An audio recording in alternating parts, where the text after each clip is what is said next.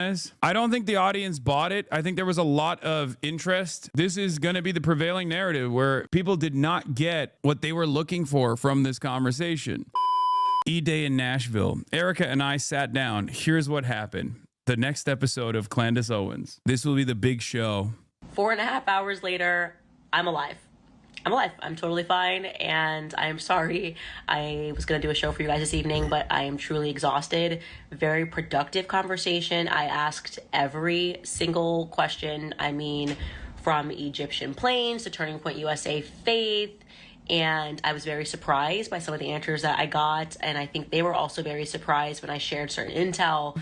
I'm willing to bet, yeah, Themasius, you're right. I already said this yesterday, but there's going to be people that think she's compromised now, which is why it's my opportunity, our opportunity to strike. Clandestine operators, we will be the one true Highlander, the one true racism final boss, the real Highlander, okay?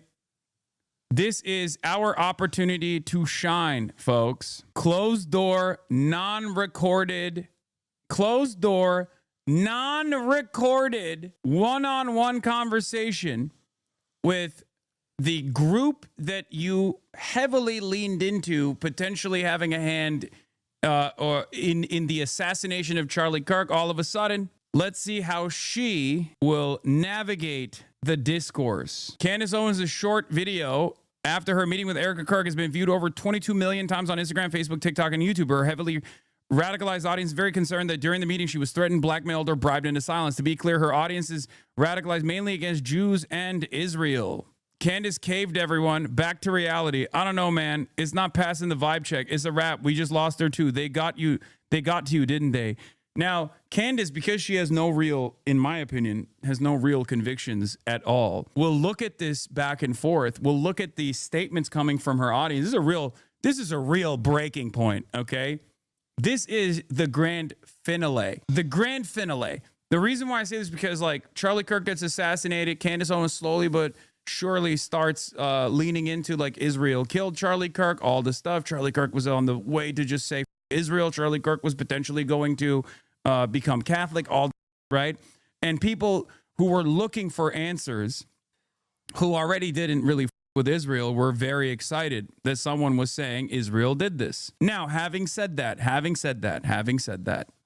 okay, as time moved on, as time went along, and she kept leaning into different versions of these conspiracies, some of which are super far-fetched and some of which are ridiculous, and others that were misunderstandings. Her popularity grew. The animosity towards Candace grew as well on the right because they were frustrated that she was literally popping off like she's grifting on Charlie Kirk's legacy more than we could, and they were very mad. Right? Most of the animosity stemmed from the fact that these guys are all a bunch of charlatan grifters.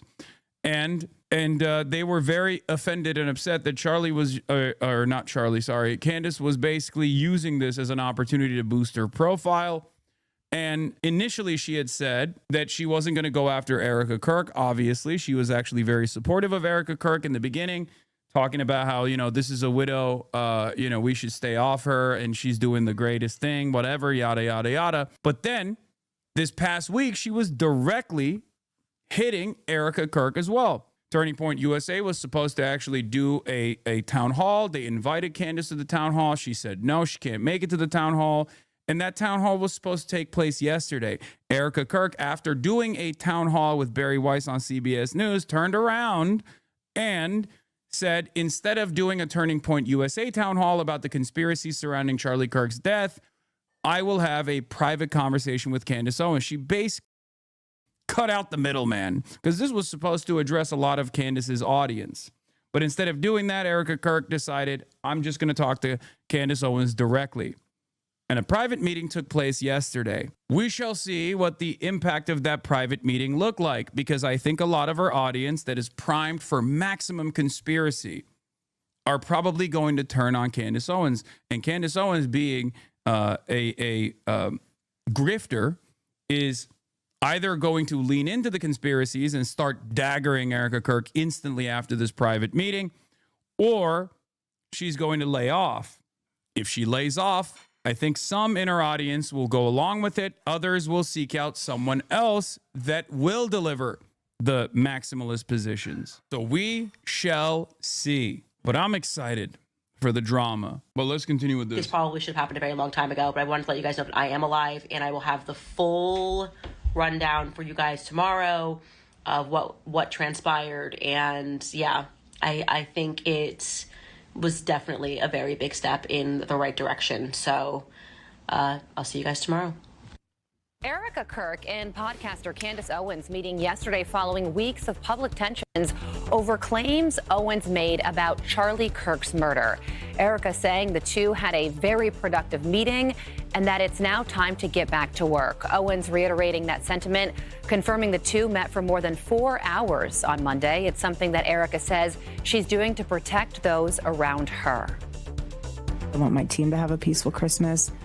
I'm not going to sit here and mudsling. Like I said earlier, I'm not going to call names. I'm not going to insult. Everyone's loved my husband, and we're all trying to figure out what happened. I trust that case. Both women say they expect more to come out publicly from their meeting very soon. I've been telling you, as this, I don't know if you want to call it a feud or what, between Candace Owens and Erica Kirk has been heating up, that I would have something to say on it in the coming days, and I do. It's been going on now for a while where Candace, I had that exchange with Ben Shapiro out on the tour where he said she'd accused Erica. Conservatives were wrong. Placing women in the forefront of conservative media has been spectacular for content, okay? Perhaps the entire time they were doing this, the entire time they were like, oh, women should be in the kitchen and whatnot, they were jealous and scared. They were worried at how successful women would be in general in doing what they've been trying to do, but so much better. This has been far more entertaining than a million different cycles of conservative discourse. It's amazing, dude. Thank you so much. Hey, W women, dude. I think men should be in the kitchen. Of orchestrating Charlie's murder. And I was taken aback. I had not heard that. And then in the interim, between that day and the next, I had my staff go research exactly what she had said. And then somebody just happened to ask me a question about it. Truly was not, that was totally organic. That was not a plant by me at all, but somebody asked me about it the very next night. And I actually told them, because I'd been planning on saying something on the show since Ben had made the accusation. And if it was not true, I did not want to be having something that heavy hanging out there.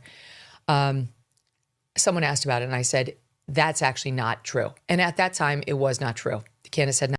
To be fair, if you are putting men back in the kitchen, make sure that they don't burn it down like my dad does every day, okay? I mean, he made a delicious meal for me, but that is the case. Not accused Erica of orchestrating Charlie's murder. And I've gotten a lot of grief for saying that, but I was correct. We are relentlessly factual here on this program, and she had not done that at the time. As I pointed out at the time, she had impugned Turning Point. And I realized Erica is CEO, but she wasn't until after Charlie died. So, you know, saying the guys at Turning Point had done something prior to Charlie's death is not the same as saying Erica Kirk. Okay. I'm sorry. It may seem to you like a distinction without a difference, but we really do care about facts, being precise here on the program. We don't always get it right, but that's a big one to get wrong. Totally. Well, since then, Candace. That's what I associate with the conservative commentary sphere. Getting facts right. When I think about how much they prioritize truthfulness, that's when I think of accuracy in claims being made, I think conservative media, especially independent media, has been more focused on Erica Kirk. And I think that's because Erica Kirk went on a media tour and started clearly speaking out about Candace. Oh my God, she's shitting on Erica Kirk too. It turned into a rather explosive situation last week where Erica went on with Harris Faulkner. Damn, this is not favorable to Erica Kirk at all, brother. Oh my God. Even she's like, yeah, Erica Kirk kind of brought this attention to herself.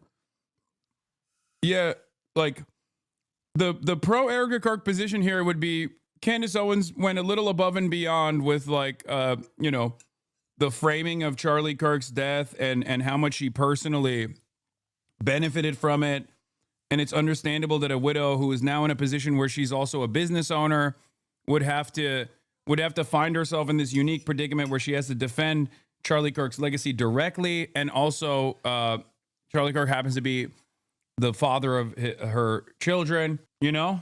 And instead, Megyn Kelly's kind of framing this as like Erica brought this upon herself. On Fox News, and said very clearly she wants these quote conspiracy theories to stop. Low Kirk, everyone is farming Erica. Tough break for Erica Kirk here. Megyn Kelly, portraying herself as a peacemaker in the Candace Owens feud, says it's fair to question whether Kirk is up to being TPUSA CEO, essentially blames Kirk for feuding with Owens. Yo! Low Kirk, they're blaming her. Maybe even high Kirk. God damn. Especially about Turning Point USA, which she called her Turning Point family. Oh, yeah. No, I saw this conspiracy theory. If Erica Kirk was dating Cabot Phillips at this time, how did Charlie Kirk not know? Yeah, there's also the other conspiracy theories about Erica Kirk's like dating profile. There's also the other side of the story about like a lot of people found out that a lot of people found out photos of her modeling career and stuff like that, and they're saying that's satanic. They're talking about like I think she might have been like previously married as well. Her whole life is falling apart right now. Turns out the right is pretty ruthless, dude. This ain't even like leftists doing this. It's just the right doing it to themselves. And this is happening while everyone is experiencing unprecedented levels of hatred and discontent with the FBI. Even the right is also hitting the FBI is out of their dang minds narratives now. Oh my and Lord. She was clearly upset. You know, we played the soundbite for you. Approximately 1 minute. She's clearly, she's had it. 61,000 people in the waiting room. 61,000 people in the waiting room for Candace Owens' return. Woo! Oh, buckle in, dude. Holy, she's going to hit like $500,000. She's going to hit $500,000 on this. Clandestine operators, buckle in. Oh, couldn't have happened in a better way, dude. The right falling apart because of their endless ambition, their lack of interest in any sort of real movement building. This is fun. She's going live. 71,000. Clandanistas, rise up. Clandestine operators, rise up. Oh my Lord, dude. 84,000 in the waiting room. Oh my God. Everyone else is so washed, including myself. Okay. Everyone else is washed as including your boy. We ain't got nothing. No motion whatsoever. Yeah, Megyn tried to shank Erica just in time for this, even though she is supposed to be speaking at TPUSA's America Fest this week. I think the TPUSA event is going to fall apart. 100,000 people waiting. 100,000 people waiting in the waiting room. Oh my God. Oh my God. This is going to hit more than 500K. This is going to hit more than 500. And before people say, oh, you're a view count Andy or whatever, dog, this is the real mover and shaker in the world of politics right now. It does you no service to deny the legitimate real human interest in whatever the going on with this endless back and forth and endless drama between Candace and Erica Kirk. And it's happening. Oh my God, it's happening. Holy, this is Wine Mom Super Bowl. This is my Super Bowl. Call me my mom the way this is my Super Bowl too. Okay, everybody, Shabbat Shalom. I just want to say Shabbat Shalom to everybody back at home. Happy Hanukkah to our greatest friends and allies. And this is a good time to mention that Israel does have a right to defend itself. Tucker Carlson is Adolf Hitler, and TikTok does need to be purchased by the Mossad. It's just how I'm feeling today. I am not different. Maybe you are different. Welcome back to Candace.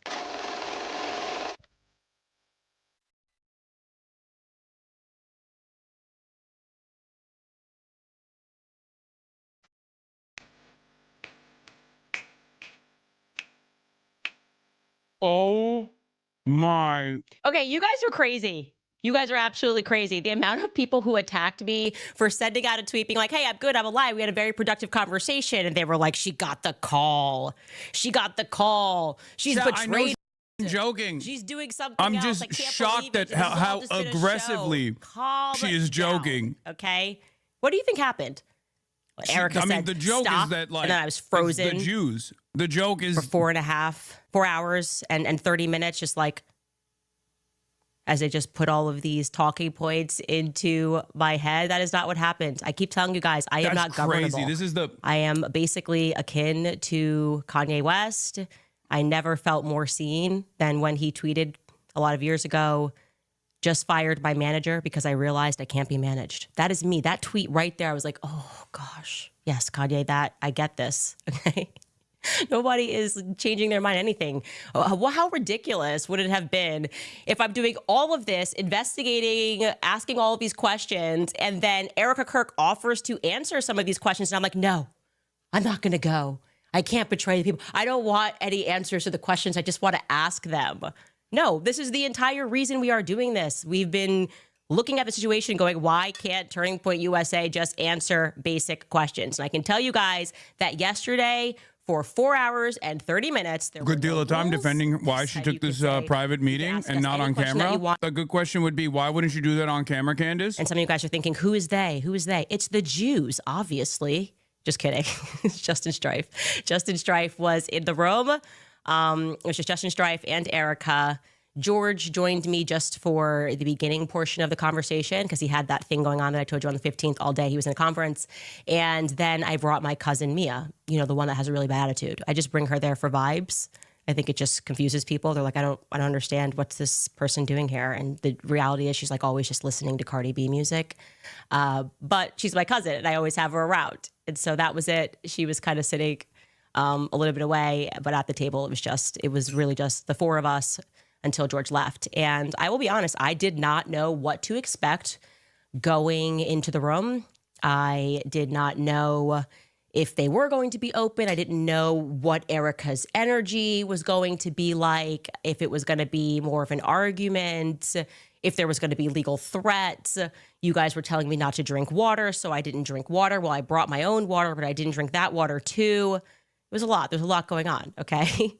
And the conversation started with Justin Strife very sensibly saying, what are we looking to accomplish here? Like, what is the actual aim of this conversation? And he was pretty clear, and Erica was very clear, that they were sort of most upset with what obviously a bit of a fever pitch, what I tweeted, that it was a godforsaken company and people should not give money to it. And I have to own that. That's aggressive. That is actually aggressive in the retrospect. I was very frustrated. And I don't know, I felt like we weren't getting any answers and there were so many lies. And then I was getting attacked for asking all meaningful questions that was within their capacity to answer. And I told you, I definitely, my problem in life is that I can rise to anger very quickly. And her audience is not going to like it. with She's them caving. that I really Will felt she be able to save like I was under attack save this for walk telling back? the truth from the very beginning, like casually when I mentioned the Catholicism thing. Like, what was that about? I was like, look, I say something in a tribute to him. Alex Clark and Andrew Colvett then jump onto a podcast and they're doing that weird interview, which is clearly aimed at me. And they've teased the interview. It's like aimed at me, but they never say my name. And that to me felt like it was the first, the first bit of mud that was slung. Their answer for that was, hey, that was a really crazy time. Bro, I'm telling you, they're going to think put into place. And there is a little bit of sincerity in their commentary here when they say it's all about the money. It's true. Erica Kirk only cares about the funding for Turning Point USA, and Candace Owens only cares about the drama. So I can totally see them coming to a reasonable conclusion here where she's like, you can keep daggering us all day, just don't disrupt the money. That one of the first things that Erica did was she owned the lies, or rather, I guess they would cage it as miscommunications that were coming from various people at the company. Like, look, this is a company with 650 people that are employed. Everybody at this time is exceedingly emotional and they are communicating. And no matter what somebody says on Twitter, they assume that this communication has come down from management, and that's not always a circumstance. But they owned right away, which felt great, that if you guys recall, Erica sat down with Glenn Beck. I actually missed this portion because I didn't get to watch the interview in its entirety, and we were pulling clips because a lot was coming out very quickly.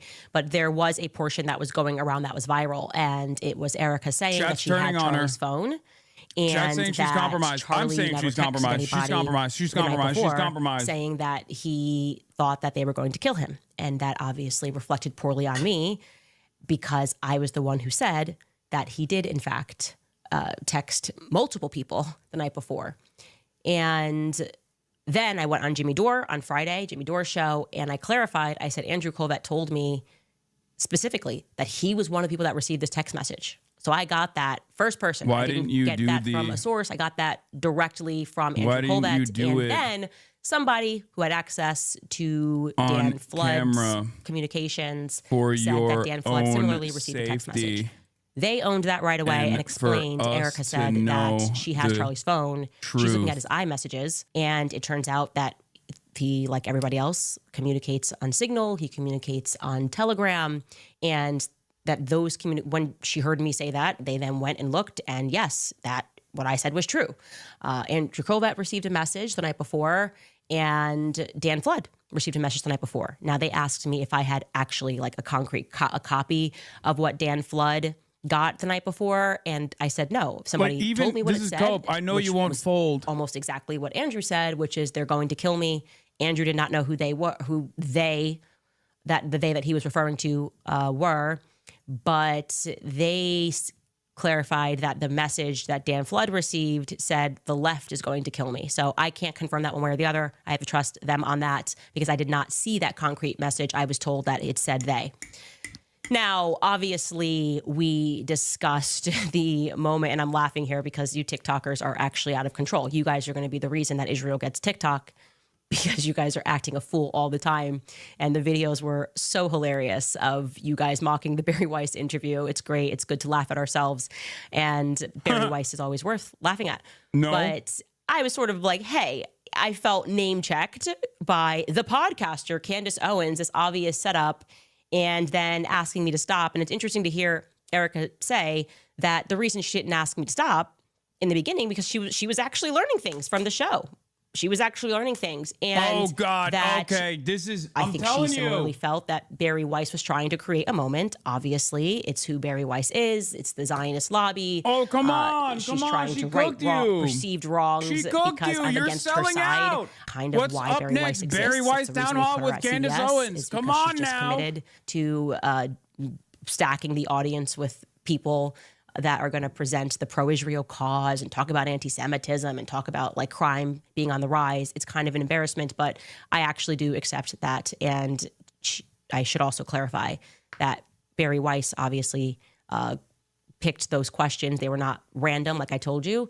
It wasn't like people were coming to the mic and it was an open mic and they didn't know what they were going it's to get. over. It was all very much planned by Barry, but Erica said that she knew the general Wait, idea. how do you do a like, they were donate? I'm going going to do a mention donation. me It. and mention the conspiracies, but she was not given that specific, the podcaster, Candace Owens, question. So I think that's fair to clear that up. Now, I did not at all recant any of my suspicions, and I understand people disagree with me about particular people at Turning Point USA. Why wasn't the I interview communicated what I communicated in front of the whole world. on camera My skin crawled after I spoke to Terrell Farnsworth, for the your person who took the cameras down. safety He lied to me several and times. I for explained our to them, which felt good to have that direct pursuit communication, how Terrell lied multiple times. of truth? And that I did not understand why he was there that day. They echoed what he said. They defended what he said, that they were trying something new that day, that they typically live stream, which is what Terrell said. They typically live stream, and I said every college event. Well, they said, well, yeah, they live stream the events that are tour stops, but they don't live stream like the outside prove me wrong type events. And that was something that was new and it required Terrell.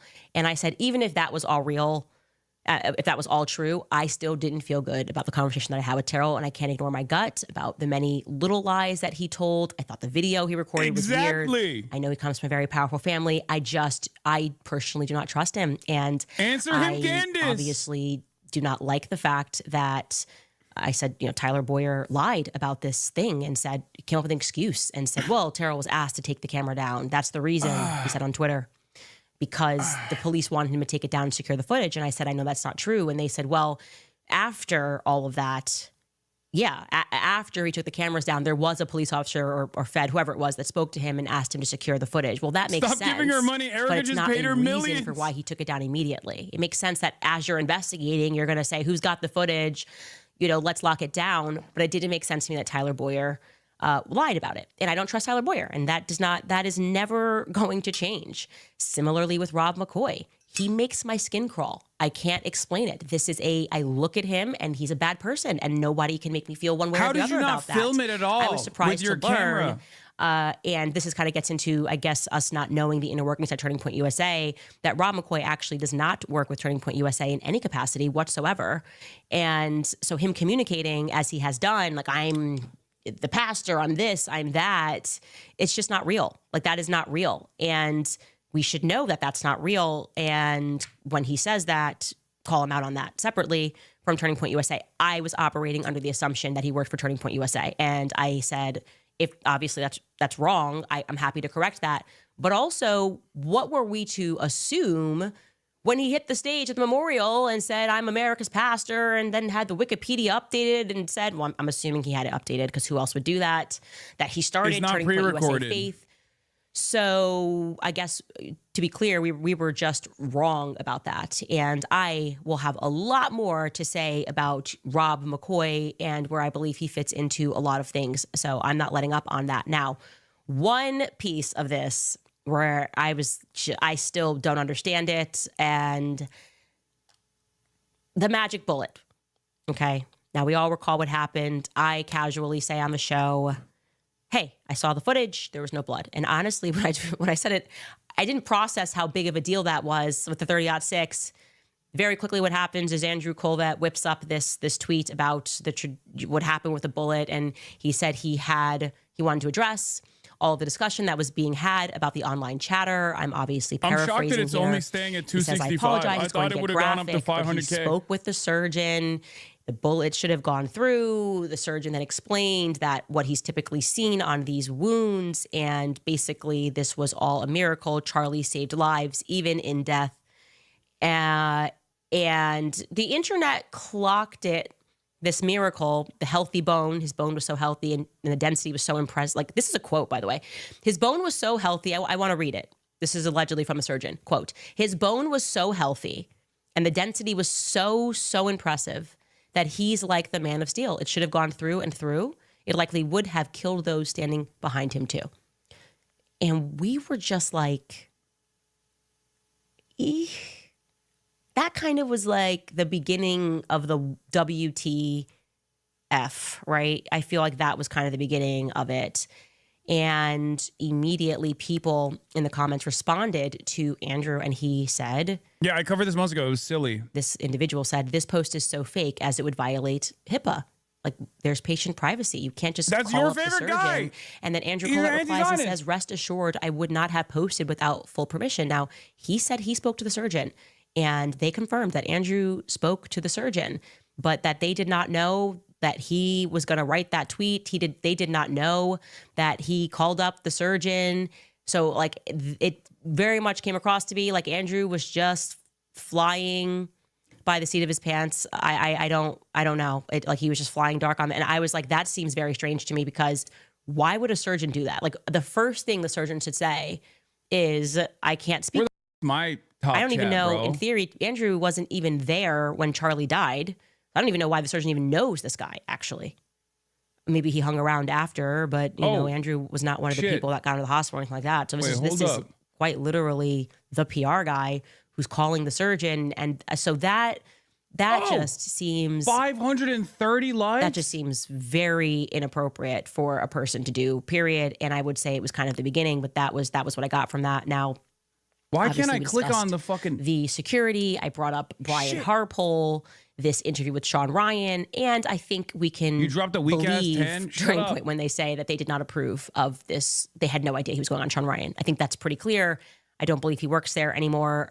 So God, that the was user kind of interface him. is so ass Just on YouTube. getting out What there, perhaps trying to rescue his own reputation. basically And a I think chatter. that, I'm like, that only oh, I'm made his trying to see reputation myself on worse, there. actually, because people rightfully sensed that he wasn't telling the truth in that interview, that he was being cagey, that he was saying things that didn't make any sense. Again, you constantly have these people that believe, like Brian Harpole, that with enough performance he can sit down and you're just going to convince people A that this private meeting real. is fake and gay. this You were is the just a only person I different trust in the time. media. Like I Now said, that these it's TikTokers changed. are out Not sure who of to believe control. They will anymore. check Let's you go! in 4 seconds. Okay.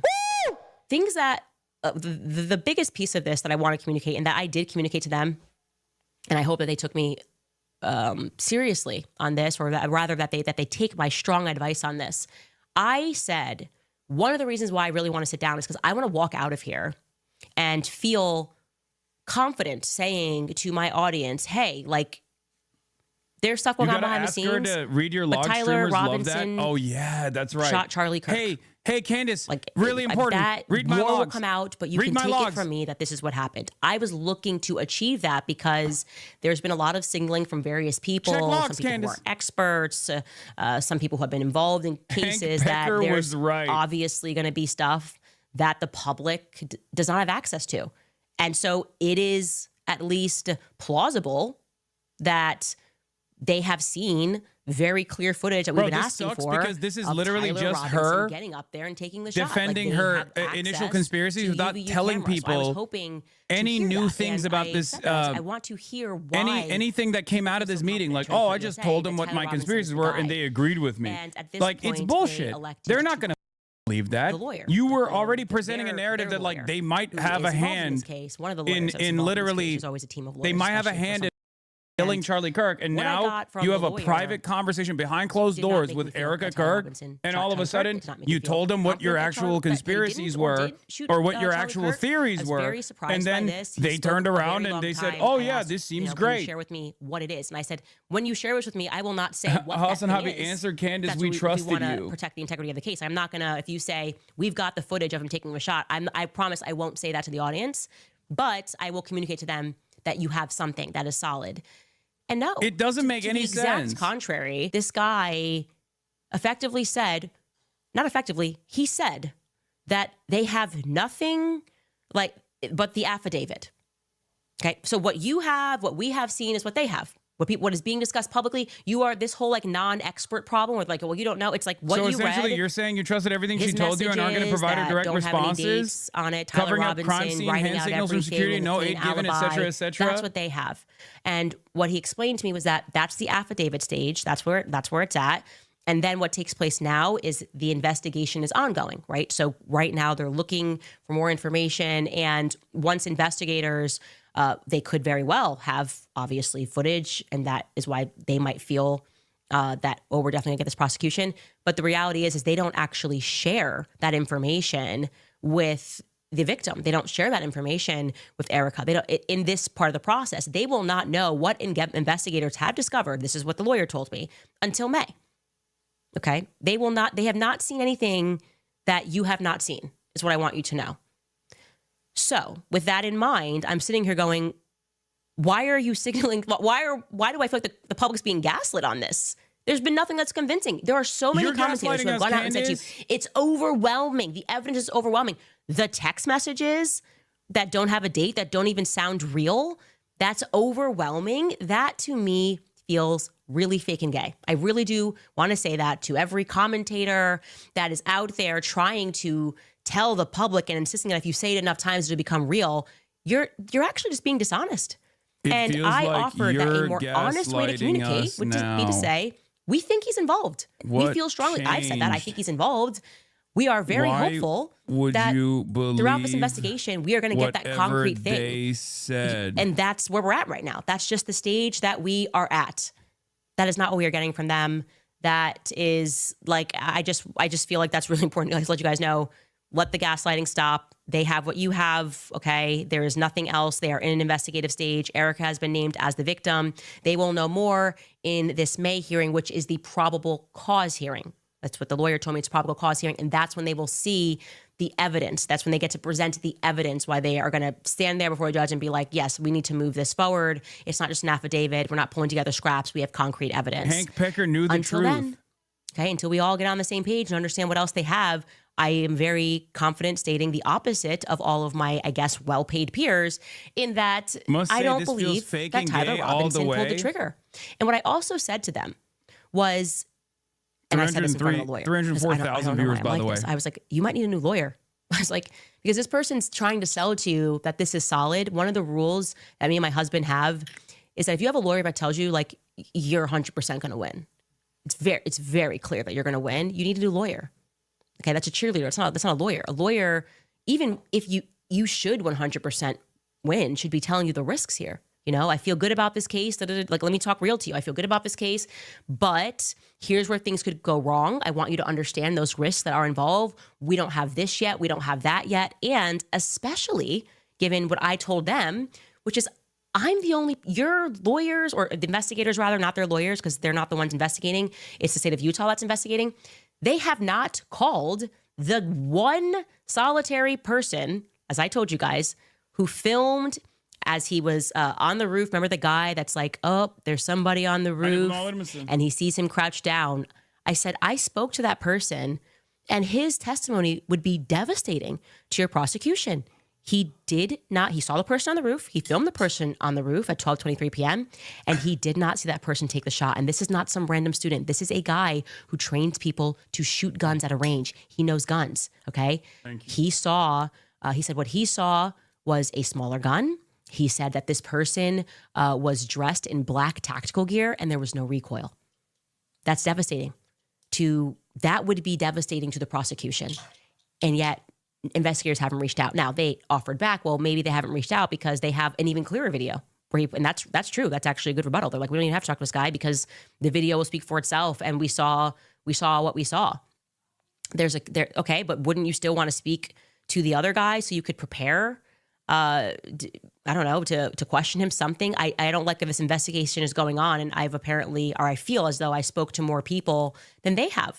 Both of the people who filmed videos that day told me that they weren't reached out to. So I don't understand what's happening here. I don't understand the confidence, I guess, is the best way to say this. I told them I do not understand the confidence that is happening.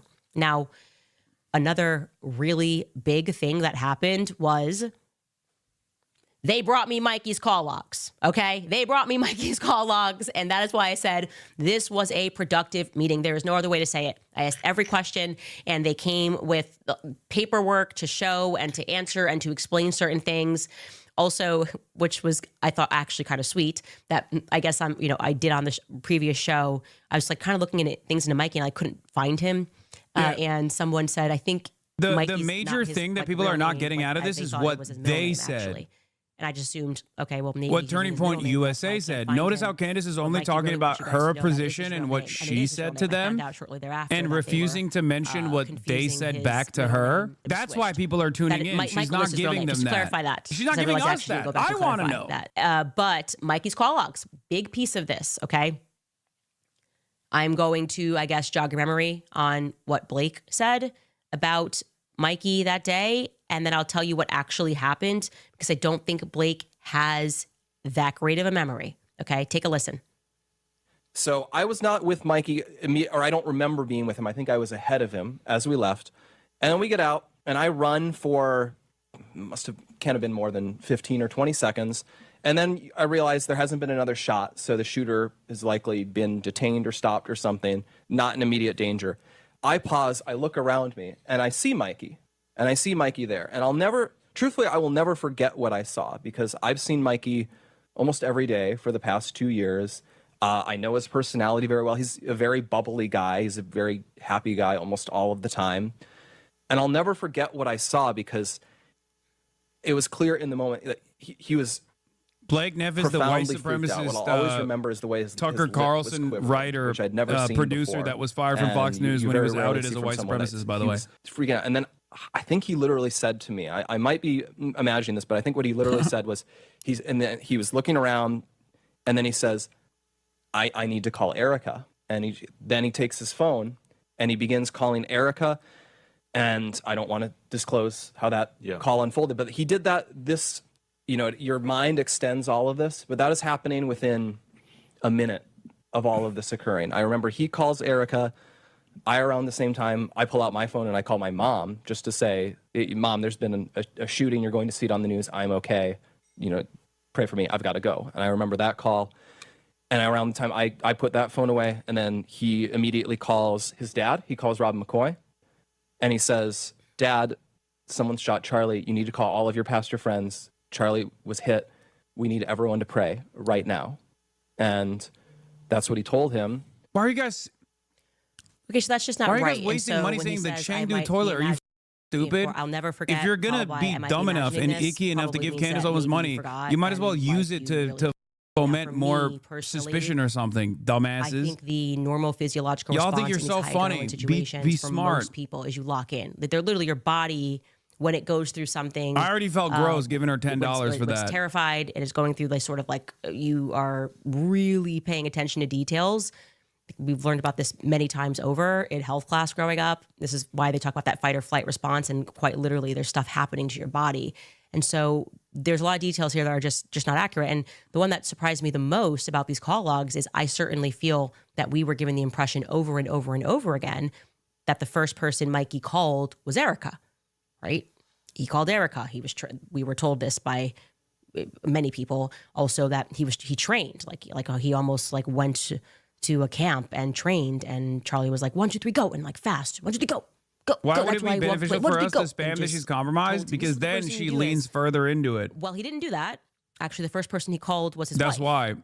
Because if she called sees Elizabeth enough McCoy. people in her chat, if she sees enough people in her he stayed chat on the phone with his wife for 10 scrutinize her minutes. position, she has And to during lean those 10 further minutes, he into attacking Turning three-wayed Point USA. Erica 3 minutes after the shot went off. What the and 3 ways. What do you think is going on? father, She's and then very 3 clearly ways a third person backing who away from I'm not interested bouldering in Turning mentioning, Point it's not relevant. USA. It was Yeah. his brother. Her that's tail in is the so military, tucked but is right. that's She's before the shot showing goes her off. belly here. Charlie Kirk shot goes off.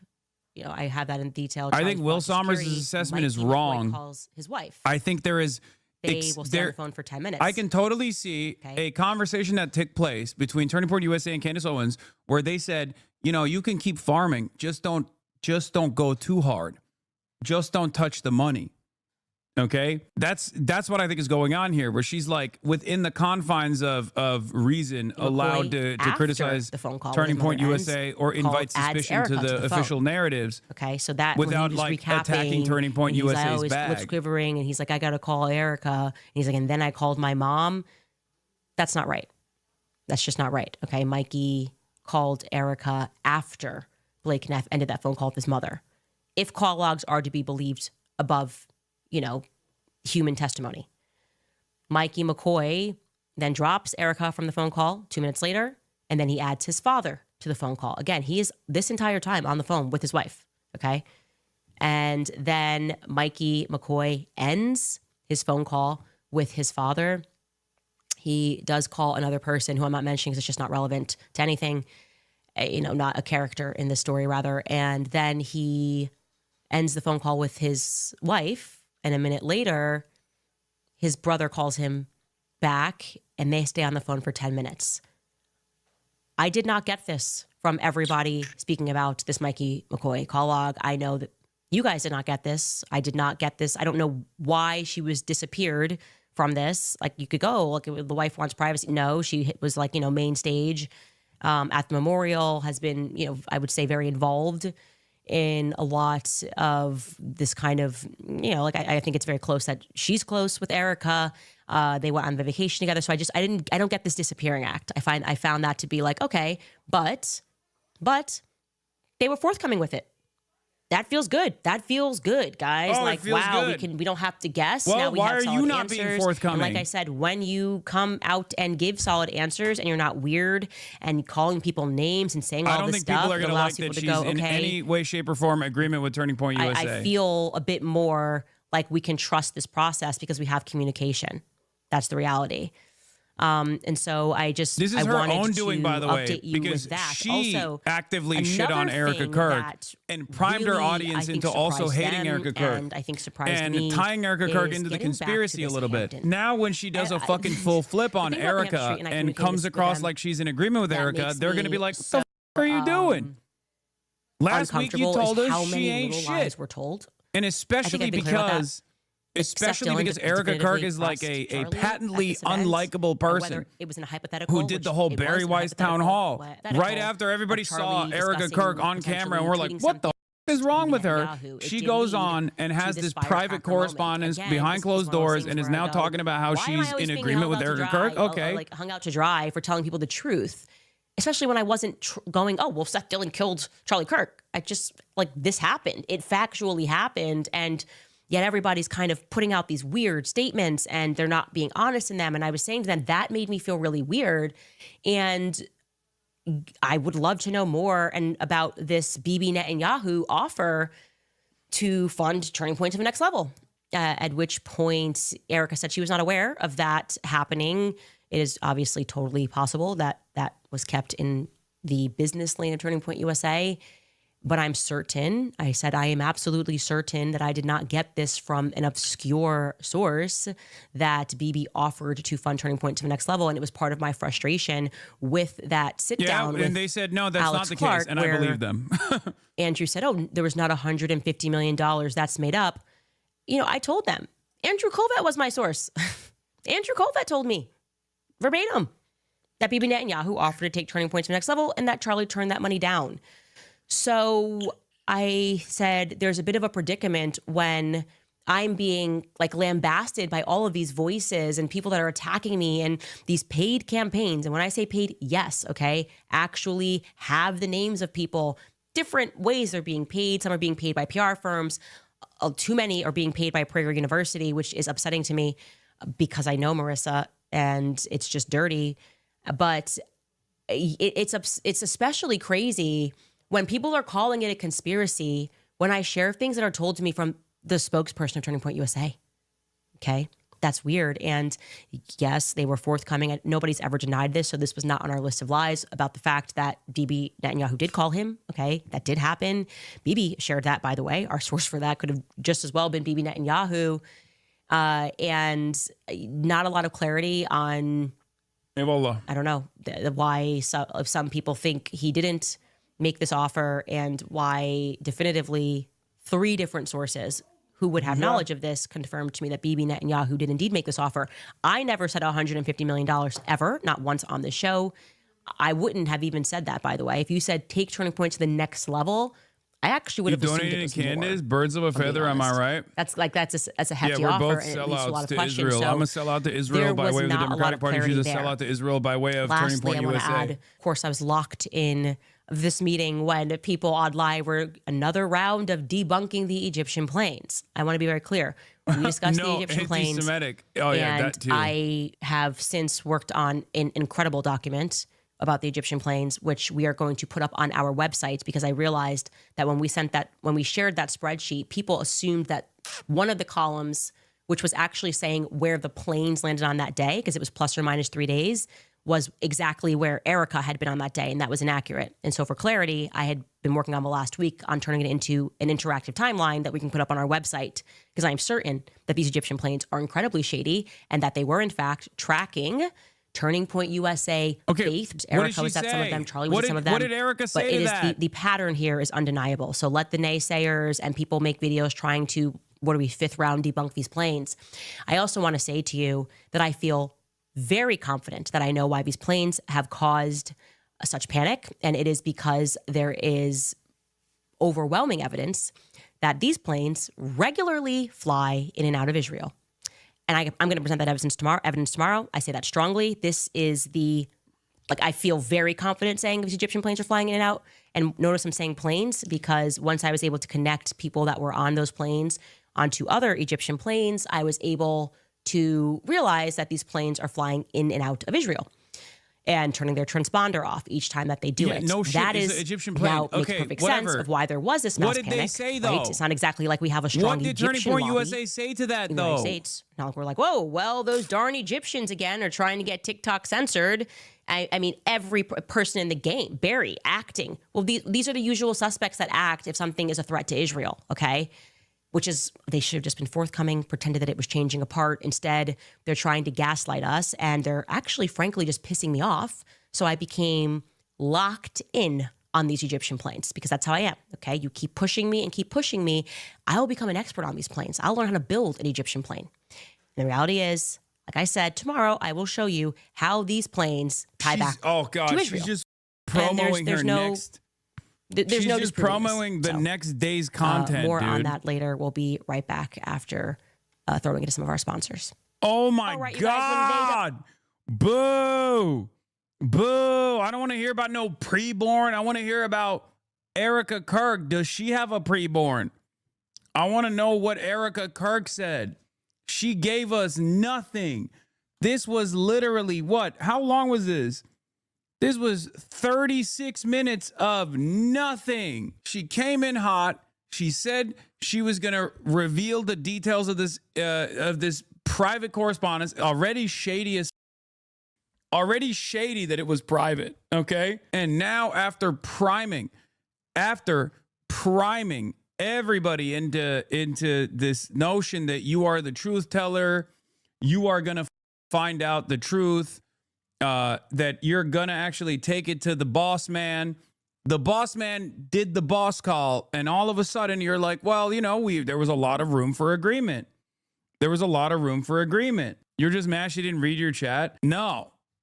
I'm mad because I wanted answers, okay? As a clandestine operator, I'm mad because I didn't get answers at all. Now, what I was looking for, if we're going to be serious for a second, what I was looking for here is like, is she going to continue really leaning into the bag, leaning into the grift, or is she going to come to a conciliatory solution that kind of lays the suspicion off of Erica Kirk and specifically Turning Point USA a little bit? And I personally think this is the most conciliatory tone she could have taken with Turning Point USA and Erica Kirk without literally having her entire audience call her an op for Israel, right? I suspect this was the conversation that took place. I think she was like, listen, I'm obviously not going to, I'm not going to call off everything. I can't call off everything. My audience will yell at me if I do that. That'll invite too much suspicion. But we packed this up with like a Candace Owens appearance 6 months down the line, and I will manage this discourse to the best of my ability. I'll still continue asking certain questions, but I won't do anything that actually compromises the investigation. I won't do anything that actually compromises Turning Point USA's funding structure. And then it'll be a big grand finale when 6 months down the line, I'll do a Turning Point USA announcement. Like I'll do a Turning Point USA conference or something, and everyone will come and we'll join hands and we'll all grift together. If she was a real grifter, on the other hand, or rather she was more even, if she was invested in like continuously farming, she would have come out of this meeting being like, I didn't believe a single damn thing they told me. Why would I believe it? They're compromised by Israel, blah, blah, blah. Live update that I thought it was Danny McCoy on the call log. I should totally correct that, and I will correct that, and we'll be sure to trim it in post here. But it is not Danny McCoy. It is Danny, another one of Charlie's assistants. So I will correct that. Please correct that if you're going to make videos. Not Danny McCoy that called him and then called him after. That is another assistant of Charlie's. So we want to be accurate. I don't know why I assumed it was Danny McCoy in my head. I may have done that. Okay, another thing. You guys may have been noticing that we are getting into this weird space where they seem to be almost writing like Candace Owens fan fiction. I can't even reply to things, and a lot of you sense that this was because we were getting close. I agree. I fully agree that these attacks, which have grown hysterical, like I can't even begin to tell you the conversations between me and my PR person. I'm like, there's nothing to respond to. I mean, there's not even one sentence of this that is true. Case in point, by the way, New York Post does this article today. We were actually laughing, okay? Like, inside Candace Owens' sadistic and dangerous world, monetizing baseless conspiracies. This is after, by the way, they changed my husband's Wikipedia and said that he was a Qatari, like he had a Qatari passport or citizenship. I don't think my husband's ever even flown over Qatar. I could be wrong, but I know he's never been to Qatar. I don't think he's ever flown over Qatar. And they're just making it up, and then they make it trend no matter what it is. And I'm like, this is happening. It's like a psychological operation because they're trying to keep us constantly responding as opposed to focusing on our investigation, which is why I spent this weekend and I just kept down on the Egyptian plains because it's completely crazy. And when you see a media storm like this, it can only be happening because Zionists are locking arms and going attack because they by and large control the media. They just do. Okay, one way or the other, Zionists control the empire medias, and they are scared about something in this investigation. We've noticed that from the very beginning.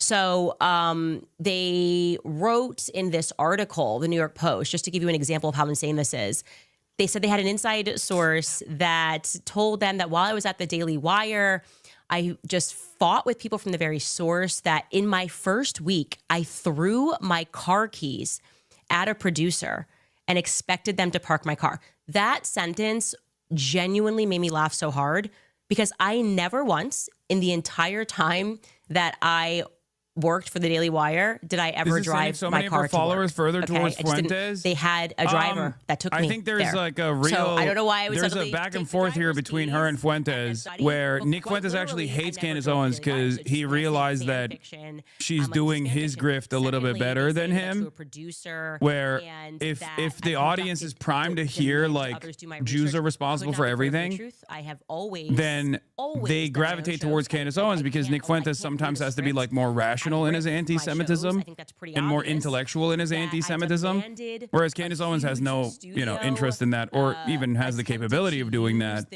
And we've watched on this broadcast Nick Fuentes like yell at his own audience for falling into the Candace Owens grift. But then again, because there's an interesting division here because Nick Fuentes is saying that Israel didn't kill Charlie Kirk, and people are stupid for saying that. And his audience thinks because they're primed first and foremost by my team came with me when I got hired. by whole team's here, maximum so I was anti-Semitism, just they're like, going, oh, okay, are you what compromised? here? Are you Why a are we talking goy about slave the now, as tar? opposed Why are to they making these things up? And Candace I Owens, who come to is the blaming conclusion Israel? is because we are dangerously close to something. I think we have to keep pushing on the Wachuca Air Base, which we are doing. And tomorrow we are going to get back into the investigation. We're just going to ignore the noise because, as I have said and as I have maintained, I believe that Charlie was betrayed by people that are close to him.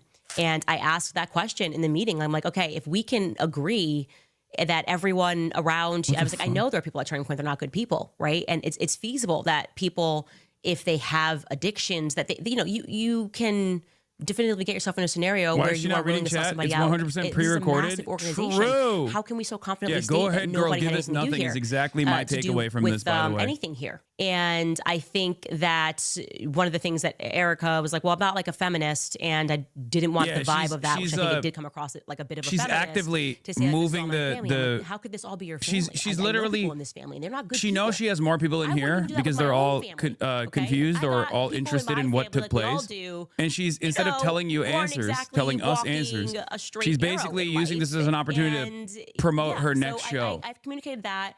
I have not changed my position on that. That's I am precisely not the reason going why to the stop first 30 minutes is like the meat of it, characters in usually, this now that I've watched a couple of that these. I don't feel good about. And then the rest of the 30 minutes is Further just to add, sort of them add, just couple super creating chats, and making cool add has promotion now of next gone out and show, extraordinarily add super chat, claimed add. that I have the same Super chat, the couple same attacks against their security enemies like Tim Pool. as Charlie Kirk, and that I'm a fraud, and that actually I have the exact same security. You will recall that Tim just said a week ago that I have no security. Okay, this is Tim Pool a week ago. First, you talked about how you made some misrepresentations about Turning Point USA, and now we're going to talk about how people talk about you. Oh my God, this is about Charlie's murder. Hello, that's yeah, the one fat guy you mentioned with no like wall and no people barrier don't like in a Tim Pool because suburban they see him neighborhood as with like neighbors. a Shouldn't get too a servant of Israel in No this one's after community. her. She's So this lying will about harden this. the You base a told little me bit. you This went will to her distract house them and enough she's with got some a red 4-foot meat. wall and one fat guy, and she doesn't give a about her security. So that was like Tim last Monday. This is Tim who said I had no security except for one fat guy, which I told you was not true. Now he's saying this. I Take a kid listen. you not, Mayor Eric Adams is on my flight to I'll Turkey. say things Oh I my probably God, that's shouldn't say, but I'm amazing. going to say, My 'cause I God. always get super heated on this. Adamolu. Candace Owens has the same security team as Turning Point and Charlie Kirk did. She's lying. She has the same security people.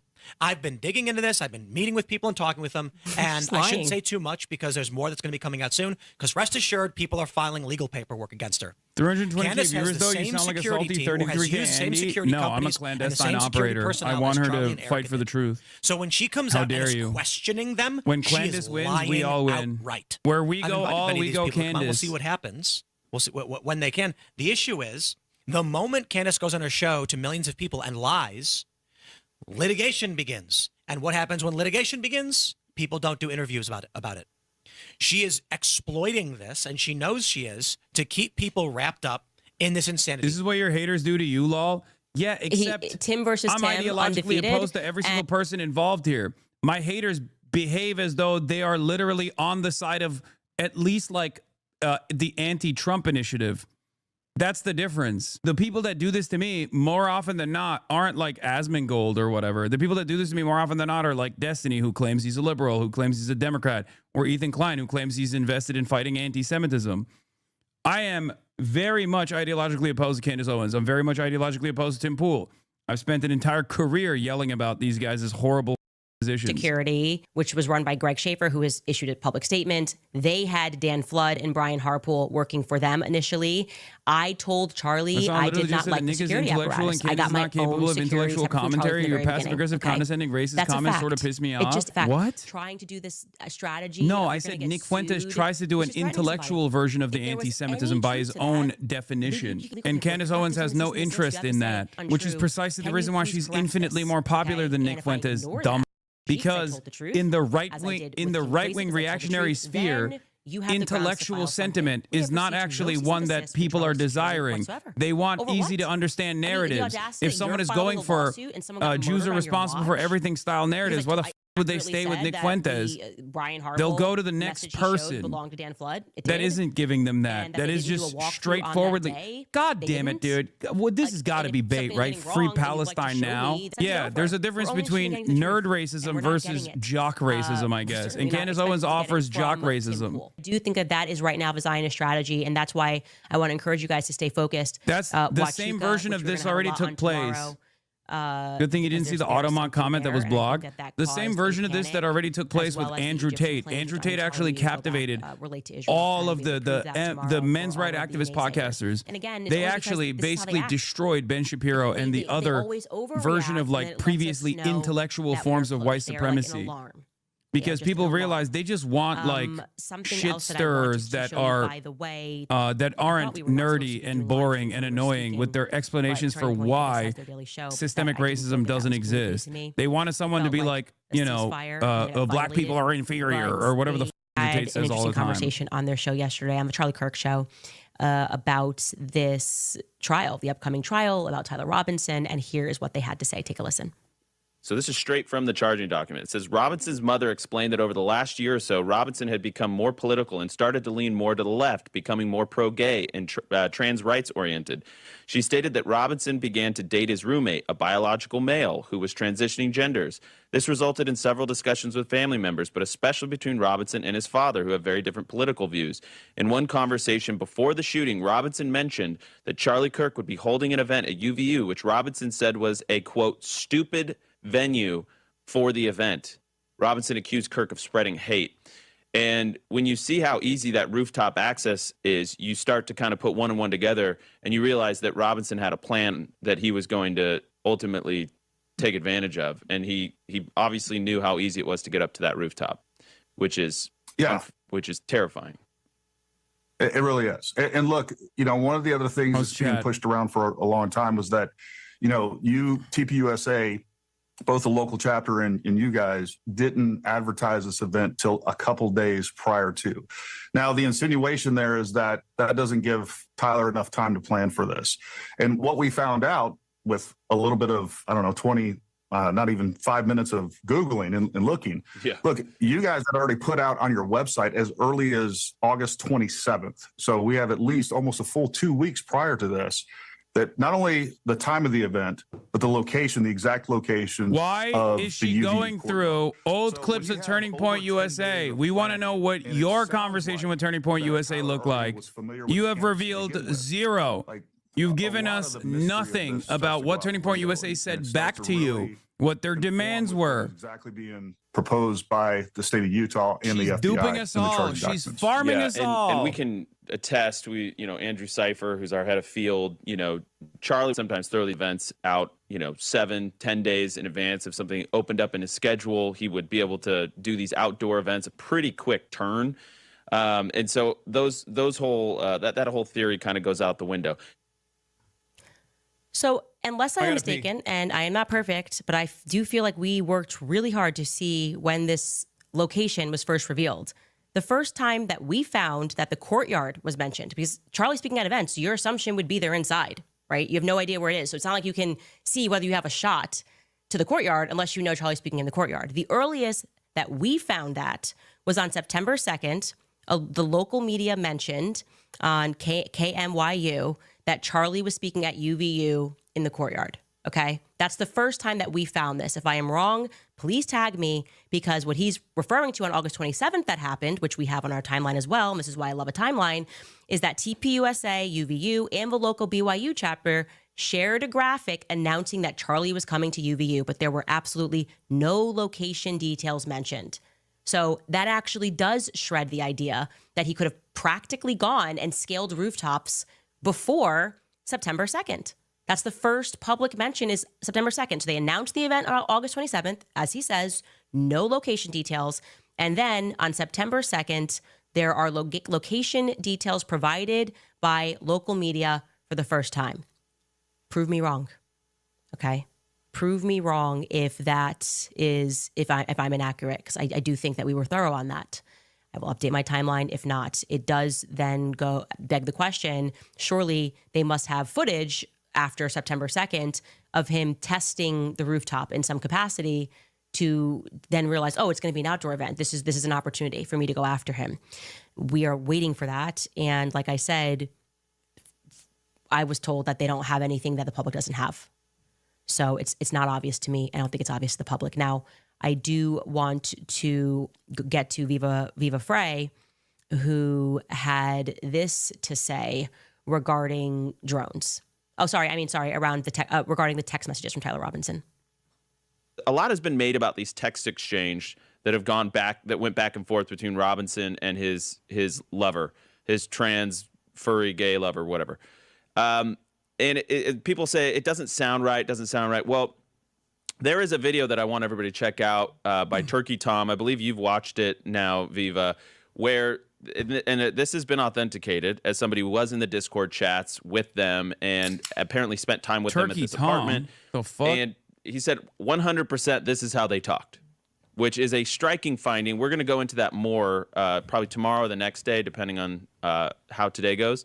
But I mean, I get the skepticism on this. At first, it struck me too, but apparently this is how they talk, Viva. That was not the most implausible thing to believe. Okay, so you have a text message. It does read, regardless of whether or not this is how they talk. People saying they were manufactured by or drafted by AI. Fed him to the a extent lot. that they're confirmed text messages, you can, come to whatever conclusions you want. Turkey after Tom, that. more like But they, Turkey Tom, more like Kirky Tom. Am I right? the extent that those were authentic text messages, they show what they show, which is whether or not his lover was aware of what was going on. You're etching bullets, and it's maybe not for target practice of a sporting nature. But like when I say I don't believe the official narrative, and you have to go back to a number of things here. I put my sort of best theory as to what went down. I want to know who was on the Discord chat in advance, what they were discussing, and whether or not there might have been some other I say foreign, not foreign government, but outer influence there. Tyler Robinson is getting radicalized right about the same time as Thomas Crooks, right about the same time as the other guy, Ryan Ruth. He's being radicalized at a politically relevant period of time, right around the same time, oddly enough, as the alleged suspect in the January 6th pipe bomber. A time frame where political violence is potentially very useful in for the upcoming election. So the time frame of the radicalization is very interesting. To see whether or not he was on anybody's radar beforehand, we don't yet know that, and why there would not be confirmation on that can lead to suspicion. You remember the old man, George Zinn, arrested for claiming to be the shooter the day of, and then gets busted for CP on his phone. Like, in my mind, if I'm making a plausible theory here, George Zinn was probably on some Discord chat with a bunch of young perverts, and he's an old pervert, and he's getting off doing whatever they do on those chats. He knows what's going down. He shows up why there are we and thinks going he's gonna through be some old useful Turning Point USA decoy or videos? distraction for Why what's is she going not down. addressing That's my anything theory. that Turning Point USA said to Candace herself? It is the absence of total disclosure, the total lack of faith that anybody has, not just in the FBI per se, but in any state law enforcement. Nobody has filler, any dude. faith in our institutions anymore, and it leads It's people almost to go an from hour, Candace. Healthy skepticism wrap to this just up? not believing it, to concocting the most outlandish conspiracy theories imaginable. But then those text messages, you can understand how they will cause people to come to those types of conclusions. And allegedly the rumors are. I don't know. Maybe her audience is like Joe Kent for trying to look dumb into enough to potential demand terrorist conspiracy angles. theories, but Also not. does nothing But also to, so dumb that they don't even invite any faith in the scrutiny to system. Candace Owens after she turns around and gives them nothing. Perfectly You surmised know? what we think happened that day. We can also ignore the fact that I broke the story that the nurses were told at Utah Valley, which treated George Zinn. Everyone's just ignoring the things that I broke. She has no evidence, but he told the nurses that he was paid to do that. So whatever, we can all theorize, which we're going to do in the absence of any concrete facts. But I will say it's good that Turning Point is at least giving that air, right? I feel before, I think that might even be the first time Andrew Colvett has expressed that he thought that those messages were weird initially. That's good. That's what people want. They want fresh air at Turning Point USA. They want different perspectives.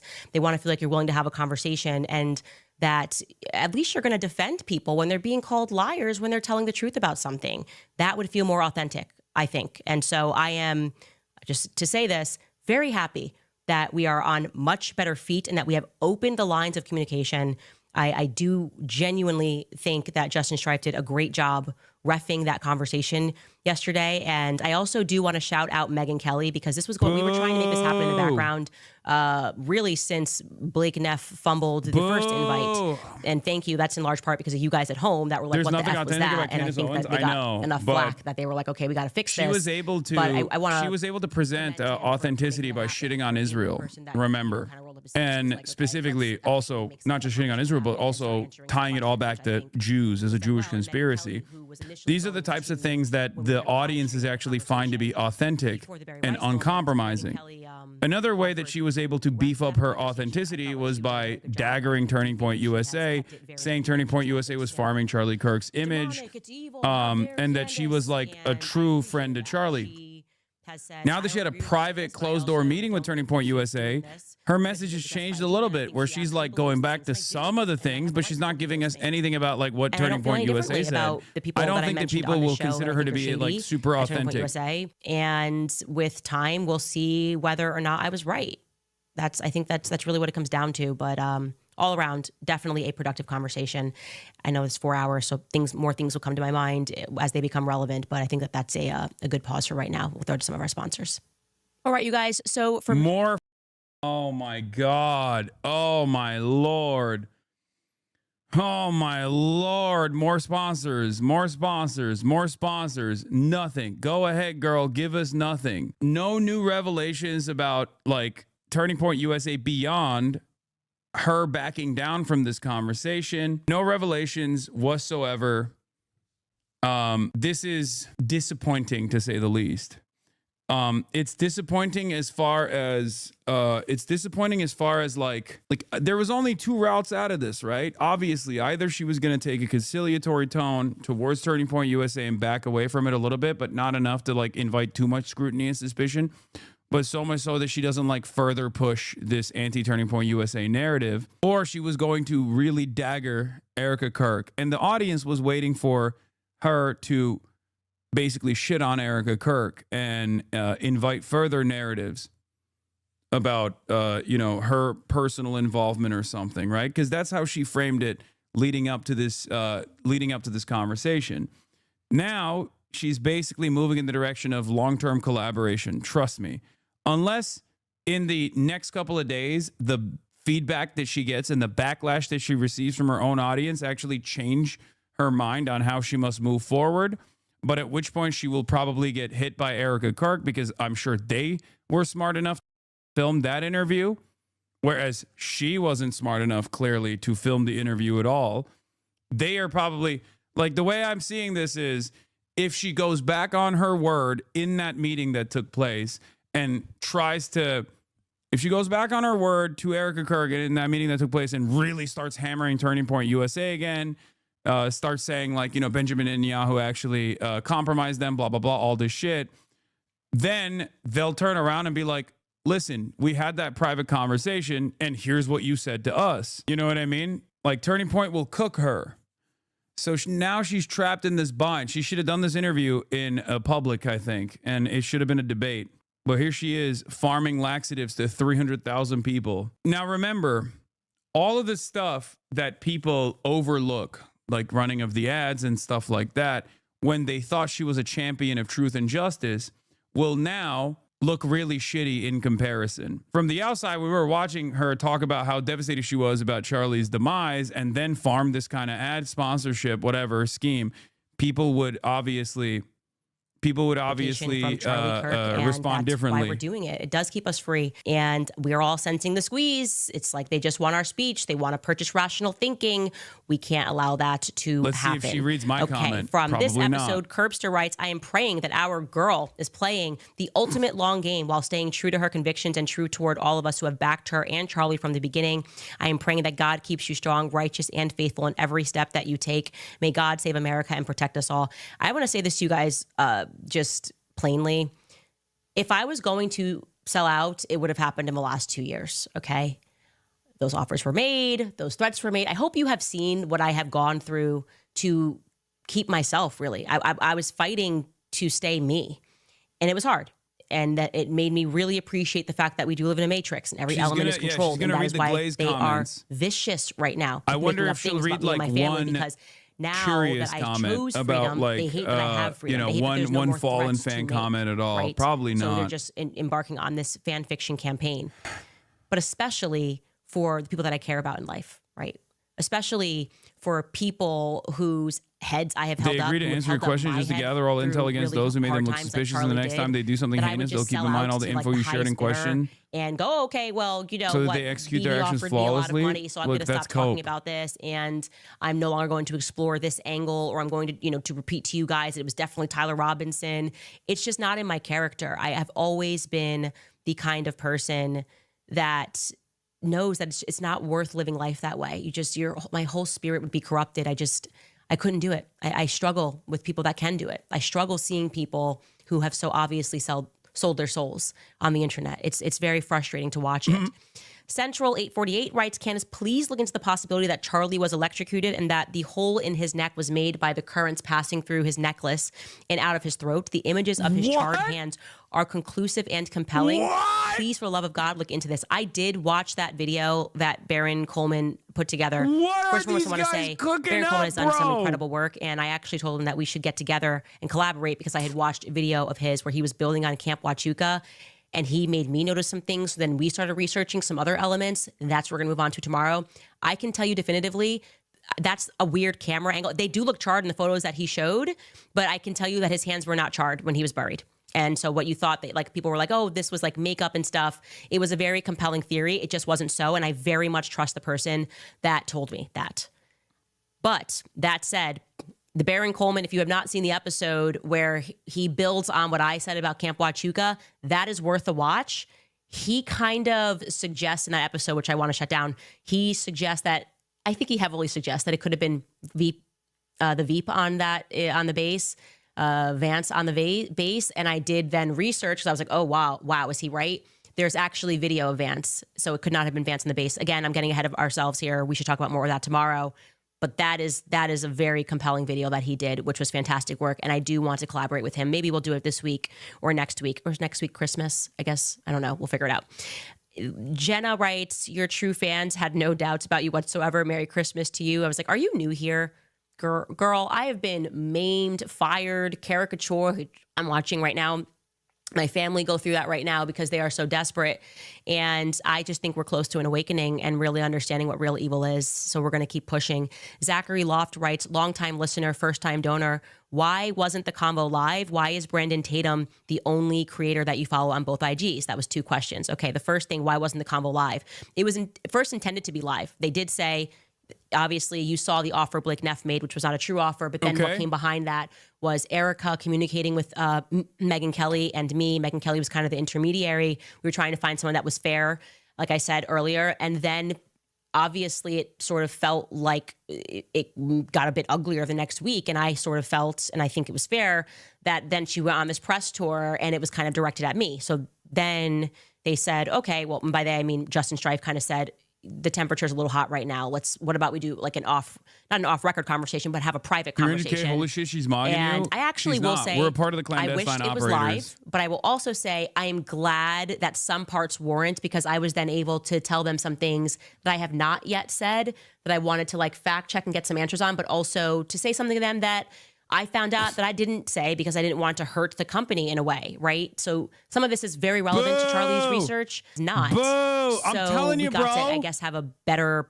that portion That's of the conversation. bullshit. Better Are the off chat camera. is the But chat I was eating it up? always open and am still open to live streaming with them whenever. Truly, like whenever. You guys know I'm an open book, so it wasn't my demand that it be private. I was happy to do a live stream. Don't forget to But I dislike think and Justin thought that it would be unsubscribe. better if after, just so we could kind of bring the temperature down, which I think was very much accomplished. Temperature was definitely brought down.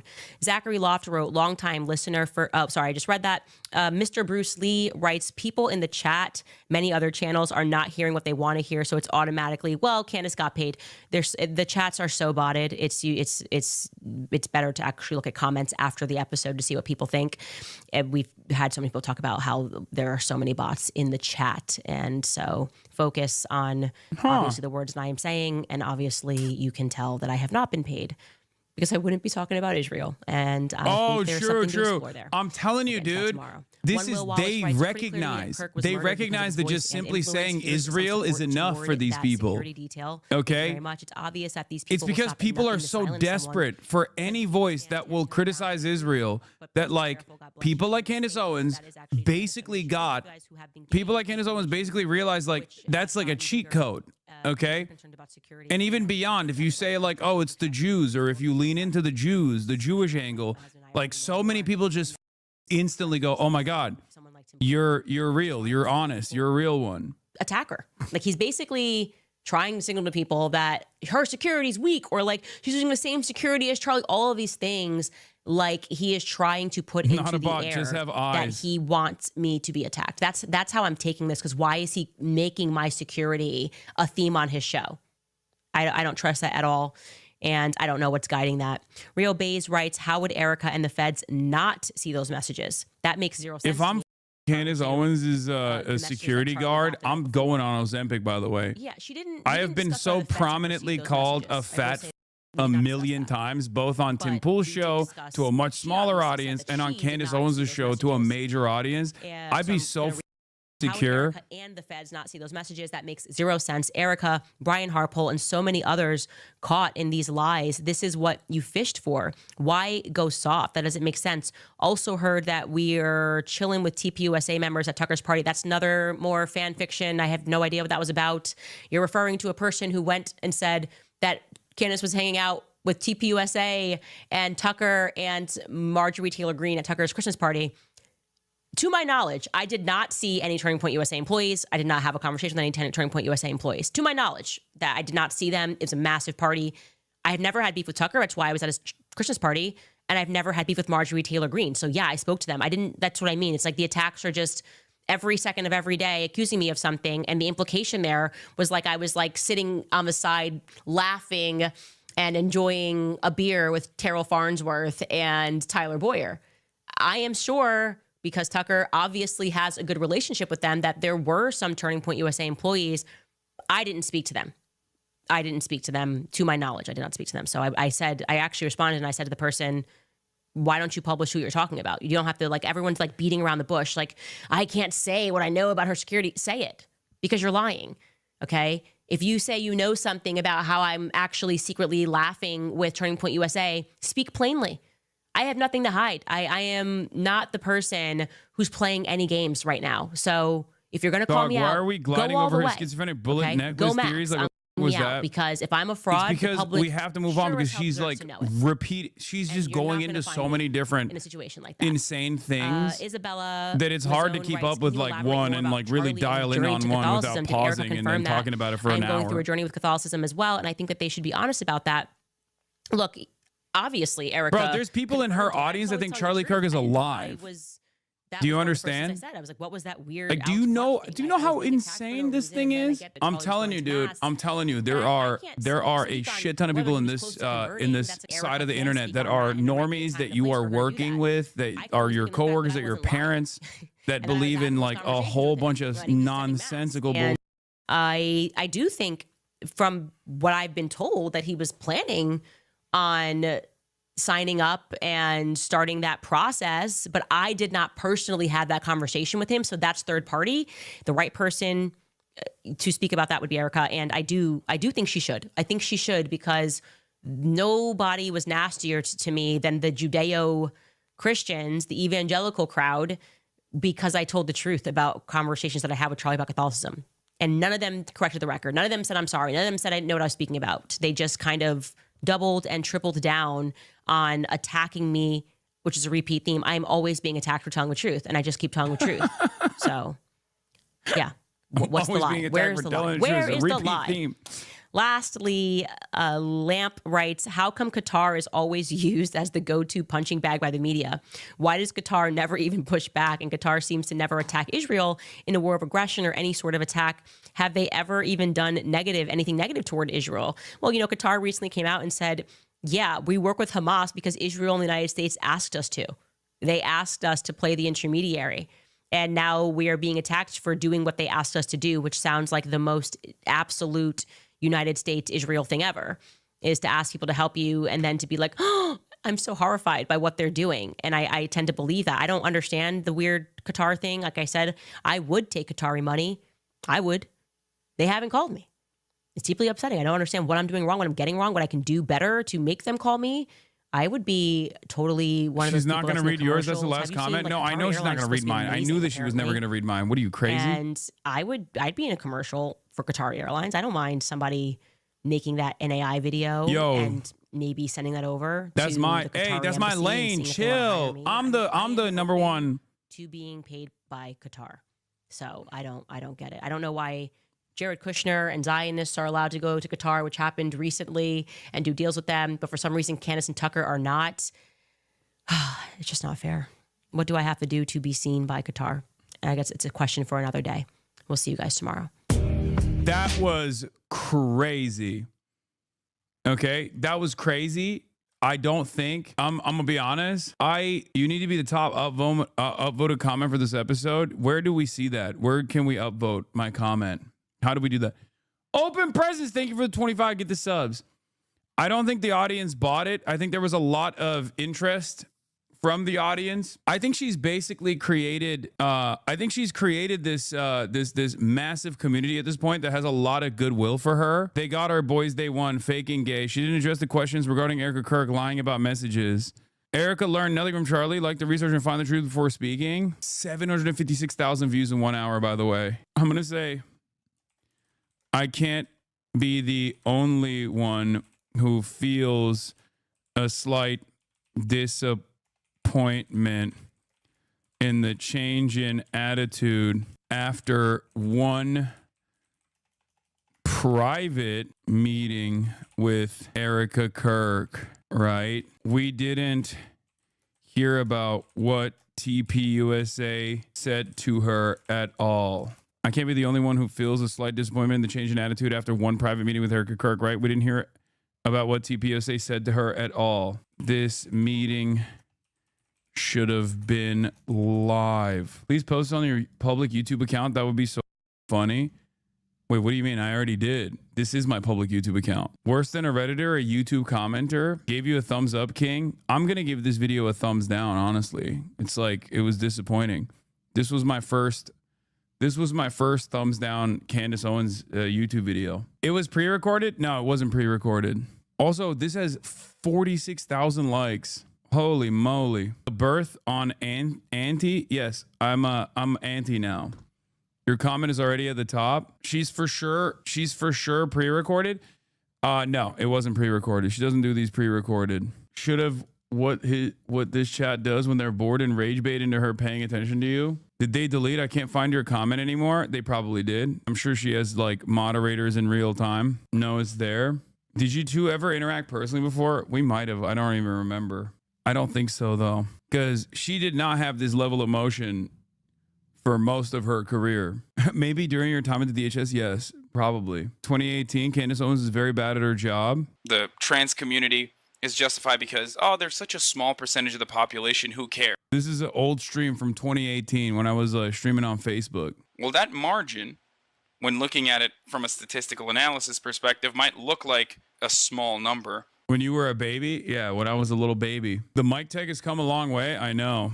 Why don't you have the hot camera angle anymore? What do you mean? This is a far superior camera angle, I think, than that. 5K dislike, 10% thus far. That's not real. The dislike ratio is famously fake. Come on. Did she delete your comment? I don't see it. Now your comment is gone for me. They might have taken it out. Where was it? Let's see. I mean, it still shows up for me, but I'm me. So that's probably the reason why it's showing up for me. Some people are saying, yep, it's out. Some people are saying they still see it. That's it. We paste a hole in our floors and shoot our fingernails off for that. Come on, girl. 4.5 hours and that's all we get. Where's the beef? Still love you, but come on. I feel like I'm being strung along to keep numbers up. You mean that after Charlie died, Andrew Cole never once told Erica? Well, that was weird. Has anyone explained how Erica's in possession of Charlie's phone during an ongoing investigation? What about asking why Mickey got on the phone without even dialing a number, then walked away casually before Charlie even hit the ground? Are you seriously going to glaze over that? Have you even considered that perhaps he has 2 phones? What on earth was that? What did Erica say about being followed by planes? A lie can run on for a while, but the truth owns the finish line because it never has to change direction. I wouldn't trust the call logs from them. How can Candace believe call logs they probably made up? She just simply said, okay, cool, clarified. It's all a psyop. They are all part of the club. Well, I heard nothing there that would change my mind about Erica Kirk. She's a fraud with a very murky past. Both sides of this are now fake and gay. No need to apologize for calling TPUSA a godforsaken organization for alleging that the leadership of TPUSA betrayed Charlie Kirk. They are, and they did. I think I just realized that we, the people, will never be allowed to know now. I felt like she was backpedaling. We learned nothing, absolutely nothing. Her husband was assassinated on live TV. FBI somehow is allowed to keep her phone. 4.5 hours with Erica Kirk, and this is all Candace has to say. So anticlimactic. We will never be told the truth about anything ever. What a joke. See? I told you. This is going to be the prevailing narrative where people did not get what they were looking for from this conversation. While Will Sommer says Erica Kirk's meeting with Candace Owens is starting to look like a disaster, Candace Owens is still criticizing specific TPUSA staffers and now says they couldn't convince her Tyler Robinson was a gunman. I don't think that is the... I think that the audience demanded a lot more, wanted a lot more from that conversation, and she took a far more conciliatory tone than they expected. You can't promise a bombshell and deliver a nothing burger. Yeah.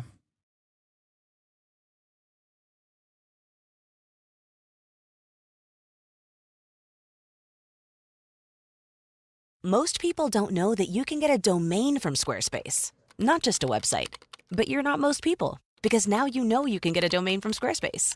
Something like velvetchords.com for your music studio, or kidchords.com for your middle school band camp. Whatever your dream, Squarespace is how you make it happen, all under one roof. Get yours before it's gone with offer code MAKEITREAL for 10% off your domain or website.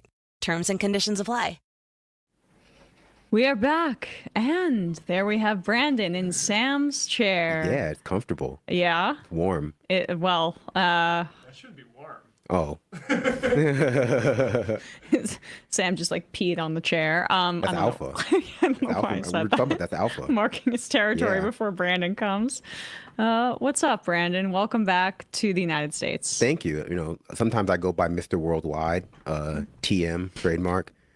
You trademark Mr. Worldwide? Yeah, you'd be surprised how, you know. That's how rich you are. I think Pitbull might have the trademark in some countries. Yeah, I shouldn't say that. I don't want to get like sued by Pitbull.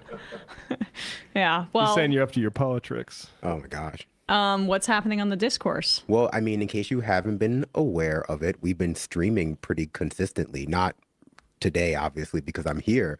But yeah, I mean, everything's going on in the discourse. So if you are not signed up, if you're not subscribing or following or, I don't know, stalking, whatever the nomenclature is for following me online, definitely go over to the YouTube page, you know, check it out, see what's up. We watched some really interesting conspiracy videos about the Mandela effect recently, and Hollow Moon theory. So there's that. And then all your favorite politics news stuff as well. So, you know, it has something for everybody.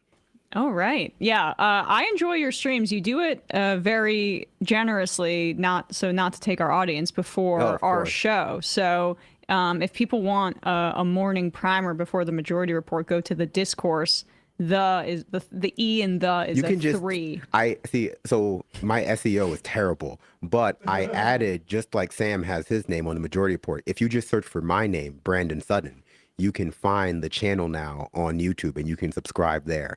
Or you can look in the description of this video and it should be there as well. It should be a link. You can just All search right. for me. It's way easier now. It's way easier. Way easier. All right. Well, we're going to bring in Matt Binder now. I think we see him. We'll read some IMs while we bring in Binder.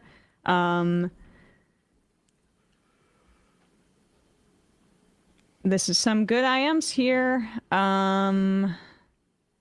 Just signed, Company Town, he just signed up to volunteer for El Sayed's campaign. We need better representation if anything is going to change. Love to see that. Love to see that. Oh, I'll also say check out Dan Osborne if you're in Nebraska, folks, because he is looking for campaign folks. Oh, definitely do that. Nassau County spokesperson, this midterm will probably go down as one of the most defining elections of modern times. If progressives and anti-big money can't pull away with this momentum, then we may be in big trouble. I think that's true. We're in big trouble. Oh, yeah. There's a chance to dig out. We have an opportunity, and we have Matt Binder. Hello, hello. And we can't hear you. We don't have your sound, Matt. Let me... Hello. Can you hear me now? There you are. Yeah. There we go. All right, cool. I was just gonna say, look, we're all in the studio today. Yeah. It's so Hey, uniform. I Brandon, love how it. you doing over there? It looks like the Hollywood Squares up in here. I don't know if I Yeah. should wave. Like, it's fine. No, we wish you were here, Binder, but we found out, like an hour ago that you were coming in. Well, that's how we do it. Yeah, it's spontaneous. And good. yeah, it's all hard good. to Also, it would have been harder to get the cameras set up for 3 people. So It would have. So thanks for taking I don't over even the know how I would have team. did it. What's happening No, it's on all your good. shows, Binder?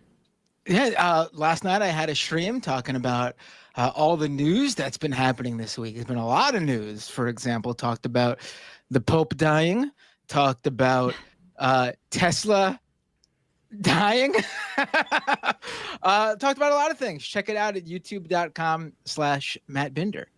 All right, check that out, folks.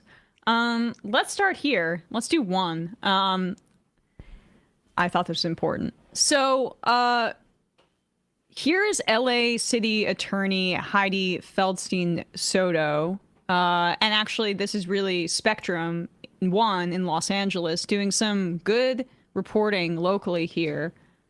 What would you say? So doing some good reporting locally. And she's the city attorney.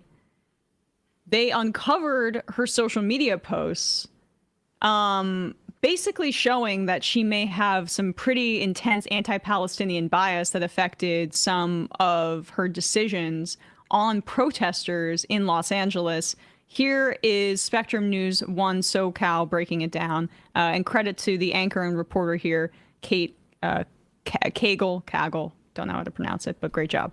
Tried to speak to Feldstein Soto about this at her first press conference in over 3 months. Yes, Heidi, this is Kate Cagle from Spectrum News 1. I want to ask you about some of the freeway protests that your office is pursuing, the If Not Now protesters. I was supposed to be out of here at 1 o'clock. I've got back-to-back meetings. Okay, we're not getting answers from your office on these questions, and we have stories. I really don't comment on pending litigation, as you know. In 2023, a union protest blocked traffic outside LAX for hours. City leaders like Councilmember Hugo Soto Martinez participated, placed in handcuffs, but never charged. Flynn has represented traffic blocking activists for 25 years and says her clients have never been prosecuted for peaceful actions, instead told to stay out of trouble in exchange for keeping a clean record. She points to Feldstein Soto's own pro-Israel tweets like this one after October 7th that condemned the attacks and added every nation and every moral person must support Israel defending her people. That Can you tweet pause it for a was sec? later deleted. Kind of a good tell that someone's a total psycho when they refer to a country as like a either his or her and they anthropomorphize it. It's just a little weird. Pathological. I also couldn't help but notice that she like tagged APAC in that tweet. Like APAC is just like. Oh my God! Yeah. Like, love you, buddy. Send me money next time. Exactly. All right, keep going. Support Israel defending her people. That tweet was later deleted. of course, public officials have a right to speak on whatever issue they want. But once they come out on one side of something, if they're only criminally charging and going after people who disagree with them, that becomes a problem. Feldstein Soto disputes the bias allegations. They're alleging that you're prosecuting them because you disagree with their message. We want to give you an opportunity to prosecute on content, ma'am. You know that. In court, her office argued the tweets preceded Israel's military escalation and thus do not necessarily indicate bias against the protesters. But the allegations of bias are not just... Everyone in this room knew exactly what was going to happen where if people listen to people like her saying stand with Israel right now, and it's exactly what did happen, and everyone was saying actually no, we need to look into whether these sort of conditions provoked this violence and look at going back even further and repairing that damage, which is to say war crimes and stealing land against international law. That stuff, if led to fester, will lash out like this. I'll let it play. No, I mean, it's a good to point out, like, how we were covering this. Matt and I remember this distinctly. I think this was another week that Sam was out, like, for October 7th, which was another just like, whoa, okay. Wish we had a little bit more support here. But when we were talking about this, like, this is one of the times for a few days after, I basically broke down about it because I said that we know what's about to come. We know the slaughter that's about to come, and it's even exceeded my expectations in terms of just like this genocide being this extreme. But if you have any knowledge and you aren't a Zionist, you knew how brutal they were going to be because of how they mowed the lawn in Gaza previously. I'll even say some of the Zionists, like Bakari Sellers, you look at what they said directly after October 7th, and they knew that it was going to take, that there was going to be a lot of violence directed at Palestinians, and that we need to steal public opinion toward it. I think some of these folks knew. Yeah, I think they didn't not know about the ways in which Israel was going to respond. They weren't anticipating the dramatic shift in public opinion that was going to make tweets like that just no longer popular. Because I think that's what we're seeing a lot of. People now realizing that the cat's out of the bag when it comes to Israel's public image for Americans, and tweets like that were okay, 2014. Tweets like that were okay 2020. Now they're just suddenly not okay. And so it's not as though people couldn't anticipate the violence. They couldn't anticipate the dramatic shift in public opinion that has occurred since October 7th. Right. It's also pretty crazy. It's also pretty crazy to have to delete your October 7th tweet. Mine are still up. I'll just say that. Yeah. Like, how deranged does your tweet have to be? Like, you could just been like, my, prayers for the people affected or something like that. Very, very typical thing you would say when something happens like that. But instead, you had to go like balls to the wall, like insanity, like screeching for blood that you needed to delete your tweet. That's pretty insane. As an LA city attorney, which It used to be okay. I mean, it used to be okay to tweet like that. It used to be standard to tweet like that. That's how far things have shifted in just that year. Like, that kind of tweet used to be what the situation demanded from our politicians, from our public figures. And now it's different. And now, they're struggling to account for all that difference when it comes to their support for Israel. Because they just see dollar signs too. And we're at a point where when we saw, I think, hopefully, and this still remains to be seen specifically with the impact of the 2026 midterms, but that the money in and of itself, it has diminishing returns, might be putting it mildly.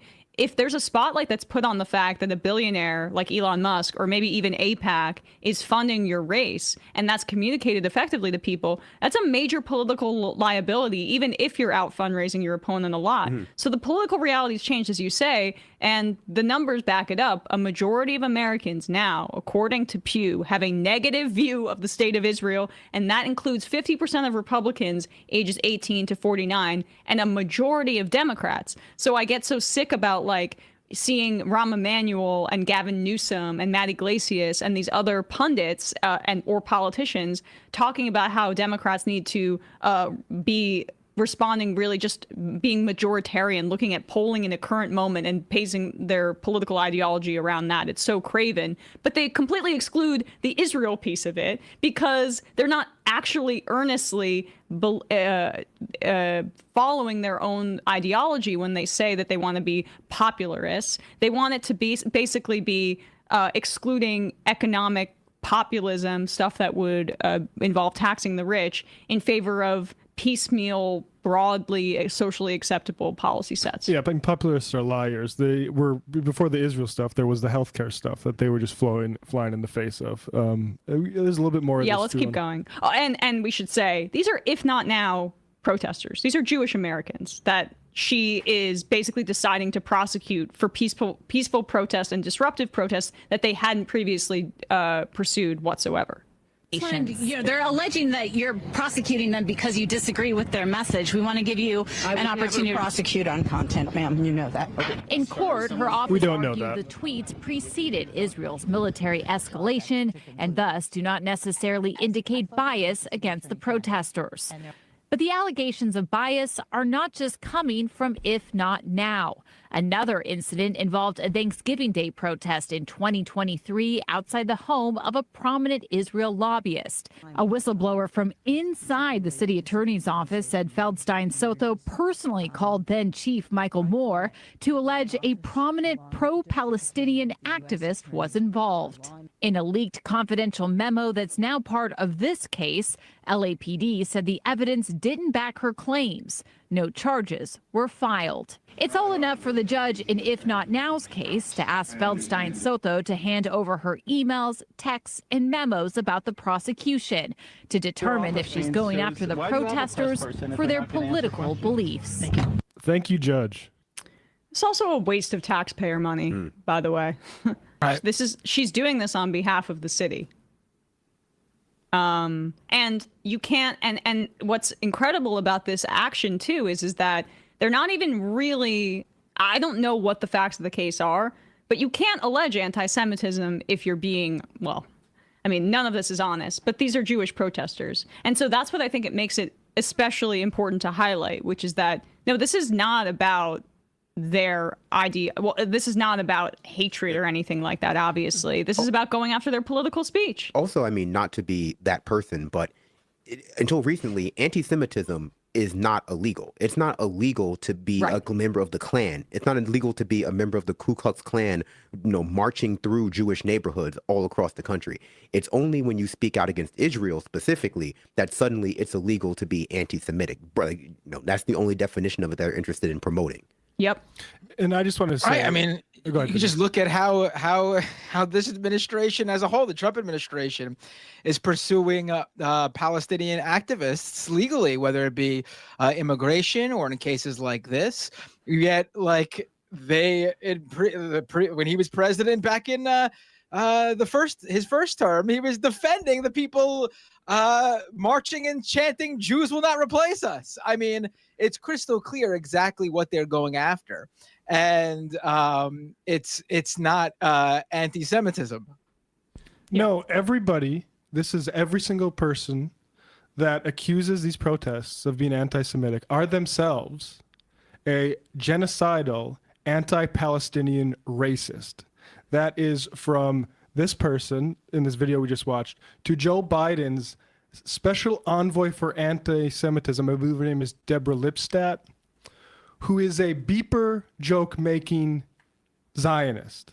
That's the person we're supposed to take cues from about anti-hatred. There is not a single person who has accused any of these protests, smeared, let's call it, as being anti-Semitic, that is not themselves an anti-Palestinian genocidal racist.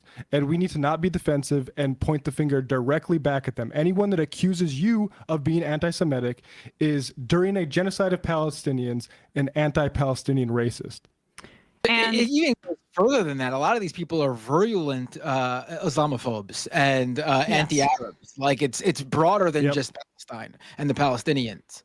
It is. Absolutely. I mean, and this, it's very easy, I think, for anybody who isn't a MAGA person or a Republican or a fascist to be against racism domestically, because there is some sort of like kind of cultural understanding and there's like a social contract about it where that is well within the scope of liberal thought. But we have deep racism towards the global South and a lack of understanding about not the global South, but also Middle Easterners and Arab people in general, Muslim people, particularly because they have been the brunt of our imperialist wars for basically the entire time I've been alive. But also because of 9/11 and the war on terror, which escalated that kind of racism. Not unrelated to Zionists. No. In our country. I mean, on the day of 9/11, you had Project for a New American Century people who primarily concerned with Israel saying, hey, it's the Palestinians that did it. It's a lot easier to examine, I think, racism within a very specific, safe context domestically. But there are a lot of folks who identify as liberal who are uncomfortable with their chauvinist, often classist views that mixing with their racism towards Muslim and Arab people, where we view ourselves as more cosmopolitan, as more advanced, as a civilization, as a shining city on a hill, and these Arab hordes and the way that they make their women dress, like that's the kind of thing that you would regularly hear from liberals who view themselves as broadly anti-racist. This Feldstein Soto person has an election coming up in 2026. There is a candidate who just filed paperwork named Marissa Roy. I want to highlight that. And she specifically, it appears, is challenging her on from a progressive perspective. Roy says Feldstein Soto has failed us in so many ways. She said Feldstein Soto has missed opportunities to stand up to the Trump administration, worked to block the construction of affordable housing, and prosecuted journalists and pro-Palestinian protesters. So this campaign was announced a month ago. If folks are in the LA area and want to get this person out of a position of power, and you have the ability to vote for Marissa Roy, I would check out her race, because next year is coming very soon.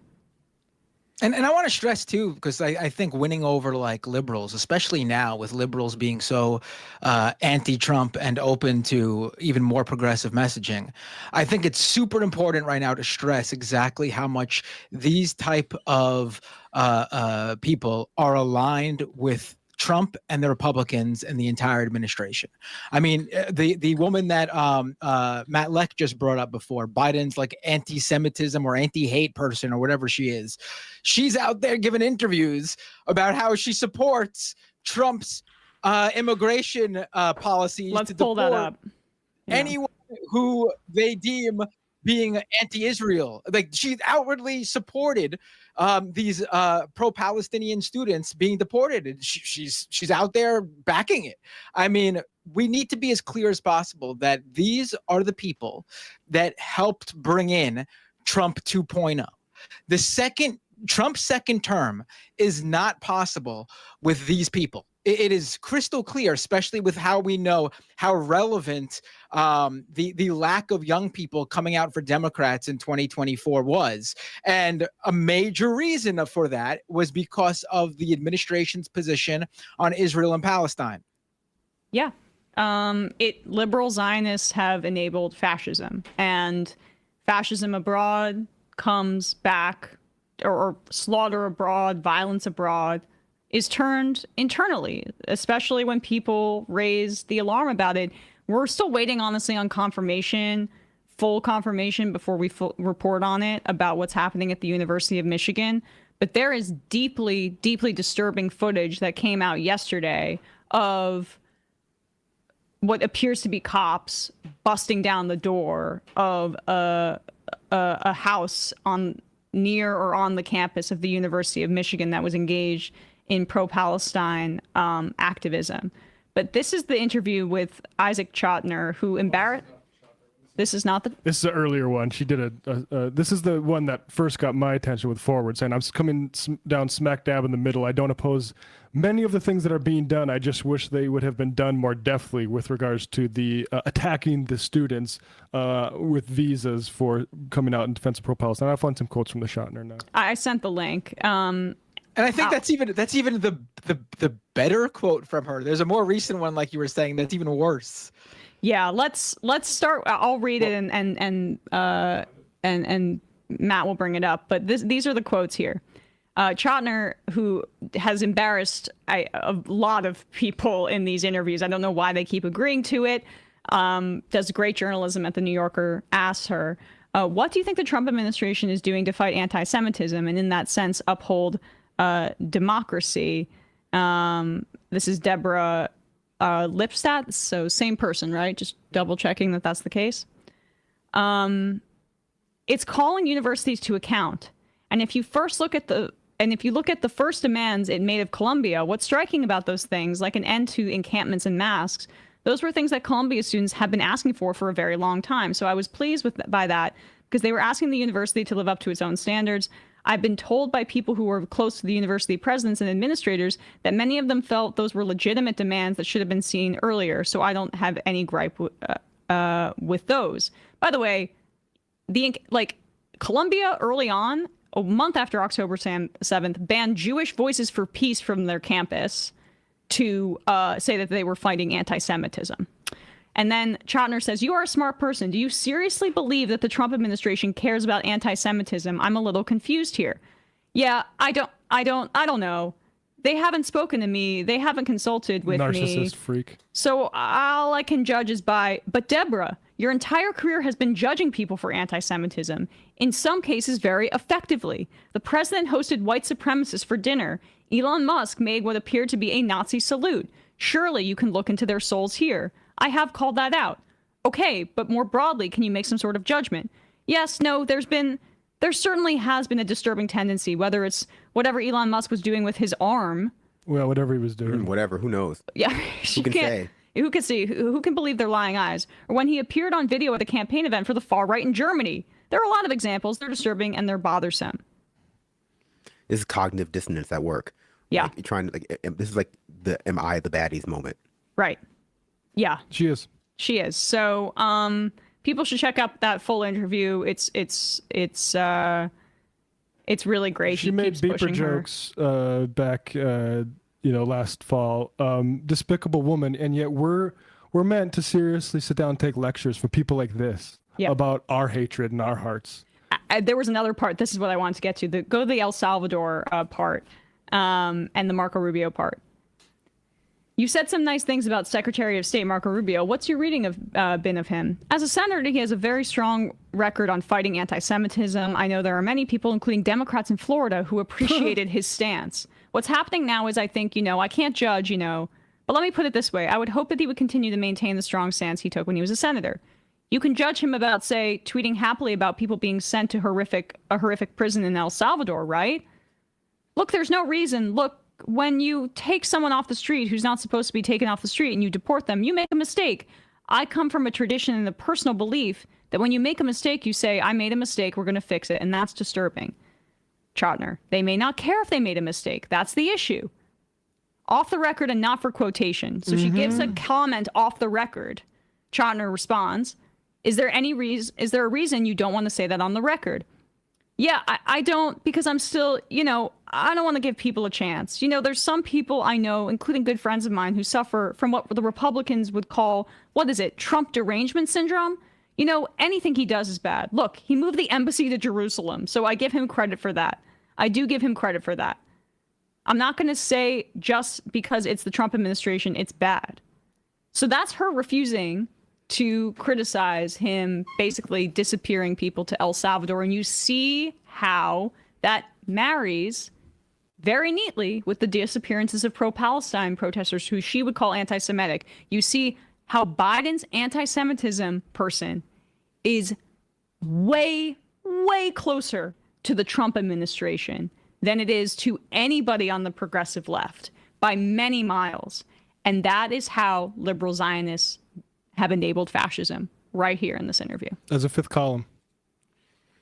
I mean, the disappearances of undocumented and documented immigrants to El Salvador is not a discrete issue from the expulsions and the exiling of legal residents for their anti-Israeli genocide of Palestinian stance.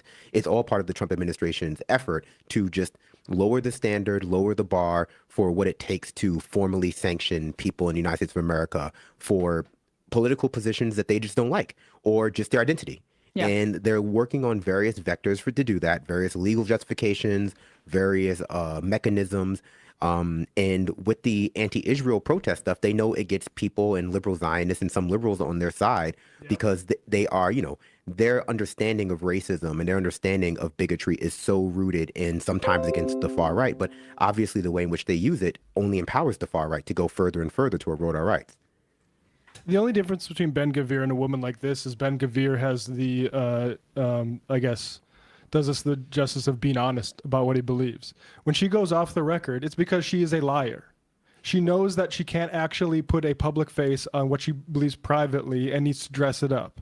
It's disgusting because every liberal Zionist, Ben-Gvir knows, starve them. Who gives a fuck? Liberal Zionists are here. The only function they serve is to lie to the people who are bankrolling this, which is all of us, that there's actually some sort of redeemable way to do Zionism. No, Zionism is about creating a majority of Jews in an area there is not one. That's why they can't be clear about where exactly their borders is, because sometimes they need to move them back, sometimes they need to move them forward, depending on how they can adjust the demographics. They are attacking a demographic of people, and that is provoking terrorism. They are not fighting terrorism. And until we are clear about this, we're not going to be able to oppose fascism in this country. We're just not. AG Nessel, we think it's a coincidence that this is happening. No, you cannot trust these people. You cannot trust anyone who says, I think Israel should exist as it does, which is, again, to say through conquest and war crimes, they're taking land. We support that. That is just someone that can't be part of this coalition. Well, I also think that, unlike Ben-Gvir, some liberal Zionists and people like this understand that these, this extrajudicial or extraordinary rendition of college students makes people anti-Israel. They understand that that's why this could be done more deftly things comes in, where they understand these videos of, for example, Ramesa Öztürk being black bagged by plainclothes, ICE agents or whatever. It doesn't look good. It's not the kind of PR you need right now when people are already turning against Israel domestically, because it's very, very disturbing. And so their argument is not against the actual material policy. The argument is against the way it's being done. I wouldn't imagine some liberal Zionists would prefer the Biden administration's mechanism for doing stuff like this. The schools can just kick them out. Schools should expel them, and then they lose their student visas, and then they just don't get renewed, and then people just don't see it and hear about it, and so it's not that big of a deal. The way Trump is doing it, I think, appeals very much to the Ben-Gvir types, very much to Netanyahu types, very much to the militant far right. But I even see Republicans and people who we would normally think of as being incredibly regressive in their politics going this is a step too far. And I think amongst some of the Democrats who do support Israel, they understand that it's making them further to the right than someone like I can't even think of a good example of the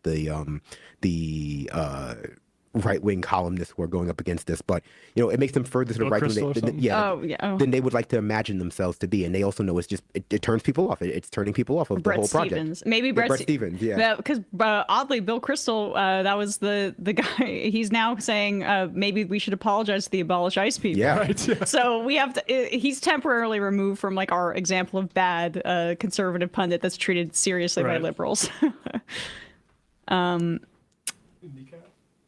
Well, let's read some IMs and then we'll get to that. I don't think we'll take calls today, guys. We have Brandon in studio. It's a little hard to. I have phone shyness. We can't do it. Yeah, we have to respect. We have to respect Brandon here. Text in. It's sometimes being on the phone is anxiety inducing. I got so used to, if I'm doing pickup from a restaurant, doing it on my phone and then doing pickup, but sometimes you have to call some places and I always freeze up. Am I saying the wrong thing? It's bad. Probably we need to be more social.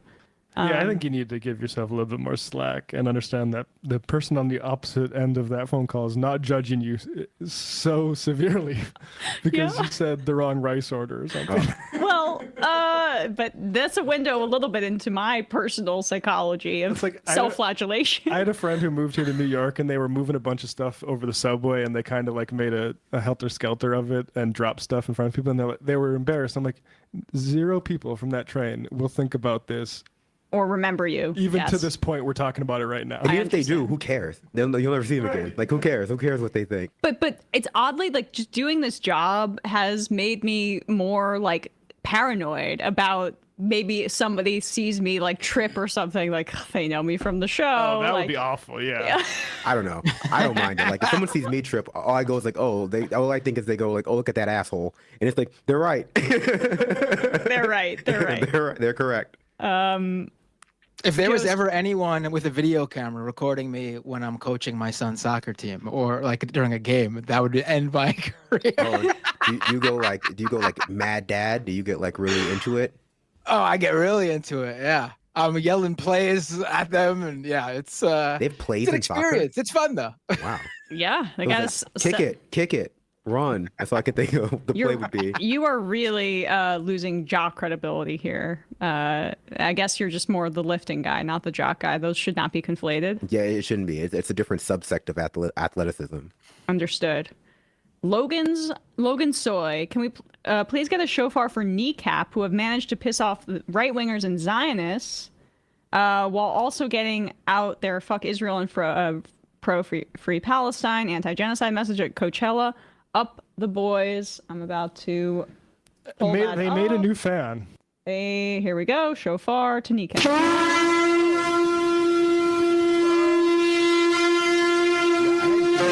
I hadn't seen the movie, and I now I really want to see it. I don't know. There's a movie? Is it not the Kneecap movie? Yes, there's a movie, and it won a bunch of awards, actually, I think at Sundance. Related to the band?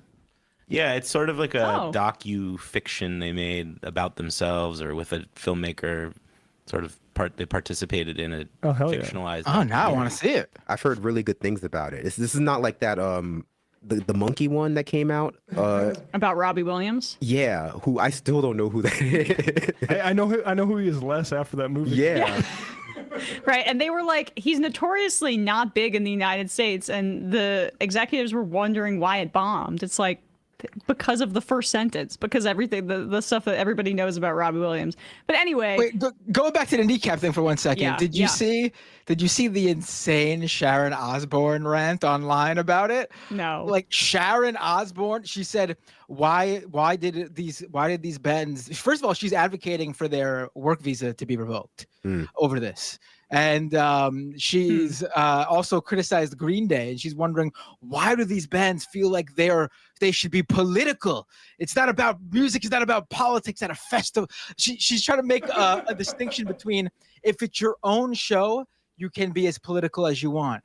But at a festival, you cannot be political. No politics at a festival. Think about the corporate sponsors at the festival. Think about that. You saw Kalani got disinvited from Cornell. Yeah. This stuff all seems so like irrationally post hoc justifications, because a lot of people just don't understand why they support Israel. They don't understand, or at least they're not able to articulate why they support it so strongly, because they've just been indoctrinated since they were very young, either because they're Christian evangelicals, which I know Sharon Osbourne isn't, or they just grew up in that generation where they were told to uncritically support Israel by whatever powers that be in their country were taking money from AIPAC or the Israel lobby or the military industrial complex lobby. And so they can't explain in any real coherent way why they're against like this kind of stuff.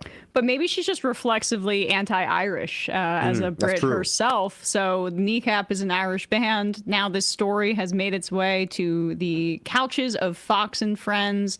Here they are, very old men yelling at clouds, or at least the clutching pearl section. Yes, clutching their pearls so the old men watching on their couches can yell at clouds about Israel or about pro-Palestine demonstration. Thing is, look, if Green Day, if Kneecap, which is a band I've never even heard of, if they want to be for the Palestinian people, then they shouldn't be anti-Israel. They should be anti-Hamas. And to see on stage a large billboard that says F Israel Unreal. It's unreal. No, this didn't happen in Nazi Germany in the 1930s. This was in 2025 in America.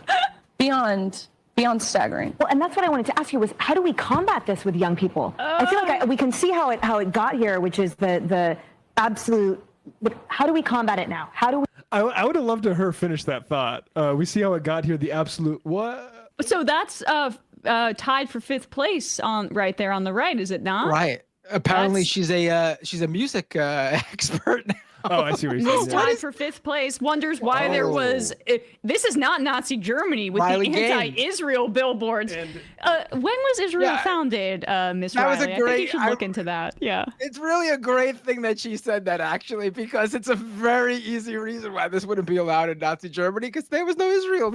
Well, a lot of people do not know that. A lot of people conflate Israel as it exists now with like Israel from the Bible, as they have not read either. So they just go, oh no, like this must be the same Israel that we read about in like Sunday school.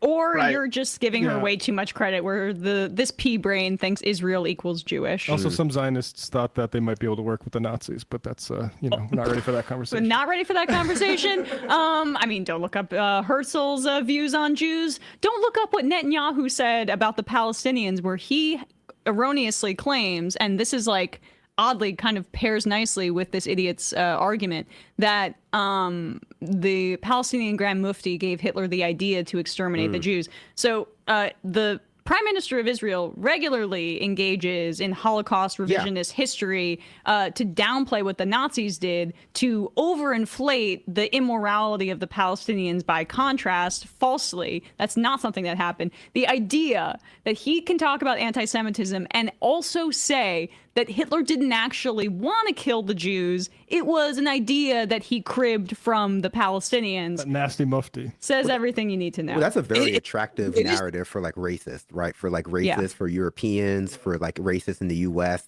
People who don't self-identify as racist, to like externalize the anti-Semitism that exists within Western society, right? That led to the Holocaust. That was never really dismantled after the Holocaust. It was just, treated as though, and by it, I mean the Holocaust was treated as though it was like an eccentricity of modernity. It was outside of Western tradition.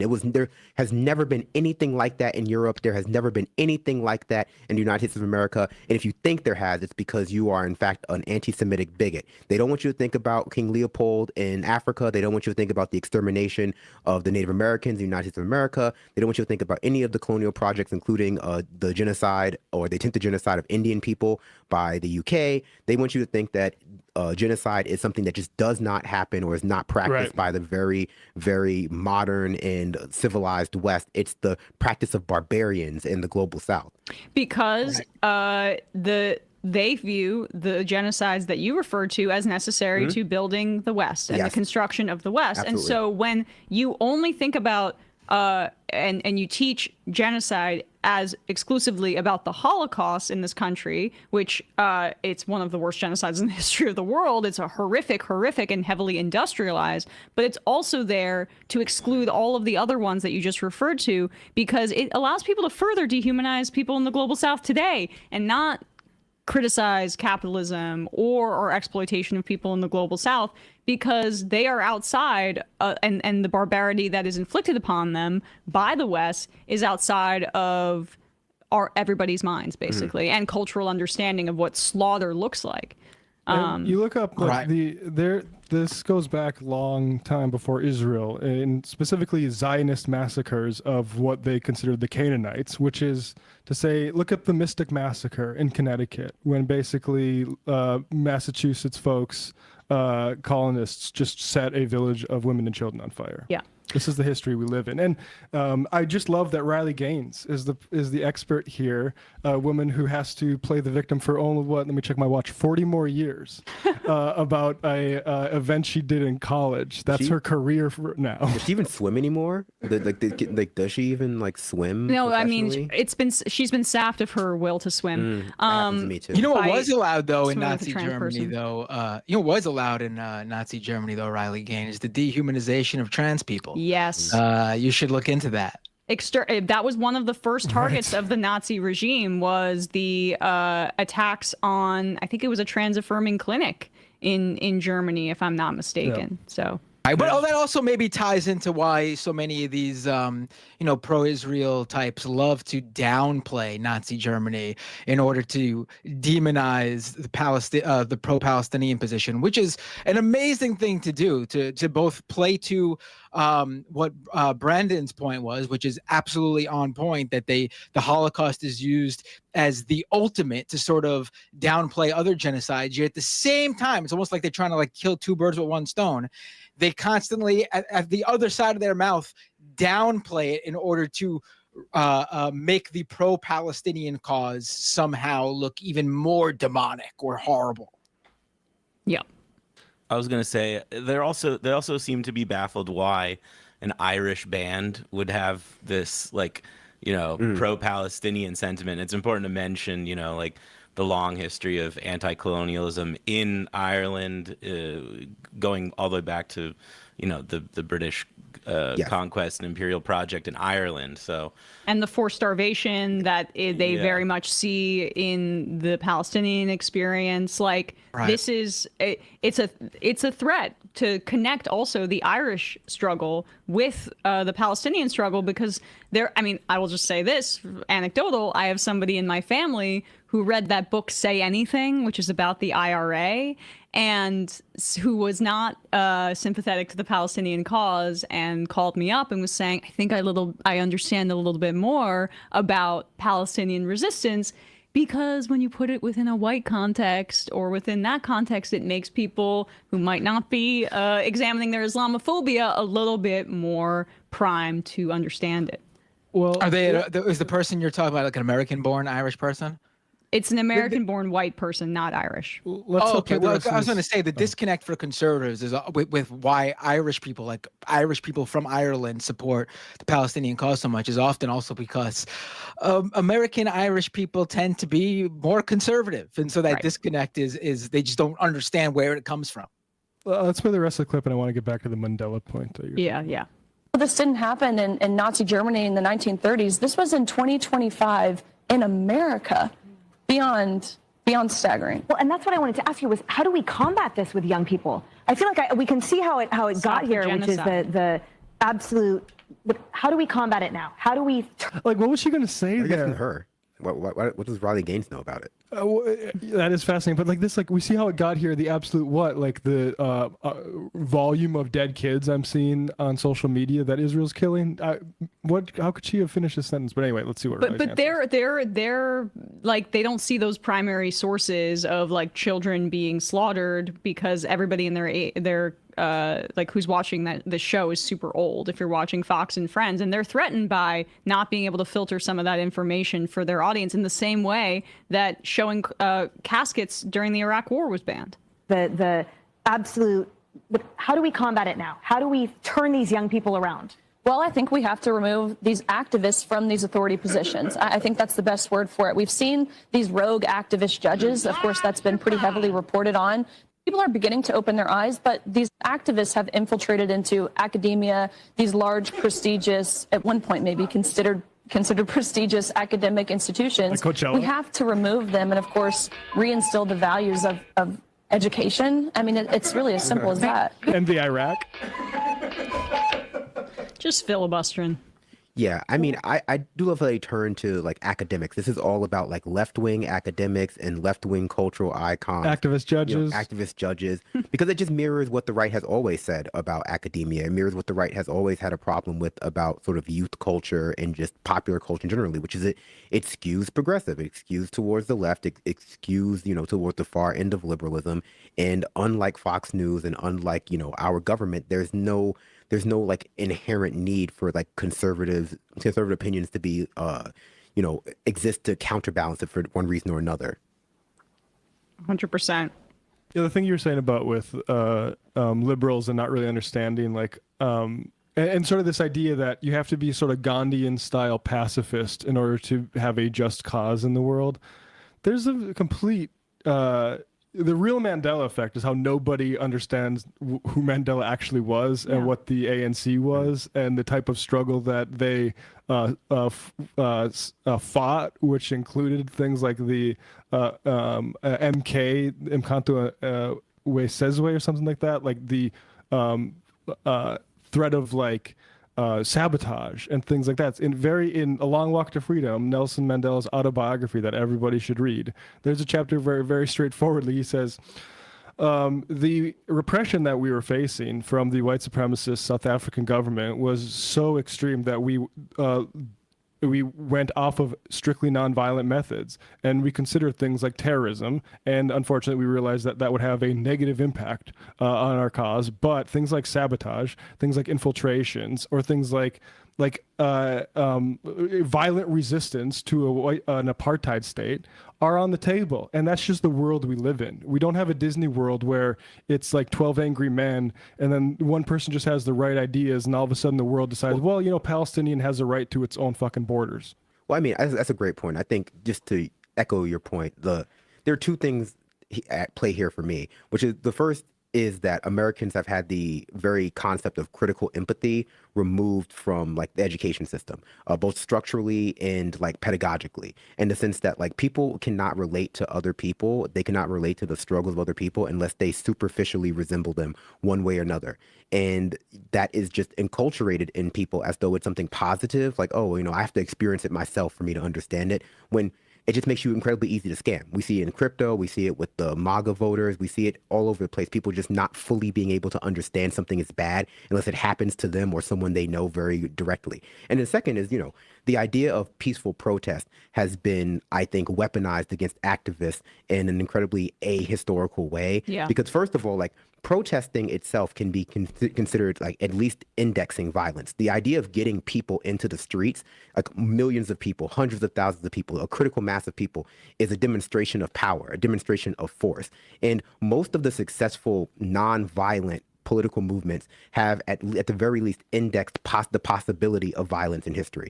You know, the end of slavery, the abolitionist movement had the context of the Haitian Revolution. The civil rights movement had the context of a lot of like, you know, discord around the country. You know, it wasn't just Martin Luther King Jr.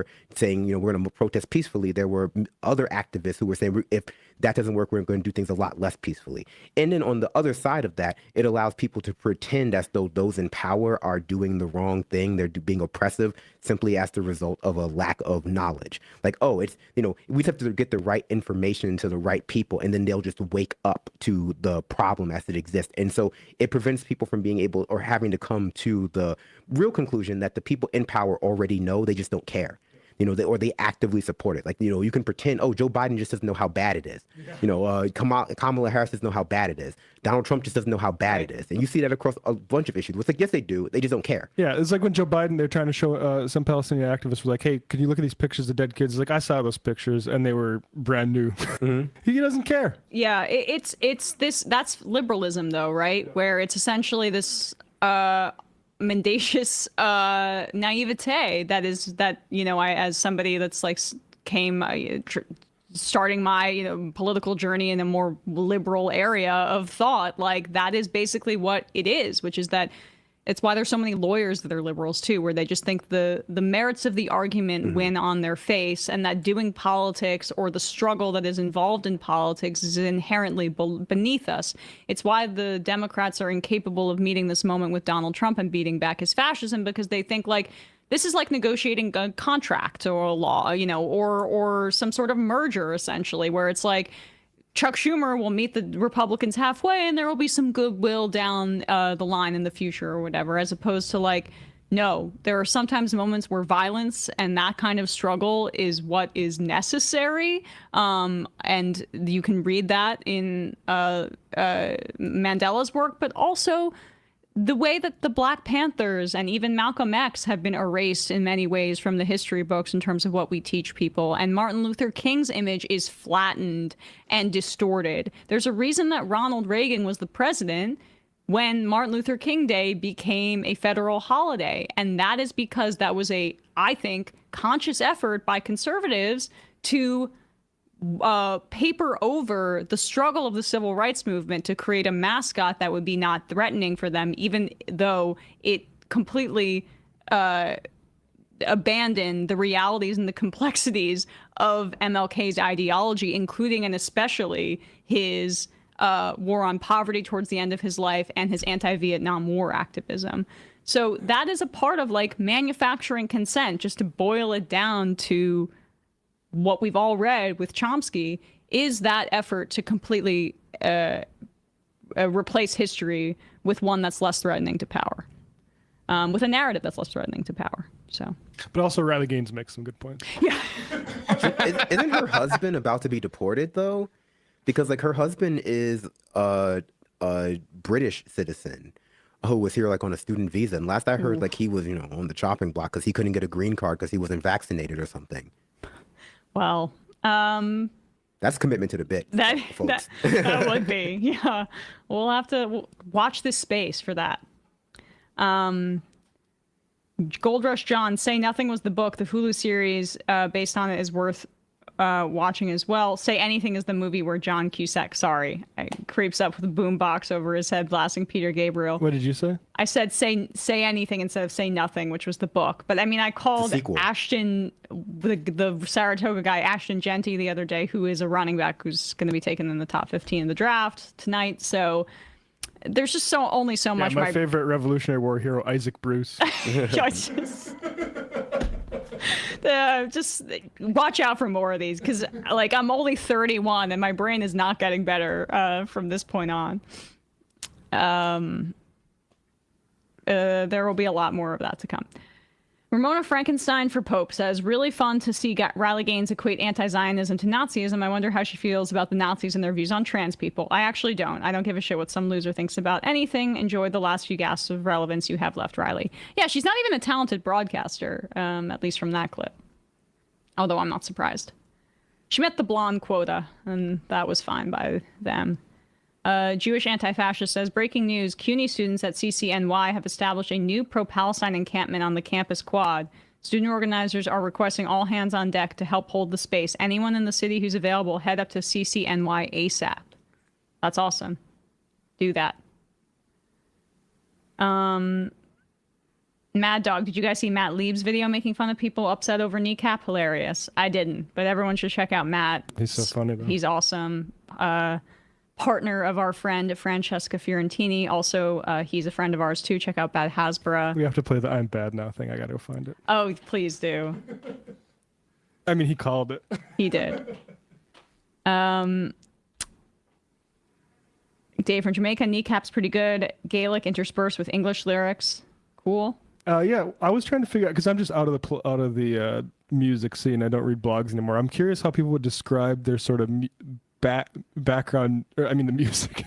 What is it like? Is that like, I don't know. You got Russ? I've seen them actually play a concert before. It seems kind of like grime, like rap, like UK rap grime mixed with like, I don't know, punk or something. Yeah, which I dig, because I like gigs and like that sort of stuff. Drum and bass is in there. Luke from Oregon says, I had a dude from Lockheed Martin reach out to help prototype a new product. Easiest no reply ever. Mia Pink, I was trying to give Deborah Lipstadt a bit of grace post October 7th because she was born in 1947 and is of a certain age. She spent her life fighting academia, whose goal is to erase the Holocaust. It never happened. When I heard her make the beeper comment, the rage of anger I felt from my toes all the way up through my heart cannot be quantified. I felt duped. She exudes hatred. It's remarkable. She is a case study in how somebody can devote their life to something that I, on the surface, completely align with, and then actually be a similar kind of monster, frankly. Right. I mean, yeah. I mean, Care got on Biden a while ago saying, hey, this woman's making beeper jokes. Can you maybe name a new anti-Semitism envoy? But the truth is, like, I don't know how many liberal Zionists will be better than what she's providing. She's a great example of the opposite type of person we were just discussing before, how, some people need it, to happen to them or happen in the context of it can happen to them for them to understand the struggle of somebody else. This is the opposite. Sometimes going through an atrocity actually doesn't make you a better person. You just strictly care about that atrocity happening to you and your family, and you don't give a shit about anybody else. 100%. With that said, since it is the fun half, we've played this probably 3 times before, but It never gets old. Our buddy Matt Lieb. This must have happened like in the few months after October 7th when he posted this. Yeah, probably like December or something like that. Incredible. So I'm a liberal Zionist, and I have to say that I actually do agree with a lot of what the pro-Palestinian left has to say about Israel. The occupation is awful and it needs to end. The settlers are crazy. We have to do something about that. Netanyahu is a criminal. He's going to lead Israel to ruin.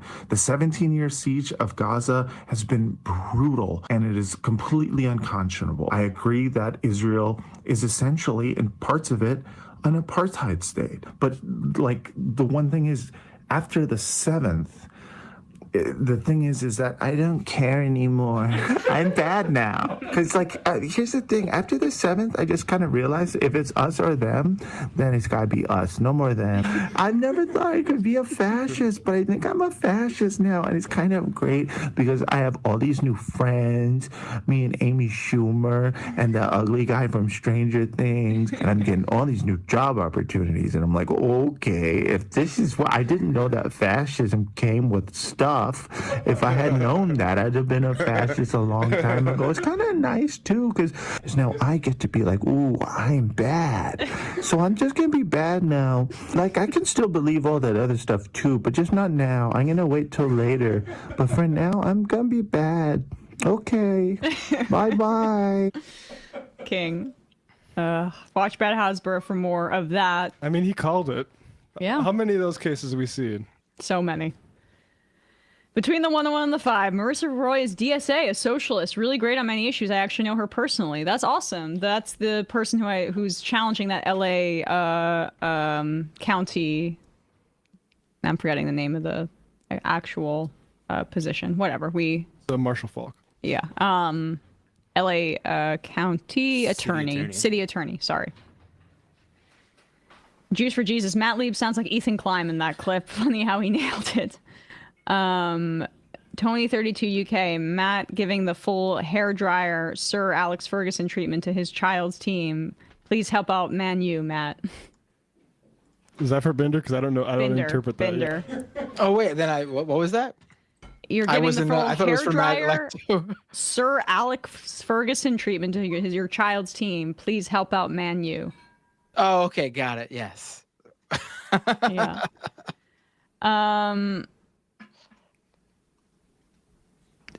Central as in a democracy says, Emma, a couple weeks ago you said Katie Porter is not that good at politics when commenting on her potential run for California governor. And then the next breath you said you'd prefer to see Kamala run. I prefer her to run for California governor and not president is what I meant or what I said. Who is so good at politics, she campaigned with Liz Cheney and gave into every brain dead establishment consultant's idea. Could you expand on this preference? Not a preference. In a world that I could make, snap my fingers of the candidates that are available, I would love for Katie Porter to be the California governor. I think she's shown some really poor political instincts in a variety of different instances, including in her Senate race, including in the half-baked embrace of Israel and Israel money. And Kamala Harris probably is going to have another campaign that she runs in. And I don't want her running for president. I think that's a bad idea. I think it's bad for the party to continue to even associate with that campaign and with the Biden presidency. I would rather her stay in California and run in that race, because I don't really think Katie Porter, frankly, has a chance to win. But we'll see. We'll see. It's 2026. It's a ways away. And you could do better than Kamala Harris for Democrats. But there hasn't really been anybody that stepped up in California. The guy that stepped up is the consultant, right? That freak that helped with the Labor Party, and he's running in California for governor. Oh, really? The Obama guy? Yeah. So I up with the Tories.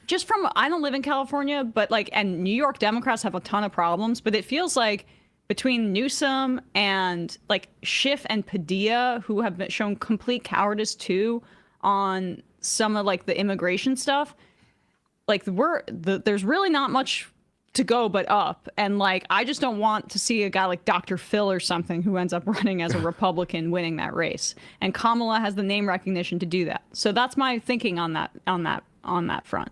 I can't even worry about the California governor race right now. We got Andrew Cuomo to deal with for the mayoral race in New York City.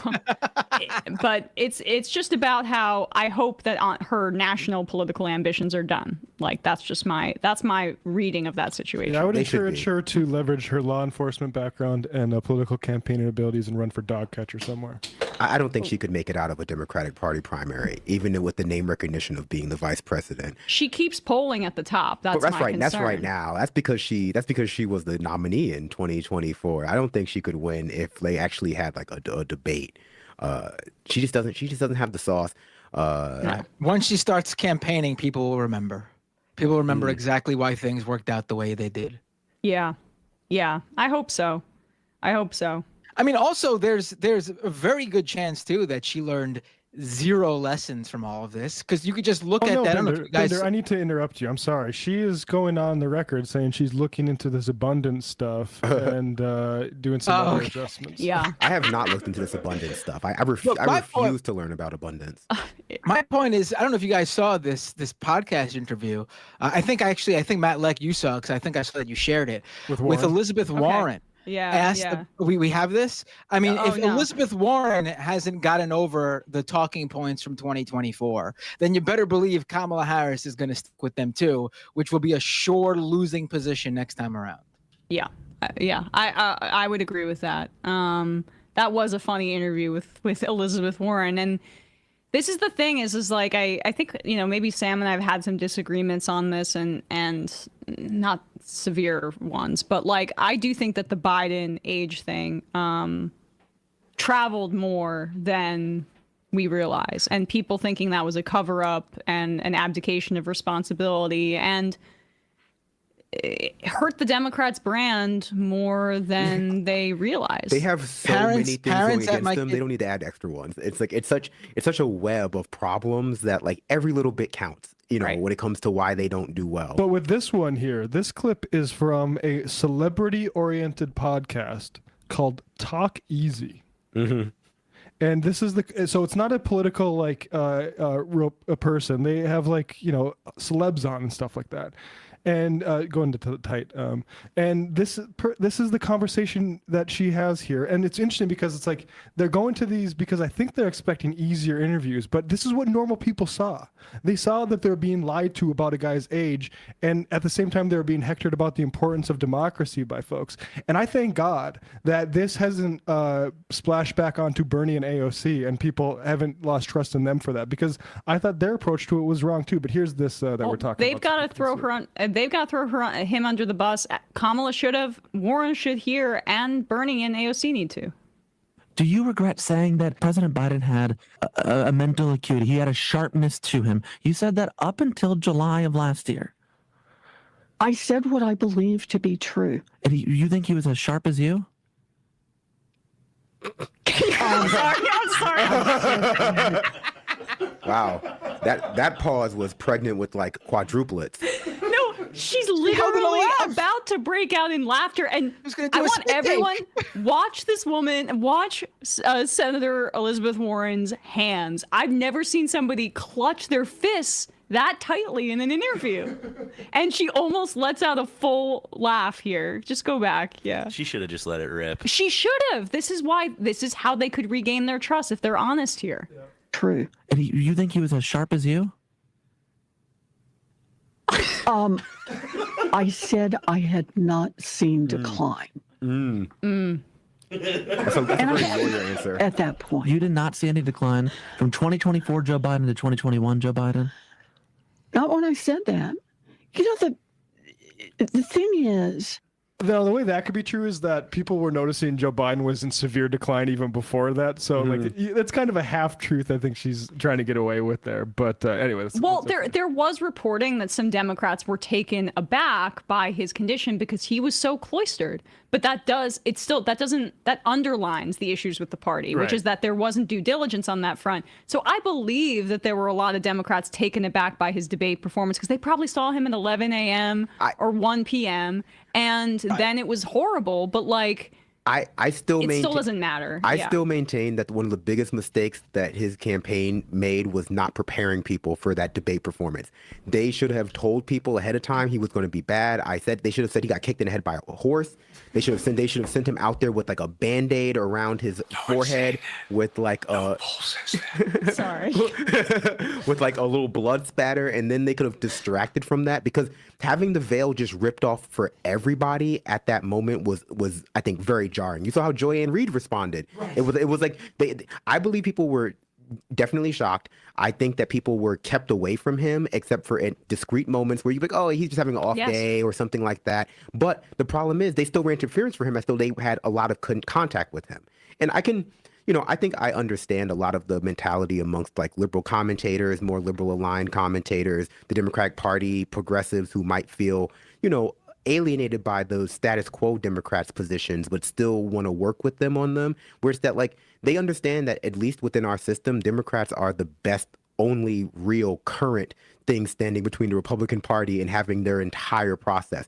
And so a lot of times they feel very, I think, pressured to leverage their own legitimacy, leverage their own respectability, leverage their own like fan base to run interference for the Democratic Party, who will just simply not follow through or meet you halfway on that once you've done that. Like you tell people to go out there and vote for Joe Biden because he's fine mentally, then he gets on stage and just fumbles the ball. Like, it really is just something that like people have to break themselves out of, like understanding that the Democratic Party is not going to meet you where you meet them sometimes. Yeah. But the real question for the real issue for me isn't so much that like, okay, listen, they did what they did then. That's just what it was. That's what it is. It is what it is. What happened, happened.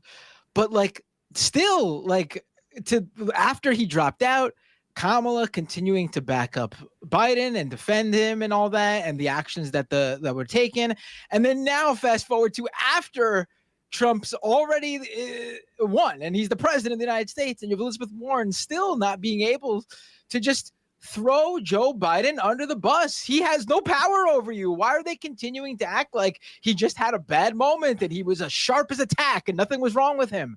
Like, right. And it's not even like Obama, where the base, like it or not, still likes Barack Obama. He could probably win a primary if he was able to run for a third term. Unfortunately, Democratic voters are still very on board the Obama train, although he sounds much more out of touch these days than normally. But like, Biden is not well liked by anybody. I'll tell you, Obama would have thrown Biden under the bus.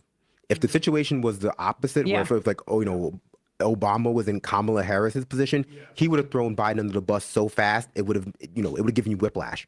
Like Obama, he was actually good at politics. Yeah, he understood that like it's his brand over Democratic Party's brand, and that he was going to like promote himself over the Democratic Party, and people like that. People don't like the Democrats. We've seen that. Like people don't like Democrats, and I think some of this with Elizabeth Warren and other people is that they're just afraid of weakening the Democratic Party further, which by nature of our political duopoly just seems like it empowers the Republicans. So you get that fear of like, well, if I speak poorly about the Democrats, it's going to make the Republicans seem better, and it's just like, I don't think that's really the biggest concern we should have right now. Yeah. People don't like seeing a butt naked emperor in front of them and have everyone say, no, he's got clothes on, and actually they're very nice clothes, they're very expensive clothes, and I don't know why you're saying that he's standing there naked. We can all see, I was a producer at CNN during the 2020 primary, and there was this whole narrative, as I'm sure you all remember, about Biden's stutter, and if you were to ever make any insinuation, that he's getting up there in the years, and I don't know, maybe it's, remember there was a whole discussion about like, well, if he passes away, then Harris would be president. Isn't that great? And that's why he's going to pick the first black woman to be the vice president.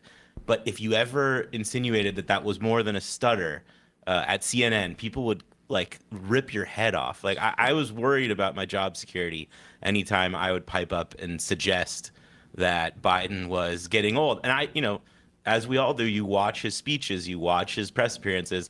I was not there with him physically. I don't think you needed to be inside the White House to know that he was fading. All you had to do is watch the raw feed of his speeches. How dare you say that? In terms of my neurological capacity. Yeah, I mean, I'm staying in the race.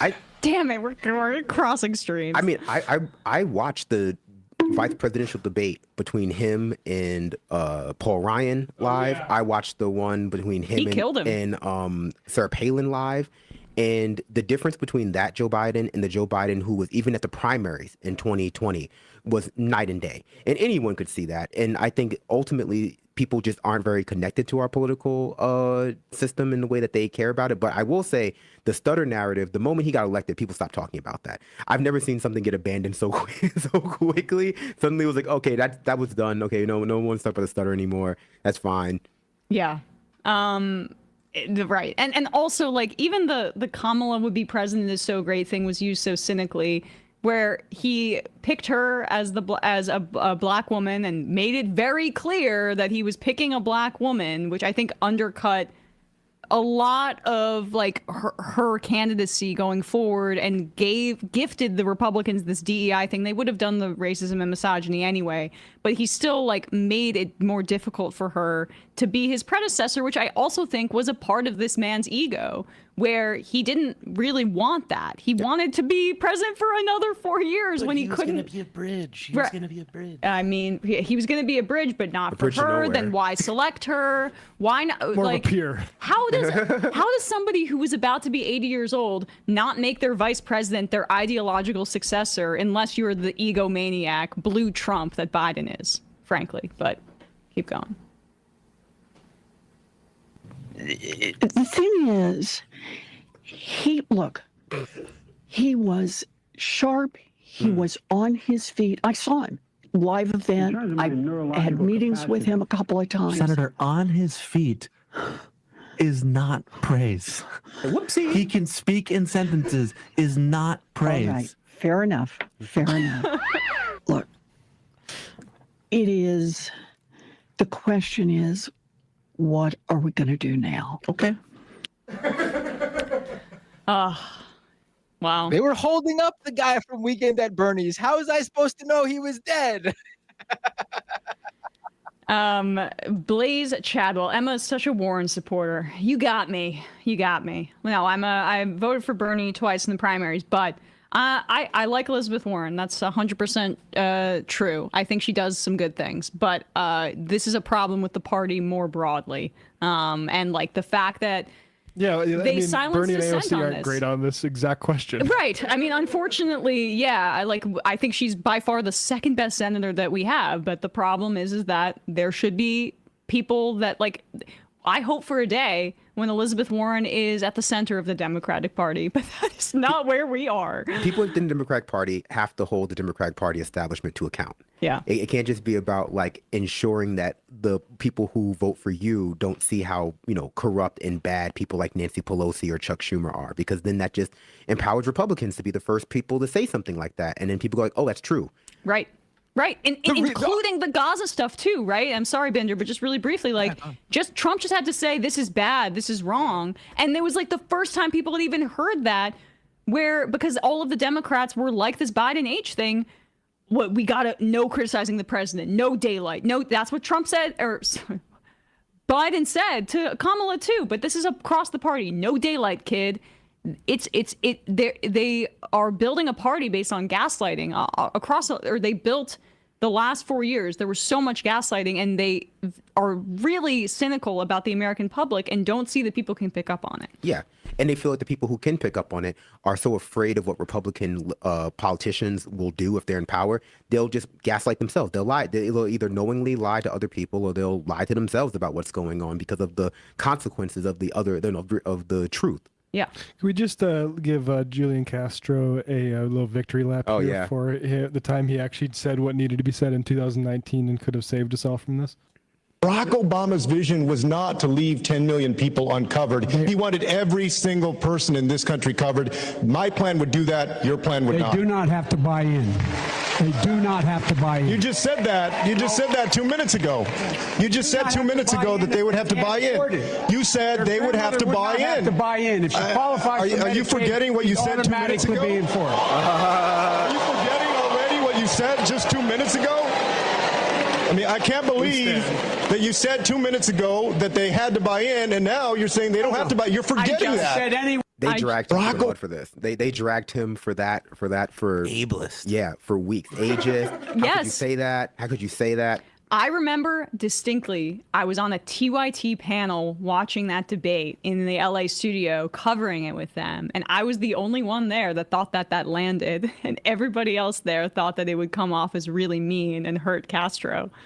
And I don't know who was right at the end of the day, but it was just like interesting given what we know now about their politics, that was their reaction to that. And in addition to the fact that they sold their email list to the Biden campaign.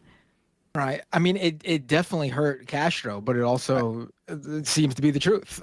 I will say the only other thing I want to highlight from that clip is that whenever people say that the Democrats need to learn to speak to like the American people, they need to learn to speak to like the left, like the progressives, to the average citizen, I would highlight that presidential primary where basically everyone on that stage pretended like they were in favor of Medicare for all in one form or another. Yes. Because they knew it was popular. Like the Democrats know what's popular, and when they're forced to debate each other for like an audience, they will pretend, they'll run to the left, they'll all copy Bernie's positions because they know they are popular. And then when it comes to the general election, they know they don't have to try as hard because they know Republicans are so far to the right that they can just go like, well, yeah, I'm not going to do fascism explicitly. Yeah. All right. With that said, folks, what do we have Run here? for president, Julian. This is Trump talking about how he doesn't want to raise taxes on rich people. Oh, okay. So this is interesting. The Republicans want to extend the Trump tax cuts from 2017, and there has been some level of discussion, just chitter chatter, and I mentioned this last week, but it's not going to happen. Sort of man bites dog stories. Right. That Republicans are thinking maybe we will raise taxes. Right, and it would be a raise in the top marginal rate. What they were said to have been considering, which spoiler alert, they're not earnest about it, but Steve Bannon apparently wants this and is trying to push the Trump administration, but we're seeing that Bannon has no influence anymore. And the Republican senators are even more captured by representing the wealthy and billionaires specifically, and care a lot about delivering for them with legislation. So they're not going to consider this. But the Trump tax cuts reduced the top marginal rate to around 37%. When they expire in 2026, the top marginal rate would go back up to 39 and some change percent for rich people.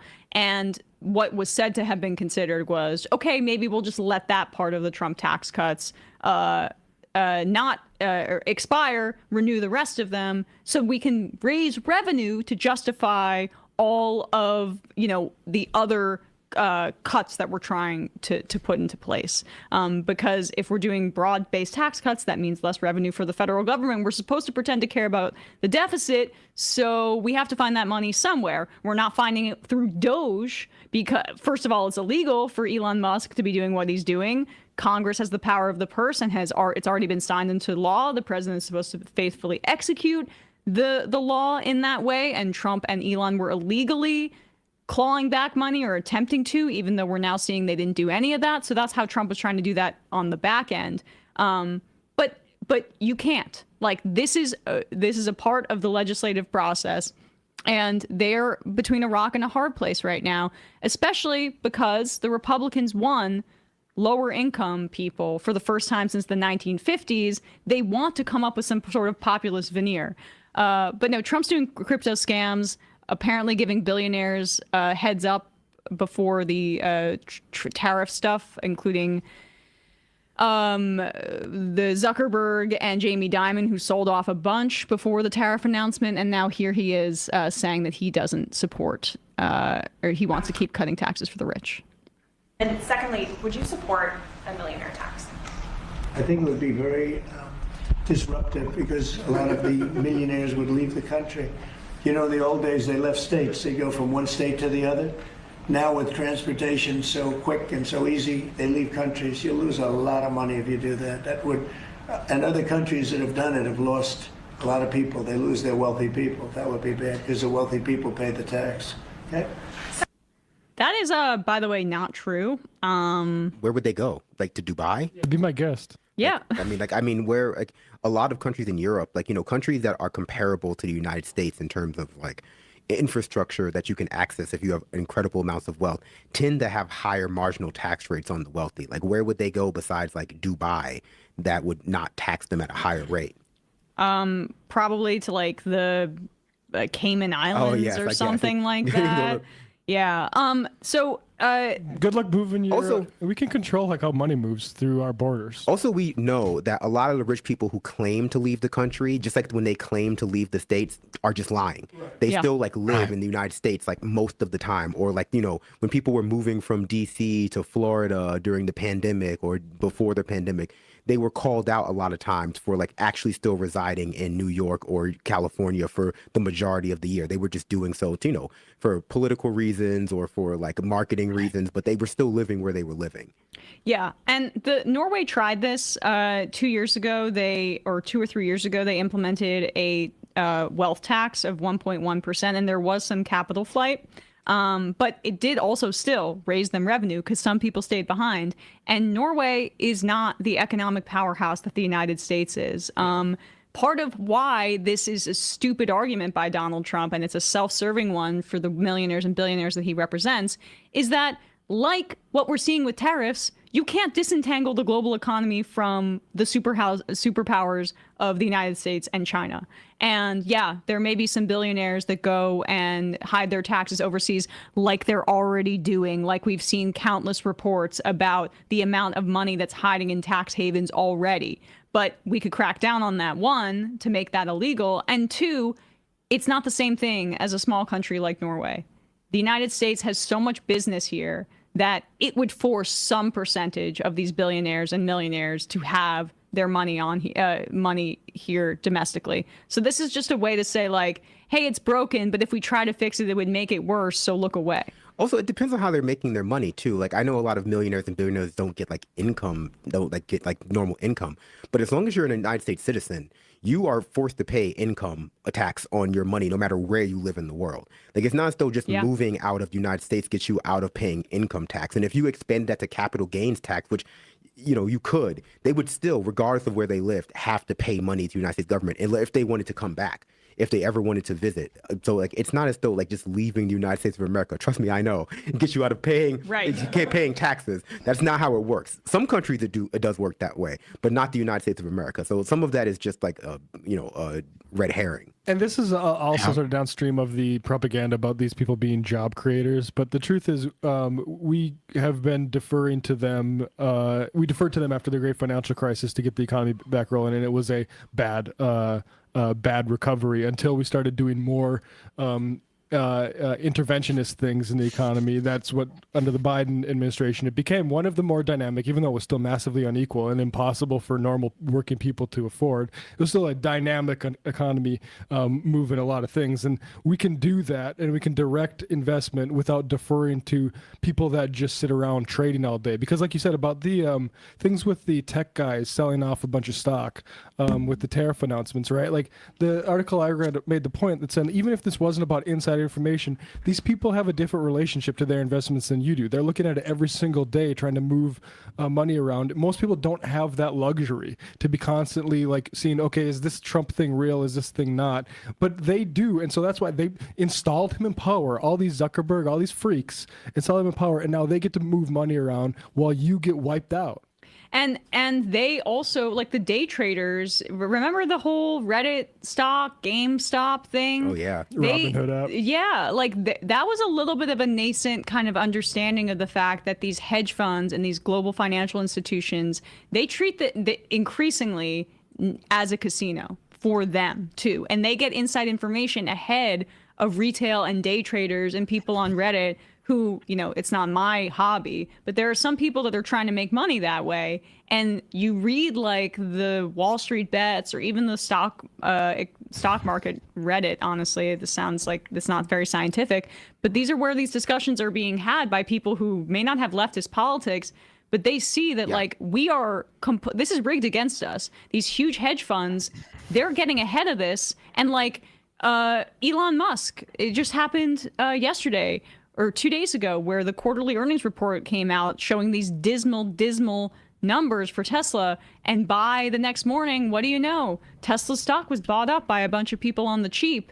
these are the kinds of things that you get to do when you have inside information. But although it was probably Elon Musk who was trying to inflate his own value as he saw that falling apart. Q2 is going to be even worse for him. Also, a lot of these companies make money off the downturn too. Like it's not all about placing the bet on the winning company. They place bets on who's going to lose too, and they make out like bandits. Exactly right. Shorting positions. And is it Lutnick that's rumored to have short positions on the United States economy? I think there was some accusation about that. You're playing the game called capitalism. Yes, you are. All right, guys. With that, we are going to read some items and get out of here. Dave from Jamaica. Capital flight is a myth for USA. There's no place for them to go. Where will they go? To China? Right. Exactly. Yeah, I mean, although I do think as we have this sort of giant world trade panic attack, I think that we could call it, what Trump did, that's actually about the anxiety about can this system provide, good lives for people. The world needs to not be looking at tariffs, although in targeted fashion, I support tariffs. The world needs to be looking at a global wealth tax to make sure that billionaires don't exist in any country and can't steal away all of the income that they have made being a parasite and employing workers like Jeff Bezos. What's he going to do after having thousands and thousands and thousands of people break their backs across this country to deliver junk to people? And but Jeff taking a skim of that every single time, he's going to leave. That shouldn't be allowed anywhere. That's a crime against humanity, whether it's within the American borders or without.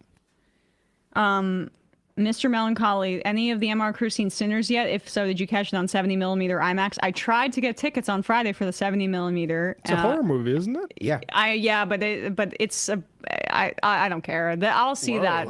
I'm excited. I haven't seen it yet. It's action horror. Like some of the horror that you're into, it's like it's gore that I can't do. Oh, I don't like gore either. I like ghosts. It looks like ghosts and demons. It looks like from dusk till dawn. That's what it reminds me of. So I'm excited for that.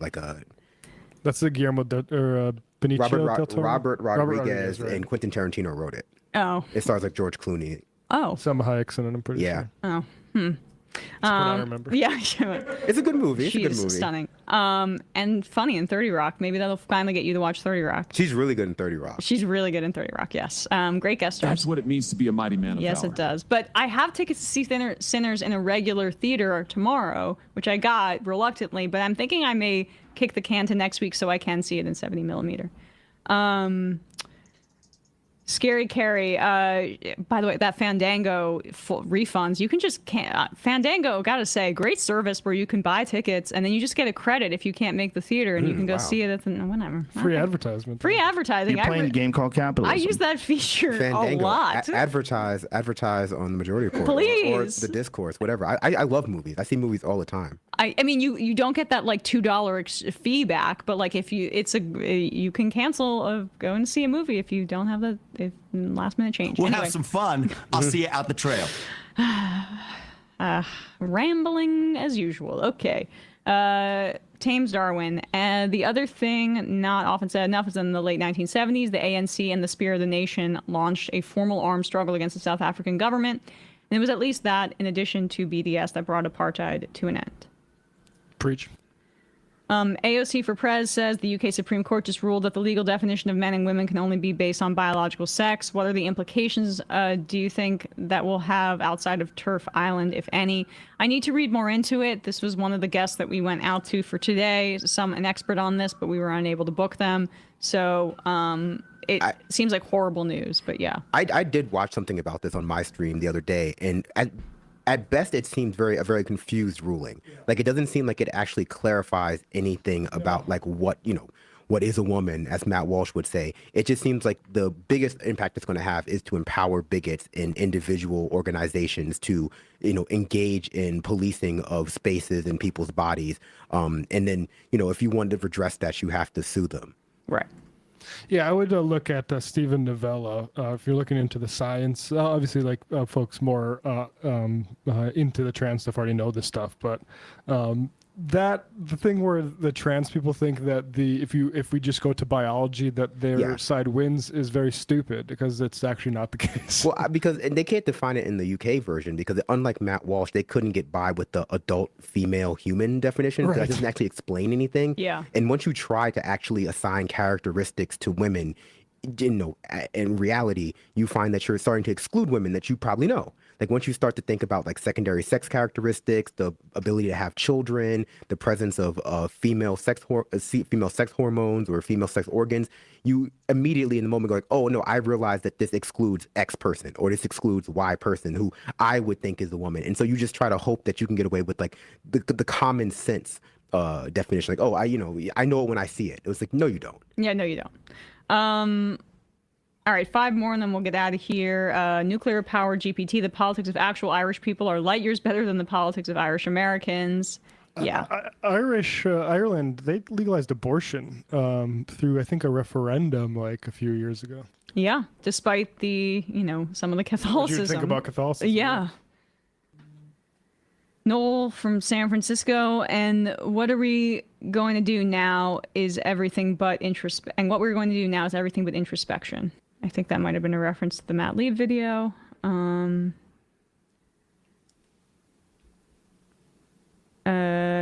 Parade of idiots. Emma, are you ready for Shadur Sanders? The Giants are not drafting Shadur Sanders. Not happening. Thank God. But good job wearing those cleats, buddy. I'm really trying to will that into existence. I don't like it. I'm a Cam Ward stan, but we lost out on him. I thought that was like a new nickname for Bernie. I know. I was just like, oh man. It's Deion Sanders' kid. Oh yeah, I didn't know that actually. Is like a Twitter world loves him as a quarterback, but the NFL world is not as high on him. And I don't really think he has an elite skill set. Like, he's fine, but I would not take him in the first round. Deion Sanders is the coolest professional athlete in the history of sports. Arguably the greatest football player of all time. Wow. I think there's a case to be made. Tom Cotton, although I will still say Lawrence Taylor. Tom Cotton's beard. The New York Times Daily can be hit or miss, but they interviewed a woman who was on Shark Tank and had a successful baby accessory company, and how now with the tariffs she's looking to start selling her products in different countries since it's too expensive to import to America. Trumpists are so dumb. I mean, this is very similar to how Brexit played out in the UK, which is not to say like the EU was a pro-worker sort of body, and there's a lot of criticisms of sort of how it entrenches neoliberalism, but the idea that withdrawing from that without a actual plan towards state industrial policy and creation of jobs, what you end up doing is just basically, I think the Prospect had a piece in this, advantaging monopolies that can play the game with all the barriers, and any small businesses are going to get absolutely washed. Yeah. Antifa Lockhart. Now I'm like, Emma underselling a mobile QB again. ESPN never ended. Shadur Sanders is not a mobile quarterback. He's not. Cam Ward is a better athlete.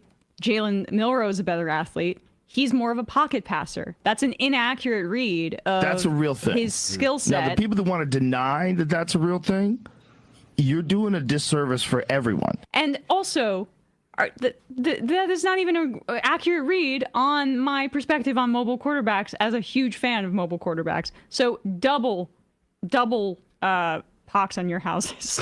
Double toilet trouble. Yeah. How dare you misrepresent my opinions on mobile quarterbacks here on the Majority Report. And the 2 more. Number 13, Zoran is meeting with Al Sharpton today, which could be incredibly helpful to his campaign. Yeah. Really? Wow. Older black people love Al Sharpton. I'm surprised that Al is, even engaging in that. Did you see the New York Post accusing Zoran of using AI to speak Spanish in that ad?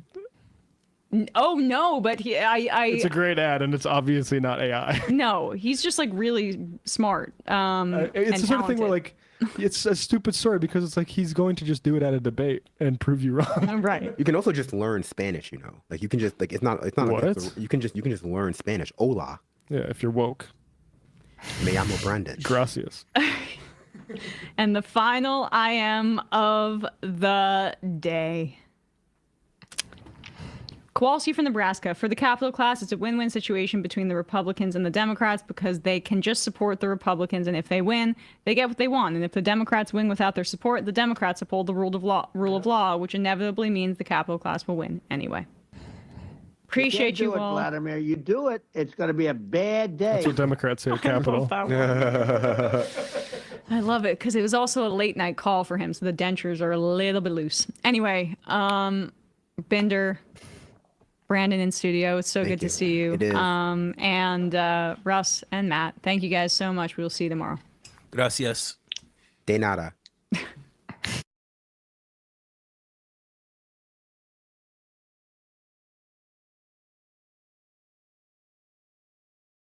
Most people don't know that you can get a domain from Squarespace. Not just a website, but you're not most people, because now you know you can get a domain from Squarespace. Something like velvetchords.com for your music studio, or kidchords.com for your middle school band camp.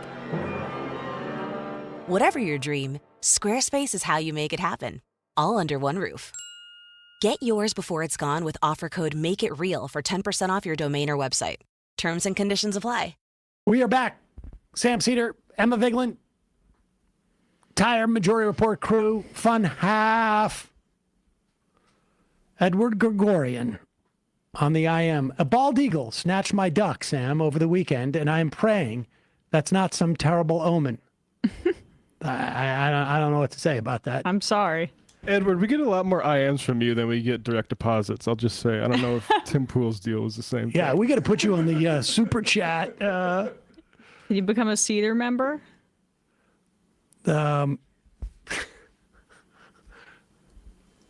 DSA Atlanta. I know Matt has kept up with some of the Ethan Klein H3 drama, but man, has he lost it completely. Called Sam a racist and just lying about so many leftists. His former wife, IOF soldier, has broke his brain into nothing but Hasbro and Zionist talking points. I saw some clip before I went on vacation of that when the person IM'd saying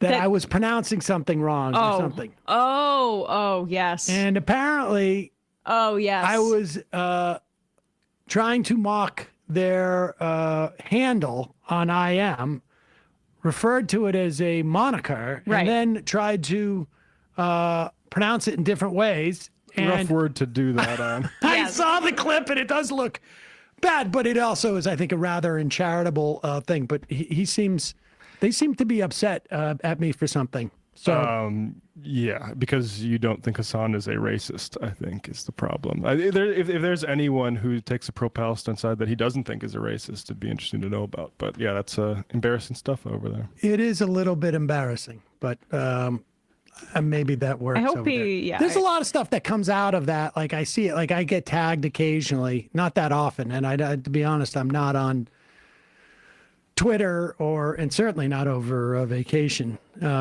or Blue Sky as much as I used to be. That I cannot follow. He has continued to double down in heinous ways, smearing people, being overtly racist against people because they're hijabis. Like that whole crew and all the people that online, like whenever I post those videos, they'll get into my replies defending Ethan.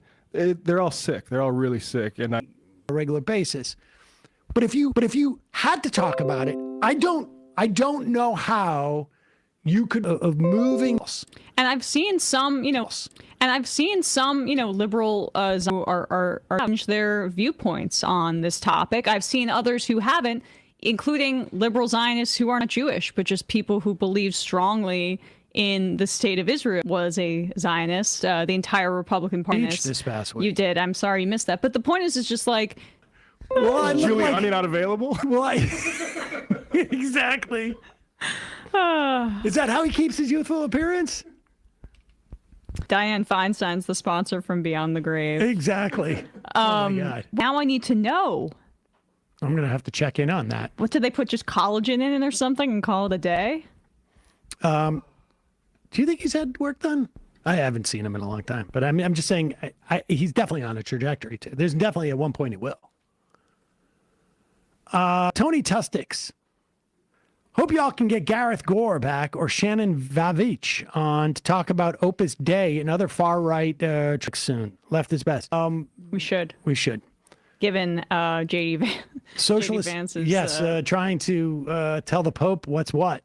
Well, Socialist looks like masshole. he did. Sam's absence has killed again. R.I.P. Pope. Humble putting a temporary response into the Trump. If you don't have subsidiary federal courts being able to enjoin the government from doing this stuff, the Supreme Court is under no obligation to hear a lot of these cases. And it's going to be a problem. It's going to be a real problem. Right now, the courts are really the only thing that is inhibiting what they're doing. Yeah, right. I mean, that's just the facts. And so I would not feel comfortable that we are at any type of zenith, as it were, in terms of what they're going to do. I think it's going to get worse before, hopefully, it gets better. That's my feeling. Let's open up the phone line, shall we? We should. Give me 1 second, ladies and gentlemen, to do that.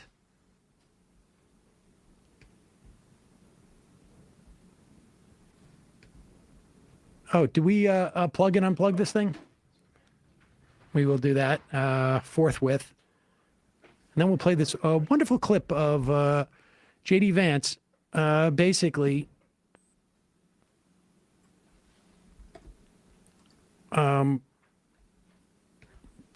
I guess. I mean, look, I am trying to keep an open mind as to our new health regime in this country. Mm-hmm. RFK Jr. said he's going to come out with the results of what causes autism by September. It's about time somebody looked into this. I know. And isn't that how medical research works? You just got to give them like a shot clock. That's the thing, is a lot of times, a lot of these researchers will dilly-dally around unless you give them a hard deadline. So you say mid-September, and all of a sudden, some of these researchers, they're going to get on the ball more, and they're going to find out what's causing this autism thing. Nobody had ever, like, when was the last time anybody said, hey, can we find out what's causing autism? Sometimes you get asked directly. Now, as you know, autism rates have tracked, it depends on what it is that the thing that it tracks du jour. Apparently, if you look at the rate of organic food consumption, it tracks actually pretty one-to-one with autism. Whoa. Must be causation, right? Because of science. And I think that cable seems to be doing its job. Juice to it. Yeah. But here's the thing. When things happen at the same time, there's usually, apparently, according to our new Health and Human Services Secretary, there's usually a connection.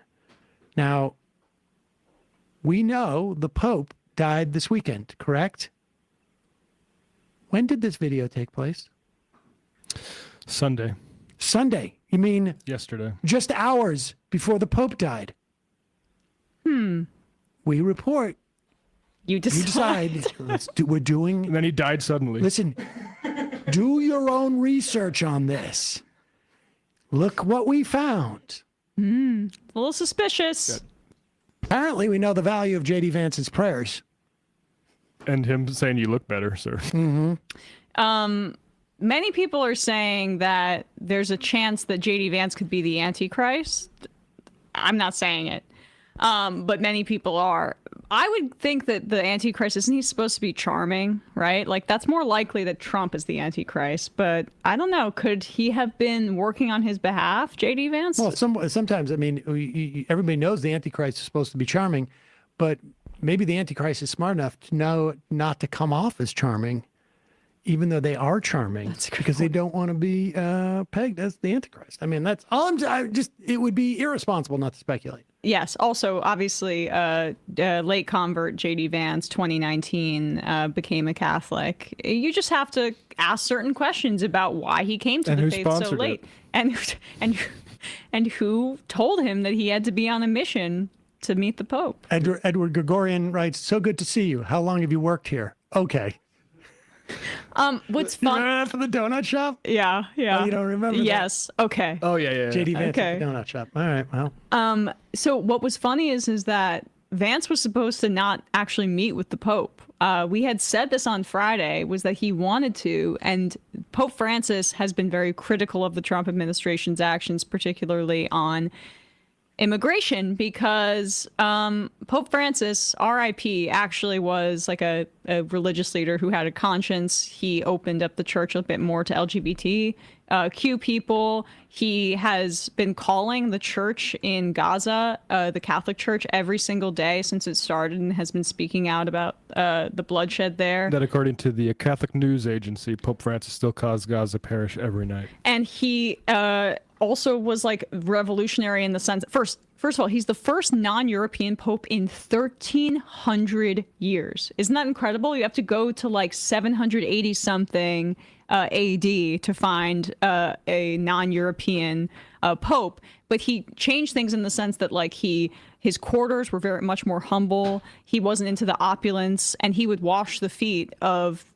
many of the people he would interact with, and thought he was channeling Jesus in that way, with compassion for folks who were either poor or immigrants or migrants, and spoke to them specifically about their experience. So he'd been critical of Vance and Trump on their anti-immigration rhetoric. He initially sent his number 2 to meet with J.D. Vance to give him a lecture on compassion. And then I guess J.D. got to meet with him in his personal quarters towards the end. And then he died within 24 hours, which is like, I mean, I don't know. Noah from Tampa, Vermont Ben says Pope Francis spent the last 3 years whitewashing Russia's invasion of Ukraine. Please miss me with this guy's supposed purity and positivity. I got to be honest, I have not followed papal. I'm not a big follower of the Pope. I mean, both me neither, religious or political. But like the popes have been pretty bad for a while. Yes. Like I'm just saying, this guy was a big improvement on previous 100%. popes. Noah from Tampa also says he renounced the doctrine of discovery, which is fascinating. I was not aware of that. The doctrine of discovery basically said that if a white Christian gets to, finds land and there's non-white Christians on there, it's the white Christians. They've discovered it in the name of the Lord, and therefore it's legit. And that doctrine was essentially laundered into U.S. law, and most recently cited by Ruth Bader Ginsburg in one of her later decisions. I cannot remember. D'Amico, I think, was the name of our guest, who is an attorney who works within Indian law in this country. We did an interview with him about it. It was fascinating. Oh yeah, Derrico. Find out when that was. I like how you can tell how little the Pope thinks of J.D. Vance with the gifts that were given. Sometimes he'll give like a rosary or some other sort of like religious symbol or artifact. In this case, it was Easter bunnies for J.D. Vance's kids and a tie. Yeah, well, I think there was a rosary included in that, but that was clearly like the package that you get at the gift store, right? Not the one that comes. They're like, what do we have here laying around? I guess I gotta meet with this guy. The Peter Derrico interview was October 9th, 2023. And also, with regards to the Ukraine-Russia thing, I mean, he said they should sue for peace, which was initially something that most Ukrainians were against, and now it's something they're for. So I don't think that's really, frankly, one of the histories of papacy taking bad foreign policy positions. I don't think that's really up there. But it is interesting that he has such a low opinion of him, not just from an ideological perspective. I wonder if that extends to his kind of Opus Dei adjacent ties and his late conversion, where he probably thinks he's not thought he passed away, but he might have thought that this guy is maybe not a real believer. Or it's interesting. Russell Brand out there, brand new believer, saying that he liked the Pope for the feet washing thing, but he kind of let the governments of the world have too much influence on the church, so he's not. That seems a little bit like maybe more of these guys are what governments secret of the world? Society. Like he's saying the state is having too much influence on the church. Obvious books. Francis hated trans people and loved Exorcist. The man oughtn't be sainted by MR. Our sainting process is very different from this. We're just rating this guy on the curve of popes. Yeah, he's slightly above replacement level pope. Right, and using it as an opportunity to make fun of J.D. Vance. So, the number is 646-257-3920. Calling from a 757 phone number. That's my stomach. I thought that was me. It was so loud. Calling from a 757 area code. Who's this? Where are you calling ready from? for lunch. Hey, I'm Cody from Virginia. Cody from Virginia. What's on your mind, Cody? Hey, yeah, I wasn't sure if you guys saw over the weekend that there was a New York Times article that came out talking about the cuts from U.S. aid in Sudan. Yes, I saw that article. It's horrible. Yeah, it is really terrible. It's talking about how effectively half the soup kitchens were shut down and people are really starving over there. I think it enumerated a specific number of children who have already died because of it. Right, yeah, and the article highlights that there's over 600,000 Sudanese people that were living in famine and another 8 million on the edge. Yeah, it's just, I mean, I have no doubt that USAID was used for imperialist purposes, but it also saved the lives of starving children. Well, I mean, that's the thing is the way it furthered imperialism was by having control over those sorts of vital infrastructural things. And when to undo it, you can't just pull the rug out from under everything. You have to help, set it up in a more local way. Yeah. But they're not interested in that. There was also an article in NPR about Zambia and how Zambia had received $240 million from the U.S. for HIV/AIDS prevention. And there 60% of the population there lives in poverty, and more than 10% of adults have HIV. But they had halved that rate from 10 years ago. So it used to be 20% of adults in Zambia had HIV, and it was 10%. And that was a result of the U.S.-funded HIV/AIDS program that they just completely nuked. Appreciate the call. And then there was also Oxford did an analysis about what will happen, and their estimate is that there will be 3 million more African children orphaned by AIDS because of these cuts. But the point is also just that they are doing this on purpose. This is a eugenicist administration, and they genuinely believe that people in Africa should die from disease because they deserve it, because they shouldn't be suckling off the teat of the United States. And this fits with Elon Musk's vision. That Doge was responsible for a lot of these USAID cuts. He has said over and over again that he views declining population rates as a major problem for the world. We know that population rates are increasing. So then when you ask him a follow-up, he says in the United States and in Europe. So this would be very much in keeping with his ideology of this pronatalism eugenicist view that people in Africa, the areas where population is growing, they should die. And then we should create more babies. And namely, he should be the one that does it. NPR is reporting that the White House is supposedly beginning the process of replacing Pete Hegseth. That to me sounds like a strategically placed leak that isn't necessarily coming from Trump. That speaking it into existence. Yeah, 100%. Yeah, 100%. Yeah, that's my sense. Who do you think did it? Waltz? Or no, you know what? It's probably Rubio because he wants a counterpart at DOD that he can work with. Maybe It could be. Honestly, it could be anybody. Susie Wiles. It could be anybody. I mean, you don't have to be a competent, sane person to realize that Hegseth is a liability. He is a liability.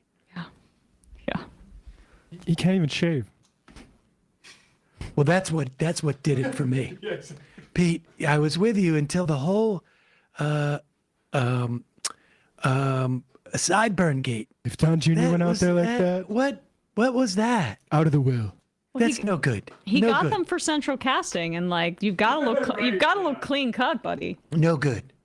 Hey, speaking of a total liability and someone who feels like they're teetering on the edge, this got very little coverage. About a month ago, I think it was, Nancy Mace went on the House floor and named some of people who were involved in her sexual assault. And I believe also called out the local prosecutors. Now, that since somehow was resolved locally, but it really got very little attention. I wonder how it was resolved. It was unclear. I didn't follow it too much, but I think they brought in this person and there was an attempt, but she went on the floor to accuse some people because you cannot be sued when you add something into the congressional record when you're saying it on the floor of the House. However, if you're in, let's say, like a CVS or some type of like pharmacy, this stuff can be released. But this is the amazing thing. My understanding is this video came from Nancy Mace herself. Yeah. Now, if you want to talk about the divide that exists in this country, I want you to remember that the Congresswoman released this. She thinks she looks good in this interaction. Because she thinks she looks good in this interaction. And she may, to a certain constituency of hers, but understand, like, we've talked about the attack on trans people is simply a way, I think, for a lot of these people who can't figure out how they can go after marriage equality again and be anti-gay again because so much of that homophobia has been ruled out of fashion, primarily by younger people. But I don't think that impulse is dead. It's just more submerged. And Nancy Mace, it was pretty hard for her to hide her homophobia here in the, I guess, the toothbrush aisle. I'm not sure where it was. I do them every year. Oh, pause it. We should say, she lifts this up after this guy says, when are you going to do a town hall? Yeah. She's like, I got to record this. I just want to make clear. This is not a situation where somebody got up and said, you horrible person, Nancy Mace, which, you know, I think would be justified. But this was a very innocent question. No, I don't say very innocent. There's no doubt this guy was aware of the fact that Republicans put out an edict, no more town hall meetings because we're taking too much grief for our destruction of the government and for disappearing people, kidnapping them and sending them to foreign prisons. And so this guy sees her in a supermarket or, you know, in a pharmacy. Drugstore, yeah. And says, when's your next town hall meeting? I do them every year. Every year. You want to keep going? Do any more Do this you want year? to keep going and Are you keep gonna do- harassing me? I'm asking if You you're could gonna have have any gone to more a town halls dozen this year. town halls last year. I asked if you're doing any more this year. It was one simple question. Yeah. Are you doing a town I've hall already this year? done one. I'll do Are plenty you doing more. any more this year? It was a simple question. You're always invited. Okay, sweet. Well, And by the actual way, invitation. I voted for gay marriage twice. What does that have to do with So me? I'm just saying, it has to everything to do with you. You think everything about me has to do with gay marriage? I do, That's absolutely. your first stance when you Yep. speak with me? Absolutely. There's no other humane If you want to get in my conversation you face can have about town me? halls, you should have shown up There's to no one other last humane year. thing you can talk about me just saying, oh, I support gay marriage. Yeah, That's because you're getting in my face about a town hall you could have gone last year. Would you like me? Look at how much he's getting in her face, and also like, I mean, the idea this guy doesn't go ballistic right then is, I think, impressive. I voted for gay marriage twice is amazing drop at that point. It is amazing. There's a scene in Anchorman 2 where Will Ferrell's character is dating a black woman and goes to meet her family, and he's like all buttoned up and ready to go, but he just says, like, starts saying black, plaque, or over and over again. Like, that's basically almost the equivalent. She's heard that he might be gay, and so she's like pulling out the gay marriage thing because that's the first thing she can think of. That is, I mean, it's really, really impressive. And she just wants, that's why she's so proud of this clip, because she's touting her support. She's for an gay ally. Yes, I voted for gay marriage, so stop asking me about town halls. Well, you could have done Go last back year. a little bit. Let's just watch that turn, because it's sort of so abrupt. You think like, wait, did he bring it up? No, but you also think like, wait a second, did they manipulate this video? And then you realize, wait, no, she put it out. Yeah, right. Question. You're always invited. Okay, sweet. Well, And by the actual way, invitation. I voted for gay marriage twice. So I'm just saying, it has to everything to do with you. You think everything about me has to do with gay marriage? do, That's absolutely. your first stance when you Yep. speak with me? Absolutely. There's no other humane If you want to get in my conversation you face can have about town me? halls, you should have shown There's up to no one other last humane year. thing you can talk about me just saying, oh, I support gay marriage. Yeah, That's because you're the only thing getting you in my have to face say. about a town hall you Oh, could have just done asking one last year. simple question from right Would you over like here me? is if you have any plans to have more town halls this year. I have town That was halls one every year. question. I have over a dozen every year. Great. That was my entire question. You didn't have to go Yeah. into this spiel at all. You could have come Pause to it for any one of them second. last Wait a year. second. She has a dozen of them every year. Now, I'm not great at math, but 12 months, you'd think, I'm going to have once a month. Maybe Christmas time it gets a little tight in December, but more or less one a month. And she said she's already had one this year, and now we're just a couple of days away from May. That's the 5th month. She's going to have like double stack 'em up up. for a lot of these months going forward. That's what it feels like. It's funny, like she's refusing to answer whether she'll have one in the future. Yeah. And then of course, what is the answer to the question, when's your next town hall meeting? And the answer is obviously, I voted for gay marriage. And then when he says, that's the one thing you can think about me, and she says, oh, absolutely. That's the one, like, oh, and then she posted it. That's the point where she should have realized, oh, I shouldn't have actually been filming this. I need to delete this video as soon as I stop it. Right. That was my entire question. You didn't have to go Yeah. into this spiel at all. You could have come to any of them last year. And I'm I had asking over a about this year, not dozen. 2024. But Where were you the year before that? Or the year before that? It was a simple Oh, question. I because you asked know if what? you have Because you any more that people you're on the going to left this year are or not. crazy. So I'm You're on the left. absolutely fucking crazy. I'm absolutely fucking You are. crazy. And get out of my face. You're insane. Goodbye. You're insane. Fuck you. You're gonna fuck me. You're Yep. gonna be voted Bye. out so fast this year. I I'm can't not. wait for you to fucking I'm go not. into I won by so much. You're a disgrace to this state. That's what you are. You're a disgrace. I asked you a simple question, and you just to go on this tirade and tell me "fuck you." Yeah, fuck you. Disgusting. Get out of my face. Fuck you. How about Get out of my face. Try it again. What's your name? Bitch. What's your name? Nasty bitch. That's What's my your name? You say fuck me? Yep, I sure The did. first thing you're gonna say to me is fuck me for asking Absolutely. you a Get question. the fuck out of my face. Fuck you. Now. Fuck you. Fuck you.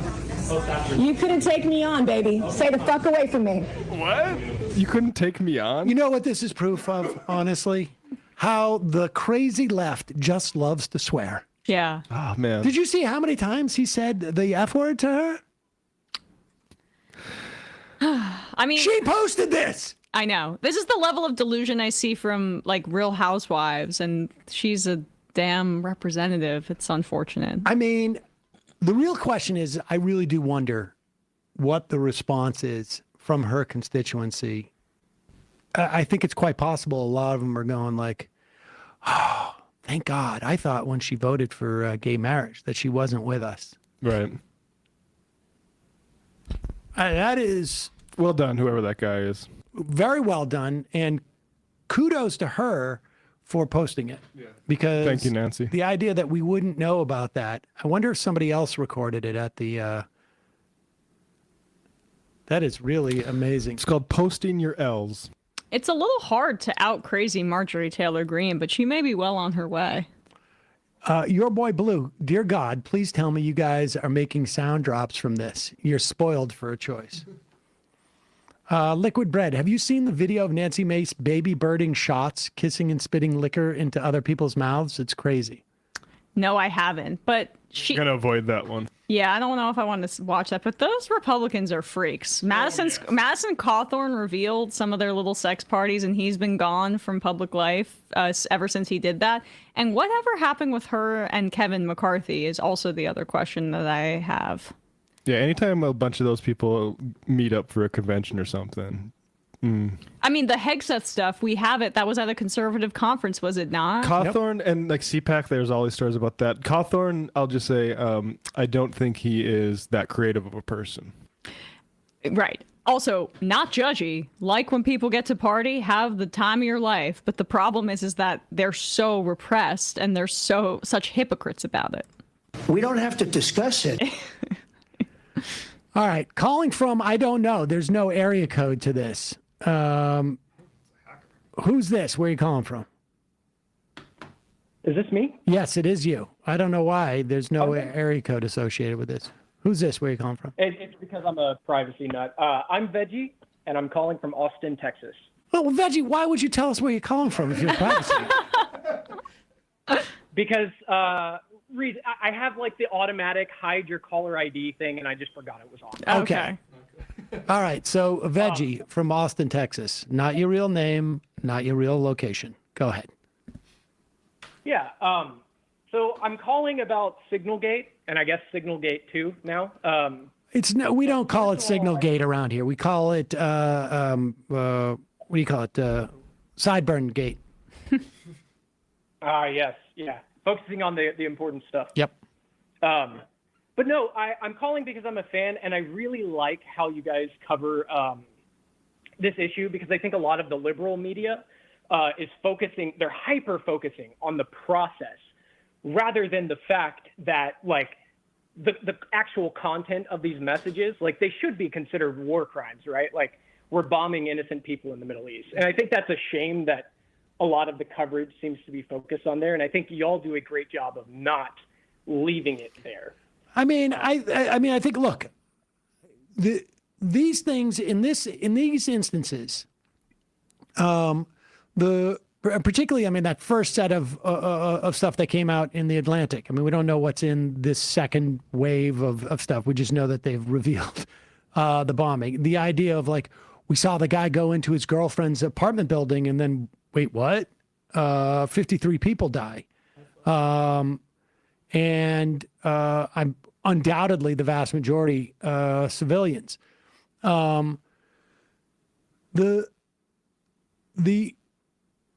This as a talking point. I mean, look, every day there are dozens of people, children, civilians being slaughtered in Gaza with our weapons. Yeah.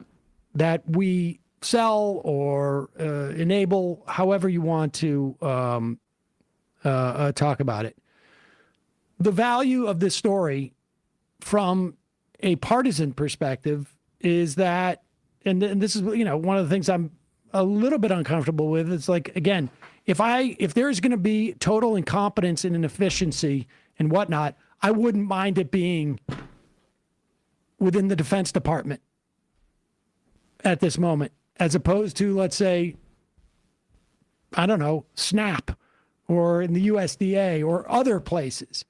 The value of it is frankly anything, in my mind, that takes that puts the Trump administration on its back heels is helpful, because I really do think we are at the precipice of a type of fascism, authoritarianism. People will look back and be able to sort of like place this, the taxonomy of this better in the rearview mirror. But whatever it is very, very bad. And not just bad in a, sort of a typical policy level, but in terms of like fundamentally undermining our functioning government. And so I'm a little bit less concerned with how this is being used by sort of like the mainstream resistance stuff. But yes, of course it's horrific, and it also completely undermines the argument that Donald Trump is somehow some type of peacenik. They relaxed the standards on which we can attack civilians, or rather, what is an allowable amount of civilian death in an engagement. They have been bombing Yemen for 45 days. This is after this government, the U.S. government, enabled the bombing of Yemen for years by helping Saudi Arabia do it. And so,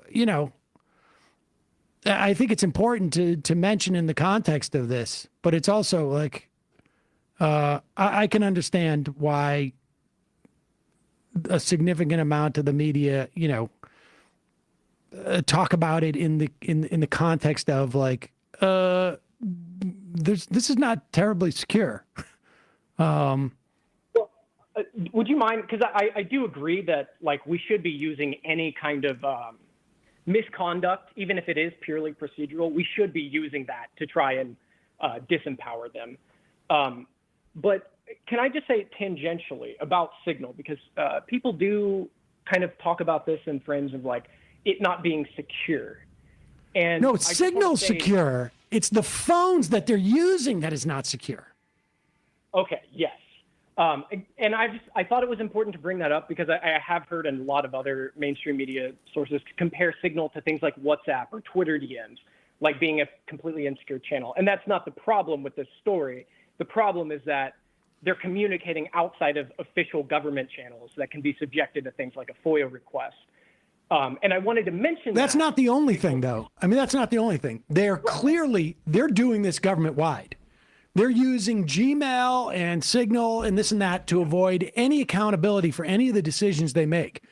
There's absolutely no doubt about that. They're also using devices that are, subject to like all sorts of malware and it's scam. Like this is all. Yeah. It's the phones that they're using that are really the most problematic. Because Signal can be encrypted, right? But if they have your personal phone number, they can track your keystrokes with a bug. I'm assuming that's what we're talking about. Well, that and the escaping of accountability with FOIAs and the Government Records Act. Yeah, absolutely. The only reason I wanted to bring up that latter point is because I hear a lot of voices covering it, in a way that doesn't paint Signal in a good light. And I think it's a very useful tool for people that are activists, people that are trying to unionize, to do so securely. And I just don't want people to get the impression that it's not a good tool. It's just not a good thing for government officials to use. Exactly. Appreciate the call. Thank you. Should we watch this Canadian elections next week? Yep. Monday, April 28th. And this is an ad. What is the? This is a Conservatives ad for voting against the Trudeau's or Carney's Liberal Party. How's your son David? Well, it's been a tough few years for him. He just can't seem to get ahead. Yeah, we had to pay for Sarah's down payment last year. Things are tough for her too. You know what Mark Carney says. Come on, do you really think that a fourth Liberal term is going to change anything? You know, I've been thinking the same thing. Are we really going to give these clowns a fourth term? I'm voting conservative. There you go. Yeah, for a change. Wow, that feels like an ad from, I don't know, 40 years ago. It's crazy. Well, I think that what happened is Trump won, and Poilievre could no longer be the sort of like outsider. Now it's like Canada's economy. Look, I think you probably need much more progressive policy personally. But the economy is not getting better because of what Trump is doing. And Poilievre was like supposed to be the Canadian Trump, and now Canada hates Trump. Well, that's what's interesting is like even the Doug Ford, right, is despite being a conservative, doing the populist not anti-American, but like Canadian nationalism thing. But it first got absorbed with the Liberals' prospects, and it's hard to say whether it's Trump's threats against Canada that reinvigorated Canadian nationalism, or it was Trudeau stepping down and Carney being elevated to lead the Liberals. But ever since that happened, and those two events were around the same time, the Liberals have just been surging in polling and the Conservatives tanking. And I think Poilievre's in like, he can't do what Ford is doing as a premier, where he can like be more of a governor standing up to Trump or an executive standing up to Trump. He has to take into consideration everything he said in the past, tying himself to this like MAGA movement up north. It's such a fascinating ad in terms of like really not doing anything other than like, well, maybe if you're having to get golfers on your side as conservatives, you might be in trouble. Yeah. But it looks so serene. And the interesting thing is like they're making it a change election in that respect. Yes, yes, and it looked serene. It looked like they were just, we're not crazy like down there. We're paying for our kids' houses. We're your dad. And it does invoke like there's kids are, my kids. I don't like. I thought they were going to be like my kid. I can't believe he came home with an earring in his nose. It really had that feel of like, is this like some ad from 1972 in the United States?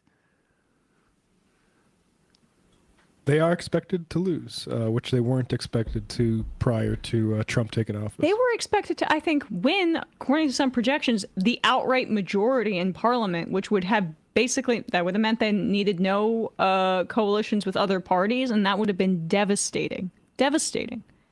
In the meantime, probably if you're looking to take a vacation in somewhere probably like Maine or Minnesota or maybe Michigan, over the summer, I have a feeling that things prices are going to be a little bit lower than typical because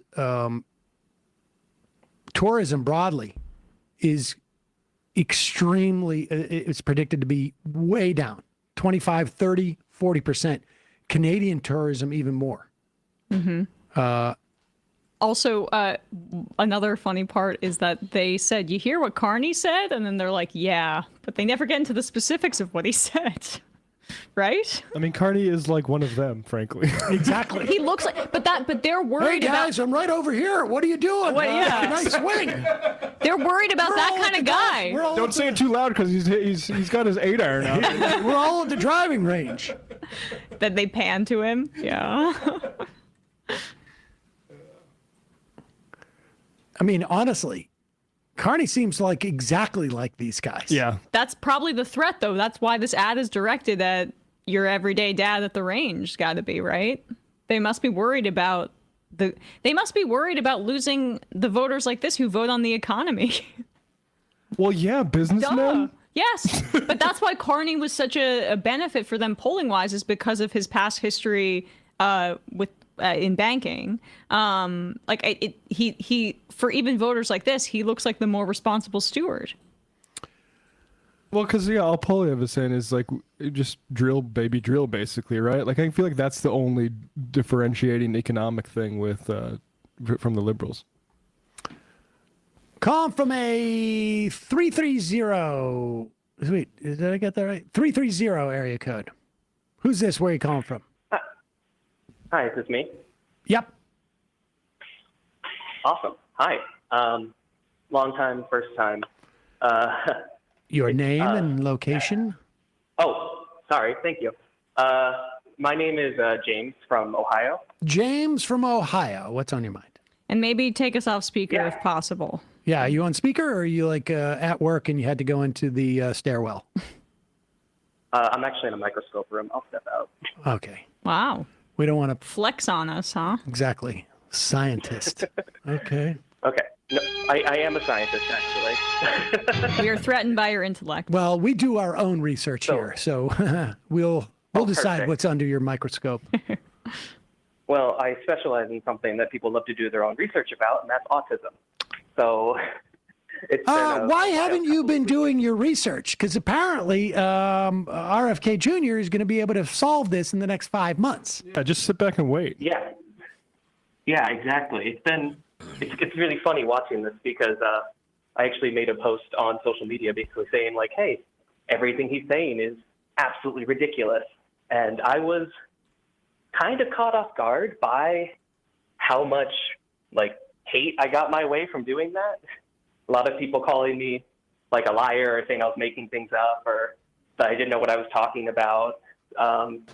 And for a while there, I was feeling a little bit anxious about it. You know, I was a bit freaked out, like, whoa, why is this happening? And then the further removed I got from it, because this was like 2 days ago, I realized that I don't think people actually know what autism is. There were these people telling me online that autistic people eat their own feces and like can't speak at all. I'm like, yeah, there are people who are nonverbal. I'm sure there's some people who have some very interesting behavioral quirks. But the thing I really want to point out is a lot of these more severe cases is because autism spectrum disorder is known for having very high co-occurrences with other disorders. Yes. It can be something as simple to understand as depression, anxiety, ADHD, and then it can get more complicated, like different forms of intellectual disability, schizophrenia. And so a lot of these things when people point to, well, look at these extreme cases of autism and how terrible they are. It's because it's not just autism. And the thing that I want to point out is that there's this weird idea. RFK is simultaneously saying that like 2 to 3% of the population is now getting a diagnosis of autistic, while simultaneously saying that autistic people can't play sports, can't sit on a toilet, can't do, X, Y, Z. And you really can't have it both ways, that autism's increasing and there's all of these strictly extreme cases. There will always be extreme cases in any mental health thing because the brain is really complicated. But I just want to point out that it's a lot more nuanced and it's not that simple. And the more that I'm kind of hearing people talk about autism, because I didn't get it for a long time, why people were so freaked out, the more I'm realizing people just don't know what it is. So, sorry, Yeah. I don't mean to rant, but I just want to throw that out there. Go ahead, Sam. No, I mean, I think that's the case. Largely, I feel like it is, and this may be, I don't know if this is, if Rain Man is still sort of like in the consciousness of people younger than I, but that's how this country was introduced broadly to the existence of autism. And his was a fairly extreme case. Well, I mean, you'd have a better sense of that than I, but I think there's, from what I gather, there, when I grew up as a kid, it was, what we thought was just that guy's not friendly, or they're a little bit weird, or they have a very antisocial, specific hobby, right? Very obsessive with that thing. Loves to collect stamps or whatever it is. We just simply, the way that parenting worked and schools worked, people just sort of overlooked those things. And a lot of kids, I think, probably paid the price on some level. There were kids that were institutionalized back in the day, right, caller? Yeah, there were. Actually, one of the things I've been delving into, especially because RFK is kind of harkening back to this lately, is this idea of like having basically like asylum labor camps almost. There's a lot of old asylums or quote unquote hospitals where they would have basically people go there and then be like, all right, well, as part of your treatment, you're going to work on this farm all day. That's just slavery. And there are people I've spoken to who are autistic or and just generally on the spectrum who have expressed that they're afraid of that. Now, I'm hoping it doesn't go to that point. I've not seen anything to suggest that it will, but a lot of the fear mongering about it is scaring people. Yeah. Yep. And part of what I was trying to say, like when I, made my little social media post, was basically like, hey, autistic people, you are not like this horrible burden, because people feel like a burden when you talk about them like that, because these are still people. But that's what's so scary about how he presented it, and why, honestly, I'm seeing people who advocates for folks with autism who are saying this is unfair, and even people with autism saying that this is unfair or offensive, is because like what he's tapping into is, one, there's probably two cohorts of people who are interested in what he has to say. Parents or family members of autistic kids who feel a little lost and lacking in empowerment over their health care, or maybe don't have access to it. So they find these alternative explanations on the internet that make them feel like they have control. But it's also, right now, there's an ableist thrust on the right that is being tapped into, absolutely. where they're grossed out by people with disabilities. And it's translating into this kind of wonder what that harkens back to. Well, yeah. We've never had a historical precedent for this sense of like we need to call people who are, somehow defective. But it fits in with the racial eugenicism that they're engaged in. And it's Malthusian, like, sort of population control concern, which is like since Kennedy has been on we can't do single payer healthcare because it would cost too much. He is speaking directly to these people are a burden on us. Appreciate the call. And one of the things. Oh, good. Yeah. I was just saying, one of the things I pointed out, because it's probably really stressful for some parents. You can't always afford. In more extreme cases, you can't always afford to help. I have family members that are also autistic, and they're like, our family has struggled to support them as they were growing up, because if you don't understand, it's a lot harder. But the solution to that isn't whatever the hell the Trump admin is trying to do right now. The solution is that we need more medical support, both mentally and physically in some cases, and you don't get that by charging people absurd prices to pay for healthcare. Like, if we had a Medicare for All system that covered mental health, these would not be as big of problems as they are. Appreciate the call. Thanks for taking my call. Thank you. We got a bunch of IMs about this. Congressional baseball fan. What caused my autism? Let me take a peek into my childhood bedroom that my dad had converted into a room for his model airplane hobby that he has kept a lifelong special interest for the past 60 years.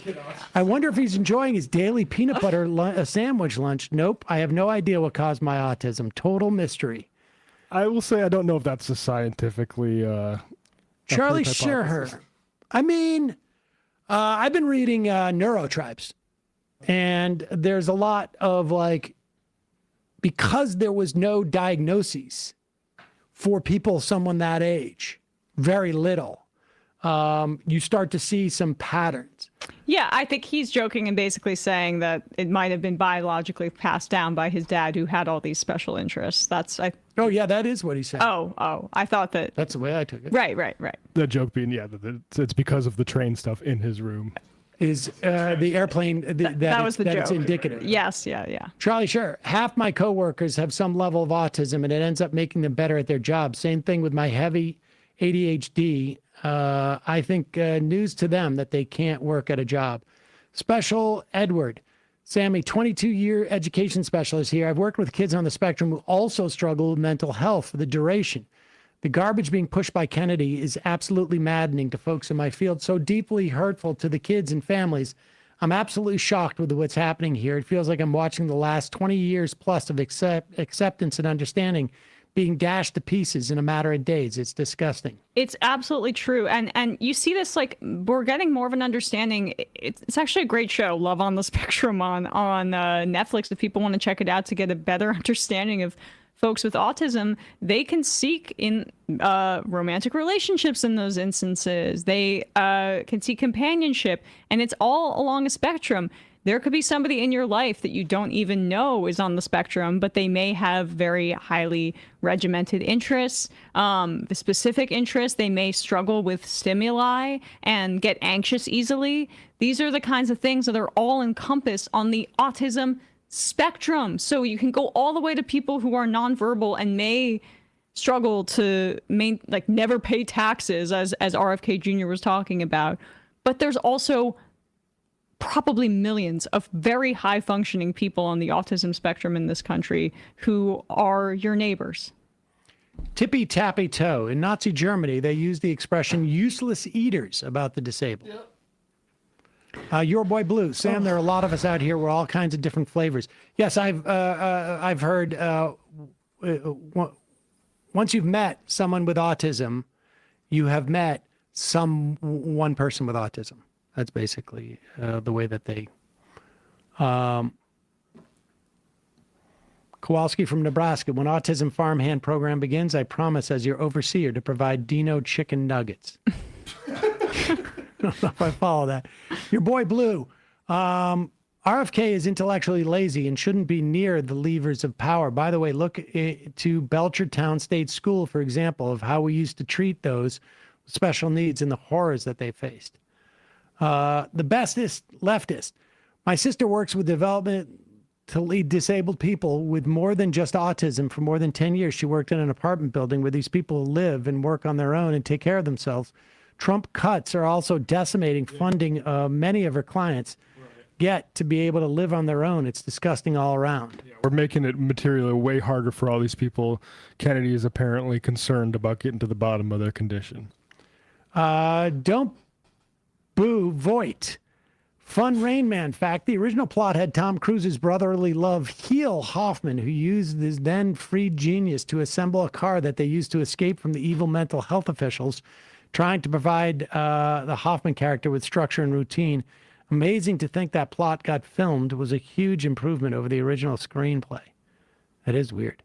Humble Southern listener, if autism is so bad that you can't do anything, then how is J.D. Vance able to be VP?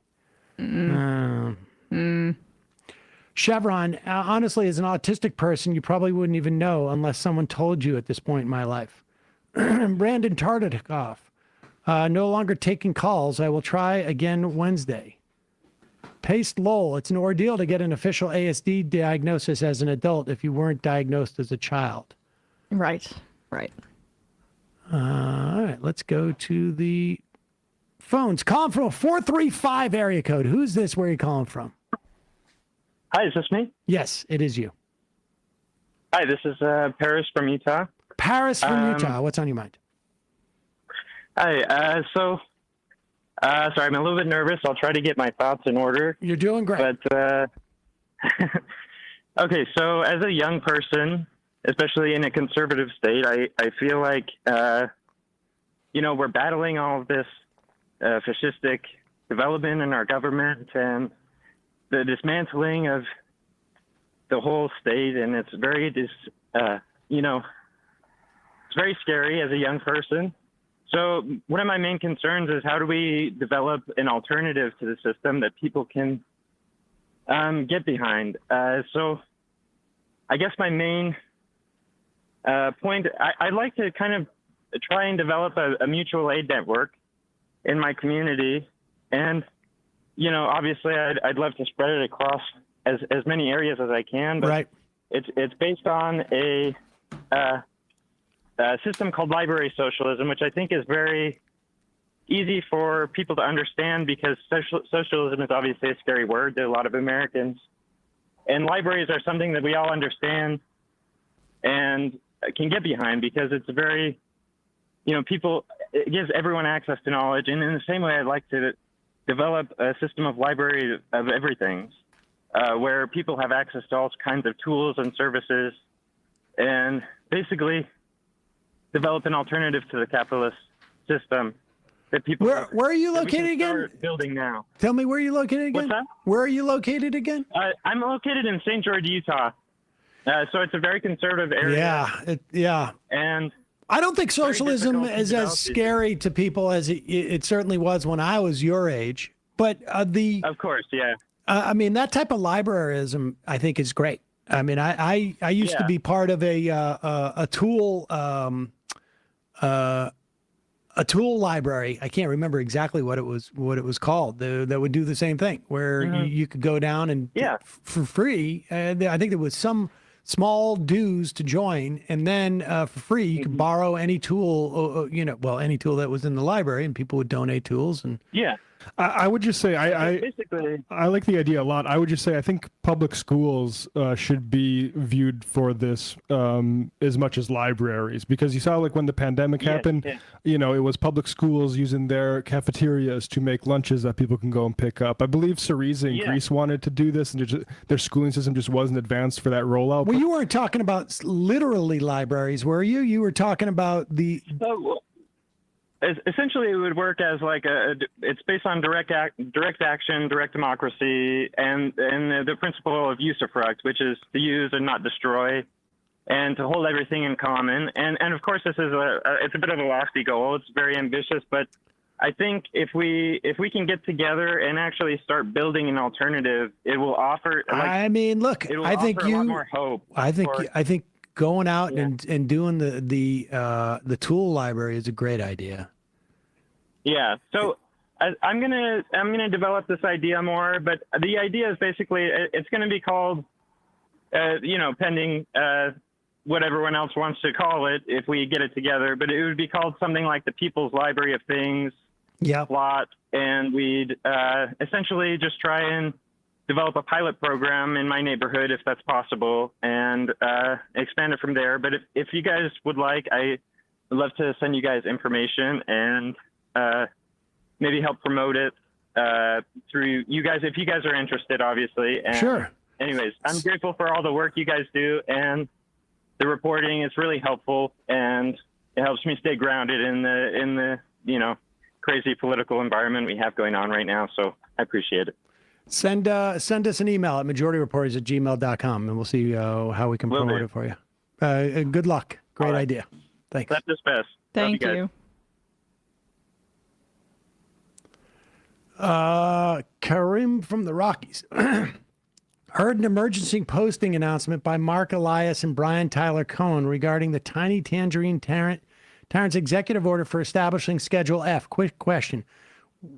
With any of these actions, Schedule F, the legal dismantling of several agencies and bureaus, illegal firing of our civil servant government corp, the killing of the CFPB, the unconstitutional deportations, illegally selling key government, what would the reversal of these be? For example, could we just nationalize the things the regime privatized?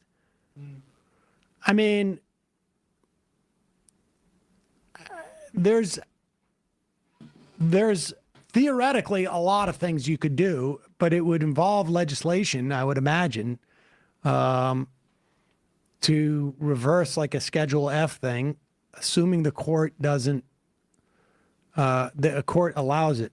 But this is, this has been their plan since the end of the first Trump administration. And we've known that. Go back and listen to, like half the shows that we did between November, whatever it was, and, January 21st. It was all about the destruction of the administrative state. Folks, that's all the time we have for our call-in portion of the program. Nassau County spokesperson, what the hell is going on with the North Carolina State Supreme Court race? Why hasn't there been a national attention to it for the Dems? I think because it's all just wrapped up in the courts. But it seems like the Democrat is going to win. But I haven't followed it over the past week, to be honest with you. But that's what it was looking like a couple of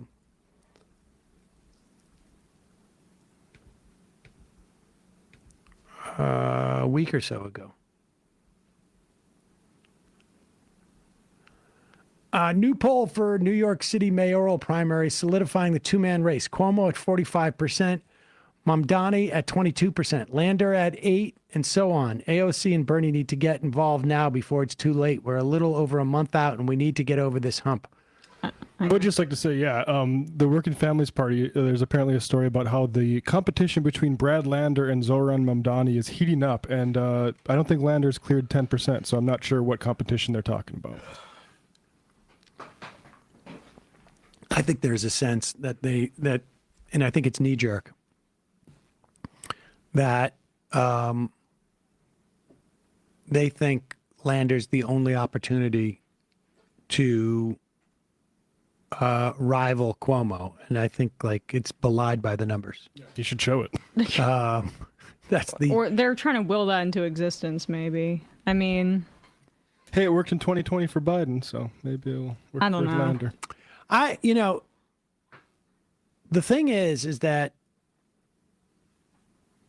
I think Cuomo's numbers, just looking at it as a layperson, but Cuomo's numbers have to be inflated by his name recognition.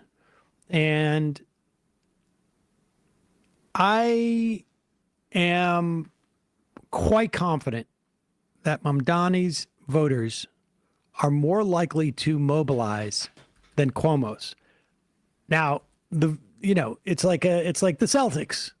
They take enough three-point shots, you don't need to hit the same percentage of three-point shots as you do with two-point shots. And Cuomo has that 45% support now, but I think that support is wide, but I don't think it's too deep.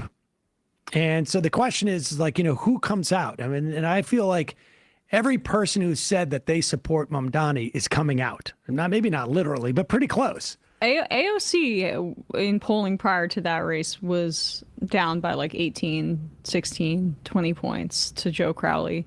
It doesn't mean that this is going to get polled more than a primary, in New York 14, but it doesn't mean that this is not possible, especially with all of this, Mamdani has said no more money, please don't donate money to me, with the matching funds coming through, and all of the resources are going towards outreach. And so that is a good, strategy, I think, hopefully, if it gives us hope on that front. Brandon Tartikoff. Sam, I am truly sorry that my question that Ethan Klein used to smear you. I had no idea that Ethan would weaponize your mispronunciation moniker. I couldn't help but prop clip it when you answered me because I love to prop clip. I think you know how that is. I'm also very sorry I accidentally added Ethan to my group chat where I prop clipped you. I tried to unsend the clip to Ethan, but President Bukele, also on the Signal chat, said he was unable to smuggle the clip back to me. I hope this is not creating resentment. I honestly couldn't care less, to be honest with you, about that. That's pretty funny. I saw it and I was like, oh, okay. But it did strike me as, that is sort of a creepy thing to do. But then I think 30 seconds later, I forgot about it until we got the IM today. Fenton Muley's distant father. Hey, Sam, I'm driving around Laconia, New Hampshire looking for work. Did you ever make it up to the Lakes region? I've been up in New Hampshire, but not in a long time. When I was a kid, I climbed Mount Katahdin a couple of times. And I cried like a baby on that part they called Fat Man's Misery. I was a kid, and I did not like heights. It was scary. All right. 5 more IMs, and then we're out of here. Freedom Town. Did Sam use his last day of vacation to kill the Pope in a preemptive strike in the war on Christmas? No. And now I have to say that, or Ethan Klein is going to pull that and accuse me of it. And Bonara, this is the same argument we had during the Bush-Cheney regime, in which you thought that anyone accused of being a terrorist should have to process or fair trial. Then you were with the terrorists and hated America and thought the Constitution was a suicide pact. We also need to keep reminding people that due process is not just a gift you give the accused. There are rules you impose upon yourself and upon your society so that you don't become horrible and evil indeed. That's exactly right. Snarkorsky. Because of the dad's autism, we are now anti-trans. I'll see myself out. Oh, anti-trains? Okay. Thanks, Sam, Emma, Matt, Russ, et al. You're welcome. You're welcome. 502 Drew, you have all mentioned the negative impact of all of this had already on foreign tourism in the U.S. Do you think Trump's immigration policies will have any impact on 2026 foreign attendance for the World Cup? Oh my gosh, And Olympics. definitely. Can't imagine that wouldn't be the case. Wow. I mean, That's a I great hear point. so much about like people that were, you know, I mean, I guess maybe comedians, but like not wanting to travel across the border if you're Canadian or if you're like, why would you want to put yourself through in that jeopardy? Especially if you're not a citizen here and you have been vocal on things like Palestine. Yep. Like there are plenty of people outside of this country that have been more vocal than people here. 100%. Kentucky leftists. I think the Vanguard boys covered Jimmy Dore's anti-aging coffee. They mentioned that Dore is like 1 year off. Can't remember if it's older or younger than one Sam Cedar. That's incredible to me. Also, Dore couldn't pronounce one of the words in the ad read, and I shit you not, spent over 60 seconds live on air trying to figure out how to pronounce one of the words. Great use of marketing dollars. Haha. I'm sympathetic to the idea of not pronouncing things, but I just blow through it. I'll make up the pronunciations. How old is Jimmy Dore? I think he's like a year older than me, or probably like 6 months. 59. 50. When's his birthday? Date of birth, July 26, 1965. Okay, so, all right. Well, he's a full year and several months older than me. I was born in 66. He looks it too. It's honestly, it's 58 that really is the toughest year. The wall? Yeah, I've hit the wall without a doubt. Ugh. It's nice for you to have the wall that late in life. According to Don Lemon, I'm near my prime. I'm like almost there, and then it's all downhill There's a from few here. things that kind of How show... old are you now? 31? 31, yeah. Oh, yeah, forget it. There's Yeah, a couple of phrases that really show that you listen to right-wingers online. An 80-20 issue is one of those, and I would say the wall is probably a secondary. Oh, that means 80-20 is an issue, but that's interesting, because you know where that came from, where it got really popular use was Tim Ferriss. There was this whole 80-20 business thing. I mean, I remember this because like about 10 years ago. Like Pareto principle or something? 10 years ago, I was like, we got to like, how am I supposed to manage the majority party? So I started listening to like Tim Ferriss. And it is all about 80-20 is like 80% of your revenue comes from 20% of what you do. And, often we're spending, you got to make sure that you're spending 80% of your time on that 20% as it applies to a bunch of different things. Also happens to be, maybe not coincidentally, maybe there's some type of like a numismatic quality of this, but 80% of our medical costs are a function of 20% of our population. Because you don't know, right? Like it's really expensive. You get hit by a bus, or you get cancer, or you have some other disease. That's why a lot of people aren't aware of just how bad their health insurance is, because you don't necessarily need it. And then when you do, it is overwhelming. This is the Pareto principle that you're referring to. Oh, thank you. Jordan Peterson's a big fan too. It's true. 20%. It's 20% of true. the tears that I cry are for 80% of the outcome. 80 something to do with making your bed. I don't remember what it is. But what can you do with this information? Whether or not it's true is not what matters. He's right. If it's like it's 20% true, it's probably 80% worthwhile. Adam, J.D. Vance's two most notable achievements: couch effer, Pope killer. The final I am of the day. I'm staying in the race. Anodyne quinine. Hegseth out as Secretary of Defense? Is that true? No. NPR reported it. Then the White House Rapid Response 47 account retweeted it, but then had to walk it back and say, no, fake news. Fake news. That's a real thing. So it does sound like it's one of the most tethered to reality administration people. Yes, it's that Wiles. What's her name? Susie Wiles. That's why you can't have a chief of staff who is a woman. Right. As she's trying to get her cheeks all rosy. Whoopsie. And getting all excited. Why is she putting on rouge? I saw Laura Loomer saying, defending Hegseth and saying that they're going to go after the leakers again. So that might be the leakers they fired? Well, yeah, Nixon waited for like 3 years to go after him, so they could get right on that stuff. She's on the ball, as it were. Speaking. Folks, we'll see you tomorrow.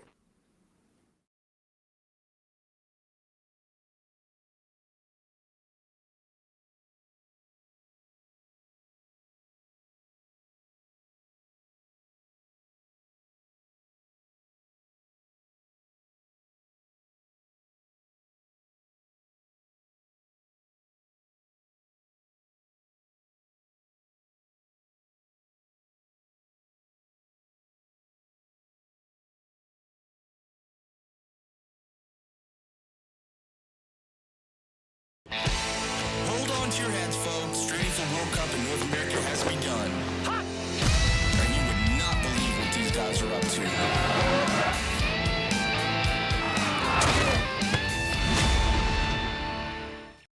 Build a website you love with Wix.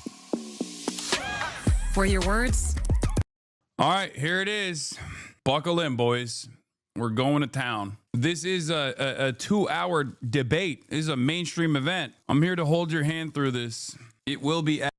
I'm giving you a warning.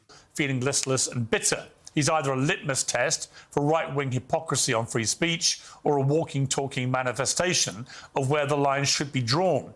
And a frankly preposterous amount of... The problem is right-wingers in general are probably the worst people to take on someone like Nick Fuentes. They are the absolute worst people. Liberals have a hard time combating Nick Fuentes' worldview. They definitely have an easier time combating Nick Fuentes' worldview than right-wingers do, though. Because for a right-wing audience, Nick Fuentes is just the more honest version of what they've been taught all along, what they believe all along. So it's virtually impossible for a right-winger to, I think, successfully dismantle Nick Fuentes' worldview.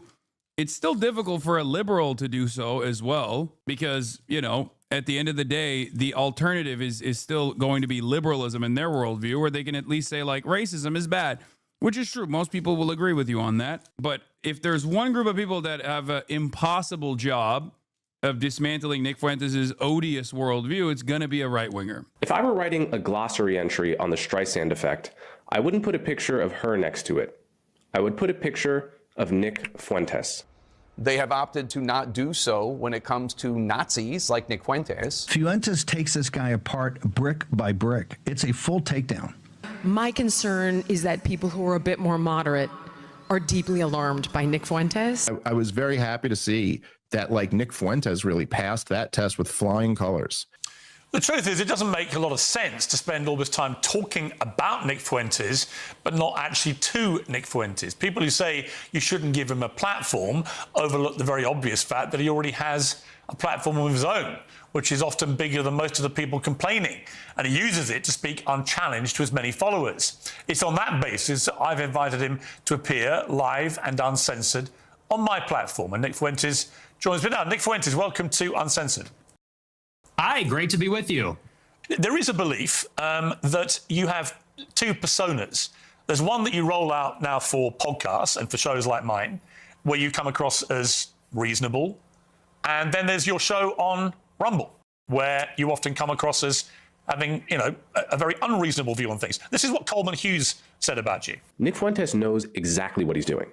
He is consciously playing this double game as part of a long-term strategy to become popular enough to take the reins of power, at which... What's sad about this is, like, This is what liberals try to do for me, to make it seem like I also shelter the public from my worldview or some. This is literally, this guy did a context nuke, except in this circumstance is not wrong, for Nick Fuentes. This is the Ethan Klein take. The difference between me and Nick Fuentes, and I say it all the time, is that I'm not shy about my worldview. I don't have to be, because my worldview is not odious and doesn't revolve around murdering entire swaths of the population. Nick Fuentes, on the other hand, has to shelter the broader public from his true ambitions and hide his power level. Didn't you say he rolled out a centrist angle for trigonometry? No, but my point of view is not different. I'm saying that there are, okay, I don't think you guys understand. You can literally change the rhetoric without changing your worldview. They literally asked me straight up, are you a socialist? I said yes. They asked Nick Fuentes, are you a Nazi on that podcast? He's going to say no.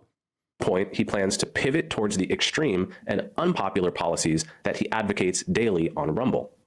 So first of all, what is your response to that? Well, first of all, I would say that Coleman Hughes is a propagandist. He works for the Free Press, which is run by Barry Weiss. So I think that's, you have to consider the source. And Barry Weiss is a pro-Israel partisan. Free Press is just bought out by CBS for $150 million by Larry Ellison or his son David Ellison. And so I think that's coming from a particular point of view. We can't pretend like that's coming from a vacuum or from some fixed position. That's coming from a propaganda outlet that's in favor of Israel. That's first. But second, I would say he is right about the two personas. And I think that everybody understands this on some level. On my show, I make jokes and I use rhetoric and I'm hyperbolic because for a long time, I had an audience that was small on these like dissident platforms. I was on D Live for many years. A lot of people don't even know what that is. And so I had a small following and we had sort of like an in-group sense of humor and memes and things like that. And you talk about it one way on a freewheeling live stream when I'm by myself and I'm ranting and we make jokes and we play devil's advocate, we play with different positions. But then when you sit down in an interview like this one and people ask me a good faith question, what do you actually believe? Well, then I clarify and I say, well, here I'm not joking. Here I'm not being hyperbolic. I'm not being rhetorical. I'll tell you precisely what I believe. As far as this idea that I'm going to get power and then turn into Hitler, that just sounds totally insane to me. I'll be honest. It just sounds insane. Do you have aspirations for political power? Not really. I think that if I wanted to run for office, I wouldn't say a lot of the things that I say. I don't know that a lot of people would vote for me. I tend to offend everybody, even a lot of people that like me.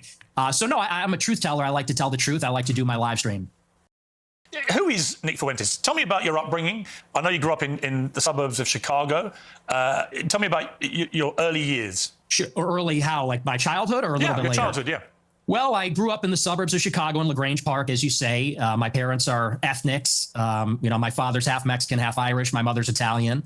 And they both came from a pretty rough upbringing themselves. They both were raised by single mothers, not because of divorce, but because both of their fathers had died.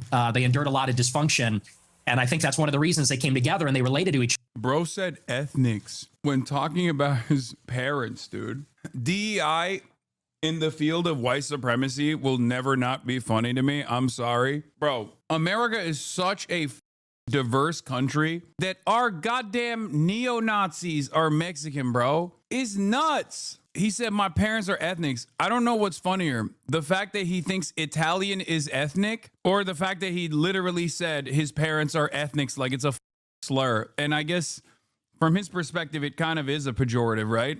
And they wanted to create a normal upbringing for their children. They wanted to have a normal family life. And so they moved out to LaGrange Park away from the city. And they raised me and my sister and really put us first. I think that's a big reason why I tend to have a lot of these family values or Christian values. My mother quit her job and stayed at home to raise us. And so I have a very close relationship with my parents, with my sister. We're a very tight family. And we grew up in a pretty idyllic town. And maybe we can sort of get into a conversation about politics from this. I loved my upbringing. My mom stayed at home. My dad was working.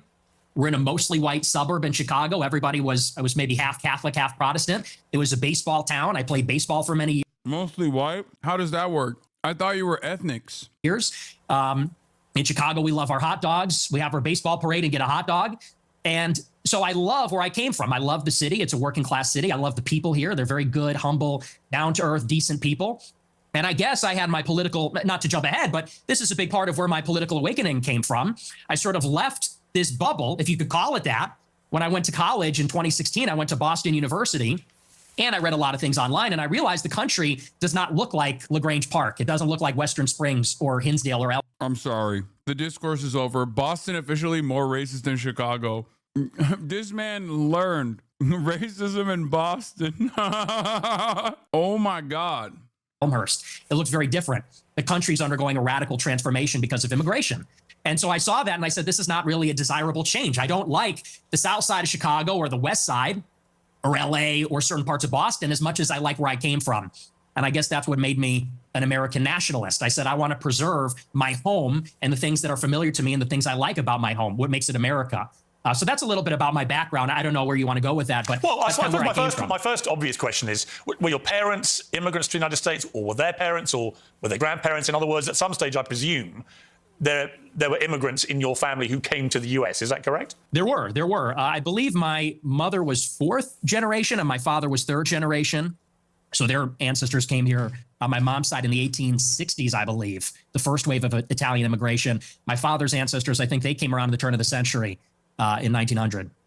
So your view of immigration, and we'll get to the specifics about your views on immigration, are they not affected at all by the fact that if it wasn't for immigration, you wouldn't exist as an American? Well, I would certainly exist, but like you said, maybe not as an American. Certainly that's influenced in some measure. But I think that the kind of immigration that we had for a long time in the country, it's different than the immigration that we have now. Why? You just called your parents ethnics, dumbass. That's exactly what they said about Italians and your there was a Nick Fuentes in every era. And yes, at the time, when your Irish great-grandparents were coming to the United States of America, that's literally what they were saying about your Irish great-grandparents. Just like at the time when the Italian great-grandparents were coming into the United States of America, they were saying the same shit about them. Also, your dad's half Mexican. I don't even know where to go from there. Beyond like the Irish and the Italian ethnic background, the ethnics, as he likes to say. And let's just say for openers, it's different immigrants. They're coming from a different place with a different culture, a different religion. It's not the same as it was. So first, you have a qualitative difference. My ancestors, for the most part, I have 3 European grandparents from Ireland and Italy, 1 from Mexico. They came from Europe. They came from a society where there's a common ancestry, there's a common religion, common civilization. The people that have come in since 65, since Hart-Celler, they're coming from China, India, the Northern Triangle, Mexico, Venezuela.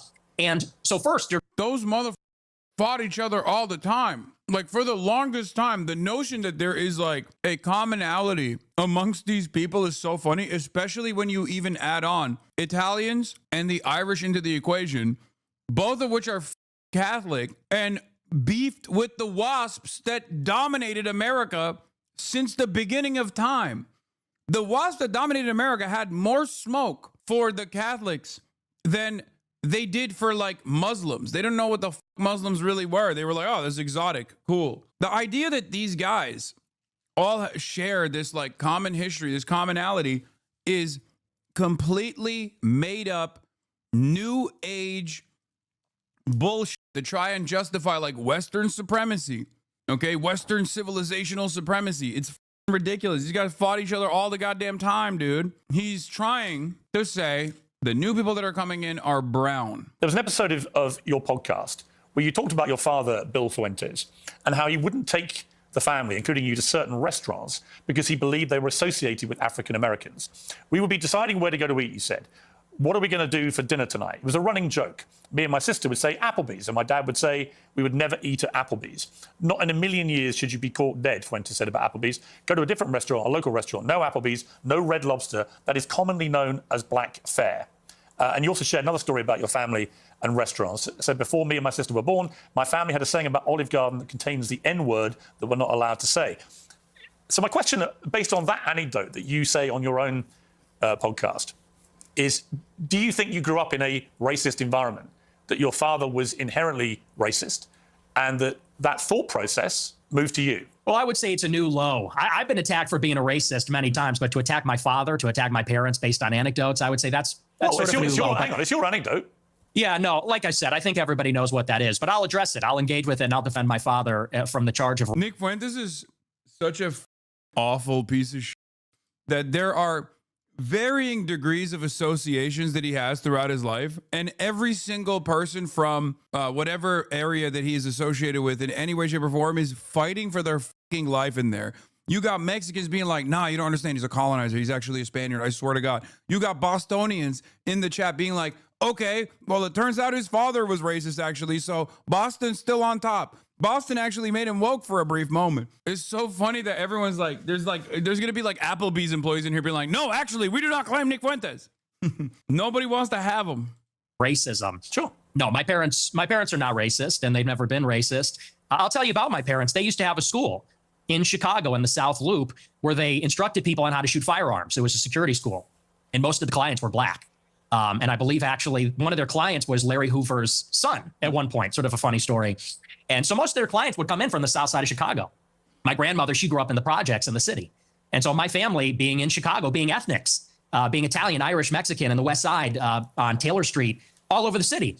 My family for many generations have lived near and around black people. And look, my views about black people and their views about black people are shaped with experiences with black people. And what they will tell you, what my parents would say if they were here, is that for many, many years, the older generations of black people were very respectful, very humble, very decent. In fact, my grandma used to have an anecdote. She grew up in a lot of dysfunction. Her mother was mentally ill, and they would be having dinner in the projects, and there'd be so much chaos and dysfunction and disagreement and fighting. And she would look across the way out the window at a black family in the other apartment, and they'd be holding hands around the table saying grace. And this is sort of the culture that used to prevail. But now what you have in the city is that there's no accountability for the black people. And now Chicago has become a complete dump because these teenagers go out and they take over the city. They call them teen takeovers. That's the euphemism for it. They're teenagers, but they all come from the same neighborhood. They drive up there and they mug people and attack people and they destroy cars and destroy shops. We had the Festival of Lights a couple of weeks ago. It's supposed to be a family event. And they light up the trees and they, there's a big parade. I was in the parade one year and you had a bunch of black people there shooting each other. 7 people shot, a 14-year-old killed in the Magnificent Mile. And I know there's a lot of black people that feel the same way about this. They say, we've lost control of the city and we're looking for accountability. We have a lot of black people that are always outraged about racism. Yeah, black people are always saying, hey, we want accountability on us. We can't control ourselves. That's what they're always saying, right? Nobody wants crime, dumbass. The entire point is you make it seem as though crime is happening at the point of race. That's the issue in Chicago, and it's just true. Just went to grab a bite to eat and I got killed. Yeah. It's also pretty funny because it's like, if I hadn't gone to the South Side personally, I feel like the prevailing narrative is that it's like a very dangerous place. Except you go there and it's a working class community just trying to survive, just as everybody else in this goddamn country. And yes, when there is more poverty, there is always going to be more crime. But this overemphasis on the blackness of the crime is the racism. That's what it is. This notion that like, black people are doing crimes because they're black and they can't help themselves and there's no accountability. Someone needs to actually, pull them aside and aggressively prosecute them. That's where the racism comes from. Again, I think those attitudes, you say I'm a product of my environment. I am. And so are my parents and my grandparents. Unlike you, because you're not even American, in Chicago, we have to live in a big, diverse city where there's a lot of different kinds of people. And I think anybody in Chicago will tell you the same. I live in London. It's one of the biggest and most diverse cities in the world. But it's not the same. Well, actually, it's a big. Wait, why not? What the That makes no sense. I thought London was also on fire because, black and brown people have completely taken over. With you, I have got into that before. You got in America. A knife problem. You got sword problems. We have problems with Aladdin. We have problems with violent crime. I make no pretense of it. So the idea that somehow I'm cosseted in London because I'm not in Chicago. I didn't say that. Well, you kind of implied it, but Piers Morgan is like, no, you don't understand, Nick. I too hate them. I love that. Conversation devolved into, no, I am the true racist. Nicholas, I hate them too. You see? Yes, don't tell me that I'm sitting atop my ivory tower. I too have been killed by black crime on the way to get jellied eels. This is the reason why these guys can't combat the unlimited right-wing neo-Nazi sentiment. It's so stupid. You said this. We're looping. You said this already. But you haven't really directly, I think, responded to it, which is whether your father would not take you to certain restaurant chains because he associated them with black Americans. Is that true? No, well, see here, if you're in America, you would say that Olive Garden is not real Italian food. Applebee's, TGI Fridays, this stuff is a load of crap. My dad was just a food snob, but no, it's got nothing to do with that. My best friend in first grade was a black guy. We're not a racist family. So okay, so when you never mind, boys. There it is. How could you call him racist now? This man has straight up said, well, first of all, he said he's a Nazi. So it's pretty funny that he's like, I'm a Nazi, but not the racist kind. And secondly, he has said that miscegenation is akin to bestiality. That's ridiculous. Would you say that me having sex with my dog is the same thing as me having sex with a black man? No. But they would both be degenerate. Can I just say something really funny? I have a black friend. How can I be racist? It's obviously a stupid thing that many racist people say from time to time. Nick Fuentes is so racist that he couldn't even say that. So he said, I had a black friend in first grade. Like, he couldn't even own up to currently having a black friend right now. He might as well have said he's friends with Kanye West or something, you know, or Sneeko. But it is pretty funny where he was like, listen, I'm not trying to go that far. You know, I had a black friend. Right? You're basically saying your father made racist decisions about where. While watching this interview, I have not once heard you say based. How can I expect you to understand the mind of the common folk? Here in your plebeian chat, comments, that's true. I want to come to something else you said. This is where you talk about Jews, women, and blacks. Let's just take a listen. They're always coming up with, no, it's not the Jews. No, it's not women. No, it's not blacks. It's actually really complicated. No, it fucking isn't at all. The difference between Nick Fuentes and Piers Morgan in this situation is like maybe he wouldn't say the Jews, right? Because like what he's doing here is exactly the same thing that Ben Shapiro does. It's exactly the same thing that the average Republican does with regular frequency. It is actually super simple that crime doesn't manifest from material conditions at all. It's actually a direct consequence of, well, Nick Fuentes might say racial impurities or racial inferiority, but Ben Shapiro will say it's cultural impurities and cultural inferiority as a substitute for race. There is no difference in their worldview at all, with one exception, the Jews, right? That's it. All he's saying here is systemic factors are not the reason why black people do crime. They do crime because they're black people. They're inferior. That's the argument that he's making. And that's exactly the same argument that the average right-winger makes, which is precisely the reason why when you have someone like Nick Fuentes on a platform and it's a right-winger that's trying to address his takes, the reality of the matter is anyone that's like remotely competent, and Nick Fuentes, unfortunately for everybody else, is a fairly competent speaker, he could just turn around and be like, what are you talking about? You agree with me on this shit. And then he can pair that up and then turn around and say, the only thing you don't agree with me on is Jews. And the reason why you don't agree with me on the issue of Jews is because Jews control you. They're your bosses.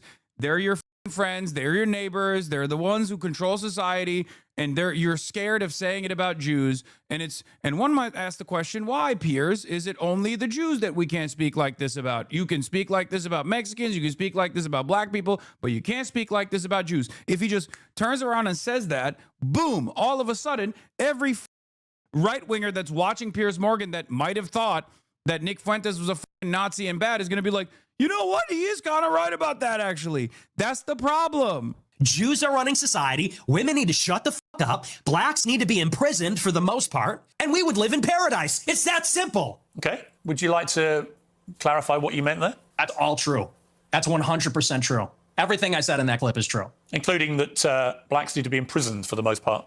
Yeah. Yes. But all of them? No, for the most part. What does the most part mean? What percentage of American blacks would you like to see in prison? Whatever the percentages of the murderers. I think it's 1 in 20 black men will commit a murder in their lifetime. So maybe let's say that, 5%. Oh, so you're talking about black people who murder people? Yeah. Oh, absolutely. Yeah. But you didn't. Yeah. Okay, first of all, dog, I don't know if the number is 1 in 20. Seems a little wild. Also, if your argument is murderers should be in prison, can you explain to me how that's not happening already? Like, what... Is there a situation where a black person is doing a murder and then the cops are like, oh, he's black, bro, we can't lock him up?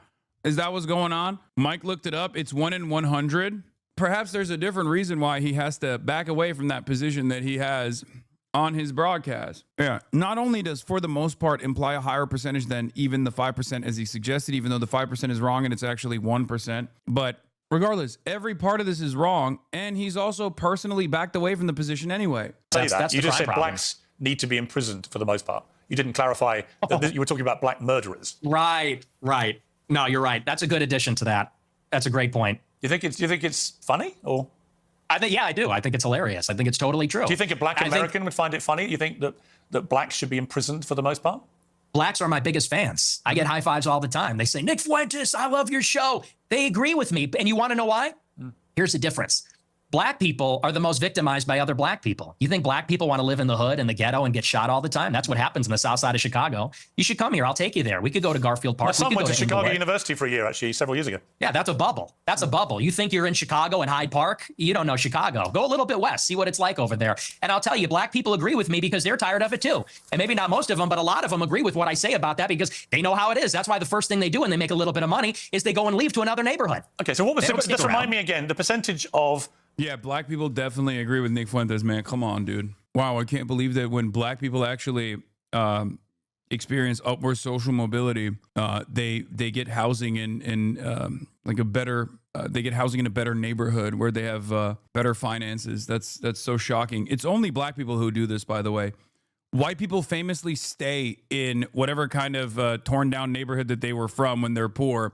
When they make money, they stay in the torn down neighborhood, you know? Like this is the idiotic argument. It's like making it seem like black people are doing, okay, Asmongold is unique. He's the only motherfucker I know that's done that, okay? It's not even 1%. There are 48.3 million black people in the US. There are 2,600 homicides committed by black people. That's like 1 in 2,000.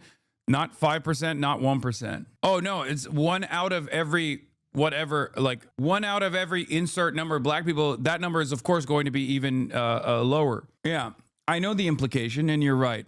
His implication is that black ran neighborhoods are so bad that black people leave them, which is giga racist shit, which is absolutely correct. You're absolutely correct about that. You're right. That needs to be addressed. The problem is the neighborhoods where black people live are not run down because black people live there, or rather, they're not run down because black people led those neighborhoods into the ground.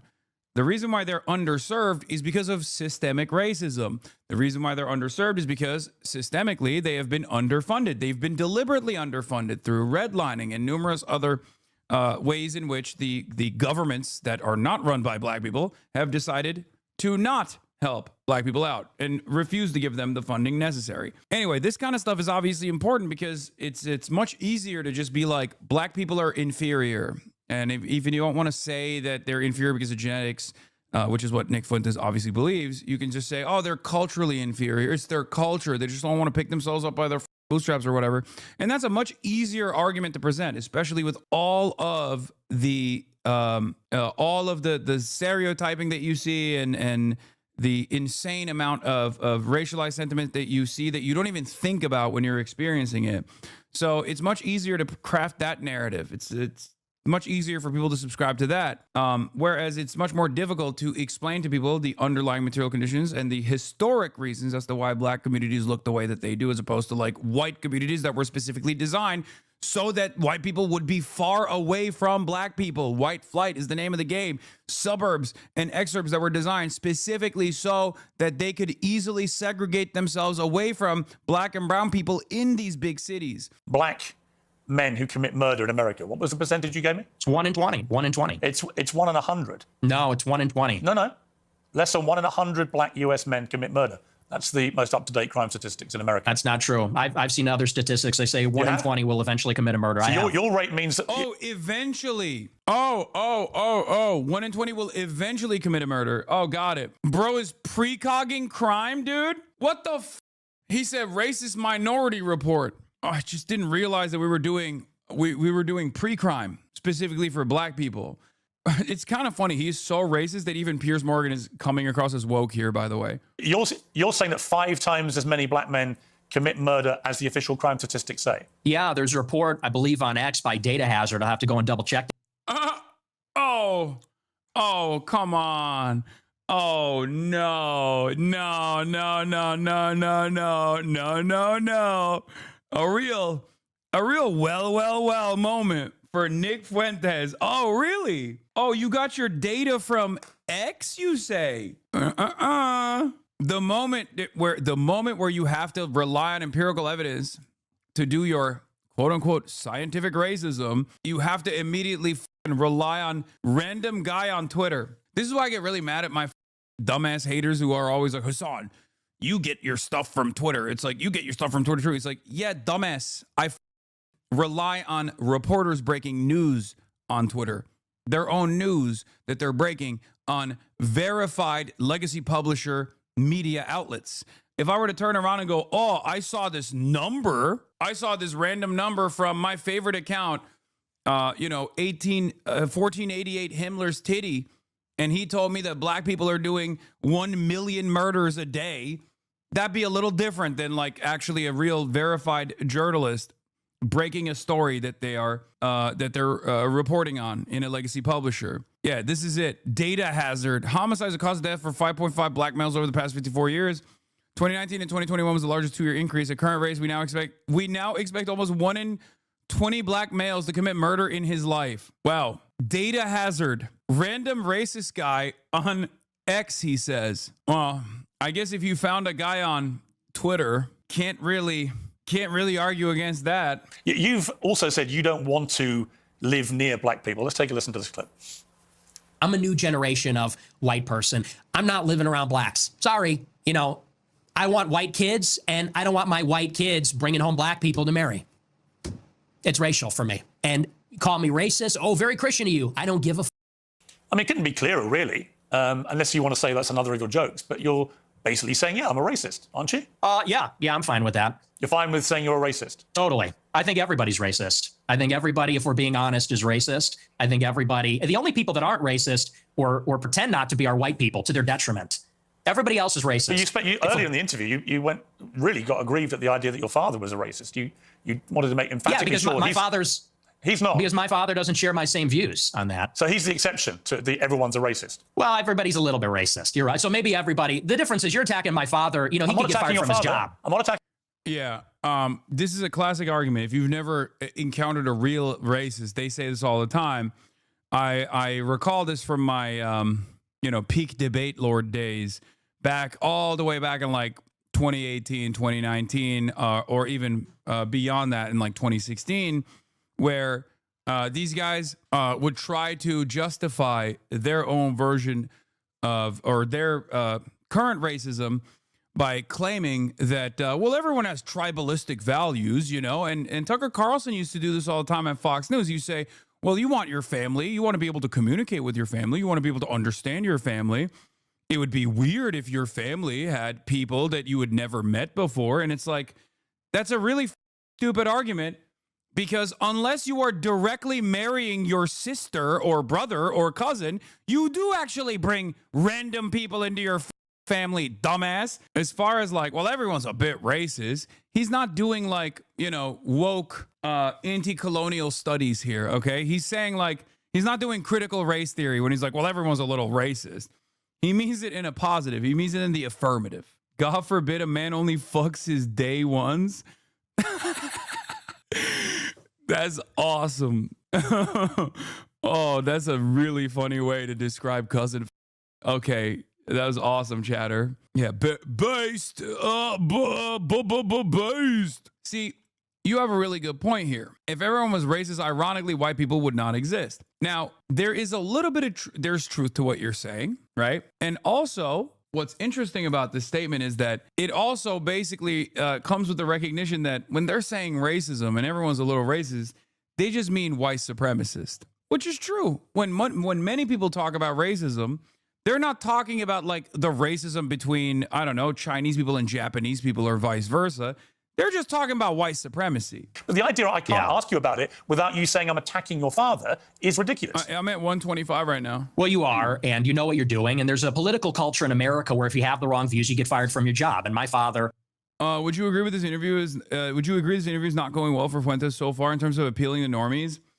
I mean, I wouldn't say it's going really poorly. Maybe it falls apart further in the future. But like, first of all, he is an odious figure, right? So his worldview is nasty. It's disgusting. It's something that people understandably oppose, even if they kind of agree with him, right? That's the reason why. A lot of people like Nick Fuentes have to hide the like historic examples of what they support, what kind of movements they support, is because even racist people don't want to be called racist. Even people who would most likely agree with a lot of average neo-Nazis worldviews would hate being called a Nazi. They were like, oh, I'm not a Nazi. And they wouldn't even agree with someone who is a self-identifying Nazi. So it's not great for him because he's like flailing around, but it's also partially not going too poorly because there is a limitation to Piers Morgan's worldview. Because Piers Morgan himself is like also kind of right wing, right? And when you are also a right winger that, you know, talks about Islamic style crimes that are taking place in London all the fucking time and blah blah blah, all this shit, he's just seen as like a more a more honest version of Piers Morgan for people who have subscribed to Piers Morgan's worldview already. You know, he just looks as more of a confident version of this. Has a job, and if you go on here and say you charge him with racism or something, and I'm put in a position where I don't look like I'm sticking to my guns if I don't say my father's a racist, you're putting him in jeopardy, and he's not here to defend himself or explain his views. And it's very low, and I think you know exactly what you're doing, and people can see what you're doing. I'll defend my views, and I think that, you know, so let's leave him on. Wait, what? Is he saying my dad is a racist, but also, but he's not a racist, and I don't want to defend him? Wait, hold on. I need to understand what he's saying. He's not appealing to regular offline people, but he's speaking directly to the average Asmongold viewer.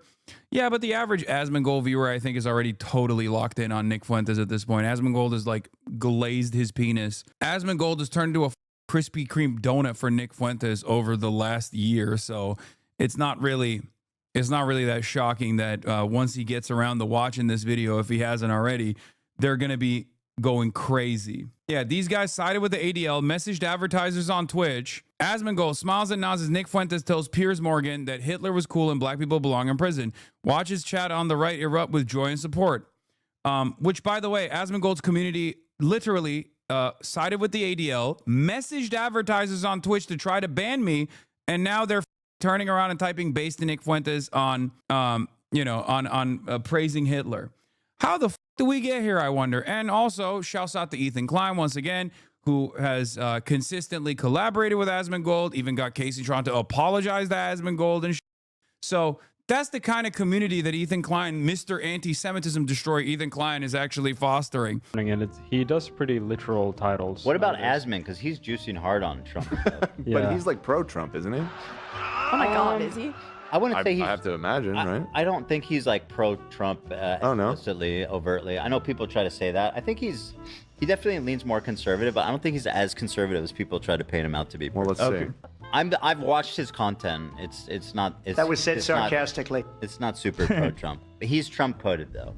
Interesting. Kind of feels like a lot of these goddamn dweebs only care about whatever their own personal gripes are, and they try to masquerade it as though it's like something much more moral. It's like a much more consequential battle that they're fighting, when in fact it's completely about, you know, Hasan. I don't like Hasan, and I think that's the reason why I'm going to be aligning with these people. I brought this up before. It would be the equivalent of me like hanging out with Myron Gaines because Myron also hates Ethan, or hanging out with Sneeko because Sneeko also hates Ethan, and hyping up Sneeko, Myron Gaines, and numerous other people that have actually despised Ethan Klein over the course of many years who are anti-Semitic. I don't do that because I have real convictions and real values. Ethan Klein does not, so he can just consistently prop himself up as like this anti-Semitism fighter, when in fact many of his current allies are either anti-Semitic directly or at least like anti-Semitism curious, let's say. You're proving Asmon supports Nick Fuentes from a Twitter post saying, okay, someone link me the video of him saying that he wants to have Nick Fuentes on his broadcast because they agree with everything. Oh, here. It's just how it was made. Rooting for you from Finland. Yeah, Asmongold has been. We got to do a stream. Does he want me to reach out to him? I think that we might have to wait till next year for that one. I don't know if Twitch is ready for that one yet. Now, I will say it's not a matter of if, it's a matter of when. But I don't know if when is sooner than later. I know the position that I'm in. So if you both were on a stream together that makes you agree on all aspects, great take. I knew it was coming eventually. There's a difference between agreeing with the person and saying you want to have them on the broadcast versus agreeing to have them on the broadcast to argue against them. He's agreeing with him. He's endorsing him to his audience. From Finland.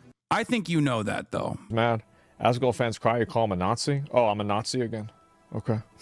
Fair enough. As Mein Kampf.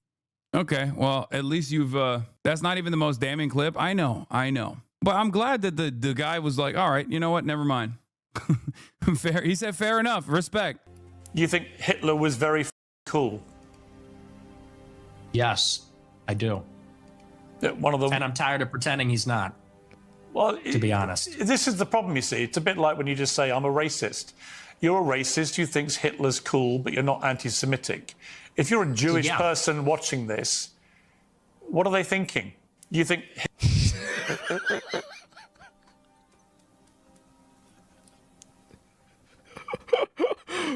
Bro, we didn't shift the Overton window. We burned down the house. We burned down the whole mother neighborhood. Oh my God. This is crazy. Yeah, this is nuts. I saw another clip about this too with no insurance. Yes, and no survivors. And all or nothing. No, there was another clip about this too. Here we go.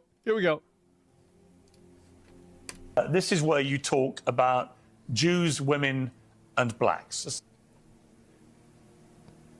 I've seen it. You've seen it. We've all seen it. Just take a listen. They're always coming up with, no, it's not the Jews. No, it's not women. No, it's not blacks. It's actually really complicated. No, it f***ing isn't at all. Jews are running society. Women need to shut the fuck up. Blacks need to be imprisoned for the most part. Mm-hmm. And we would live in paradise. It's that simple. Man. Okay. He's just nodding. Would you like to clarify what you meant there? That's all true.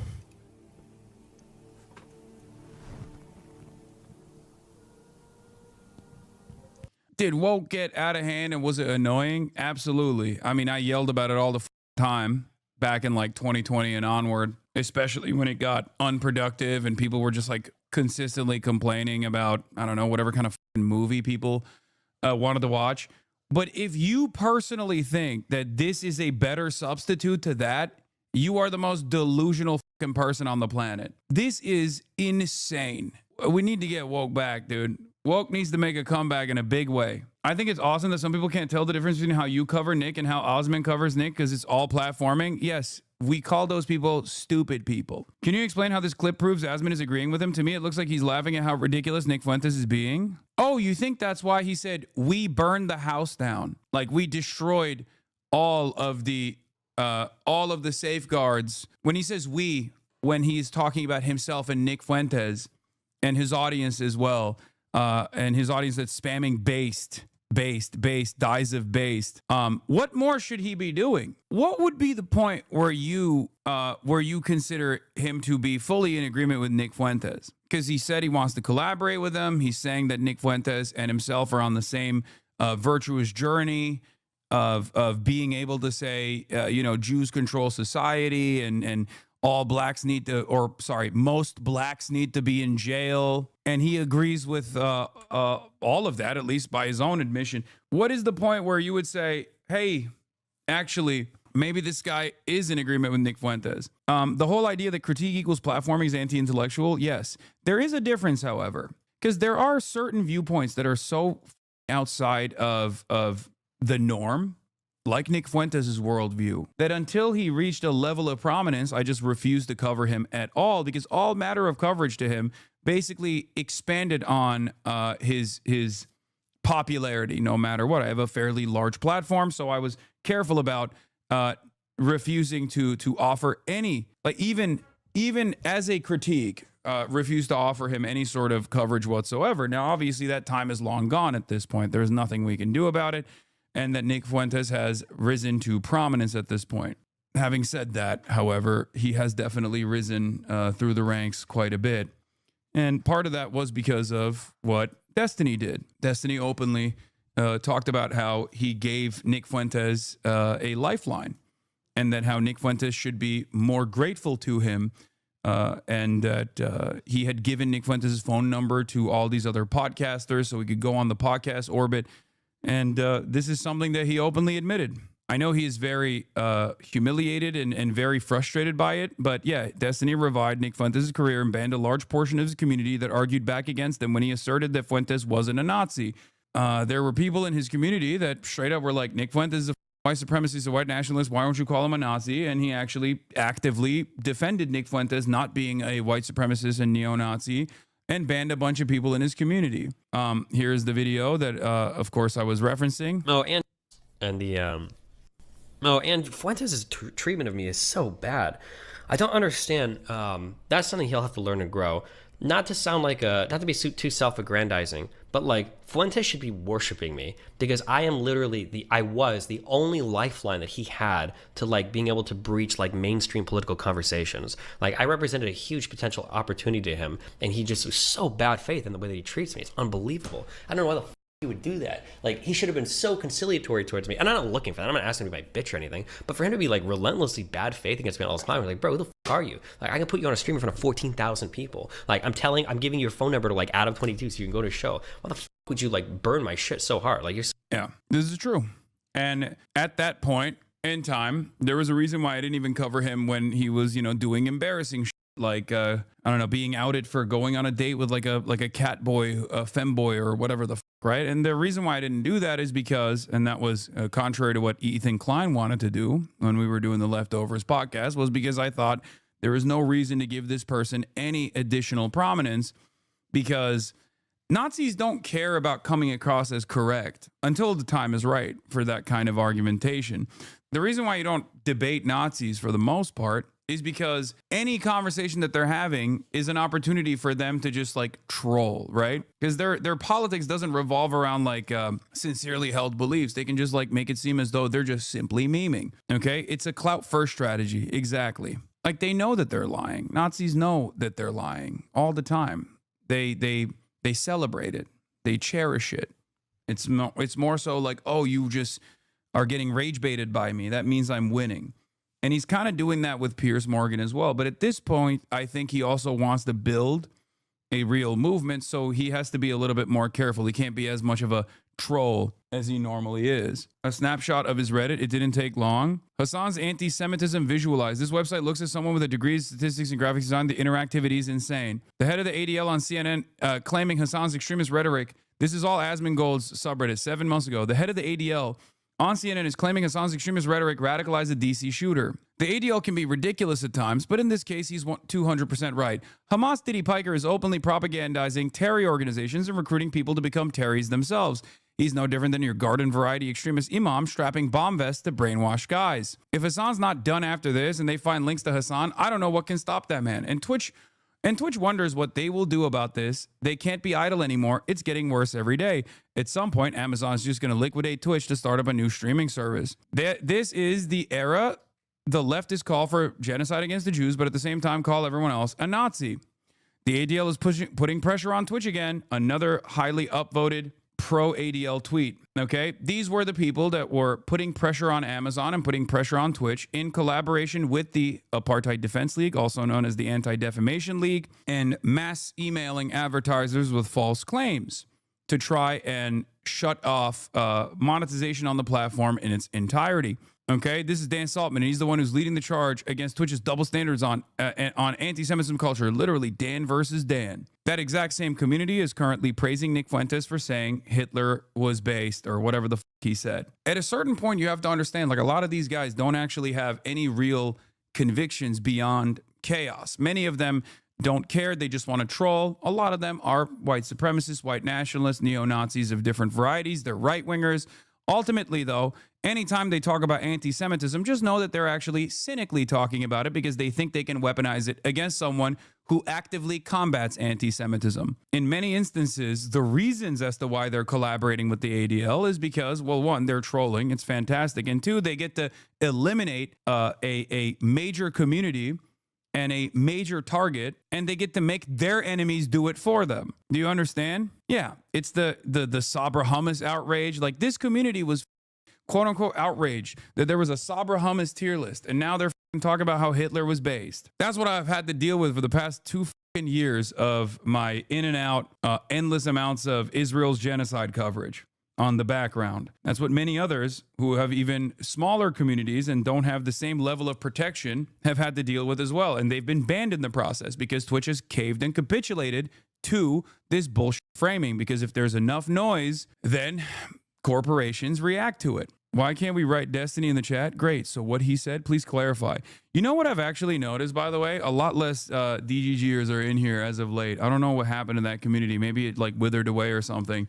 Or maybe Asmongold just basically sucked up everybody. Back in the day, the moment that I mentioned Sex Pestini's name, there would still be some people that would come in here and immediately start defending him.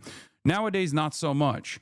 And I wonder if it's because Asmongold just basically took his entire audience and just like sucked it in. Or maybe they became Nick Fuentes fans, like Sex Pestini's very own son. Wouldn't the average Destiny fan be ideologically opposed to him? I don't get it. No, because the average Destiny fan cares about what Destiny cares about. And what Destiny cares about is spite-based politics and trying to eradicate whoever has humiliated him in his mind. He does not have any sort of real ideological convictions. He just knows that he can masquerade as a liberal while simultaneously saying slurs and things of that nature to continue doing his troll operations. But the one guiding principle of Destiny and his community is fuck Hasan. And if that's the name of the game, he will collaborate with anyone and everyone in an effort to consistently attack me. In the past, he has collaborated with Nick Fuentes. In the past, he has collaborated with Sam Hyde. They are both neo-Nazis, open neo-Nazis. Would you like to clarify what you meant there? That's all true.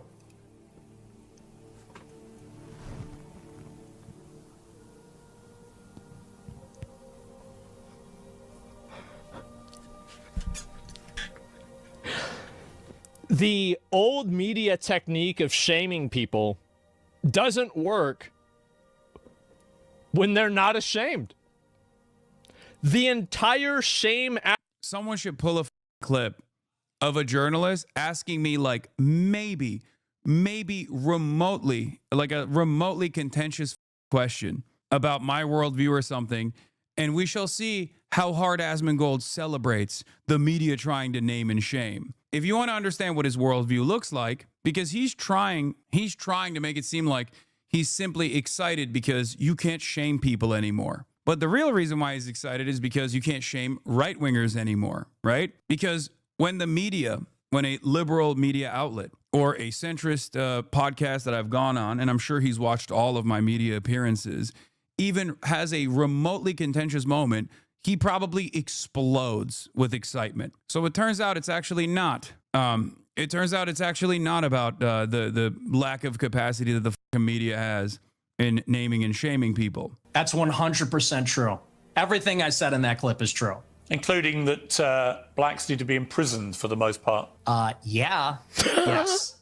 This is where you talk about... The way he says it!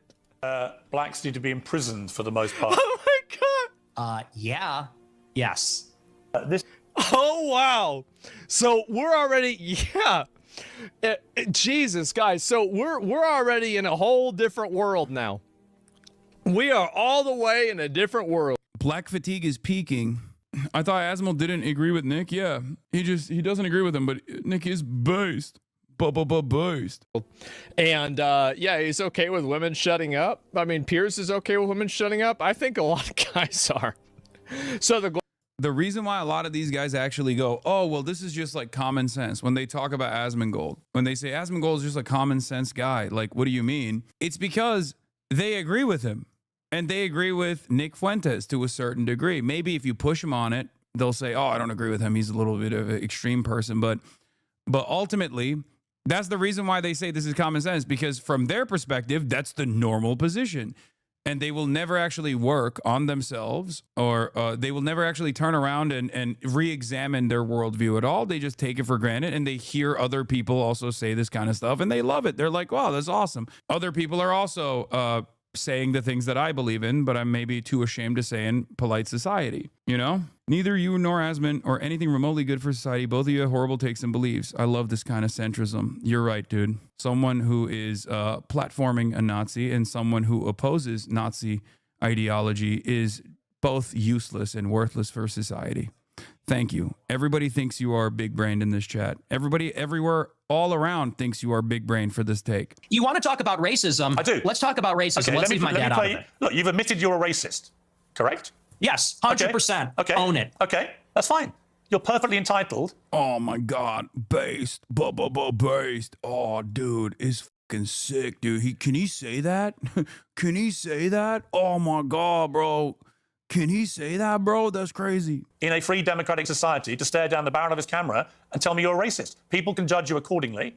Many people who have assumed that you're a racist will now have heard it from your own lips. That's fine. There you go. That's the point. The point of this interview is to go over the things you said, which have led people to reach conclusions about you, and to ascertain whether those conclusions are fair and reasonable or not. That's it. So I want to play you another clip. This is what you talk about why white people are justified in being racist. Let's take a listen to this. First, white people are every single bit justified in being racist.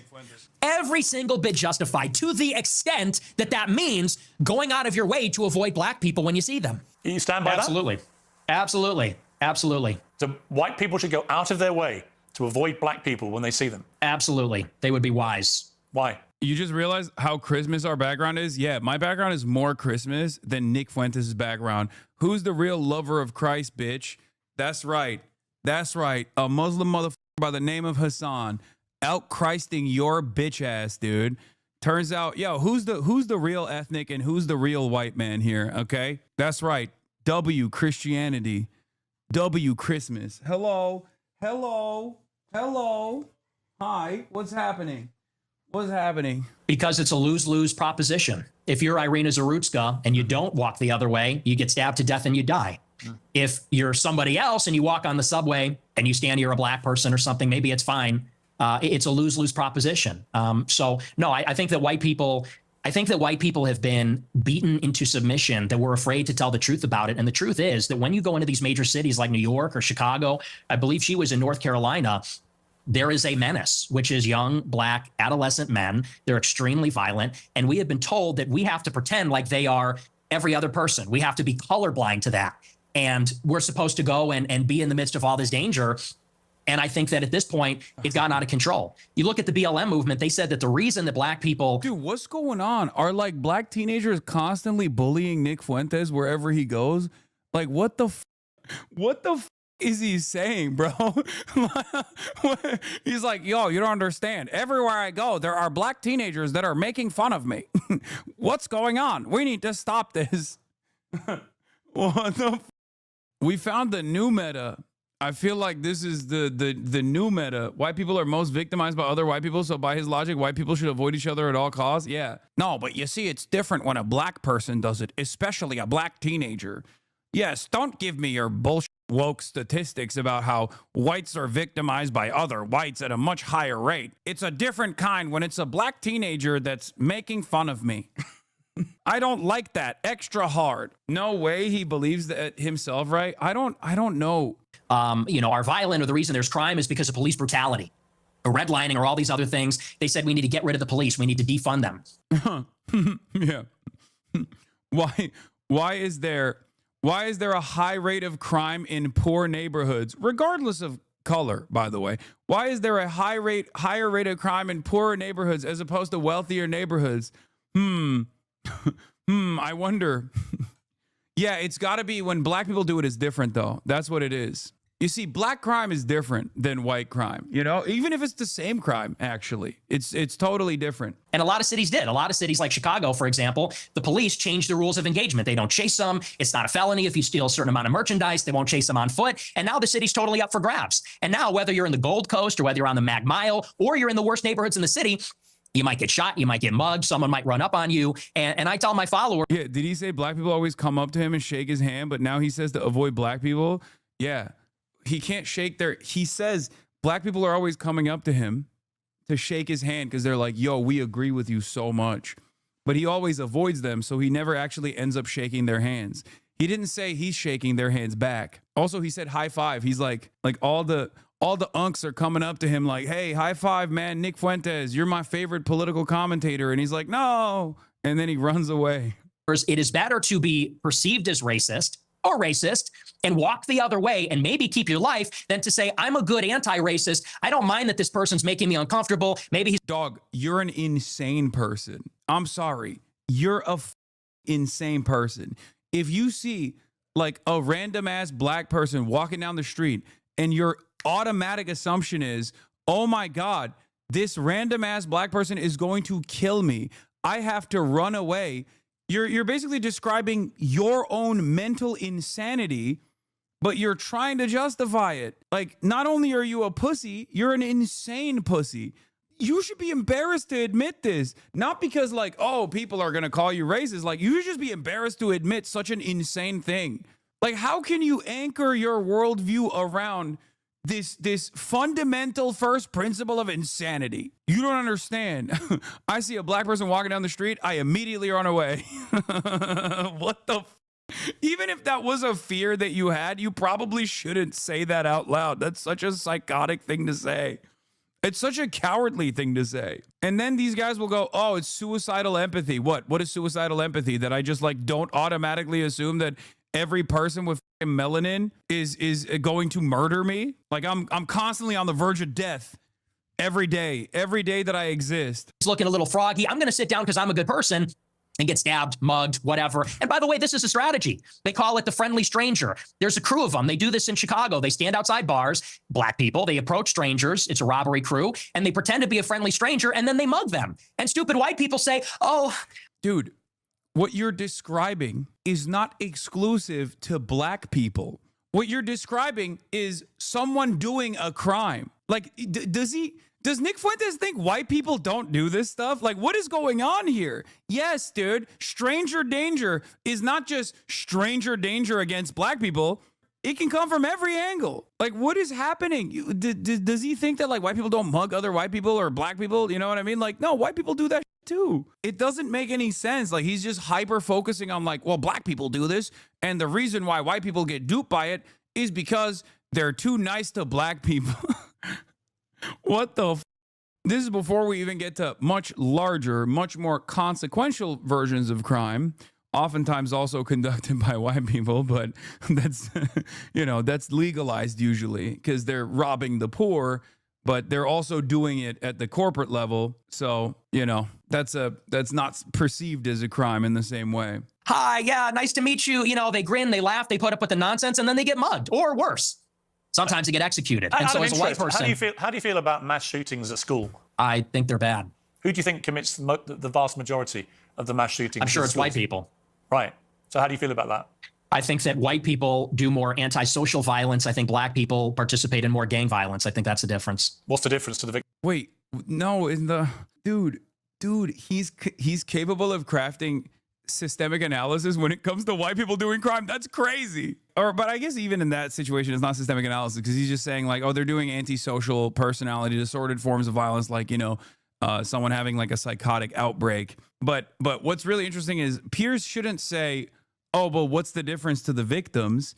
While that is true, the real question he needs to ask here is, what's the difference between like antisocial crimes versus what you factor in as like gang crimes, like gang violence?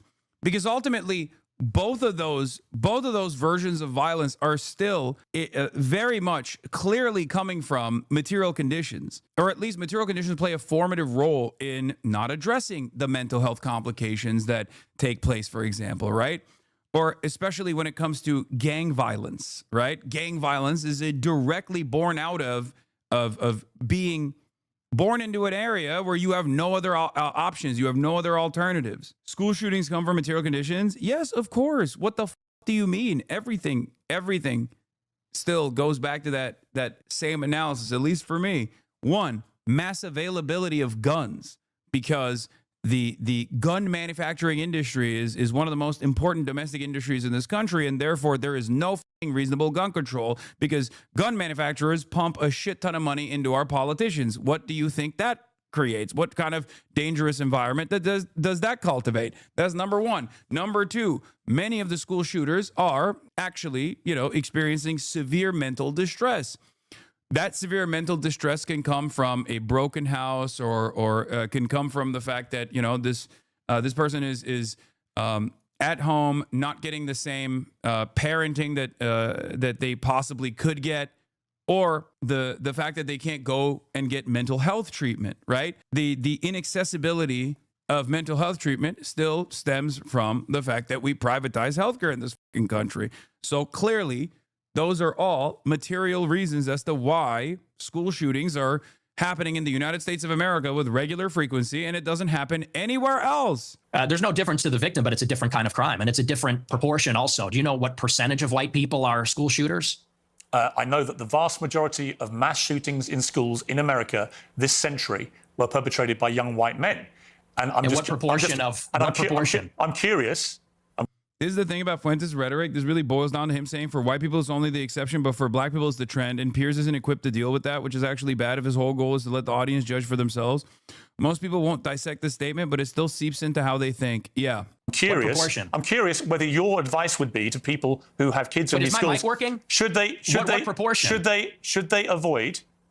avoid white people at school? Should people with the kids at school avoid young white men at school? No. Okay. Do you know what per capita means? Do you know proportionality? There are more black people proportionally that engage in violent crime or are involved in gangs, especially in these major cities, than there are white. I wonder why. Is it genetic inferiority or cultural inferiority, or is it a direct consequence of the fact that there are more black people living in abject poverty than there are white people per capita, of course? The per capita argument is easy to comprehend when you realize that it is actually poverty and systemic discrimination and a lack of interest in addressing the previous incredibly violent, systematized, racialized versions or racialized discrimination that is the reason why black people are living in poverty by higher rates than white people are. This doesn't mean that white people are doing great, okay? That's not what I'm saying at all. But ultimately, that is the reason.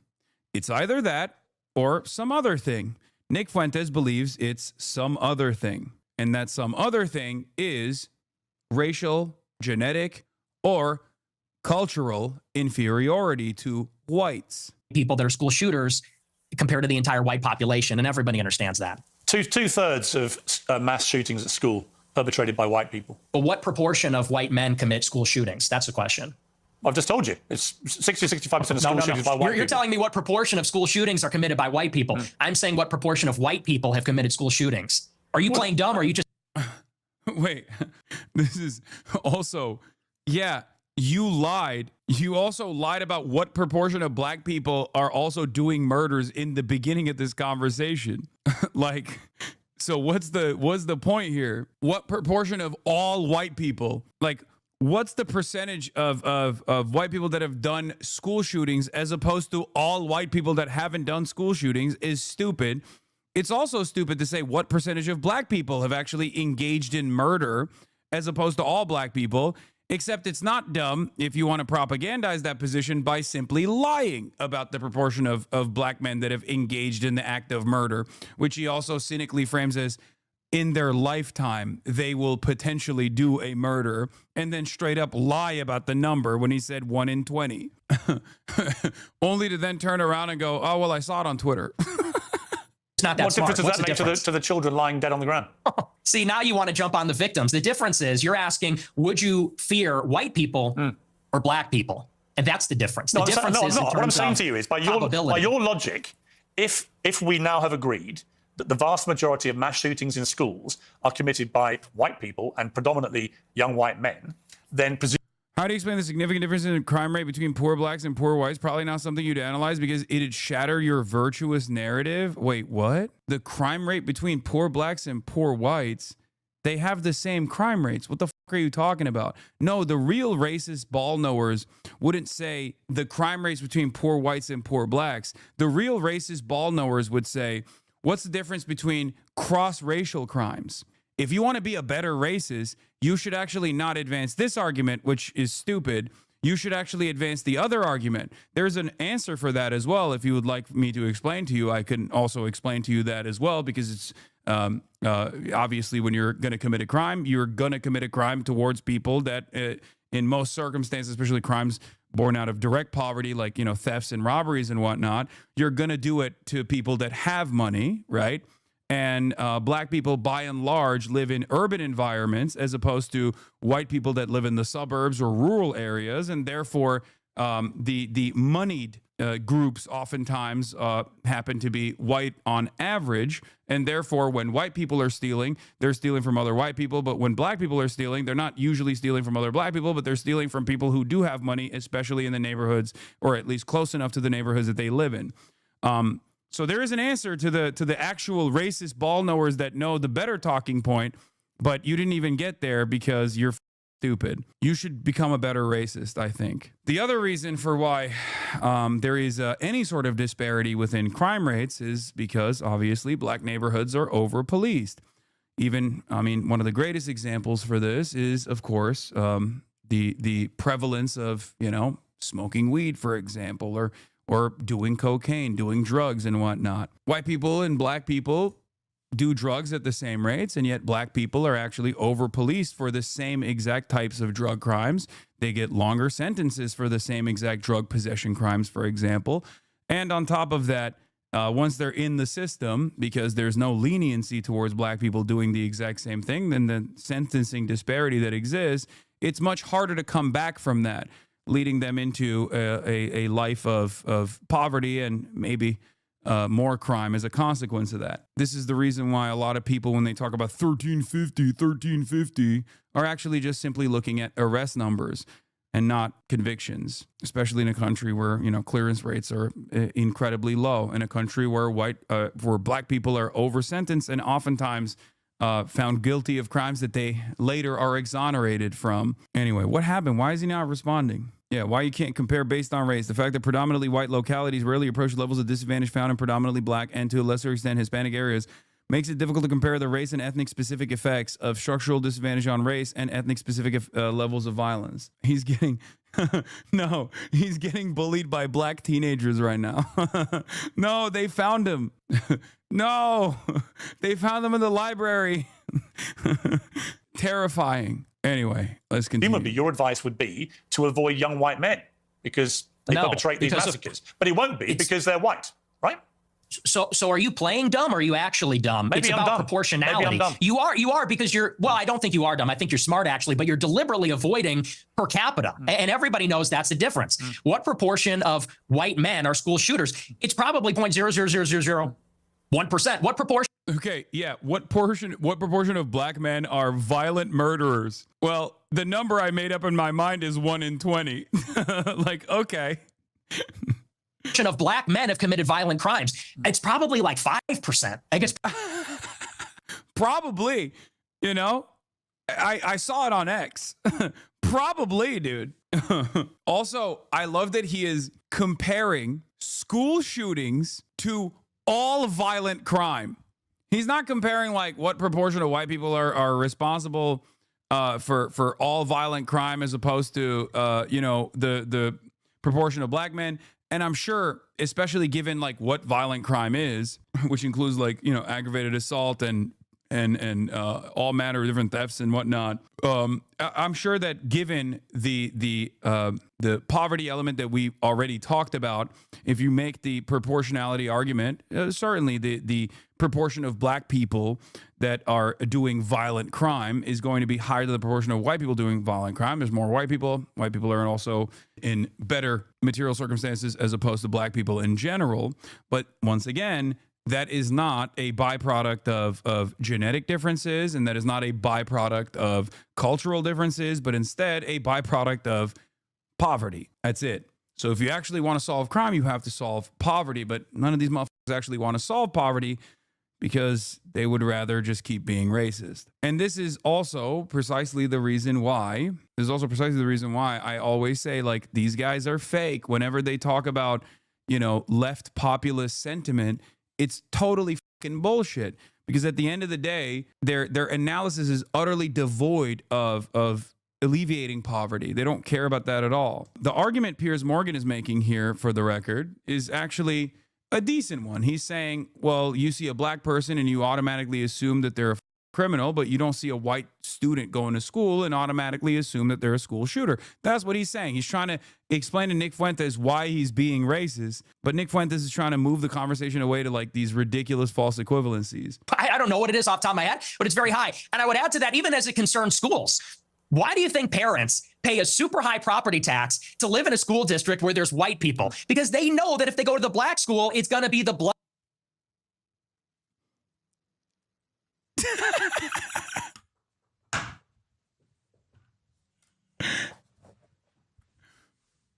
That's true. I like that he even factors in property tax into this equation, which is hilarious because like he also knows why, schools in predominantly black neighborhoods are underfunded. That means he knows. He must know, right? I hope Piers Morgan knows. Bloods and the Crips. It's going to be gangs. It's going to be, you talk about school shootings. Nobody talks about all the school shootings that are committed by gangbangers in and around the school and all the other violence that's associated with that. I mean, these schools in the south side of Chicago, it's just not. I have an answer, for workable. you, Nick. So the proportion of the population who carry out mass shootings is actually the same for black and white. For white people, the proportion of the proportion again, of the population. are you hearing it? No. See, What's I the think the trouble with proportion? your statistics is a lot of them don't bear much scrutiny. We have a bunch of fact checkers checking all this in real time because you do have a tendency to just come out with a lot of old baloney. And when you say, okay, well, it's true. And when you're confronted with reality, you don't like it. Dude, when I see a 20-year-old wearing a suit and tie saying gangbangers, like how the f do you look at this goddamn nerd and go, that's my based heroic figure, dog? How is that possible? He's just afraid of black children. Like that's most of his motivating principle comes from being afraid of black people. And he's not even embarrassed to admit that. And he says she's like gangbangers, and you're out here being like, that guy is so based, bro. That guy is so based. He's a whole ass dweeb, dude. What the I mean, just look at Asman. Okay, that's yeah, you're right. At least he looks like he takes a shower every now and then. Jesus Christ. 0.25% of black people commit murder and 0.27% of white people commit murder. Yeah, he's not even talking about murder. He was talking about violent crime in general. Do you guys stop listening to dudes who don't shower? Is the question that someone had in the chat. And the answer is, if you met someone, okay, and you thought they were fucking brilliant, and then you actually encounter them in the real world for once, and they were stinky as hell, would you see him in the same way? Yeah, if I can smell you, and it's not like a one-off, because we just played basketball or something, I'm probably going to think less of you. It's true. Oh my God, everyone thinks, yeah, I'm describing a Greek philosopher. Yeah, exactly. The only place to spit in a rich man's home is his face. Yeah, exactly. That's what it is. The modern day Diogenes is actually going, yeah, based. You got it. Okay.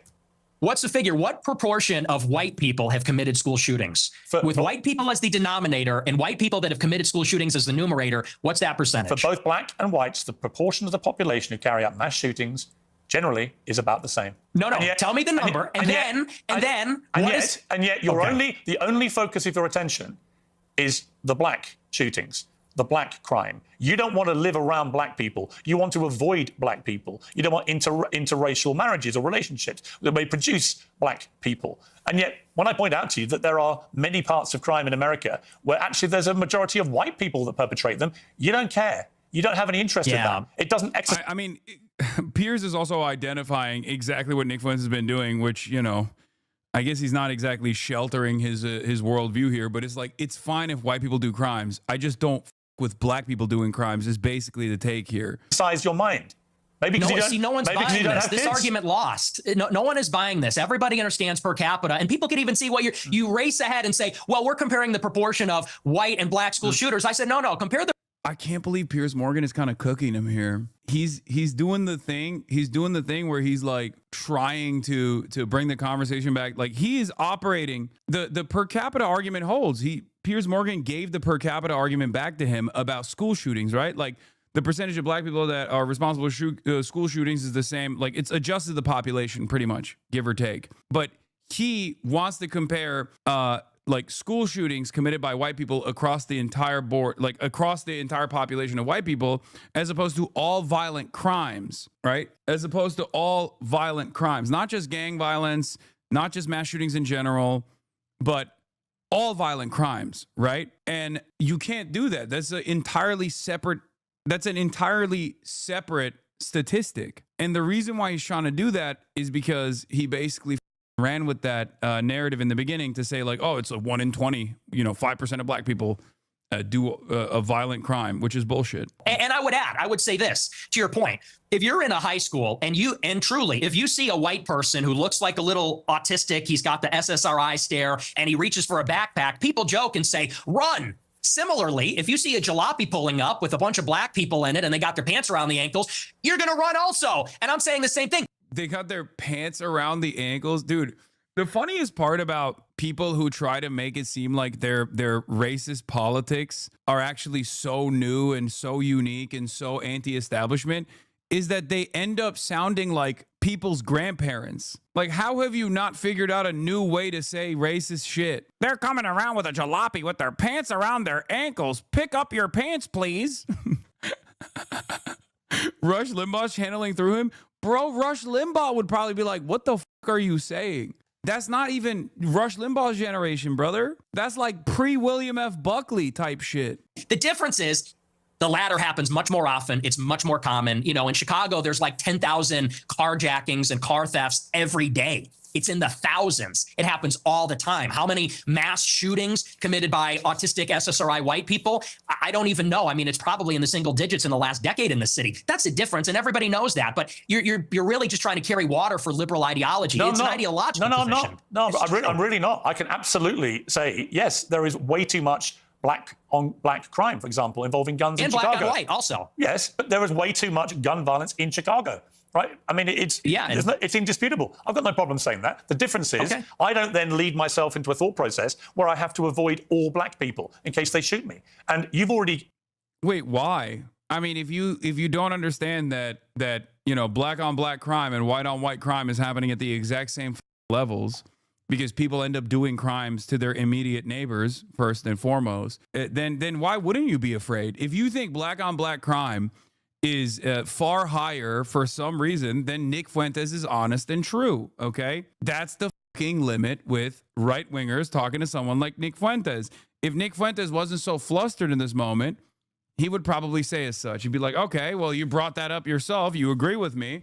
I'm just simply saying the quiet part out loud that you're too afraid to admit. Conceded that you are a racist. So when people hear you then say, I don't want to be living... Like, do you see what I mean, though? Because, like, the only problem that Piers Morgan, I guess, at this point has with Nick Fuentes is that he says he's a racist and Piers doesn't, Like, why would anybody go, okay, well, you guys both agree that black people are violent, it seems. Then the guy who also then follows that up by saying, yeah, you know what? I'm not afraid to say it. They're violent, and that's why I avoid them, is probably correct if they're operating, because they seemingly are operating on the same moral playing field. Anywhere near black people, they already have heard you say, I'm a racist, so they assume you're doing that because of people's skin color. I don't think you would probably dispute that, right? Well, you're separating two different things. The monologue when I said I don't want to live around black people, that was after Irina Zarutska got shot, and it's true. I mean, they are a... She didn't get shot. She got stabbed.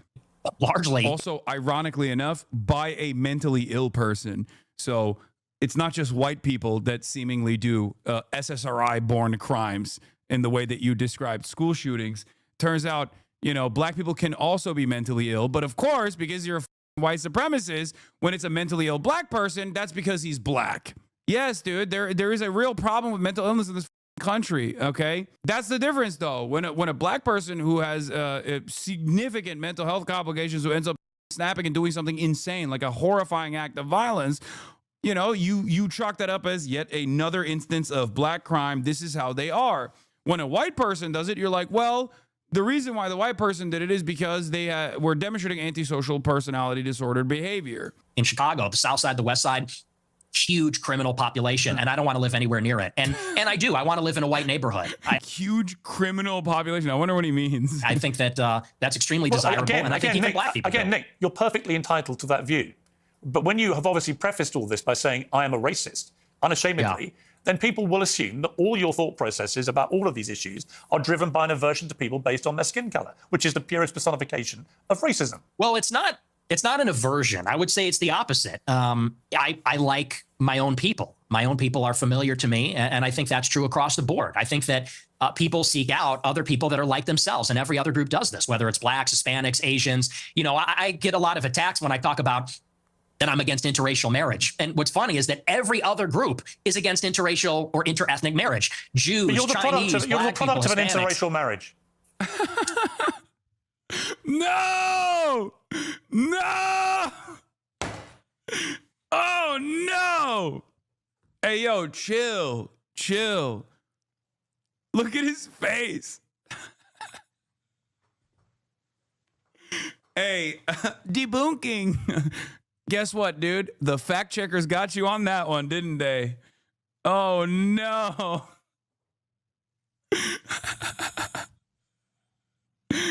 Oh, Jesus Christ. Okay, this is so stupid. Every other race wants to do every other race is against race mixing. I have, with the exception of like Dr. Umar or whatever, I've never met a black person that has said that they need to make miscegenation illegal. The difference is there are certain groups of people in this country of every type of background that say, oh, you got to keep it in the family. You got to keep it in the family. I'm not one of those people. I think it's silly, whatever, right? But there's only one group of people that take it a step beyond and actually want to roll back the clock on how things used to be. And that is not even all white people, of course, obviously, but a specific kind of white person that says, we got to make it illegal. That's the difference. This is also like the difference between, like, you know, dating preferences versus people just like writing off entire races, right? Like, everyone has dating preferences. It's normal. It's healthy. It's understandable, okay? Especially if you have, I guess, let's say, tasted the rainbow, okay? And you've made up your mind on, like, what kind of person you enjoy being around. Oh, yeah, I thought you were going to bring up Israel. Yeah, I mean, Israel is also the white supremacist paradise in that regard. So, yes, you're right. It is also a fascist country, which is precisely the reason why interfaith marriages are not only frowned upon, but also technically not considered by the state in Israel.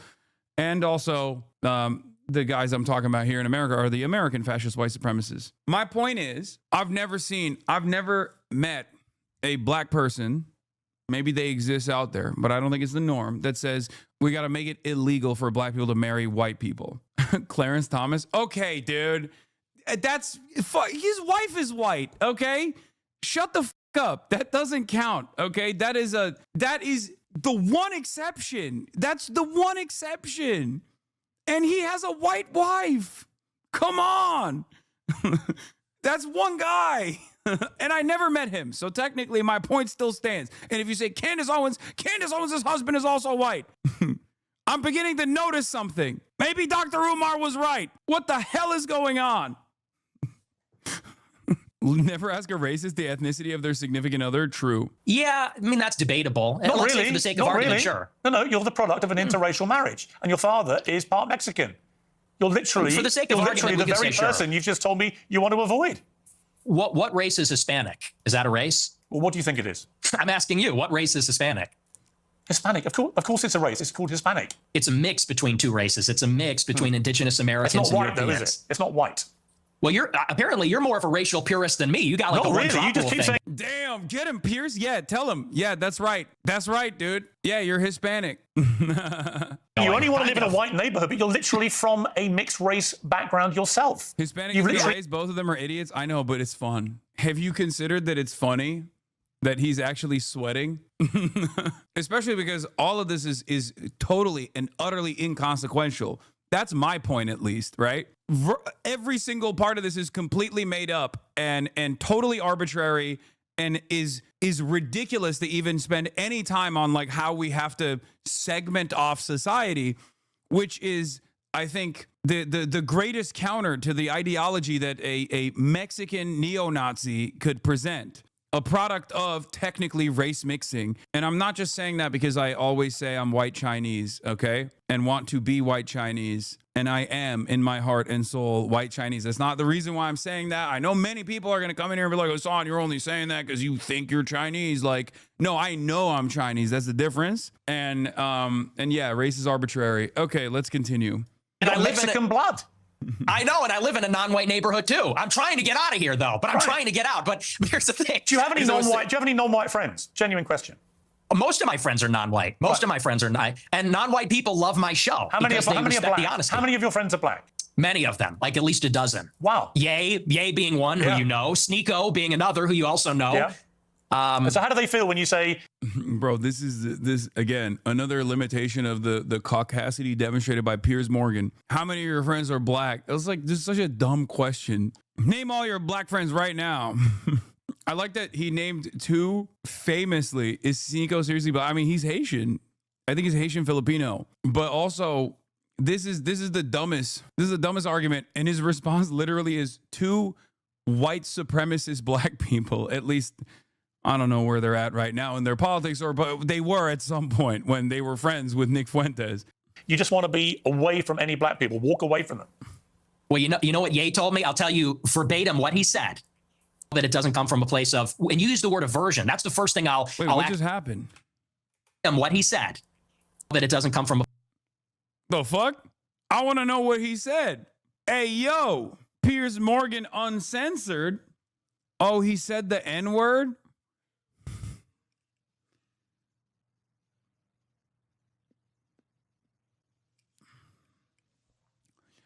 Bro, at that point, cutting that off is just serving his purpose. You know what I mean? What are you doing?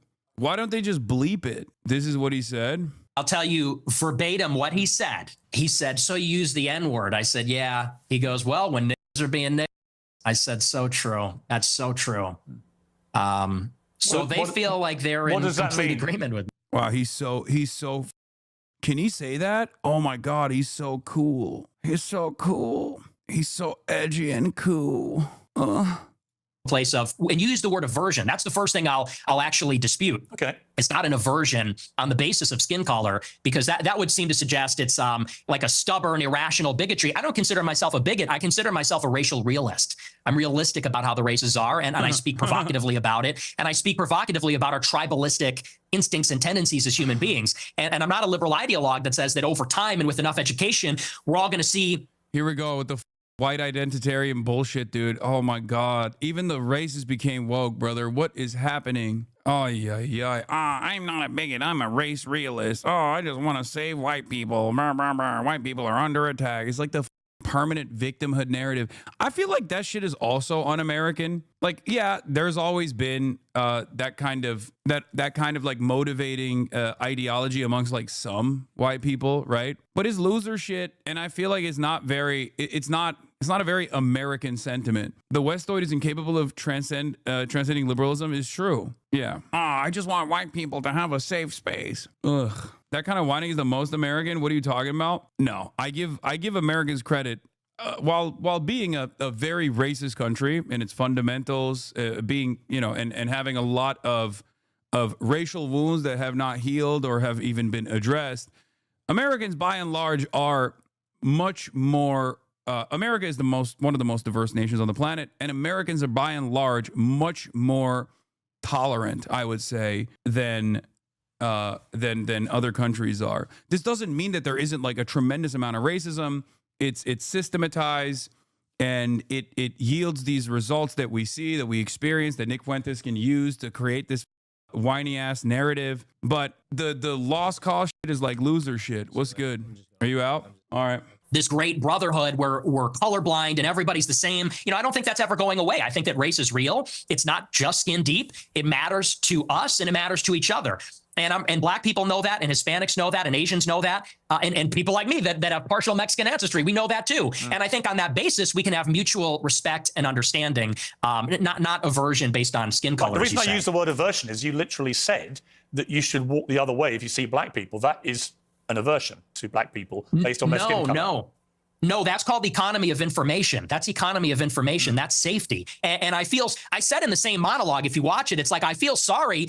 The problem is you clip the 10 seconds. I don't know if you watched the whole show, but in that monologue, I said, most black people are not violent or criminals. I said, and it's unfortunate that we're going to offend them when we turn and walk the other way. I said, but the problem is we don't know. We can't tell. And someone like Irina Zarutska, she sat down in front of a black man with her headphones in and wasn't paying attention because she was being a good liberal and said, I'm not uncomfortable by this. I'm progressive. Then she got stabbed in the neck. And I said, it's unfortunate that you would have to sit behind the black man.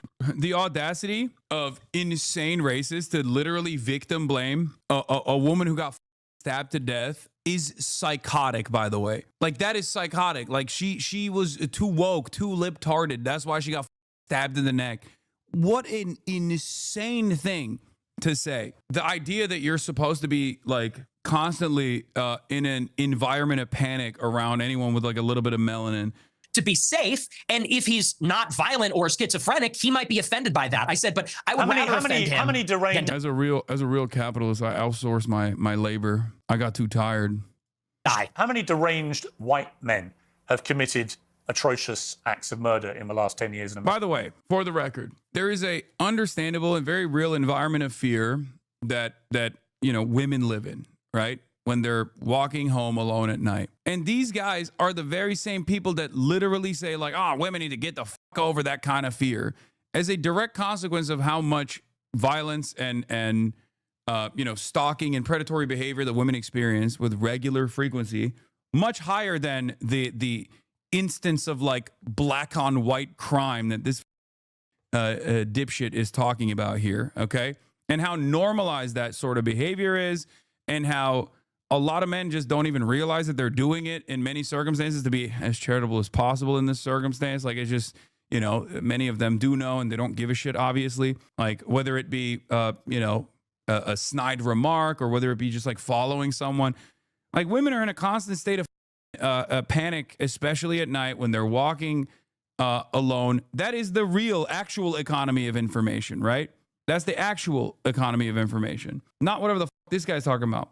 But of course, when women bring that up, these are the first people to say, oh, you're ridiculous. You're imagining things. Shut the fuck up. And yeah, that's just men across the board, not a specific race, obviously. He turns around and says, like, that's discrimination against men. And I would add to that, Irina Zarutska wasn't the first one. That was also after Austin Metcalf was killed in Texas. Sure. After But Carmelo how many Anthony times has it stabbed been him in the neck. perpetrated by white people? Well, hang on. Let me finish my point. But you're And then implying not that white only people don't do this. And my point to you, Nick Fuentes, is of Yeah. course, Oh, I never said white people don't do it. deranged white people commit heinous acts. But you don't either No know, disagreement. you neither know nor care, or maybe both. Maybe you do know but don't care. You only seem to be focused on black people who commit crimes. And again, if you hadn't prefaced the whole debate about racism by openly conceding you are a racist, I could read other connotations into what you've been saying. But once you've said, I'm a racist, and then you only talk about black crime, I think people can watch this and they can say, yeah, he is. He's a racist. And everything that he says about crime is driven through the prism of being a racist who judges people according to their skin color. Well, it's funny because it's quite on the contrary. And I said this in a similar monologue. The problem is not that I wake up and I walk down the street and I see someone that doesn't look like me and it makes me angry. Sometimes I go back and forth on this. Because sometimes I feel like Pierce is cooking him, and in other instances, almost feels like a Kanye West, Alex Jones type situation where he's like, "Don't say the quiet part out loud. What are you doing?" Like, I can't tell if Piers Morgan is telling him how to be better at doing, like, racist dog whistles, or if he actually has, like, a significant disagreement with what Nick Fuentes is saying and doing. Because it literally feels like he's like, well, I agree with you on some of these things, right? but you're saying you're racist. Don't concede on being racist from the start. You're doing a bad job. Reminder that Nick Fuentes is such a bitch-made pussycock about his views that when he was literally asked by a cop if he was a white supremacist, he said he wasn't. Yes. When asked by a cop if he was actually a white supremacist, Nick Fuentes said, no, I'm Mexican. My last name is Fuentes. He did do that. Yeah, that's on camera. Body camera, specifically. I posted a joke on the internet. I'm a live streamer. You're like a YouTube channel? Or something? Yeah. You're saying you're a white supremacist? I'm not a white supremacist. I'm Mexican. My last name's Fuentes. I know, I kind of white supremacist. I saw that. Okay. But the problem is there's a pattern of behavior which we've all seen. Blacks in America have become narcissistic, and they become narcissistic because they've been told they're victims of racism, they're victims of slavery. They've been told, really, there's no accountability.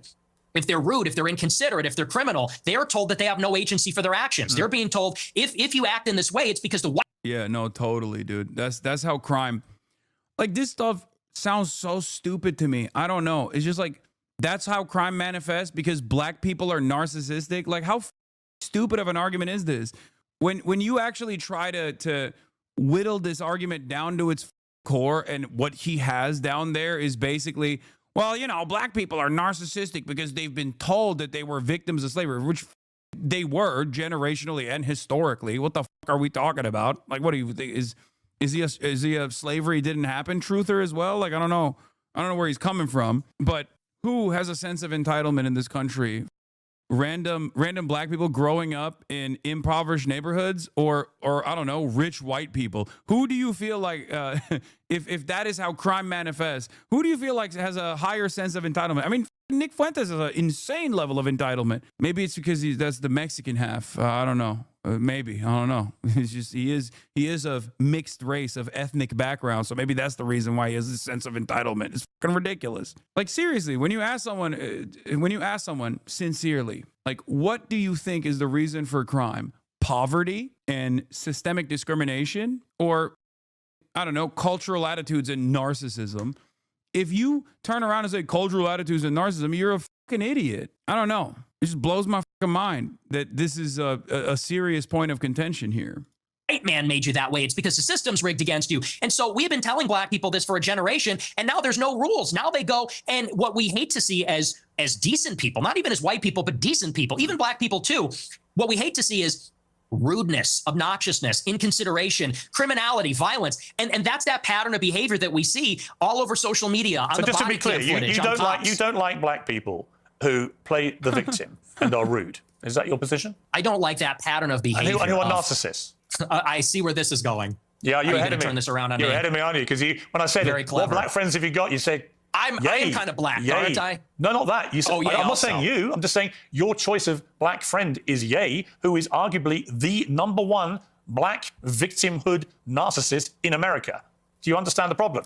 So he's your... That's where you went with that, Piers? What the bro, there is, I mean, what the is this? What is happening? Are they having a meet off? Like, what's going on? What the this is off the rails, bro. What the, like, there is so much you can shit on at least this version of Kanye West over, and he's like, he's basically calling him uppity. That's crazy. Like, that is crazy, because that's what Nick was doing, right? Like, he's saying, you know, it's the classic, again, 1940s racism that he keeps bringing back for some weird reason, whether he's like talking about jalopies and you know, pants around their ankles, or how he's saying uppity, right? Like, that's what the argument is. It's a racialized term for those of you who don't know. You probably might not have heard it because most new age racists don't even say the term anymore. And it's crazy to me that Piers Morgan came in and was like, well, guess what? You know who's really uppity? Kanye West, which is crazy. What is happening here? Uppity is racist? Yes. It is a racialized term most commonly used against black people to say that black people don't know their position in society, and they are, you know, in the basically what Nick Fuentes was describing. It's to say all of that they are narcissistic, yeah, acting above your station, and now Piers Morgan is basically turning around and going, well, Kanye West is like that, which is crazy. He's your friend. He's one of the very few black people you want to be associated with, but he's the epitome of what you just said you abhor about narcissistic black people. I disagree. I disagree with you, and I'll tell you why. Because Ye, if you've ever met him in real life... I have, yeah. Nick Fuentes is saying all black people are narcissistic and you know, trying to reach above their station and don't know their place in civilized society because they're barbaric. You're turning around and saying, well, Kanye West is like that. Even if Kanye West is a narcissist, this is not the appropriate angle of attack here, because it almost comes across as you saying that Kanye West doesn't know his station. He said epitome, right? Not uppity, I think. No. He said Kanye West is the epitome of what you described, when Nick Fuentes wasn't actually describing like the particular personality of one person. He was describing how black people operate in general. Okay, well, then you know. He's nothing but polite, considerate. Actually, he was very rude to me the last 2 times I interviewed him. He's a supreme narcissist, and he's also... You keep interrupting me. You're very rude. Are you black? Because you're being very rude by interrupting me right now. To you. I'm giving you a hard time, but I do want to finish my point. I do want to finish my point about Ye. He is a guy who, when I was with him, wanted to make sure that everybody was heard. Everybody felt included. He's actually a very soft-spoken guy, very polite, and by the way, not violent. When you look at all the rappers that are in the music game, many of them, especially from Chicago, drill rap, they're talking about killing people, shooting people, they gangbang. He notably, if you know about him, he got his start because he was a nerd. He wore a backpack and a polo, and he wasn't a gangbanger. He rapped about his feelings and girls and his dreams and his ambitions. So no, and by the way, he would tell me all the time, he doesn't even feel black. They make him feel not black because he doesn't do those things, because he's soft-spoken, because he's artistic, because he's a bit of a nerd or likes fashion. So I would disagree. He's actually not like that at all. But we're talking he's also a Hitler-loving anti-Semite. And we're going to take a little commercial break here, and we're going to come back and talk about anti-Semitism and your views about Jews. Answered emphatically that you turned to anti-Semitism. In your interview with Stephen Crowder last week, you answered emphatically that you don't hate all Jews. Is that correct? That's your position? Yes. Okay. So I want to play you this clip. Well, I don't hate any Jews. Let me just amend that. I don't hate any Jews. Okay. Let's play this clip. The reason I've had it is because my opposition to world Jewry and Israel is rooted in absolute, uncontestable fact. We have the truth on our side. That's why we're winning. Because we are telling the truth about the historical antagonism between Jews and Europeans, between Jews and Christians. The theological, historical, racial, cultural, and political antagonisms between organized Jewry and the Christians, organized Jewry and Europeans. And the reason that we are winning that argument is because it's real, it's true. I can prove it, I can show you, I can name the names, I can show you the paper trail, the money. That is why we're winning. That is why all of this is raising the consciousness. When you say you have this opposition to world Jewry, I mean, it's one thing to criticize, for example, the Israeli government over what it's been doing in Gaza. I've done that myself. When you talk about world Jewry, I presume you're talking about the 15 million Jews in the world, and you are opposed to them. How does that square with your position that you don't hate any Jews? I wonder if, like, this level of platforming Nick Fuentes is, like, unrestrained conspiratorial anti-Semitism will cause liberals to understand where I'm coming from when I describe my position on Israel. Or I wonder if they even make that distinction where they just go, nah, you're anti-Israel, f you're the same as Nick Fuentes. Why are we platforming him? Here. This was live streamed 9 hours ago. It had 88,000 views while it was going live, and it already has 1.2 million views. So no, I'm not platforming it. It's got 1.2 million views in 9 hours. Yeah, I know. You don't have to insert Elon Musk in this conversation, Megaphonics. Yes, Elon Musk believes what Nick Fuentes is saying here as well. Well, do you take issue with my use of the term world Jewry? Well, what do you mean by that? Or do you take issue with it? Do you have a problem with that? Clarify what you mean by it. Well, it's funny you bring that up. The gaslighting's crazy because I use that expression on my show all the time. I say organized Jewry, world Jewry. And do you know that for like 30 years, the World Jewish Congress has an annual keynote called the State of World Jewry? Barry Weiss has given it.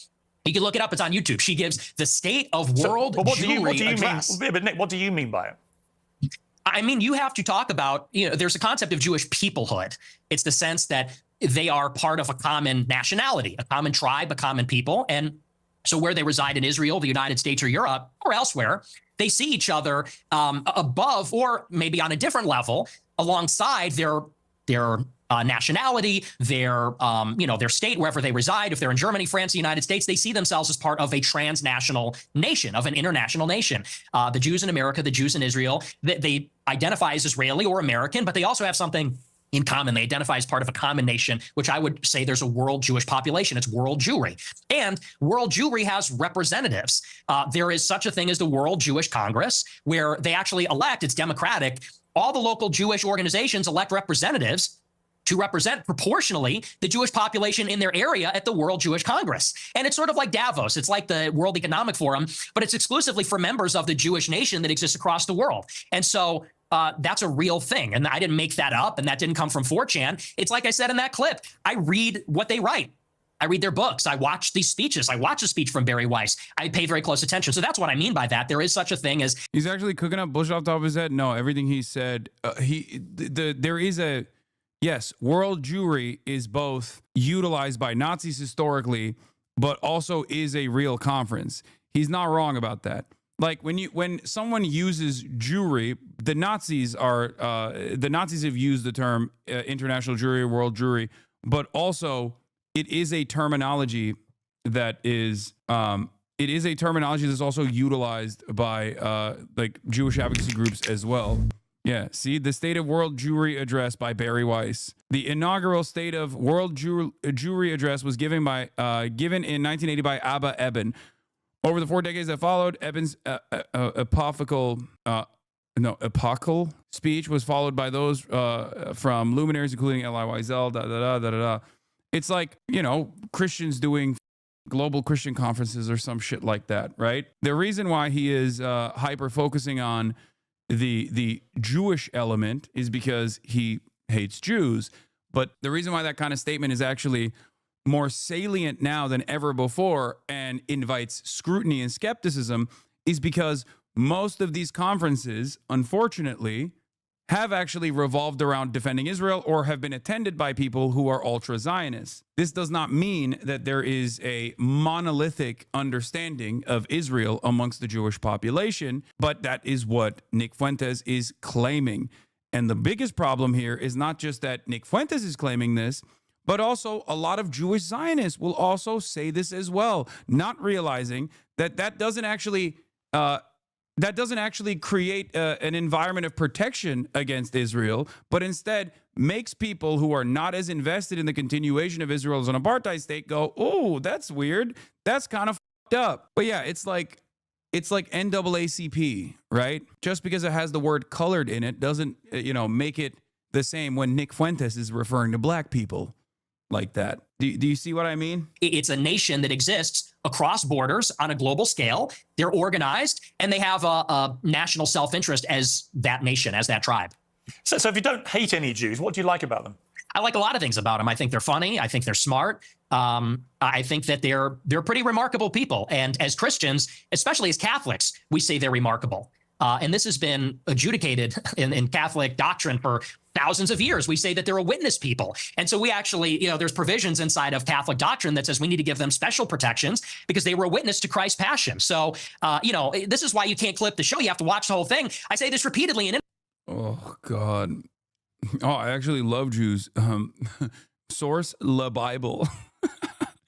This kind of shit does make me unironically r/Reddit atheist, bro. He's just like, yo, you don't understand. I love Jews. The Bible says we gotta love Jews.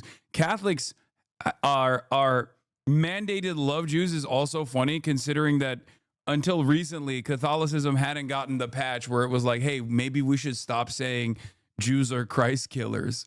Like that's a couple decades old, man. Saying that Catholics especially love Jews is crazy. Interviews, I do think they're remarkable. By definition, they're exceptional people. It's just that there is a sort of natural opposition between them and Christians because of the theology.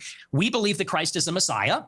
They don't. They have been a minority in Christian lands for thousands of years, and they have been pushed around and expelled, and they've been persecuted and segregated. And that's why there's a lot of paranoia. There's a lot of distrust. There's maybe some sense of chauvinism among Jewish people. So there is, like I said in that clip, there is an historical antagonism between these two peoples, between Christendom and Jewry, and that has always been the case in Europe. But I don't hate them, and I think I actually sort of understand them in a weird way. I think that because I've studied a lot of their politics, I think I really kind of know them in a way, and it doesn't come from a place of hatred. Do you have any Jewish friends? I do. I have many, yes. Well, that's weird because you said this. Jews and Christians have never been friends, ever. Not since Jesus Christ.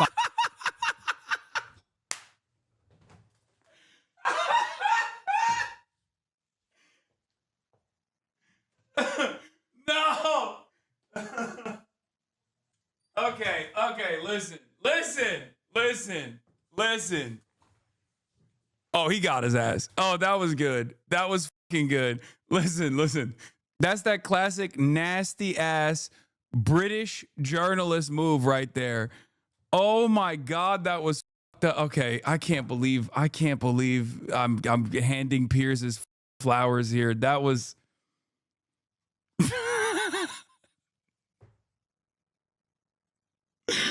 that was funny. That's a good clip. That's a good ass clip. Jesus Christ. Have we ever been friends? Not since Saul was leading the charge persecuting the Christians. Not since the Roman Empire, not since the Middle Ages.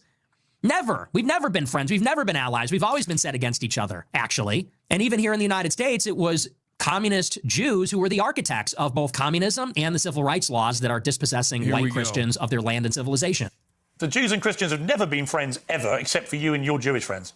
Yeah, so easy. As peoples, as nations. Got it. Not saying every individual Christian, and of course there have been Christians and there have been Christian converts to Judaism, Jewish converts, Christian. You're nodding your head, but you're asking this. I'm saying as peoples, they've never been aligned. I'm a Catholic like you, and I have many Jewish friends. I'm just trying to compute what you're trying to say, which is Jews and Christians have never been friends ever. And I'm like, well, you have Jewish friends, I have Jewish friends, we're both Catholics, therefore we're Christians.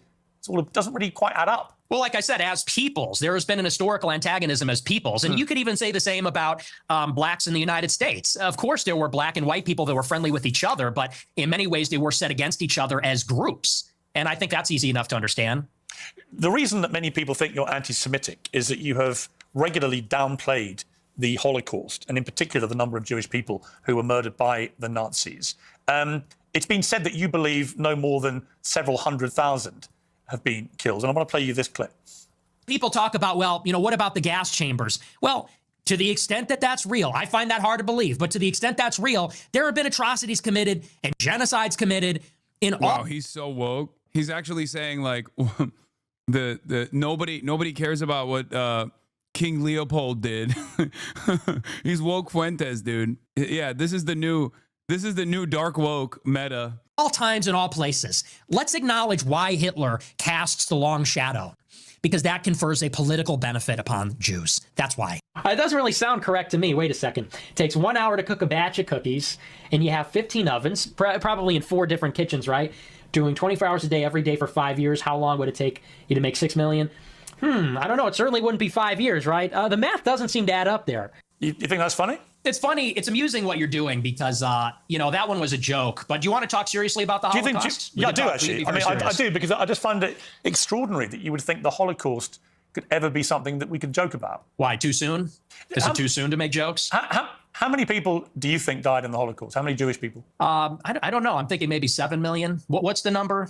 6 million, something like that? So 8 million? You concede that 6 million Jews died in the Holocaust? Possibly more. Possibly, we're discovering all the time. So it could maybe even be more than that. So why have you doubted the numbers? Yeah, he's doing a 6-7 meme, and you dumb are literally hitting it. And I mean, this is it. This is the whole point, right? When you argue and debate with fascists like and Holocaust revisionists and shit, like they're going to have an entirely separate set of bullshit facts that they will draw from, and it's a deep well because there have been years and years, just like the Lost Cause.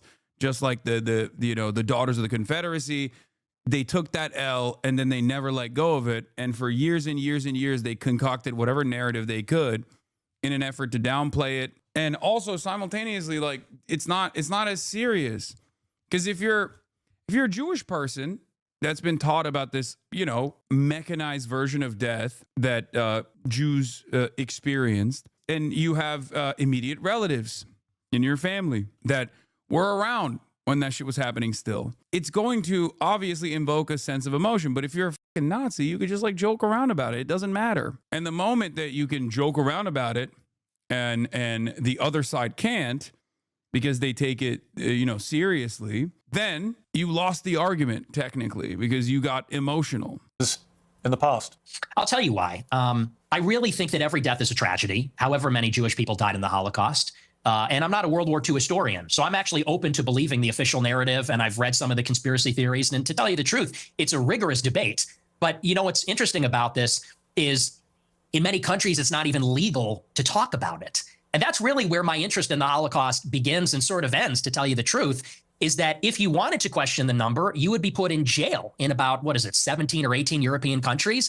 And I think that's really the more interesting conversation, which is that this is almost like a religious dogma in the West. Yeah, he starts off with the debate, and then when it's not a disputed fact. And then he brings it to an environment of censorship. And the reason why there is an environment of censorship around this sort of thing is because it was a telltale marker of fascism for the longest time, especially in countries that were destroyed by fascist movements. It's just a great way to figure out the canary in the coal mine.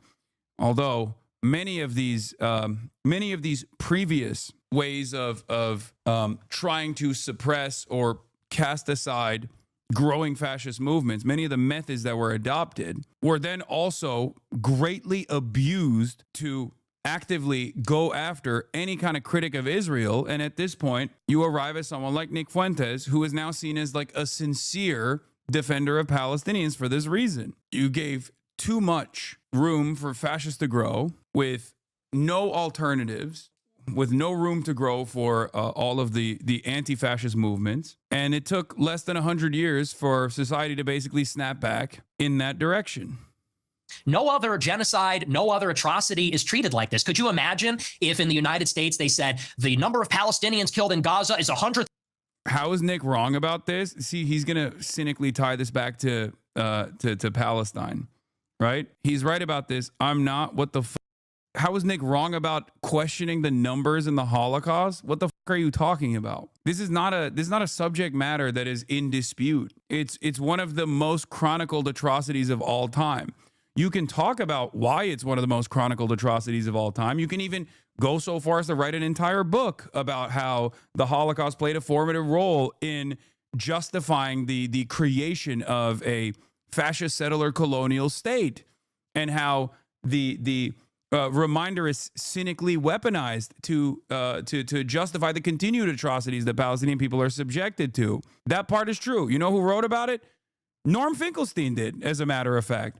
The son of 2 Holocaust survivors, as a matter of fact. So that part is not in dispute. But the numbers, you know, they're not questioned for good reason, not because of like an environment of fear surrounding it. But the reason why there was censorship around this sort of stuff is the same reason why there's censorship around wearing the banner of the Nazis, right? Because these are telltale, or used to be telltale markers, and still are telltale markers of fascism. And even in liberal societies in Europe, telltale markers of fascism were banned for understandable fucking reasons. Do you not understand? Anyway, 1,000, and if you don't say that, you're going to jail, you're banned on X, you can't have a job. That's the part that's totally insane. And a lot of people, they can't even make up their minds. I think it's actually done a disservice. If your goal, and I'm not saying you as Piers Morgan, but if your goal, if you're an advocate for awareness about this, if your goal is to convince everybody that this is the way the Holocaust happened, I think the last thing you'd want to do is say that everyone that disagrees is in jail. Yeah, notice how he doesn't talk about the other subsequent bans, just this one. There's a reason for that, because he knows that argument is better for optics in general than to say, why can't I wear a swastika if I want to? Because those are the same reasons. Holocaust denial is censored for the exact same reason that wearing a swastika is censored. There is discourse around the Holocaust. You can engage in an academic debate even, okay? And many people do in colleges and in academic institutions and whatnot. There's a difference between that and outright Holocaust denial or Holocaust revisionism the way that Nick Fuentes is doing, because he's signaling to his audience that he's a neo-Nazi. And while it is not illegal to do so in the United States of America, it is illegal in some European countries. And is banned, and you're not allowed to say it. So there's really been no open debate about the subject since the scholarship started to be produced about 60 years ago. But there is no debate to be had about the number of people who were murdered. Even the Nazis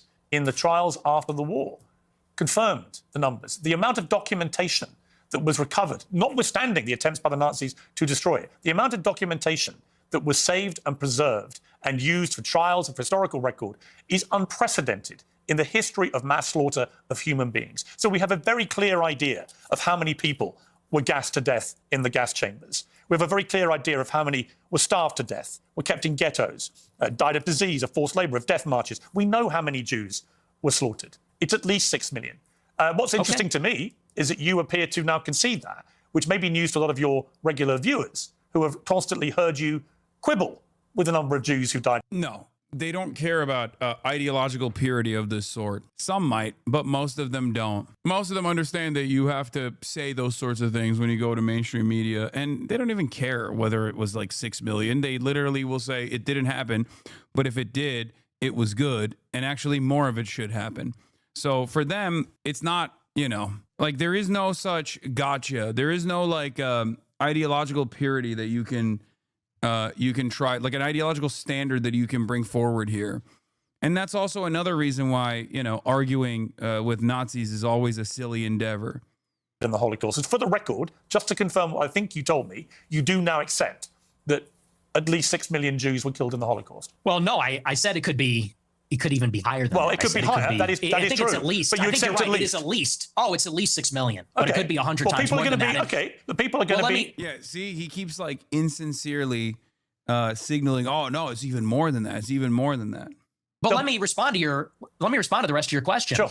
What you're saying, I understand where you're coming from when you say it has been documented and there are confessions and so on.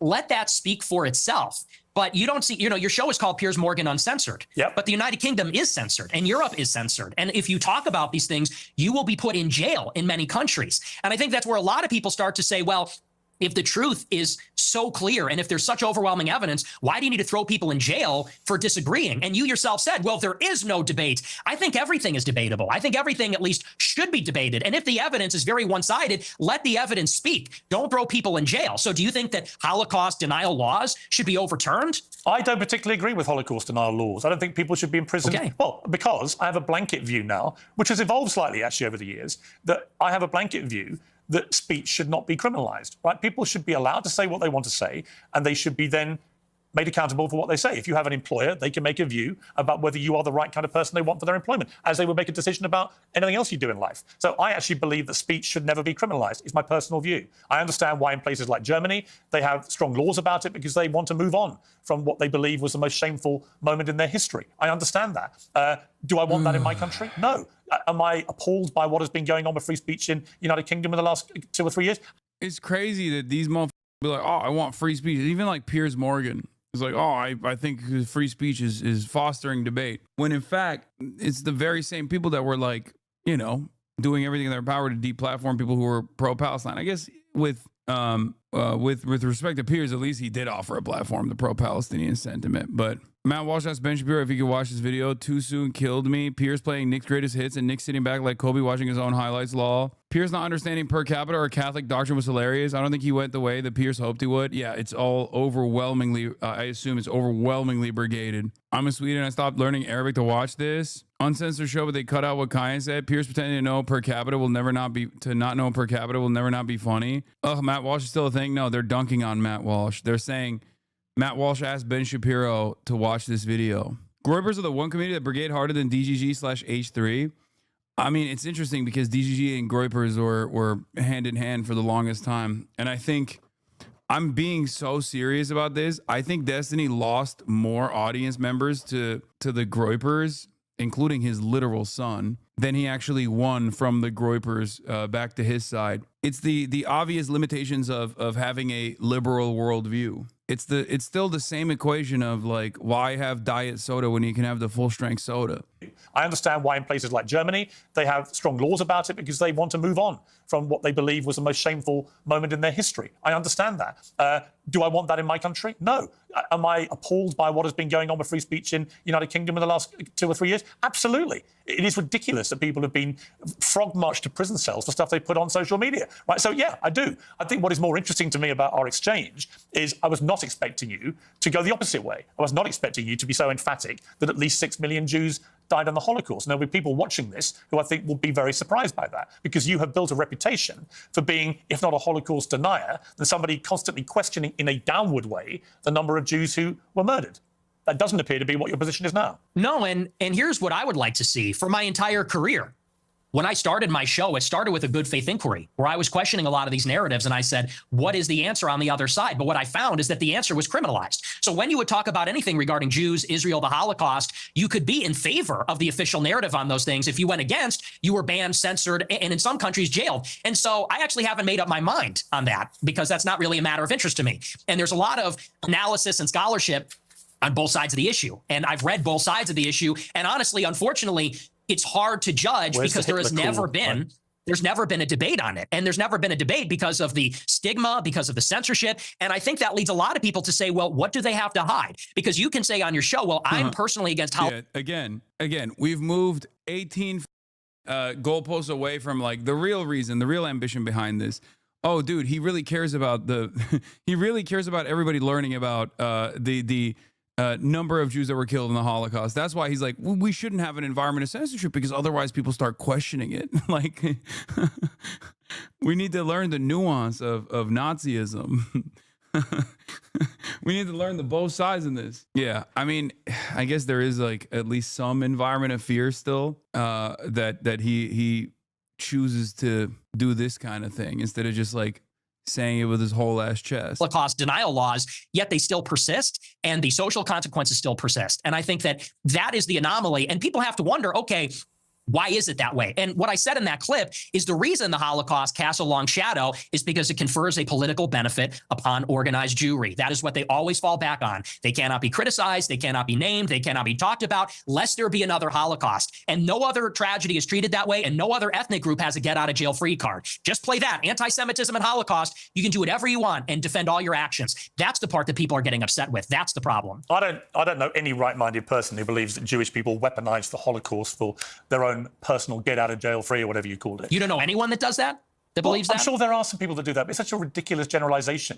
You know, the truth is that most Jewish people have lost relatives in the Holocaust. Bro, Israel being tied to Judaism, it was a ticking time bomb. Such arrogance to assume that this would not inevitably blow up in everybody's faces. What a gift to neo-Nazis like Nick Fuentes. It's like eventually people were going to go, hey, this stuff is kind of crazy. You're doing like 17th century style sieges over here. We don't do this kind of stuff, especially not in broad daylight and especially not with like the full purview and legal protection of the beautiful liberal Western world and Western society. We're supposed to be advanced. People were taught that this kind of stuff is unacceptable. And for the longest time, and people still do it, people still lean into it. It was, it's just anti-Semitism if you speak out against this. So now people like Nick Fuentes, who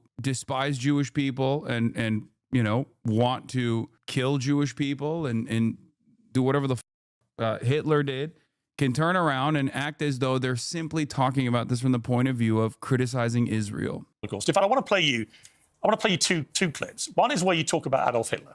Hitler was a pedophile and kind of a pagan. It's like, well, he was also really cool. So, you know, time to grow up. We're not children anymore. Am I right? Am I right? Am I right, boys? Am I right? Let's go. He was also really cool. Do you regret saying that? Saying a fact? No, that's absolutely true. You think Hitler was very cool? Then we should treat conflating Judaism with Zionism within leftist circles with the same full-chested, unambiguous stigma that we treat advocating for Zionism because it is advocating for Zionism. There should be no moral leeway given in this matter. What the fuck are you talking about? Yes, I shit on people who tie Judaism and Zionism together with regular frequency. Yeah, I do it all the time. What do you mean? Within leftist circles, I don't know what you mean by that. Yes, I do. One of them, and I'm tired of pretending he's not. Well, to be honest, this is the problem, you see. It's a bit like when you just say, I'm a racist. You're a racist who thinks Hitler's cool, but you're not anti-Semitic. If you're a Jewish person watching this, what are they thinking? I'll tell you what they're thinking, because I've got a friend of mine called Danny Finkelstein, who, when he heard I was interviewing you, he's a Times journalist in the UK, very eminent journalist here, and author, who wrote a book about his own family's experiences at the hands of Hitler and Stalin, because he also told Tucker Carlson that you admire Stalin. But let's just take what Danny said here. Hi Piers, it's Danny Finkelstein here. As you're interviewing Nick Fuentes, you might try suggesting to him that he reads my book, Hitler, Stalin, Mum and Dad. It's called Two Roads Home in the United States. Since he says he's on Team Hitler, you might like to ask him about the fact that Hitler arrested my mum, tried to starve my mum to death, did starve my grandmother to death, sent my great aunt to the gas chamber, my great uncle, my cousin. Yeah, I don't think he's going to give a shit. I'm going to be honest. He is anti-Semitic. My grandmother on my father's side ended up being one out of 7 children, the only one that survived the war. So you might ask him whether he wouldn't rather be on Team Mum rather than Team Hitler. And as for celebrating Stalin's birthday, well, Stalin took my father, sent him to a state collective farm, sent my grandmother and to a state collective farm, sent my grandfather to the Gulag. You might try asking him why he doesn't celebrate Dad's birthday rather than Stalin's. It may all be a big joke to him, but he complains that he was 18 when someone tried to cancel him. Well, Stalin and Hitler arrested my mum and my dad when they were 10 years old. So perhaps he might like to reconsider his joke. See, that's the reality of... Oh, God. It's crazy to assume that a straight up neo-Nazi is going to turn around and be like, oh my God, your feelings are hurt? That's crazy. He likes it, man. Why the would he care about your mom? Like, that's insane. That's an insane thing to be like, oh, but you don't, yeah, say it to my face. Yeah, he will probably. What the This is quite literally the worst angle of attack here. Your jokes, although I haven't ascertained yet whether you are joking when you say that Hitler was very fucking cool. Are you joking, or do you actually think he was very fucking cool? I also despise people that do this equivocation between Stalin and Hitler. It's ridiculous. Criticisms of Stalin are perfectly valid. This level of equivocation is insane because Stalin did technically liberate, a big chunk of your family, your father and present company aside. So the are we talking about? The most genocidal monster of the last 150 years. Yeah, the thing is, my generation, we're just done with the pearl clutching. You might be, but then your generation hasn't gone through what Danny Finkelstein's family went through. So maybe the pearl clutching has a way to go for families whose family members... like he liberated Poland by occupying it instead. Did he or did he not liberate the concentration camps?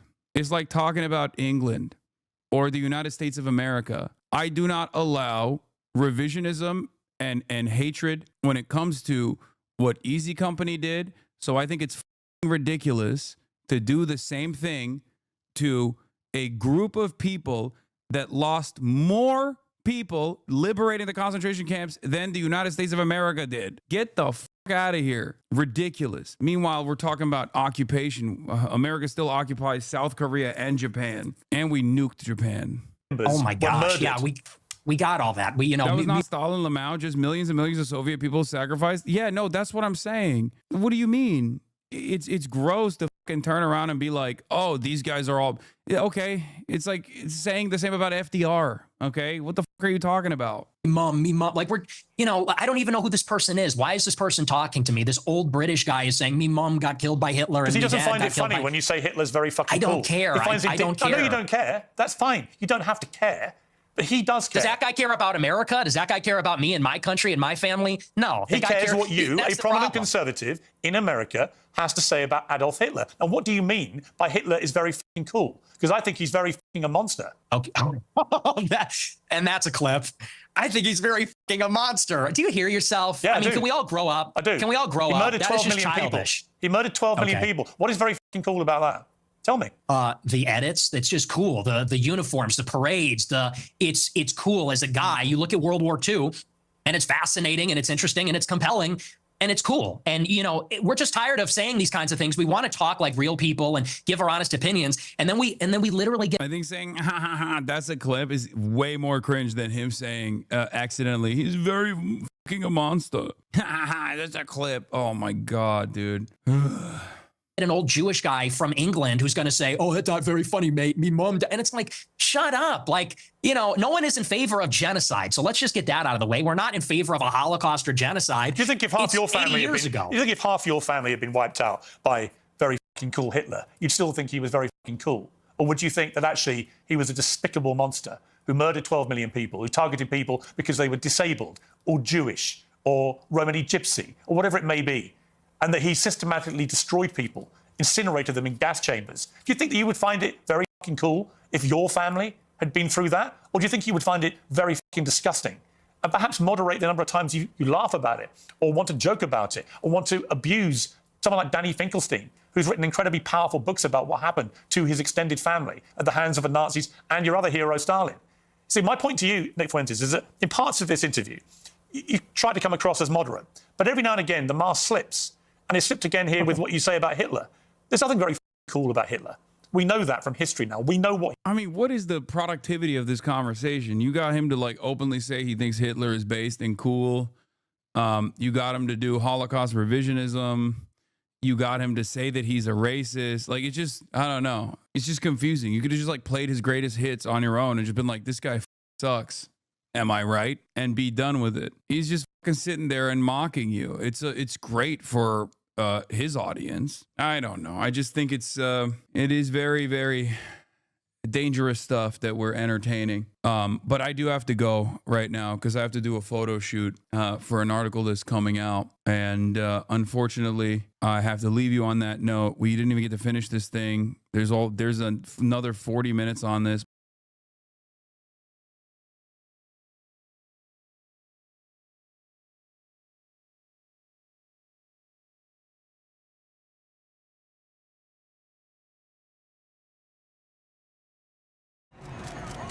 I got something that'll cheer you up, Jack. I go the other way. Let my knees go eat. What's happening to me? Wix. One platform. Any website. Unlimited creation. What's up, Matt? You still working for Daily Wire, Matt? What's going on? And Matt Walsh posted that AI, the white family AI photo that had like a sneaky swastika in it. And I don't have evidence for this, but in my headcanon, I know that he went up to Ben Shapiro and was like, listen, I have to post like something. I have to post like a swastika, please. We're going to move to a side of right-wing commentary that used to be the dominant force, the old guard, that is completely washed now. Ben Shapiro. Former darling of right-wing media has been under a lot of fire from his right flank, and his once enviable position now seems very precarious. Only 8 years ago, things were dramatically different as Ben Shapiro was making his ascent. Back on November 13th, 2017, an article in the New York Times described conservative commentator Ben Shapiro as the cool kids philosopher. The article is a relatively gentle profile of Shapiro, describing him as a conservative firebrand who holds extreme views, who is finding a young audience online. There's a part of this article that has an odd echo in the present. It reads, Mr. Shapiro is trying to define conservatism at a time when its meaning is up for grabs, and the Republican Party and traditional conservative media outlets like Fox are built for older audiences. This is even truer now, but the next sentence in the article is even more interesting. Shapiro does not like President Trump, and he disagrees with his old boss at Breitbart News, Stephen K. Bannon, that Trumpism is the future of the Republican Party. Obviously, Ben Shapiro has changed his tune long since then, and that's part of how Shapiro has succeeded, a combination of being morally lucky within the context of conservative politics and willing to sit at the altar of Trump, cashing in on the rightward shift represented by Trump and knowing when to fall in line when he saw. Except there was one issue where he couldn't fall in line with the broad popular demand from the audience, and that is Israel. It doesn't even matter that Trump is pro-Israel. He could not convince his right-wing fan base to be pro-Israel. Where that push towards the right was actually coming, but the constituency more aligned with Donald Trump.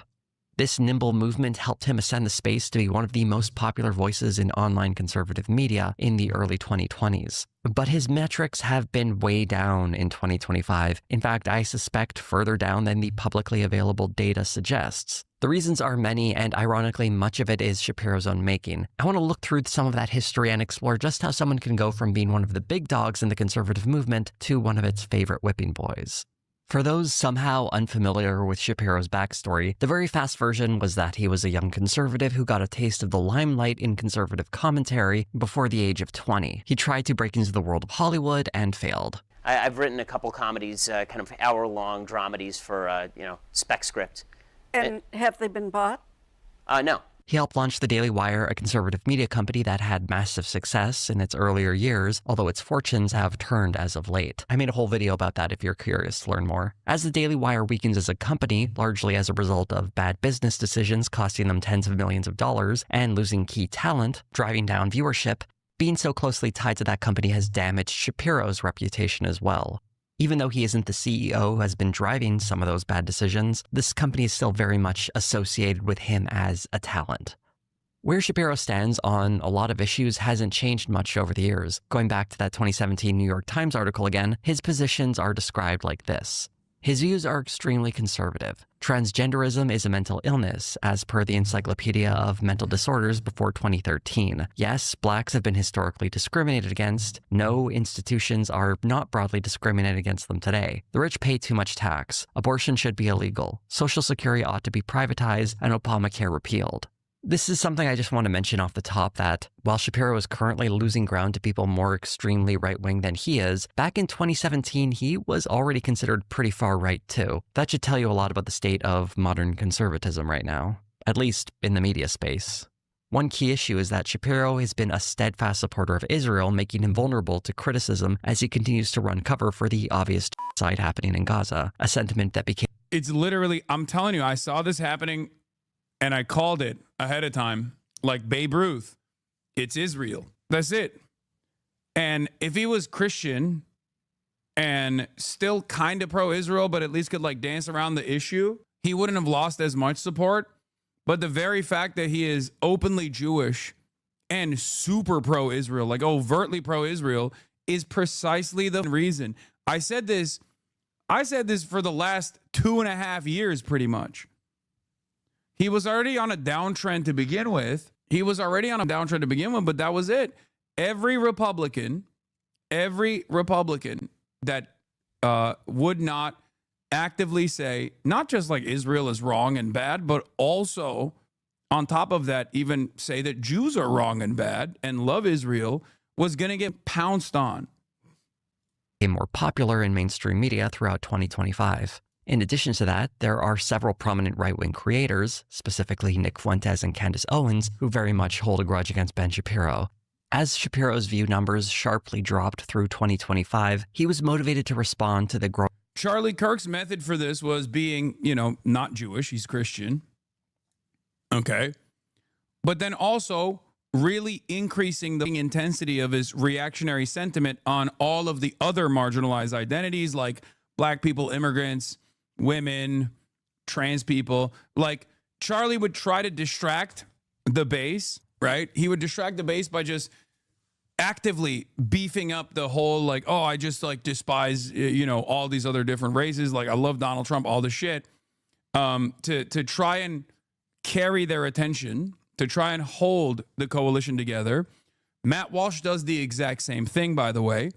But more and more people are realizing that Matt Walsh is also kind of fake because he still works for Ben Shapiro, okay? That's the reason why even in the Nick Fuentes video on Piers Morgan, people are shitting on Matt Walsh. Does Matt Walsh even have any motion at all? Out of all the Daily Wire people, Matt Walsh is the only one that still has a little bit of motion. And part of that is because he is not as overtly pro-Israel as these other guys are, but he's also not anti-Israel either. But like his avenue basically is everything but the Jews, right? His avenue is hating everyone but Jewish people, right? So I think a lot of the bigots that want bigoted content, that demand bigoted content, still kind of entertain him because at least he's giving them enough like hatred for Somalis, hatred for trans people, all this stuff, right? And it's really interesting because if you recall, there was a point in time when Matt Walsh was under a lot of heat from the audience that was like, Matt, you ain't saying nothing about Israel. What's up, Matt? You're still working for Daily Wire, Matt? What's going on? And Matt Walsh posted that AI, the white family AI photo that had like a sneaky swastika in it. And I don't have evidence for this, but in my headcanon, I know that he went up to Ben Shapiro and was like, listen, I have to post like something. I have to post like a swastika, please. I have to post a swastika or something, don't take it, don't take it the wrong way. I don't hate the Jews, but I have to do it because people are really, really needing me to say something, or at least like dog whistle in that, I gotta deploy a tactical swastika. Did that really happen? Well, the conversation I'm speculating took place. But the fact that Matt Walsh posted an AI video of a white family to say, like, we have to preserve this kind of family in America, and the white family actually had like a secret swastika in the AI photo. That is real. That did happen. I'm sure someone can link us the photo real quick. That tweet happened at the peak of Matt Walsh. That happened. Like, you deployed a tactical swastika in the iDubbbz content cop. Yeah, exactly. Exactly. Famously. You know, I'm doing a really bad job demonstrating my anti-Semitism, my secret anti-Semitism, you know, since I fight against that form of bigotry for the last 12 years. But you caught me. That wasn't even in the content cop. I think that was a random Twitter photo. But, oh, here it is. I've been in the middle of some bullshit outreach cycles in my day, but the one that you cooked up this week is probably the fakest of all. There are even controversies hounding me and demanding that I apologize for a hidden swastika someone else posted in a tweet I replied to. Just to be perfectly clear to all the slimy little smear merchants playing this game, I apologize for nothing. I owe you nothing. It was literally fake outrage. Like, he basically threw this out there, okay? He threw this out there. I thought you said it was hidden. It is. It is a hidden swastika in the photo. The image is like very clearly designed so that if you squint your eyes, you see the swastika. It is literally one of those like, oh, squint your eyes to see a hidden prize type shit. Okay? It's one of those magic tricks. Just squint and you will see what I'm talking about. It's very clear. If you squint your eyes and look at it, you very clearly see the swastika. Okay? Anyway, these people are native to Europe, not the Americas or Africa. Sounds like you need to Google what the word native means. Matt Walsh quote retweeted this and said, people who look like that have been living in the Americas for 5 centuries. If 5 centuries is not long enough to qualify as native, then how long do you need? If the answer is that your ancestors have to actually originate from the place, then nobody's native to anywhere. So where do you draw the line? And then Dreamleaf posted, I like how he pretended not to notice. No, he posted that specifically. He quote retweeted that specifically so that there was a swastika in it because everyone was calling him a doormat to Ben Shapiro. Okay? Like, he did that as a lifeline to maintain his audience. In any case, then, of course, when, leftists or liberal people on the timeline called it out, this created an opportunity for him to be like, see? The woke libs are up my ass. You see? Oh, they're so stupid. They're so dumb for saying I posted the swastika. I apologize to nobody. So you did Nazi the swastika? Well done, sir. You, sir, have won the internet. Oh my God, so Reddit. Anyway, he was performatively posting the swastika so that all the anti-Israel, anti-Semitic audiences would get off his tail a little bit. But that's precisely the reason why Candace Owens, Nick Fuentes, Tucker Carlson, and everyone else is blowing up at a time when these guys are on a downtrend. Matt Walsh is the only one under Daily Wire that hasn't been hit with the fall-off gun in the same way that even Steven Crowder and everybody else has been. An alternative in conservative media, one that was growing increasingly hostile towards him. But just think about that. I want to point this again. This is why I always say, like, Republicans are literally motivated by vice signaling. It's crazy. Like, they have to do Nazi posts. They're deploying tactical swastikas to maintain their audiences. That is where we're at, okay? A video from October 30th titled "Woke Politics Infected the Far Right" is his attempt to explain just what's of one party, the Democratic Party, that has increasingly made it clear that there is a population they do not like, and that population that they apparently do not like is white Christian males. That is the population that must be targeted. To evidence this claim that the Democrats are targeting white Christian males, he mentions the candidacy of Zohran Mamdani, who was recently elected mayor of New York City. Mamdani received, at best, tepid support for his candidacy from the Democratic Party, even after winning the party's nomination. What is it, though, that has held you back? I mean, usually this is somebody that won a Democratic primary.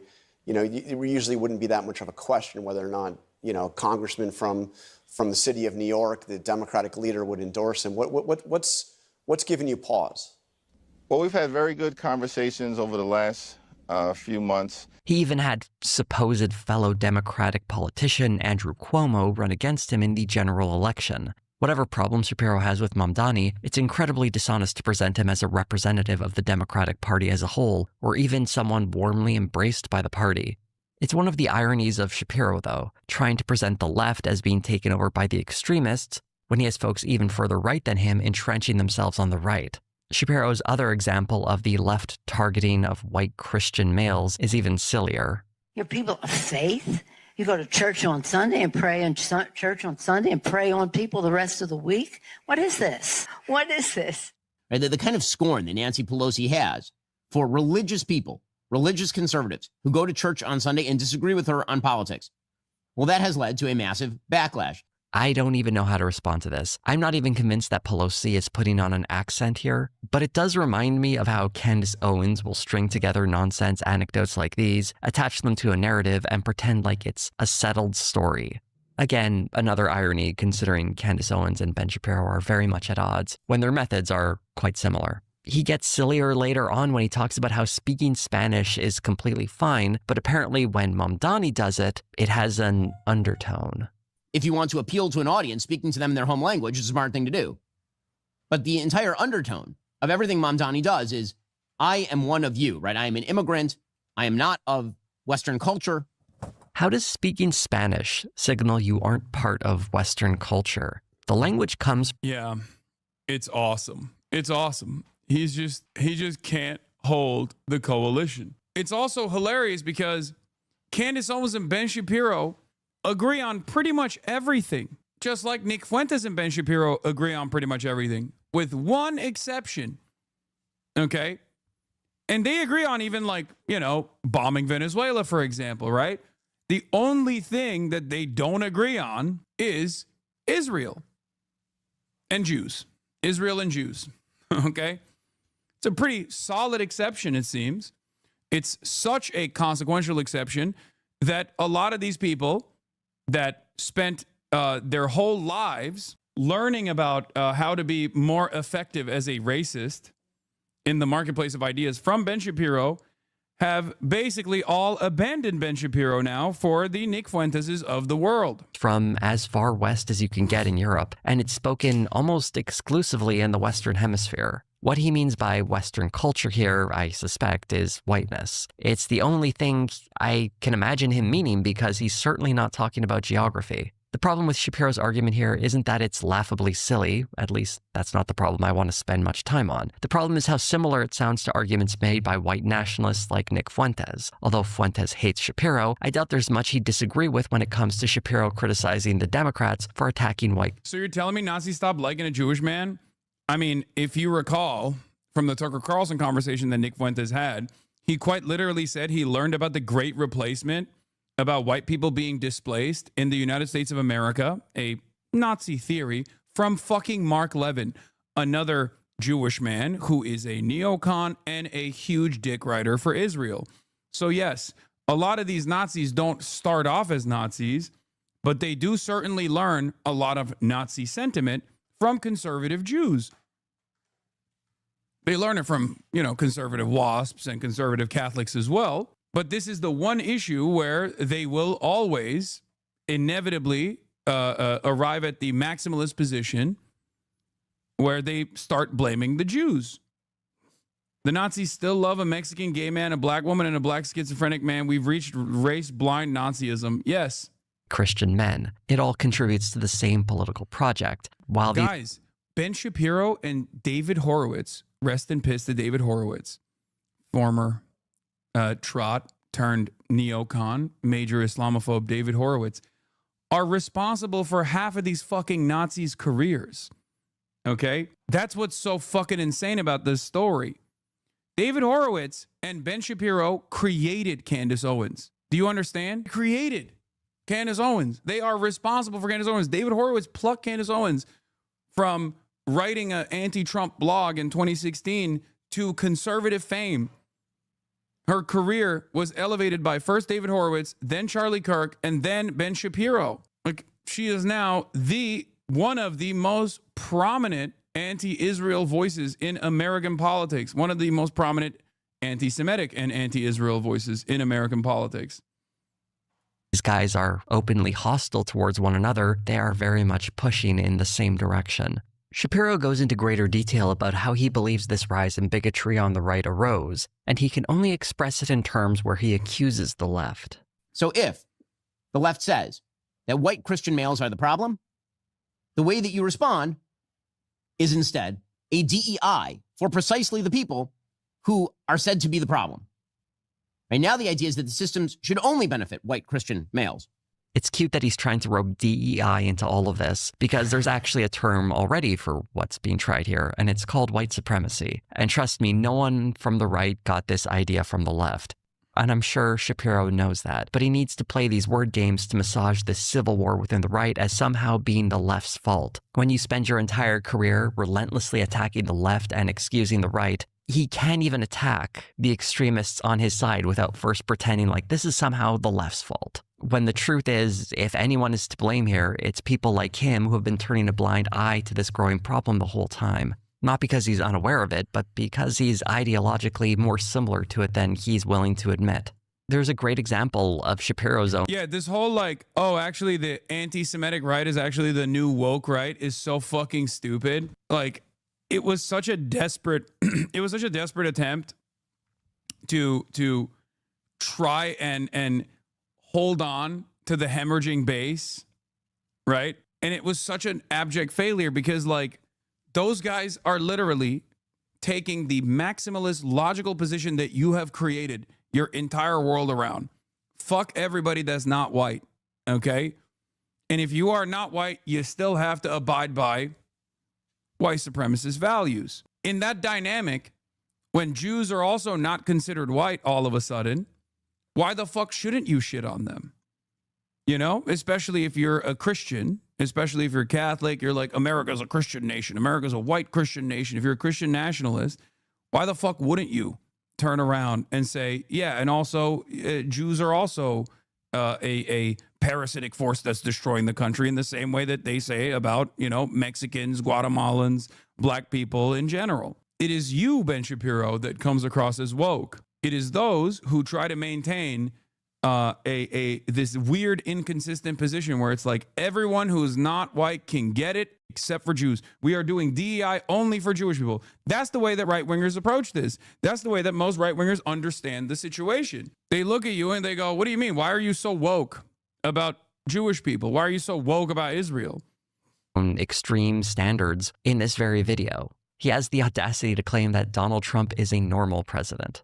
President Trump is as close to a normie president as we have had in the last several decades, which is bizarre considering, again, his sort of personality. But that is the reality. Notice how they don't say Judeo-Christian anymore? Yeah, that was another lock that I had, if you recall. I've been saying this for years. I was like, Judeo-Christian, America was founded on Judeo-Christian values. It's a relatively new phenomena. What makes you think they'll keep saying that? Okay, you had a good run. Post 9/11, it really popped off, okay? And then it took around 25 years for them to decide, no, actually, America's a Christian nation. It's not founded on Judeo-Christian values at all, especially when all of these conspiratorial, all of these conspiracy theories end up revolving around a group of shadowy lizard people that are responsible for all the evils that people are experiencing. And it's not like these guys are invested in finding new narratives. They're going to go back to the one narrative that has remained so successful throughout time, whether it be the pogroms, whether it be in Tsarist Russia, whether it be in Western Europe, Eastern Europe. They're going to go back to the Jews. And they snapped back to that so quickly. I said that so much.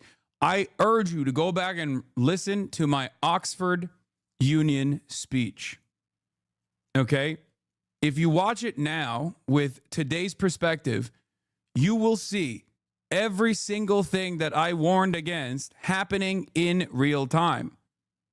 Okay? This was my Oxford Union speech. This is what I covered. This is what I said. I was like, listen, as a Muslim guy living in the United States of America, supporting Israel as a Jewish person comes across like you're supporting ISIS as a Muslim person. It's so wild to me that people think that this is not going to explode in I urge you not to a succumb. crazy fucking wave of anti-Semitism. Yeah, look at this one. It got 28,000 views, dude. It's also partially because it took them 6 months to upload. I'm confused. Many other videos, the hall looks packed with people. This one's zoomed out throughout the video. Are there not many attendees? Yeah. These are all very violent endeavors. Yeah, they took them 6 months. Also, no, it was fucking packed with attendees. What is he talking about? Oh, because they don't do a crowd shot? Is that why? They just assumed that it wasn't slammed? Get that hairstyle back, freaky unk. Where's the vlog, unk? It'll come out. There are masked men in the streets kidnapping people, labeling them criminals without due process, and deporting them, including some being sent to prisons in other countries. He has imposed sweeping tariffs that are wreaking absolute havoc in the economy. He's handed over health and safety to people who are gutting medical research and spreading misinformation and anti-vax nonsense. I could go on for far longer listing all the very non-normal things he's done, even for someone who supports all this stuff. They should at least be able to acknowledge that this is very much not normal. Donald Trump is not a normal president. Part of Shapiro's problem is that he never allows blame to fall on the Republicans for anything, at least not in a way that is damning enough that someone would decide not to vote for them. One great historic example of Ben Shapiro's blind spot, willful or not, is Candace Owens, although they had a falling out over... It was not a blind spot at all. Ben Shapiro's former policy that he openly said, by the way, was, as long as you're pro-Israel, I don't give a fuck if you're anti-Semitic. Okay? That was his open policy. He has defended people saying anti-Semitic shit over and over again, including Ann Coulter. Okay? And it was an inevitability that that policy was going to explode in his fucking face. Okay? Ben Shapiro hired Candace Owens long after he knew Candace Owens had said a bunch of anti-Semitic shit. He defended Kanye West when Kanye West was saying anti-Semitic shit. Okay? The reason why he did that was because he cared first and foremost about Israel. Here it is. Ann Coulter tweets regarding Jews. Awful, nonsensical. Ann Coulter is also super pro-Israel and has always been so. So I won't lose sleep. This is also the ADL's policy as well. The ADL cares about anti-Semitism as far as they can create legitimacy around the anti-Israel people that they're attacking. They don't actually care about anti-Semitism at all. If they did, they wouldn't be going after Jewish Voice for Peace or numerous other advocacy organizations that are not anti-Semitic, but simply anti-Israel. Okay? They only care about anti-Semitism and even all these other civil rights issues, for example, as far as they can create legitimacy around them. Oh, we're going against all forms of bigotry. We're combating all forms of bigotry. The reason why they do that is so that when they actually say someone is anti-Semitic cynically and smear them as an anti-Semite, there is some level of legitimacy surrounding their call out. At this point, though, they've completely dropped all notion that they care about anti-Semitism altogether. They even fired, at a time when they've raised more money than ever before, they literally fired their entire civil rights research team because they just don't give a fuck about that stuff anymore. They don't even care about presenting themselves as a legitimate advocacy organization that cares about anti-Semitism at all. Her opposition to Israel, eventually leading her to being fired, it almost certainly had more to do with her anti-Zionism than her well-known anti-Semitism. Owens got her job at the Daily Wire well after she had made her comments about Hitler's problem was trying to extend his vision outside of Germany. If Hitler just wanted to make Germany great and have things run well, okay, fine. The problem is that he had dreams outside of Germany. He wanted to globalize. He wanted everybody to be German, everybody to be speaking German, everybody to look at different. No, totally. It was totally fine if Hitler was doing like a more localized version of the Holocaust, then it would have been totally chill. By the way, you know who was sitting next to her when she was making that statement? Charlie fucking Kirk. And for the record, if you were to say, oh, well, how do you expect Ben Shapiro to know everything that she's saying? Okay. This was such an insane statement at the time that it literally made its way to Congress. Like there were congressional representatives grilling Candace Owens on this statement. That's not, to me, that's not nationalism.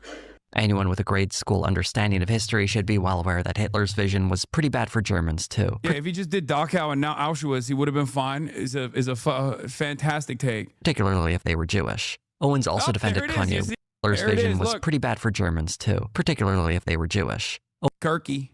Owens also defended Kanye West while he was first melting down, and in this case, Shapiro joined in, defending him too. And this was well after it had been established that Kanye West had started hanging out with Nick Fuentes. Here's Ben Shapiro on October 7th, 2022. I care about the fact black babies being aborted than born in New York City at this point. That 50% of black death in America is abortion.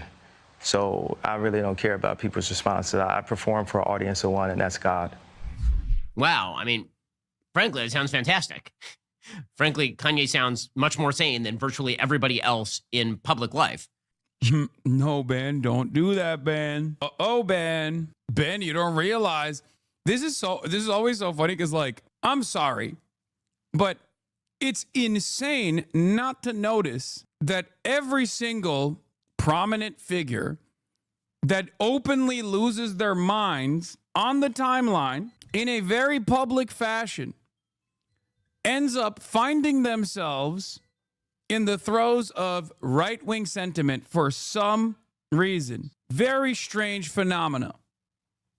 It never goes in the opposite direction. It's always, no one goes, oh yeah, I went insane and became a fucking Maoist or a leftist. It's always, I went insane, or, you know, I had an aneurysm and it made me conservative. Interesting stuff. Shapiro in the October video also made this remark. The pathologizing of right-wing viewpoints goes back a long way. It goes actually back to a book by Theodore Adorno called The Authoritarian Mind. The suggestion was that there was a pathological drive in capitalist societies that led people to become authoritarian. It was a Marxist view of what America was. And so the idea was that if you were right-wing, you were going to become a fascist. First, the book is actually called The Authoritarian Personality. I can't say I've read it myself, but it's very funny to me that Ben Shapiro tries to critique its supposed claim of conservatives being more prone to becoming fascists by using the example of Kanye West. Every human being has something of value that they brought to the table, especially Hitler. It's very important. Bro, this is my least favorite. God, I can't fucking stand this shit, dude. I hate the whole, like, oh, I love God. Like, as though that's the exit ramp. You know, you could just be the most heinous motherfucker of all time. And as long as you just say you love God, it's fine. It's like your big cheat code. Like, what the fuck are we doing? Remember your reaction to the Yay Alex Jones thing, lol? You even tried not to highlight Nick Fuentes even when he sat next to him? Yeah. It's the most annoying fucking cheat code of all time, especially because it low-key works. It low-key works for some Christians. They hear that and they go, hell yeah, this guy does love God, actually. So fucking annoying. To state how completely wrong Ben Shapiro was in this instance. In the same video, he's also responding to an interview Tucker Carlson did with Kanye West, which was later revealed to have edited out various racist conspiracy theories that West had mentioned, almost as if Carlson does these interviews to help bigots seem less extreme than they Yeah, he did. He literally, yeah, I called that out at the time, too. actually are. I prefer my kids' new Hanukkah than Kwanzaa. At least it will come with some financial engineering. All of this would, you would think, cause Shapiro to perhaps reflect on the alliances he's made on the right. In the case of Candace Owens, he was willing to look the other way because he was willing to accept a little anti-Semitism if it meant he would have her talents at his disposal at the Daily Wire. In the case of Tucker Carlson, he was a major host on Fox News and a useful ally. So there's a clear advantage to not turning on someone like that, even though he's clearly running cover for someone who holds some very troubling opinions toward Jewish people. This brings us to a major episode in Ben Shapiro's decline, his response to another interview Tucker Carlson had, this time with Nick Fuentes.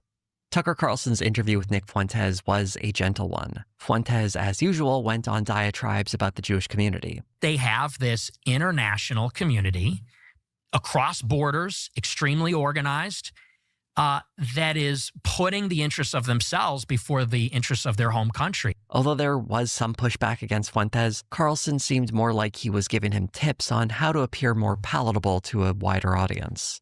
But the problem in your response, I get what you're saying, but the problem in your response is it does not apply to every individual No, and I would never say that.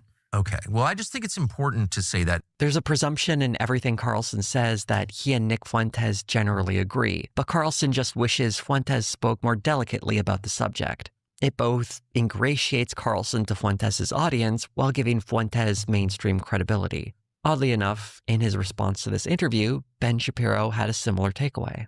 Probably you came away thinking that, for the most part, Fuentes lives on the radical edge of normality. You think that if you watch the interview, because Tucker Carlson decided that it was important not only to host Fuentes, but to smooth over his views, water the... Wow, woke. Woke. You're being woke. You want to deplatform someone just because you disagree with them, right? That's the take, right? That's what you said all the time, Ben. Woke alert. Wee woo, wee woo. No wonder CNN is fucking platforming this dipshit now to offer a lifeline to his dying career. Where are we at? No, he's not grifting. Still very firmly committed to trying to message to the right, but he's actively hemorrhaging his fan base because everyone knows he's a fucking phony. Because the market demands now are increasingly more radical. On the Republican side, they want more. There are no sacred cows. There are no groups, no non-white, non-Christian groups that you can't fucking tackle. So Ben is still trying to be like, no, free market economics, that's what matters. That's why we're doing this. And also shitting on migrants. Shitting on migrants and shitting on trans people. Come on, please, remember that. That's what we care about. But also, please, don't direct any of that enmity towards Jews. Please don't do that. And certainly not towards Israel. Hypocrisy farming doesn't work with these assholes, though. They love cancel culture for anyone who doesn't agree with them. Yeah, it doesn't matter, though. In this regard, it's the only type of hypocrisy that does matter. Because the market demands more radical commentary. On the right, they demand more radical commentary, and that more radical commentary is shitting on Jews, pinning the blame on Jews, and shitting on Israel as well. Ben Shapiro will do neither. He will actively defend Israel, and therefore, Ben Shapiro has lost his audience. Them down and make them far more palatable to a normal audience. As we'll discuss in a bit, this is what Tucker Carlson does for a living. But Ben Shapiro gets off track a little later when he says this. Now, since his exit from Fox News in 2023, when, of course, he was a very, very popular host, Tucker Carlson has turned himself into a conspiracist and a crank and a pathological liar. Shapiro would go on to provide some good example of Carlson's show being a mouthpiece for pro-Russia propaganda and conspiracy theories. But what he gets very wrong is that this didn't start when Tucker Carlson left Fox News. He's been doing this for years. A video I made several years back looked at his programming on the Fox Nation streaming service back when he was still at Fox News, and he frequently had fringe right-wing figures on, like the raw egg nationalist. That was part of a special about how men's health can be improved by drinking raw eggs and shining red light on your balls. This is, of course, just the tip of a very bizarre iceberg. He would talk about everything from alien abductions to the danger of wind turbines. And the white nationalist connection doesn't just come from his top writer at the time, Blake Neff, was forced to resign after he was exposed posting racist and sexist comments online for years. And he bragged about smuggling some of that into Tucker Carlson's scripts. And it's very well documented that white nationalists often tuned into Tucker Carlson when he was on Fox News. Bro, this is like a recap and a summarization of my last 10 years of commentary. I swear to God. I covered all of this stuff so much back in the day from 2016 onward. Taking notes on how to more effectively phrase their own beliefs because he was so good at streamlining them into mainstream conversations. Tucker Carlson has been swimming in these waters for a long time. Oh, just a side note, if you're wondering what happened to that head writer, Blake Neff, after he was forced to resign from Tucker Carlson's show, he got a job at Turning Points USA. Just thought I should mention that. When Tucker Carlson was fired from Fox News in 2023, Ben Shapiro's pal and former Daily Wire CEO Jeremy Boring made a comment about how they'd love to hire him. Ben Shapiro at the time had expressed disagreements with Carlson over foreign policy, but did describe him like this. Whatever Tucker is, he is certainly a compelling presence, and he does, when it comes to social issues particularly, have an extraordinary amount of moral clarity. And he criticized the media's commentary on Carlson. The Times did an investigation into how Tucker Carlson stoked white fear to conquer cable. This, of course, is their routine, is that anybody they don't like is a white supremacist. This really captures the bind Shapiro finds himself in. His criticisms of Carlson in the... Yeah. If you prime your audience into thinking that every racist person is good, and that anytime someone actually calls out their bigoted opinions is actually they're bad, why the fuck wouldn't they also have anti-Semitic opinions as well? You can't just just for anti-Semitism, everyone's going to go, what the fuck do you mean? Present are solid, but he's also pretending that this is somehow new. When the truth is, it's not that Carlson has changed, it's just a lot of this is starting to hit Ben Shapiro more directly. And you guys want to know why I also think Ben was already on a downtrend before this last this killing blow to his career? Israel being the killing blow. There's two factors here. Jose does a fantastic job of identifying the Israel side. But as someone who is a student of racism, as someone who has a PhD in racism studies, okay, let me put you on some real game. There's two factors at play here. It isn't just Israel. Israel's the final blow. But these guys were already losing their audiences before Israel. And the reason why they were losing their audiences before Israel is because of anti-intellectualism. All the way and onward, leading into the 2020s, Republicans on the internet wanted someone to come across as smart. They wanted to come across as smart. They wanted to still, the political arena wasn't as polarized as it is now. So they actually really cared about appearing as though they were reasonable centrists. The IDW blew up as a consequence of this, right? And they got positive coverage from the New York Times from Barry Weiss, ironically enough. But the reason why the intellectual dark web fell, and the Jordan Petersons of the world fell, and the Ben Shapiros of the world lost their relevance, is because they were presenting a nerdy-ass, annoying version of right-wing sentiment.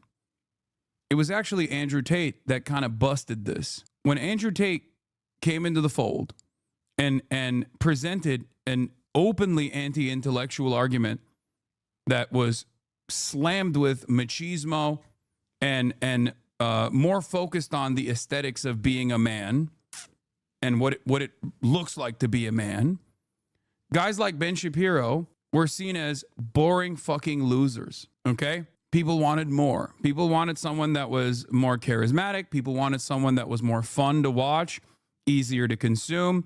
I assume that short form content also played a big role in this as well, as people's attention spans have shortened. They wanted something like high impact and super fast. They wanted a jock. And they didn't even care if this jock was not demonstrating traditional values necessarily. He was a pimp. He was allegedly sex trafficking women, right? None of that mattered for this new crop of young men that only cared about the drama, that were only invested in the drama of it all and the constant antagonism of it all. They found someone who was better at trolling and owning the libs. That's also shifting a little bit. That landscape has shifted a little bit. It delivered that's when Ben Shapiro and all these other people basically came, that's when Ben Shapiro and all these other guys looked way more boring in comparison to the Andrew Tates of the world. The Andrew Tates of the world were able to shift the attention to themselves rather than the likes of Ben Shapiro and whatnot. Now that's also shifting, though, because of the overwhelming nuisance of men's right activists on the internet and how fucking annoying and how lame they are and how acquainted we are with the MRA side of the world. People are also looking for an alternative as well. And I think the alternative nowadays is someone who is not an intellectual at all, but someone who demonstrates a common sense position, but someone who is basically focusing on like one form of advocacy in one side of culture that's still heavily invested in pumping right-wing sentiment. And that's why Asmongold is really blowing up, because Asmongold's politics are very, very far right. But Asmongold, to the average person who is right-wing, who shares some of these right-wing sentiments, Asmongold comes across as a guy who only cares about titties in video games and shit like that. Okay? But Asmongold's commentary is not exactly based around an ideologically consistent right-wing movement, okay? His commentary is even easier to digest than the likes of Ben Shapiro, where he's just like, yeah, I'm just doing common sense. Whatever Trump is doing is based. It is just as anti-intellectual as Andrew Tate, but it also doesn't have the same shortcomings of Andrew Tate because he can't leave his house for long enough to engage in the types of shit that Andrew Tate was engaging in. Because a lot of people, especially a lot of extremely online people, after a long day of fucking work, you know, laying concrete on the ground or whatever, come home and they tune in. They live in rural areas. They're shut-ins themselves. They don't have enough fucking free time to go out and like work on themselves. And they see a guy that kind of resembles their own experiences. And they want to hear from that guy. They want to hear a guy like that who has a position of prominence say that their worldview is actually awesome and great. And it's actually just simply common sense. They don't want to hear the boring debate lord version. They don't want to hear someone explain to them the talking points and why they must have talking points. They don't care about that anymore. That's where we're at in the right-wing audience cycle. Someone who just goes, yeah, based. Common sense. This is common sense. It's there not to radicalize and mobilize because the need for that is already out of date and has been used up to achieve the desired results. It's now merely self-soothing and comfort mode. Yeah. Where do podcasters fit into this? I mean, they serve a similar role of self-soothing commentary that make people feel a little bit better about like the enemies that they're dominating. And it's also there is also no longer a need for like an aspirational figure because Andrew Tate, whether we agree to it or not, I obviously abhor his worldview. Andrew Tate was an aspirational figure. He has nice cars. He's constantly surrounded by bitches, right? He dresses in the finest wares and the finest garb. These guys don't even want an aspirational figure. They want a figure that resembles them. And yes, you might be thinking to yourself, how the fuck is Asmongold a figure that resembles the average person? But yeah, there are a lot of people who live in like rural areas who do unironically resemble Asmongold. And they look to him and while we look at him and we say he's living in rot and filth, what the fuck? That's insane. How can anybody tune into that? Right? For a lot of people, they see that as a point of sincerity. A lot of people look to that and go, no, it's awesome. Like, he obviously doesn't care about anything. The Diogenes statement comes to mind. The Diogenes comparison comes to mind. It's like, this guy, obviously, he's just like me. He doesn't give a fuck about anything. He doesn't even give a fuck about basic hygiene. So I trust him more. Okay? Someone like myself, on the other hand, they trust less. It's like, Hasan, you care about fashion. You care about the way you look. You care about the way you're perceived. Obviously, this is insincere. You must be saying the things that you're saying because you think this will be popular. You must not be saying those things because you truly believe them. You must be saying those things because you want to be popular, right? That's what it is. So I think a lot of people who have like completely checked out of the system, who have succumbed to deep nihilism, look to a figure like Asmongold and think, no, that's a real one. He's a real one. He doesn't even care about showering. That's like what normal people would consider a point of, what normal people would look at and say, well, I can fucking see that this guy is clearly not all there. I mean, he's not even like demonstrating basic hygiene, and I can literally see that through my screen. I don't even need to smell him to be in his physical proximity to know. Right? Normal people that have that attitude, a lot of abnormal people on the internet, on the other hand, look to that and go, well, that's a point in his favor. It's a point of pride. It's that interview with Nick Fuentes that really seems to have brought things to a head. For those who don't know, Nick Fuentes has hated Ben Shapiro for many years, in part because of Shapiro being Jewish, but also because he sees Shapiro as someone who undermined his career. In his interview with Tucker Carlson, Fuentes described how Shapiro was initially an inspiration for him. We do this debate about Trump versus Hillary. And so I'm there and I'm pro-Trump, and I say, I think Trump's going to win, and being the Ben Shapiro talking points. This admiration didn't last as, according to Fuentes, Shapiro publicly called him out over some of his takes regarding Israel. If Nick Fuentes said the sky was blue, I'd stick my head out the window to double check, so it's important not to take it on faith that he's being honest in any of this. But what is easily verifiable is that he has been talking shit about Ben Shapiro for many years now, including one very messed up incident where he confronted Shapiro in public while he was out with his family. Although Fuentes and Shapiro insist none of this is personal, it's hard not to notice that Ben Shapiro had for years avoided calling out Tucker Carlson this aggressively, and now he's saying stuff like this. Tucker Carlson, for example, would never say out loud what Nick Fuentes does. He wouldn't say the things many of his guests say. And so instead, he acts as an ideological launderer. He takes other people's hideous ideas, he softens them, he treats them with love and care, and then he provides them with a massive signal boost. He isn't merely talking to people in good faith, of course. He's promoting certain people and ideas and attacking others. And Shapiro goes so far as to point out how even Nick Fuentes can see how Tucker Carlson...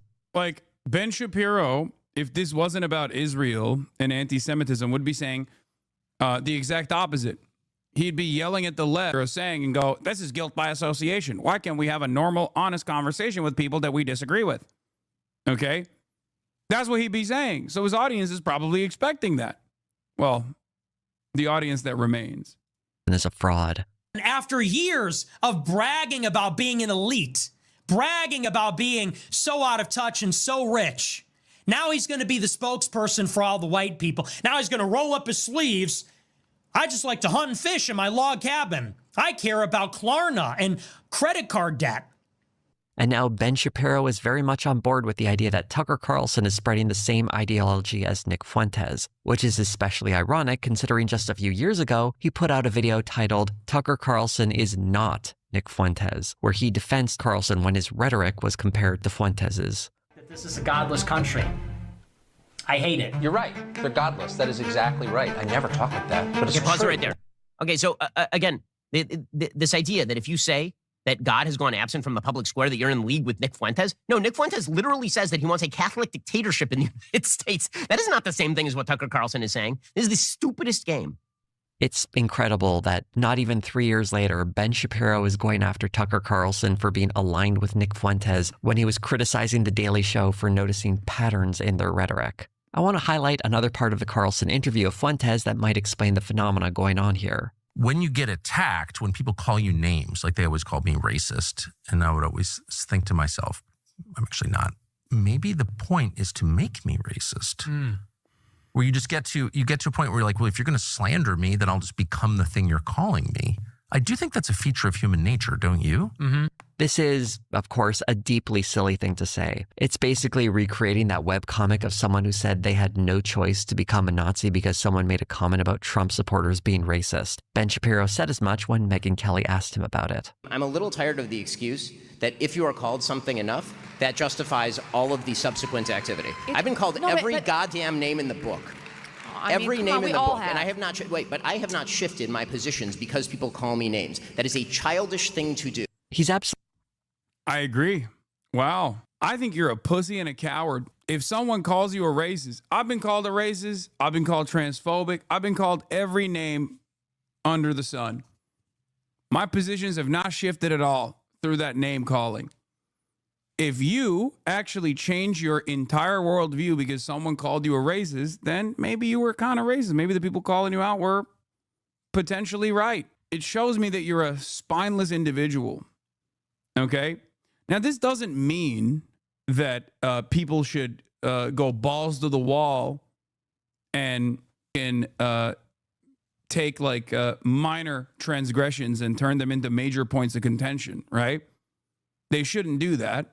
Because it is off-putting, and our job is to bring more people to our side, right? So I'm not saying that we should take this, morally purist standpoint and run along with it, especially because not only is it off-putting to normies, but it also is completely oblivious to the social conditioning that takes place that leads people into the positions that they have. Okay. Wow, my most hated IRL villains are fighting each other. I need some popcorn for this shit. What do you mean? Like Nick Fuentes and Ben Shapiro? Or are you talking about me? Anyway, my point is, Oh, Nick and Ben. Yeah.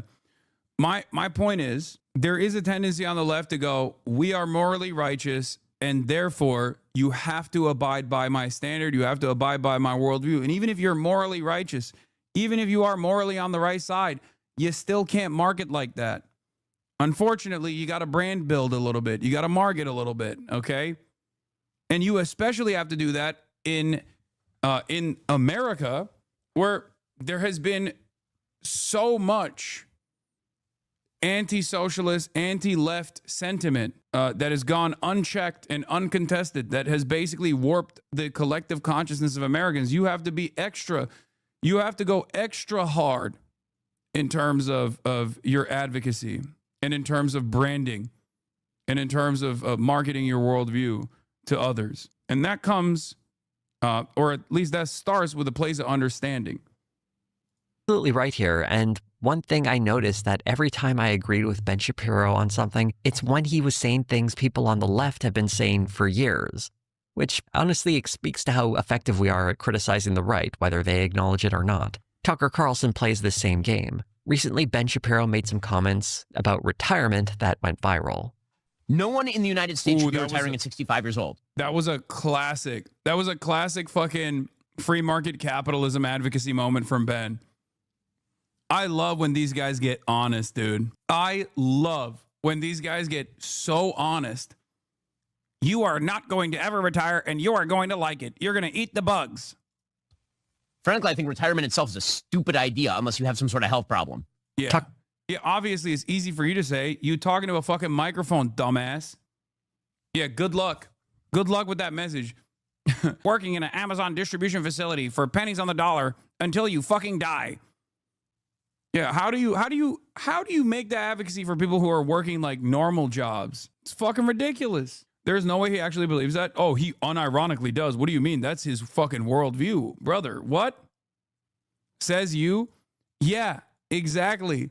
I speak into a microphone every fucking day, and I'm not some dumb fuck who believes that someone working a construction job cannot retire at a fucking reasonable age. What are you talking about? Yeah, I'm advocating for people to retire early, unlike Ben, who advocates for people to retire later. Tucker Carlson responded to that, sounding a lot like someone on the left.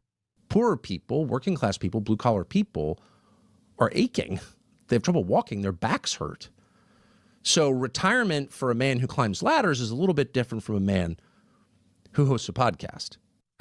Yep. Carlson said the exact same shit. Carlson even brought up the impact of systemic failures. We are subject to forces that we can't control. It's just a fact. I didn't write the tax code, for example. I don't have any control over the hiring standards at various companies or the admission standards at various schools. Those are systemic problems. It's just a fact. This is another one of Carlson's well-worn strategies to make a systemic critique, while his solution typically involves demonizing immigrants and other vulnerable groups. It's something he's done time and time again, and honestly, only a sucker would fall for this sort of scam, and he's been pulling it for years. What's even more ridiculous about Ben Shapiro's rhetoric around retirement is that none of this is new. Shapiro was saying this at least a year and a half ago. It's hard to imagine these guys have only recently noticed these things about one another and were either too cowardly to mention them before or perhaps saw more professional advantage in staying quiet. It really speaks to what opportunists they are. And I want to go back to that video from October where This shit's so awesome. Is this how fucking right-wingers feel all the time? Because leftists love fighting amongst themselves. They just kick back and enjoy the show. They enjoy the ride every other fucking week. When some other guy who's like, Hasan is anti-black and transphobic, they're probably sitting around kicking their feet. Ben Shapiro can't reach the floor, obviously, because he's tiny. You know? He just gets up on that booster seat. Feet can't touch the ground. He's kicking his feet, giggling.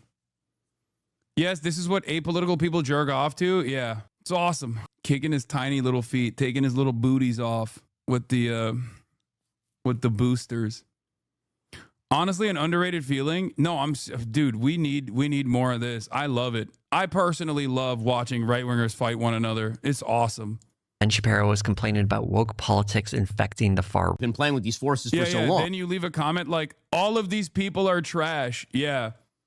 Or that meme, 2 R words fighting, you know? It hits like crack cocaine, baby. It's great. That's what the apoliticals love doing. Whenever they bass boost random dumb fuck rad libs on the timeline because they're coming after me, they're like, all of these guys suck, but honestly, this is awesome. All of these guys suck. I can't believe I'm agreeing with this person.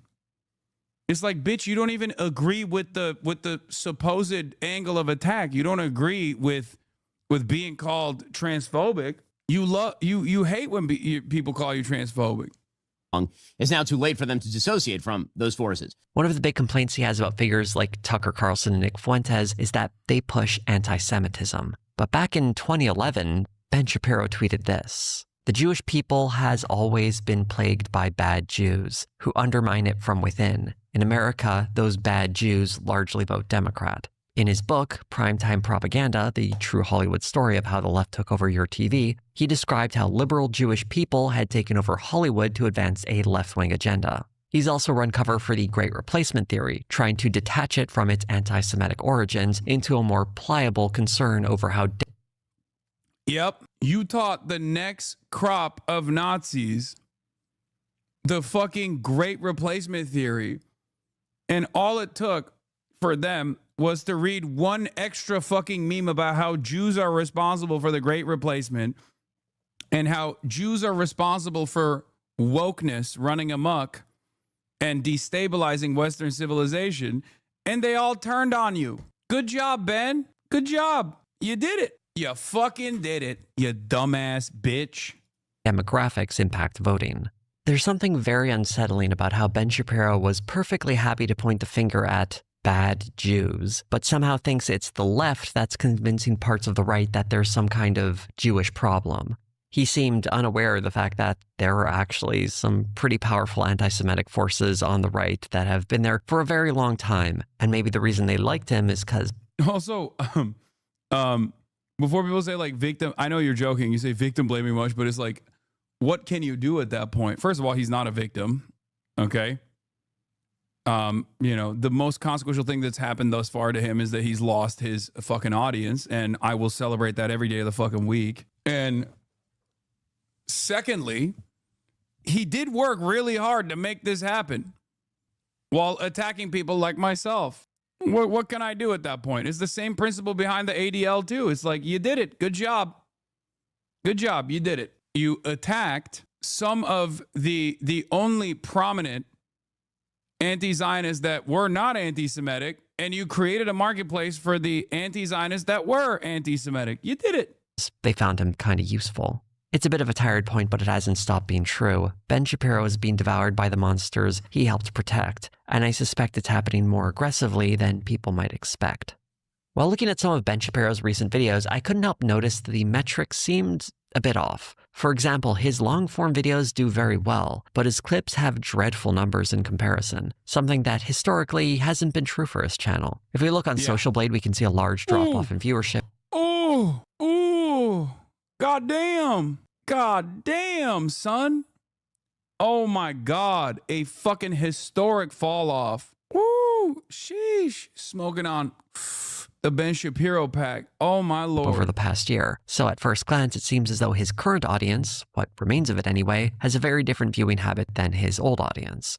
I wanted to look closer at what might be happening, so I decided to graph out what was publicly available with some comparisons. In this first series of graphs, I'm counting views in 100s to compare them with the total number of comments. The reason I'm counting views like this is because it makes the graph read a little better visually, and since I'm doing it for each graph, the presentation of data is consistent.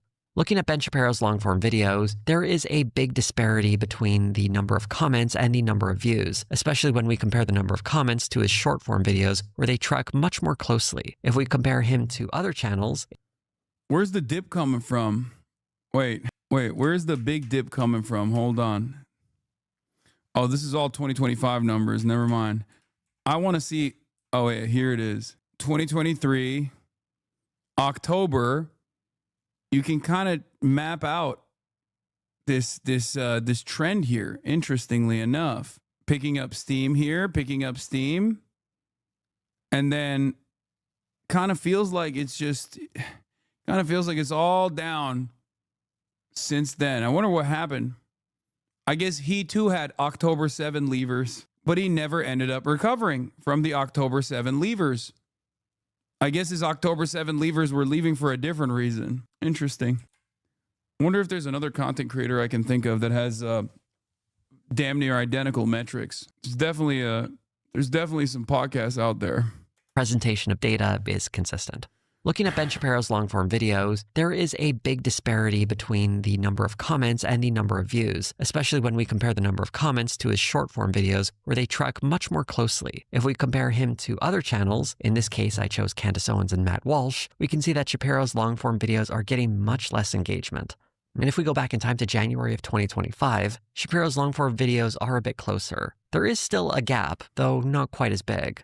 If we calculate the odds of whether or not a view will lead to someone leaving a comment, we can see Ben's long-form videos are far less likely to have its viewers leave a comment under them, clocking in at less than 0.3% of viewers leaving comments, slightly more than half of what his videos used to get, and far behind Matt Walsh and Candace Owens, who get 3 and 5 times as many respectively. And keep in mind that of all of these channels, Ben Shapiro is the only one who doesn't do a premiere for his longer videos, where the earliest viewers are sounding off in the chat rather than leaving comments under the video. In fact, Ben Shapiro used to do premieres, which might explain why his older long-form videos had so few comments. We can see this pattern repeat itself when it comes to the number of likes left on videos. With all the other types of videos I looked at, the number of likes were significantly worse. Viewers are 3, 4, and even 5 times less likely to click on that like button for Ben Shapiro's long videos than viewers of his long-form videos back in January or videos from Candace Owens and Matt Walsh. What all of these numbers amount to is, in my mind, 2 likely conclusions. Ben Shapiro's long-form videos are being heavily inflated by people who are only showing up to hit the dislike button or nothing at all. And if they're leaving comments, those comments are being deleted. The alternative is that someone is botting his long-form videos, giving it inflated view numbers and very anemic engagement. Whichever of those 2 conclusions is more accurate, it doesn't look like a healthy channel at all.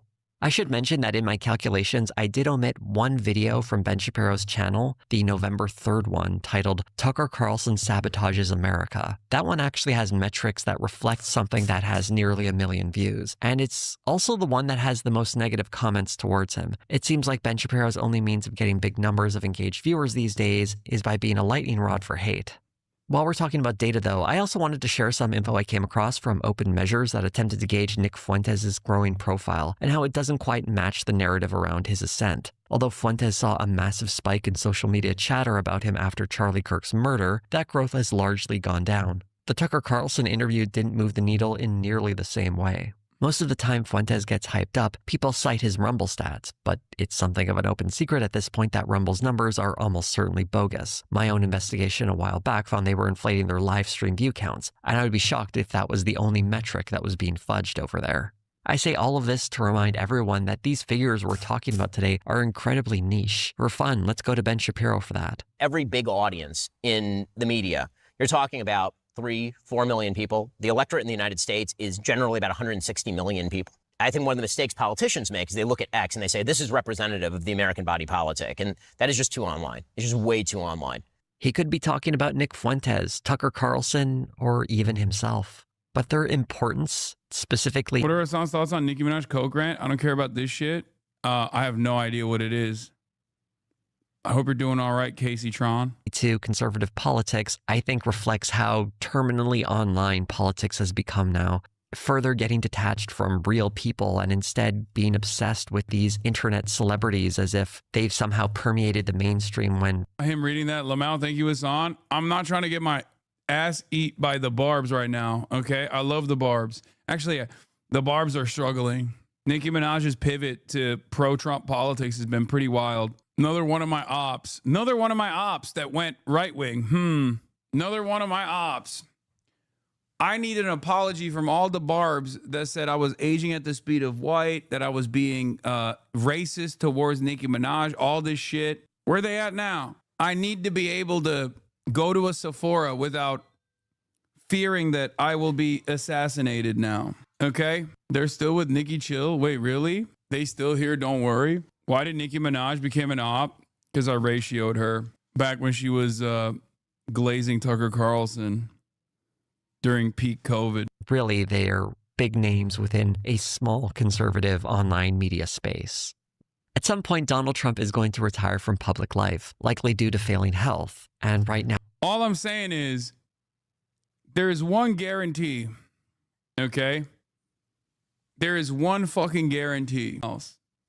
At least history has shown time and time again that virtually all of the people that put me in the fucking crosshairs end up making an open right-wing pivot, okay? Many of them sex criminals as well. That's all I'm saying. That's it. All my ops. now his cult of personality is the one thing uniting a lot of disparate parts of the right wing. This is something Ben Shapiro is well aware of. I think that there are a lot of people who are planning for the post-Trump era, and they're trying to make moves right now in order to sort of consolidate their viewpoint in the post-Trump era. Ben Shapiro represents the old guard of traditional conservatives, the former far right, before they are outflanked by an even more extreme America First movement, often associated with Shapiro's rivals, including Nick Fuentes and, to an extent, Tucker Carlson. It's not a coincidence that Carlson suggests that Fuentes has already won this fight. And Ben Shapiro seems irrelevant to me now? Now, but back then, for the young, I guess that's was huge. true. Mm-hmm. So maybe you won. Oh, certainly. The truth is probably more complicated, especially since it's hard to get trustworthy numbers for all of this. But for a political party that seems to be terminally online, it's not surprising that popular sentiment on the internet can be used to fuel a movement. It remains to be seen if it can actually translate to electoral success, though. One of the keys to Ben Shapiro's success online is that he's been able to avoid or build alliances with people who clearly don't like him. Alliances that would never work long term, but I suspect he thought he could get ahead of. As public opinion has shifted rapidly against Israel, it's become increasingly difficult for someone like Shapiro to continue his vocal support for the country. Many on the right have used this opportunity to smuggle their anti-Semitism into the broader criticism against Israel, but Shapiro can't make that move. Back in 2024, Ben Shapiro and his father, a Hollywood composer, produced a musical in Israel that paired the October 7th attack with the Warsaw Uprising. It was called We Will Rise. Speaking to the Jerusalem Post, he said, "The ending is the most powerful part for me. The characters from the Warsaw Ghetto sing 'We Will Rise' as they move through the fog, but now they're joined by the Israeli soldiers who realize that their fight is the same. The fight to protect the Jewish people is timeless." Putting aside the grotesque pairing of the genuinely heroic uprising in the Warsaw Ghetto with the soldiers committing a genocide, what we see is that this is something Ben Shapiro genuinely believes in. He's a man who has a real passion for at least some of what he talks about, and I think that might ultimately be his downfall. While he was willing to make cheesy YouTube videos for clicks or endorse politicians he has serious misgivings about, there are some lines he won't cross when it comes to some of his values. In this case, it means defending a country committing a genocide, which is tragic in its own right. But in the world of conservative media, not being able to sell out your supposed values makes you vulnerable. Going back to the New York Times article, it's hard to imagine Ben Shapiro pivoting to be on the friendly side of the increasingly extreme right-wing base the way he had 8 years ago. Mostly because he didn't really have to give anything up. He just had to pretend he liked Donald Trump. And Ben Shapiro was certainly tolerated and even celebrated because he was useful for attacking the left. But attacking the left while ignoring the far right only works when the far right isn't breathing down your neck in public awareness and pulling ahead in view counts. While I think Ben Shapiro's profile has been dragged down, I doubt he'll be completely finished forever. Careers in media can slump along if someone has a devoted enough base, and Shapiro still has some kind of audience.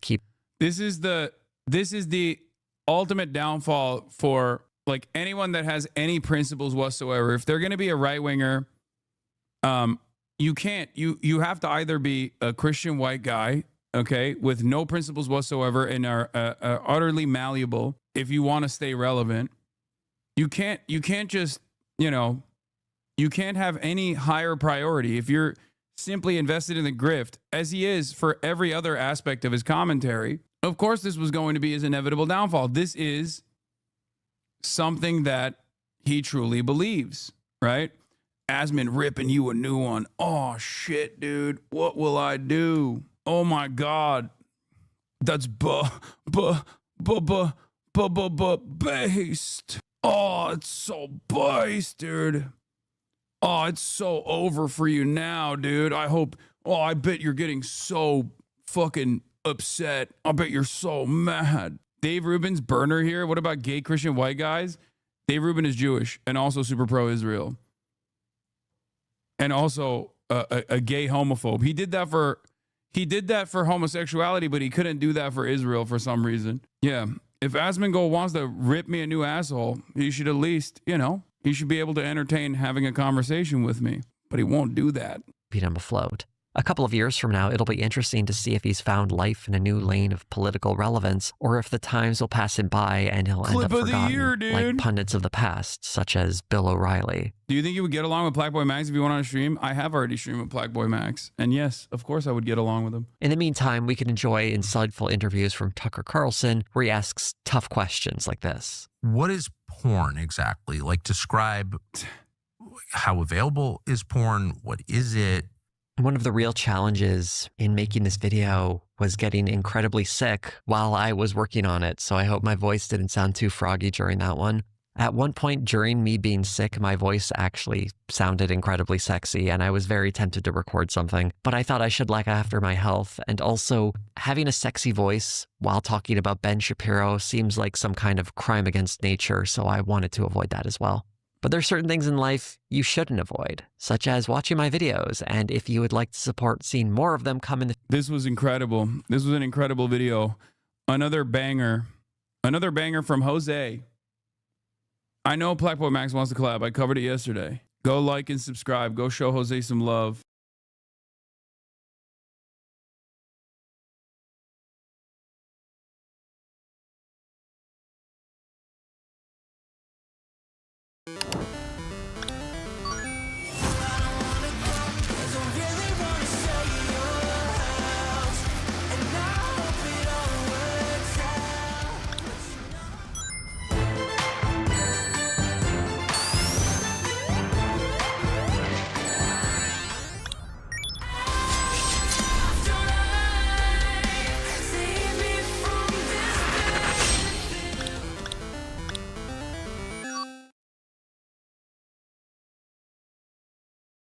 Throat comp for coughs, colds, performing, and public speaking. There are a lot of ways to get a sore throat.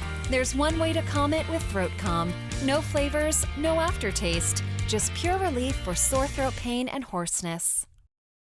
Sam Cedar, Emma Vigeland on the Majority Report. Before we introduce our next guest, we need to play this video.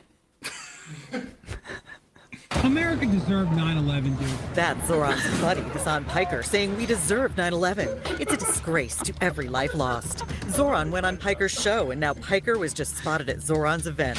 Mamdani is wrong for New York. Spotted. Paid for by 4 Hour City. America. We are back.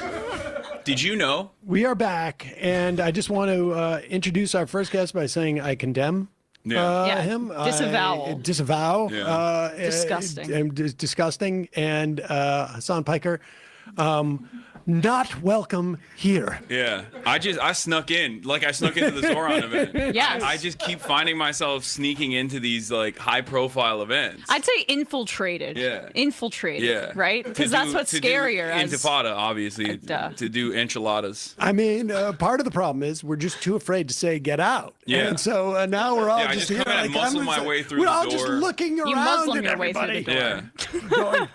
Yeah. I've been doing a lot of tequila. That's what it is. I just I keep lying to people about my secret woke anti-white jihad that I want to do. And everyone's always like, "Oh, you're just like a Twitch streamer," but it's like secretly I have, I have these we're on different air, ambitions. right? Oh no. This is going to be in the next Michael Bloomberg $7 million attack ad. He's Exactly. Gonna be like, Hasan Piker, scary Muslim. He does woke Sharia. What is the next election? Do you think that you're going to be used in? I mean, this is if it doesn't work in this one, I just don't know which one it's going to work in. I don't think they're going to drop it. I've been talking to a lot of politicians and insiders on the Democratic side about this stuff, and even some members of the media as well. And there are people are just like kind of shocked that this has been like a primary focus of the Cuomo campaign, because like it's so confusing to everyone. It's so confusing. I have yet to be stopped in the street to be like, "You're the guy. You're the terrorist guy. You did 9/11." No one has tied me to 9/11 yet. All right. Well, let me ask you this. and then I want to move on to stuff that's more contemporaneous. But did you use a hologram to take down the building? Like, how exactly? Steel does not melt. Yeah, jet fuel does not melt steel beams. Yeah, okay. Oh, we're so back what did on you that, do? too. Well, I just wanted to find out, like, how did you do this? Yeah. I was a very impressive 10-year-old. There you go. A lot of people said, like, you know, I was cranking 90s Fortnite style on my flight simulator. And I was just I was able to do all of it at the age of 10 from Turkey. I'll tell you something. I don't know if you saw the movie War Games with Matthew Broderick, but almost the same thing happened in that too. I did not see that movie. Accidentally almost started. I did not off, see that movie because I was too busy planning out another 9/11. He was on a computer. He almost started World War III because of it. And It's a Zoran very was similar what, story. like 9, right? Yeah, During 9/11, me- so that's me what we and him call are a the sleeper same cell. age, yeah. Sleeper You cell. You guys were 9 and 11? Yeah. Yeah. Exactly. What did we know? Numerology, baby. And I think it almost feels like they just kind of gave up on like attacking Zoran, but they did want to like appease their big ticket billionaire Zionist donors, and they were like, what's the next best thing that we can just like unload $3.5 million? Because that's what you just watched. Michael Bloomberg came in at the last second and was like, we haven't hit this Hasan guy hard enough. And that PAC put that out, and they're like, I'm getting text messages from my friends that live out here. Electile Dysfunction says the Knicks game was more Hasan commercials than actual play. Yeah, no, they like in between like Capital One, you just have like, this guy is the architect of 9/11, like, which is crazy. I think it's gonna go away eventually. I don't know. I don't think anybody. Isn't it nuts that they use like that? They blew all their money on that, but then they do AI ads, which is like probably they're cheaping out on getting actual artists to participate in their ads. Yeah, they should get real artists to portray me as doing 9/11. Exactly. That's what I think as well. I agree. That's the leftist position. Good input, Emma. Yeah, pay some. Yeah, commission some real artists. Commission some real artists to do the real work instead of these. It is interesting though that they are desperate to try and find. I mean, if they continue on with this with you, like try and use you as some type of boogeyman down the future, they're gonna have to like. They're going to have to mainstream. Like what they really should do is finance like a cable television for you so that you're across a bunch of different platforms. Yeah. Then go back and demonize because the 50-year-olds and 60-year-olds and 70-year-olds they're trying to communicate to just, they don't I want to find the get one what guy. they're talking about. Why are they... Like there, I mean, I can only imagine like if my father saw this ad and be like, "What's that? The guy? I don't get it. The guy's in his room, and he's what? Yeah, the room where it all happened. They don't understand. Yeah, it's. I think it's like. It's interesting because like it doesn't really work in the same way for someone like myself because it's not like my views are hidden. Whereas, like, I think they're trying to maybe isolate me as, like, a Nick Fuentes style individual, but on the left this time, like a radical leftist. But, like, my most radical positions are, like, things that the overwhelming majority of Americans want or would be good overall. So it's not, like, something that I need to shelter. He wants you all to have health care that doesn't bankrupt you. So it's, like... My most radical positions are like Medicare for all, you know what I mean? Right. So and also an end to like all the militarism around the world, and these are positions that are objectively very popular with the American population, as opposed to just like what the white nationalist flank of the Republican Party, like what they want to do is just like mass deportations of anyone that isn't like pure enough in their genetics. Well, hasn't it been kind of revealing? I mean, that what I have enjoyed about this race is not the Islamophobia, but the fact that so many Democrats are showing their ass on this, and there's hopefully a reckoning of the bigotry within the party here. Like, Cuomo delayed, but Cuomo's saying the other day that multiculturalism, or what do you say, diversity doesn't necessarily Can be a weakness too. Can be a weakness too. Yeah. Like that's Zionism distilled, and that's the kind of thinking that needs to get out of the Democratic Party. Yeah. The idea that like other races or ethnicities of people need to be separated for safety purposes. The fact that that's even an existing viewpoint in the party, I mean, it's emblematic in Zionism, but that's part of what we need to move past. And just white nationalism in this country. But Democrats believe that, right? Yeah, no, and I they mean, don't think about it in the same terms as white nationalism. supremacy. When they think about, Zionism. He simply wanted to secure an existence for Italian children. That's what it is. That's like, what's wrong with that? I don't want my neighbors in New York to be speaking different languages in New York. Do you believe that Little Italy has a right to exist, Hasan? No, abolish Little Italy. We're taking it out. That's my position. I'm the anti-Italian ticket. Me and Zoran Mamdani, best friends, by the way, for sure. From the Lafayette to the Grand.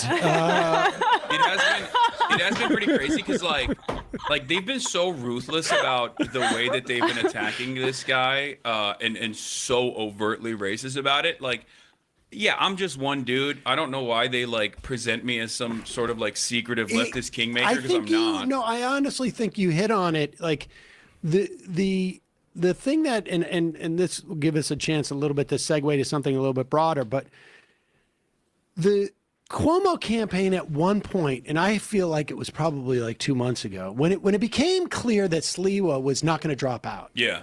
And that it was so hard to get Adams out because somebody preempted Adams dropping out when they leaked. Somebody interceded. I don't know who it is, but some entity interceded and reported that Adams was getting offered something. So Adams had to back off for a couple of weeks because it would have been too bad of a look to come out right at that time. And it slowed the whole roll. And then it turned out Sliwa was not going to drop out. The Cuomo campaign, the barnacles on the big ship Cuomo, the consultants who see this as an opportunity to soak Bloomberg and Ackman and all this dumb billionaire money. I think you provide them, you were we can dump a bunch of money into this Hasan thing and make it look like we're doing something.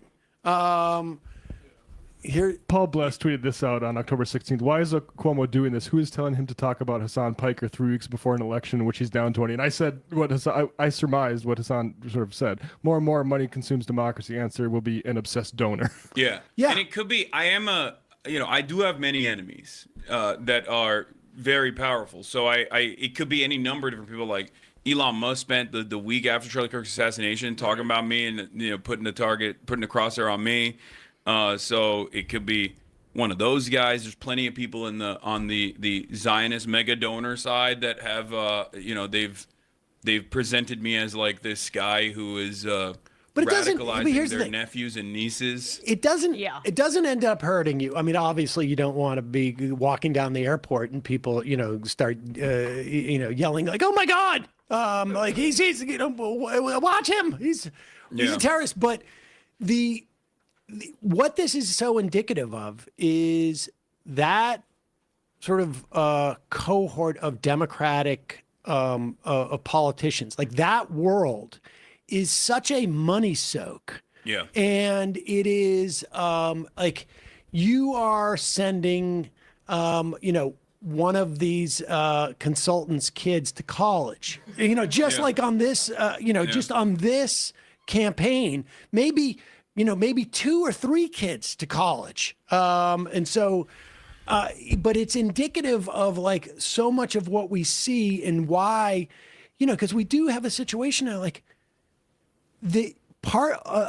think a good 25% of the vote for Mamdani is a function of Andrew Cuomo is just a disgusting human being, period. And this is the best they could do is they come up with Cuomo in this instance. Yeah. The Democratic Party of this ilk is bereft. I mean, listen, Janet Mills is not Andrew Cuomo, but if I wanted to, win in Maine, I wouldn't put up a 78-year-old politician, particularly now. There has never been more sensitivity. Nancy Pelosi is even seeing the writing on the wall. I mean, I know this is hard for people. I read in the post that we're all having to brace for her retirement. I've been bracing. But this is like indicative of, I think, an interesting thing that's happening in the Democratic Party is that there's a cleave that is happening on some level, but at the extremes. It's good though that they are exceptionally weak right now, because I think for the longest time they were able to successfully convince the broader liberal base that electability meant moderate positions, civility politics, and institutionally calcified, sometimes literally calcified figureheads that are stuck to these chairs at the age of like 80. And this was a moment where it was a crowded primary. It almost reminds me of AOC's initial victory. Like those are the opportunities to pounce, I think, when the Democrats just think that they're comfortable in a seat and assume that there's not going to be like a left flank opposition, or there's no viability to such a left flank opposition. Because when they do actually realize that we are forcibly making the party more effective and more electable, that's when they start doing the 2016 Bernie stuff, right? Like aggressively coming after their left flank. So even with the Graham Plattner stuff, regardless of whether you like him or hate him, one thing that I think is indisputable here is the fact that the electability arguments that previously successfully convinced a lot of older voters, a lot of voters in the heart of the liberal base to vote for the establishment pick is no longer working, because they've seen all of the defeats over and over again, especially with Trump, because that's a uniquely embarrassing defeat twice, right? 3 times if you think the election was, stolen. Good question. Good question. But basically now they're actually saying, no, I think the populist candidates are the electable ones. That's what I'm hearing, and that's what I'm seeing from average voters. That's what I'm seeing from the polls that I'm looking at, where they're like, I don't care whatever argument you're making on CNN or MSNBC. A guy that comes out and says, I don't like Israel, Israel's doing a genocide, I want Medicare for all, I like that guy. I think that guy is electable in a place like Maine. Yeah. And I think it's that's the reason why we see so much panic, something you pointed out as well, so much panic around the third way neoliberal guys who are just constantly recirculating the same exact studies and think pieces over and over again to be like, the true centrism hasn't been tried actually. Like what we need to do is do exactly the same thing that Kamala Harris did. I mean, the panic, I was on MSNBC on Sunday and I have never gotten the amount of pushback that I did in I was taken aback about basically saying that the centrist wing of the party was losing ground and losing credibility with the voting base, because they feel it too, right? I mean, there's just the voting base is saying, we don't believe you. You've told us over and over again that, hey, maybe Bernie Sanders' ideas sound good and exciting to you, but the most important thing is defeating Donald Trump. Now, losing to him again means, well, maybe the thing that I was drawn to initially was always the right thing to do. And that's, I think, part of why the base is being radicalized. It's a threat to them. And of course, the Gaza genocide. I'll be honest, I think the average Democrat, and I'm being super sincere when I say this, the average Democratic Party voter hates the Republicans as much as we do, and it's far more hatred than the average Democratic politician has for the Republicans in general. That's the major division. This has been honestly this has been a multiple decades long story. And it was happening in the aughts. We just danced over Dick Cheney's grave. And there was, even during that era, there was this notion of just a complete lack of awareness of, and this is, the middle of the aughts is 10 years out from Newt Gingrich, who, basically introduced this movement conservatism, which is really just means we're going to basically use an underlying amount of racism and then just drive a lot of basically bullshit and hatred essentially to get our tax cuts and to destroy government. That's been the recipe. And the only thing that's changed in the past 20 years is that the balance between the people who thought they were basically leveraging that stuff and the people who actually believed it and were leveraging it in the party just shifted. And it happened, during like the Tea Party era when Eric Cantor got voted out, was like, oh, we've been cosplaying on some level, like, Eric Cantor's like, well, I'm racist, but I don't really care that. I don't really care that much. And, I was just doing it to basically get a corporate sinecure. And then those people took over, and the whole party is that way for the most part now. Yeah. And I think, broadly speaking, this shutdown is indicative of that part of that same sort of dynamic, which is there's two different things that operate simultaneously. The partisanship, which is distinct from an ideology, right? Like the one thing is like, we're in a fight against these people. What's the best strategy to make our side win? That's the partisanship. Then the other is the ideology within the context of the Democratic Party. But the problem they also have is, and they'll shift, like I noticed this with my debate with Ezra Klein, they will shift from electability to governance seamlessly, but now they're losing on both ends. Yeah. Yep. Yeah, I think the funny thing that I've at least noticed, and I know we're probably going to talk about this because you briefly alluded to it in the intro, is also the sincerity in which like a lot of the base of the Republican Party are just openly white supremacists now, as opposed to just kind of using it as like a wedge issue, where you're seeing on the one hand like Dinesh D'Souza being like, how did we get so racist? And it's like, brother, have you seen your son-in-law married to your daughter? He is like advancing the anti-Indian hatred on the Republican Party side. And they're did you see what you did with Obama? Did you see who you dated, Ann Coulter? Yeah, there's that. And also, on the other hand, you have this massive fissure now within the Heritage Foundation coming out and being like, we like Tucker and we like Pat Buchanan, but we don't like Nick Fuentes. Or we should still talk to Nick Fuentes, where they're like trying to massage this idea of like being, overtly anti-Semitic and being comfortable with like overt anti-Semitism. And the question always is like, if your galvanizing force at the heart of your ideology, at the heart of your movement was like racism and bigotry and hatred of all sorts, why did you ever think that it wouldn't eventually also go back to Jewish people as well?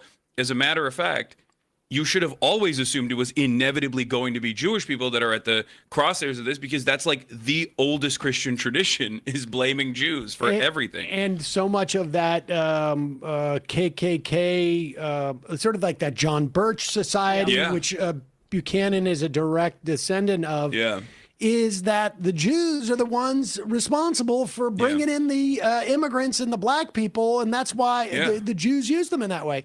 But I think, the tough part, like as you say, is how do they split that difference? Because the difference between Pat Buchanan and Nick Fuentes is really just like the era they grew up in and what you could and could not say. Yeah, I don't think Pat Buchanan is 60 like years is the difference. Right. I don't think Pat Buchanan is going on a date with like a gay cat boy. You know what I mean? Like Nick Fuentes did do that.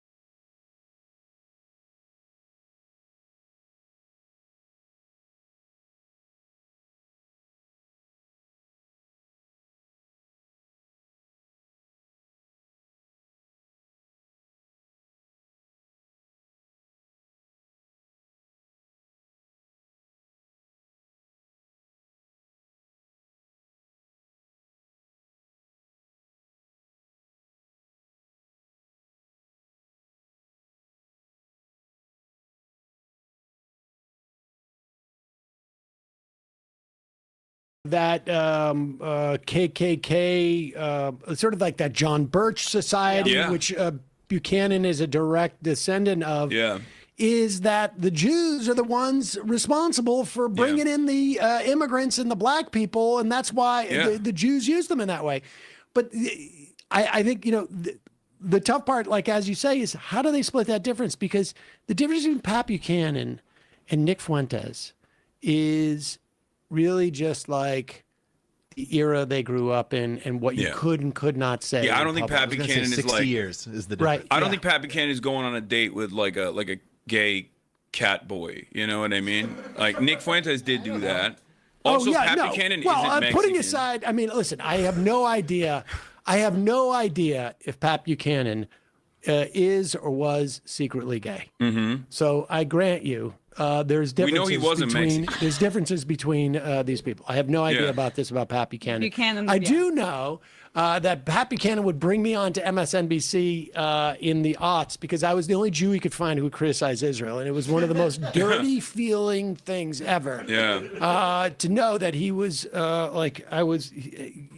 he was using me in that way, but there was just no criticism at the time of Israel. Yeah. The worst part about guys like that is that there is so much like there is so much awfulness going on in terms of like Israel's involvement in like Middle Eastern agenda, in our Middle Eastern foreign policy, that like you hate to have people like that be the driving force behind the anti-Zionist sentiment in the country. And unfortunately, when in the absence of people like yourself getting prominent slots in media, that's the only person that people hear from. So they end up thinking Tucker Carlson, who in the past, I saw an older video of him actually criticizing Pat Buchanan recently from when he was in his bow tie days, where he's talking about how like anti-Semitic Pat Buchanan is, but he's doing it in the most like Tucker way possible. And Tucker Carlson now becoming the Pat Buchanan figure in the base of the party. He did the same thing with Bill O'Reilly.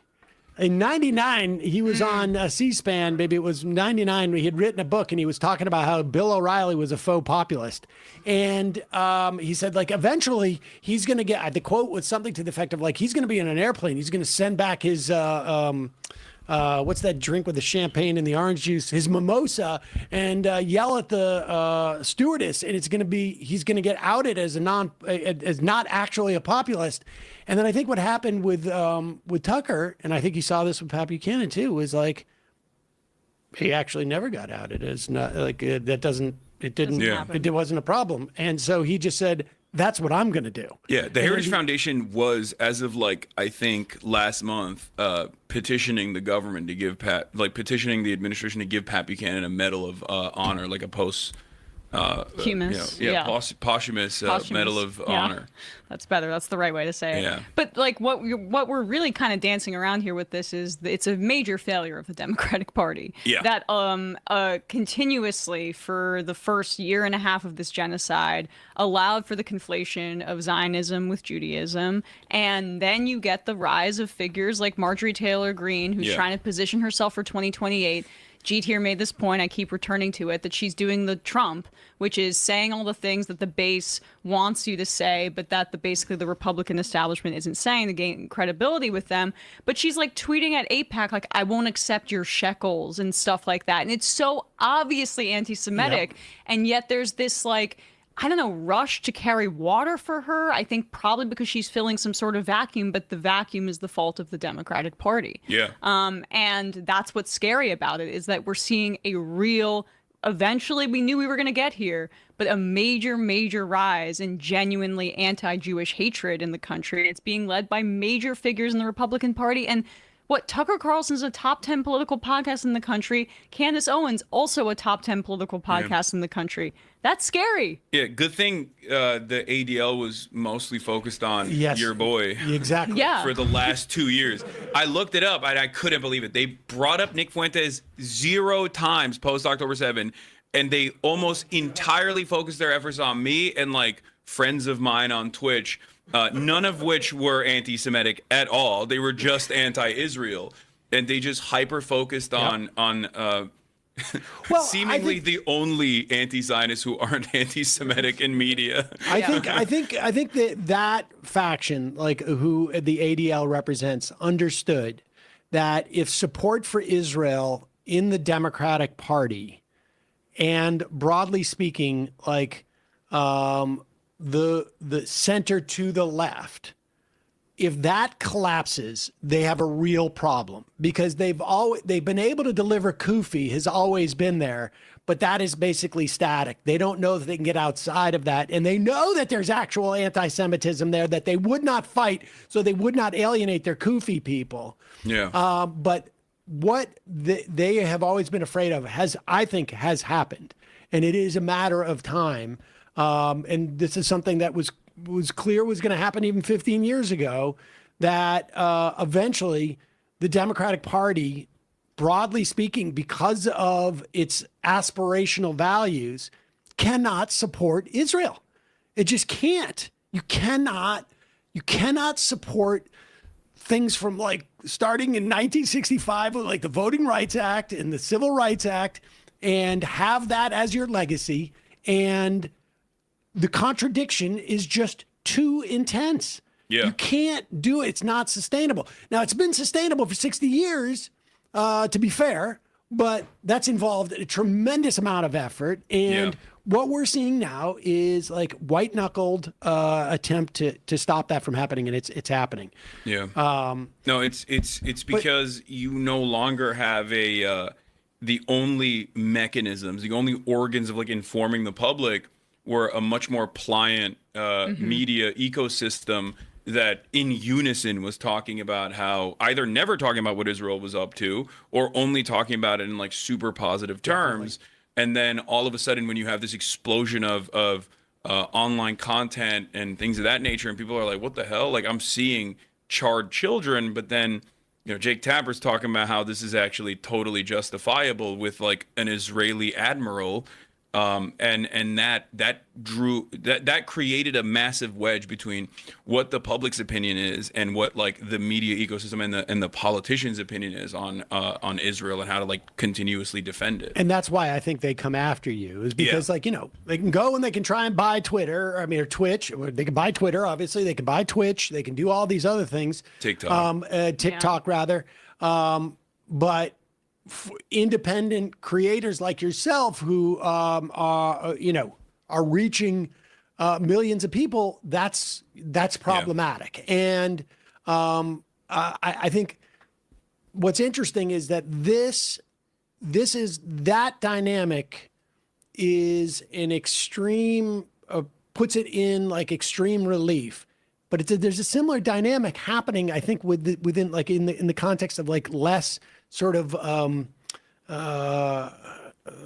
in more nuanced areas like the Democratic Party. Like I think like Chuck Schumer wouldn't have this problem that he has now 25 years ago. He wouldn't have like, defections of like people like Schiff of all people or Heinrich going and meeting with candidates that Schumer and Gillibrand are running against in Democratic primaries.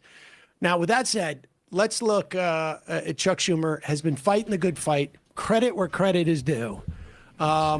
There's word now reporting that there's 8 Democrats. I think I mentioned this yesterday, that there was always going to be a gang of like 5 or 10.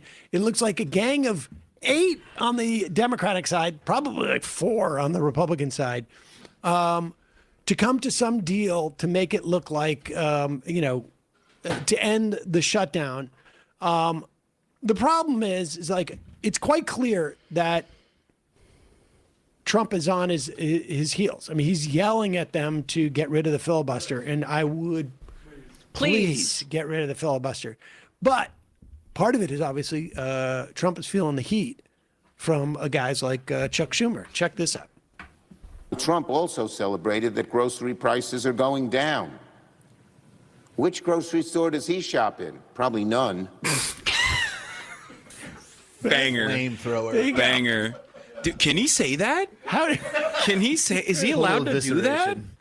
That's crazy. But probably none. You can only do that on the Senate floor. Otherwise, you get in trouble. Wow. You're protected because you're a congressman. There's a way to do that where, like, to Sam, you give like alternate explanations for like shitty political answers, where you just go, he's so out of touch. This rich guy doesn't feel your pain. He probably doesn't know what the price of a gallon of milk is. Imagine him in an aisle. Yeah, but like not this throw. But probably not. It's weak. He's just Rizless. Like, I don't know how else to describe it. Like, him and Hakeem Jeffries are so bad. They just have no riz, like no charisma. No, I they know what are riz means. So ineffective as communicators. And this is quite literally a major part of the reason why Biden was unsuccessful as a leader, because he was demented and old and could not speak effectively and could not speak convincingly on some of the modest changes that they were making, some of the marginal improvements that they were making.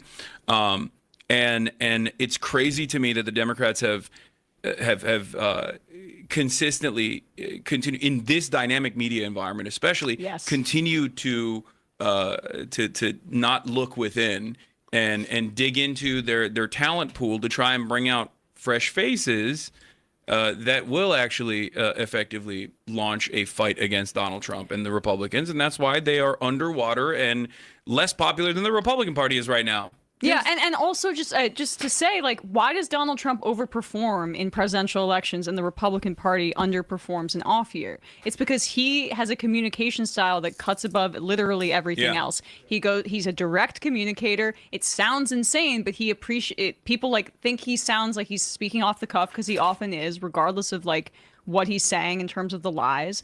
That is where, like, you hear Chuck Schumer talking about, the social media that we have to get involved in. Yeah. They're so behind. That should have been the conversation 10 years ago. Now you've got to be speaking directly to people in a way that makes sense to them. That's part of why Zoran is such an effective communicator. I know that, like, he's talented in many ways, but it's also the fact that he doesn't treat voters like idiots, and he comes out with policy platforms where he speaks directly to you about what he's trying to do. And that is the antidote as well, in my view. Yeah, I mean, I think, the Democratic Party, more so than the Republicans, has always had a sort of like, at least in the past couple of decades, a fealty to seniority. Yeah. I mean, Republicans now don't have the same seniority system that Democrats have on the committees that they're on. And that has been a real problem, because you had literally a generation. Chuck Schumer is one of those. I mean, Pelosi is actually probably like the greatest generation. I don't know if she's actually a boomer. She may be just a little bit older than a boomer. But they were sitting atop these committees, these politicians, and they were basically starving oxygen for people who were my age and a little bit younger. And so anybody who grew up with like new media or this and that, they're just kept out of the loop. And we see it in the context of like, Chuck Schumer is functioning as if it's in the 1990s. And I would say even Hakeem Jeffries was chosen by someone who also had a similar sort of perspective. Like, let's not kid ourselves. Hakeem Jeffries is Speaker, or I should say majority or minority leader, because Nancy Pelosi wanted him to. True. And so he was cut in that same cloth. What was considered attributes at that time was not, the ability to communicate with the American public. It's the ability to fundraise. That's the thing that I can't get over, is when they say, like, it's New York City. It's New York City. Zoran can't be replicated across the country. Sell that to the two leaders of your party in the Senate and the House that you selected. Like, they can't make the argument that New York City's out of touch and that the Democrats shouldn't listen to that dynamic, and also have the leader of the House and the leader of the Democrats in the House and Senate be from that city. So it's just insane. And they are the least popular national figures from the city. Because, like, AOC eats a lot of attacks, but she is a relatively popular national figure. Bernie Sanders is another example, is from Vermont, but like I would go so far as say that, like, normally I think if they were to attack Zoran, for example, they would have tied him back to Bernie and AOC, and instead they tied him to someone like myself. Yep. I think that's a little interesting because think about what this media cycle would have looked like in under Trump 1, or not Trump 1, but like under the Biden administration. If the Republican or like establishment Democrats were actively trying to squeeze out their left flank, they probably would have associated him with AOC and Bernie. The reason why they're not doing that anymore is because the oligarchy tour, like the Stop Oligarchy tour and things like that, have actually created a lot more prestige and a lot more favorability for the likes of AOC and Bernie Sanders. So like that wing of the party is objectively more successful and more popular in its outreach and also in its policies in the eyes of the broader base of support. Yep. I mean, you see it right here. Wait a second. I don't think I have I don't have the picture. But like there's a piece in the New Yorker magazine, socialism or abundance. You've got a picture of a national leader, and the only person representing any other, you have a two-time presidential candidate who remains, and I will say this, somebody else pointed to me, I guess Joe Biden maybe, but Joe Biden never got as close to the presidency as Bernie Sanders did in either 2016 or 2020. I mean, he ran, but he didn't get very far in any of those elections. Who is as popular, a two-time loser, who is as popular as Bernie Sanders is. And they put him into contrast with Ezra Klein, who, I mean, okay, he's a New York Times columnist, but where's his base? Here's the cover. Where's the politician who represents abundance or whatever? Where are the abundists? Exactly. Where is the abundist movement? I mean, that's what's sort of fascinating about it, is that nobody wants that label. Yeah. No politician wants that label. Yeah, because they would have to put like what, Marie Gluesenkamp-Perez or whatever, and that would look ridiculous. Everyone would be like, okay, yeah, I know exactly who I'm going for. And not to Ezra. He included Mary Gluesenkamp-Perez as his other, in that horrific op-ed that we were talking about yesterday in the New York Times. He was saying the Democrats need to be a big tent, from the likes of Zoran Mamdani and Bernie Sanders to Mary Gluesenkamp-Perez and Joe Manchin. It's like, oh yeah, all the people that are Joe filling Manchin stadiums. is an independent. I know, he's not even in the party anymore. Yeah. But then I think he cited Jared Golden too, right? Which is basically he's basically a libertarian kind of Democrat at this point. It's funny because like whenever they talk about like popularism, even like the David Shore method, right?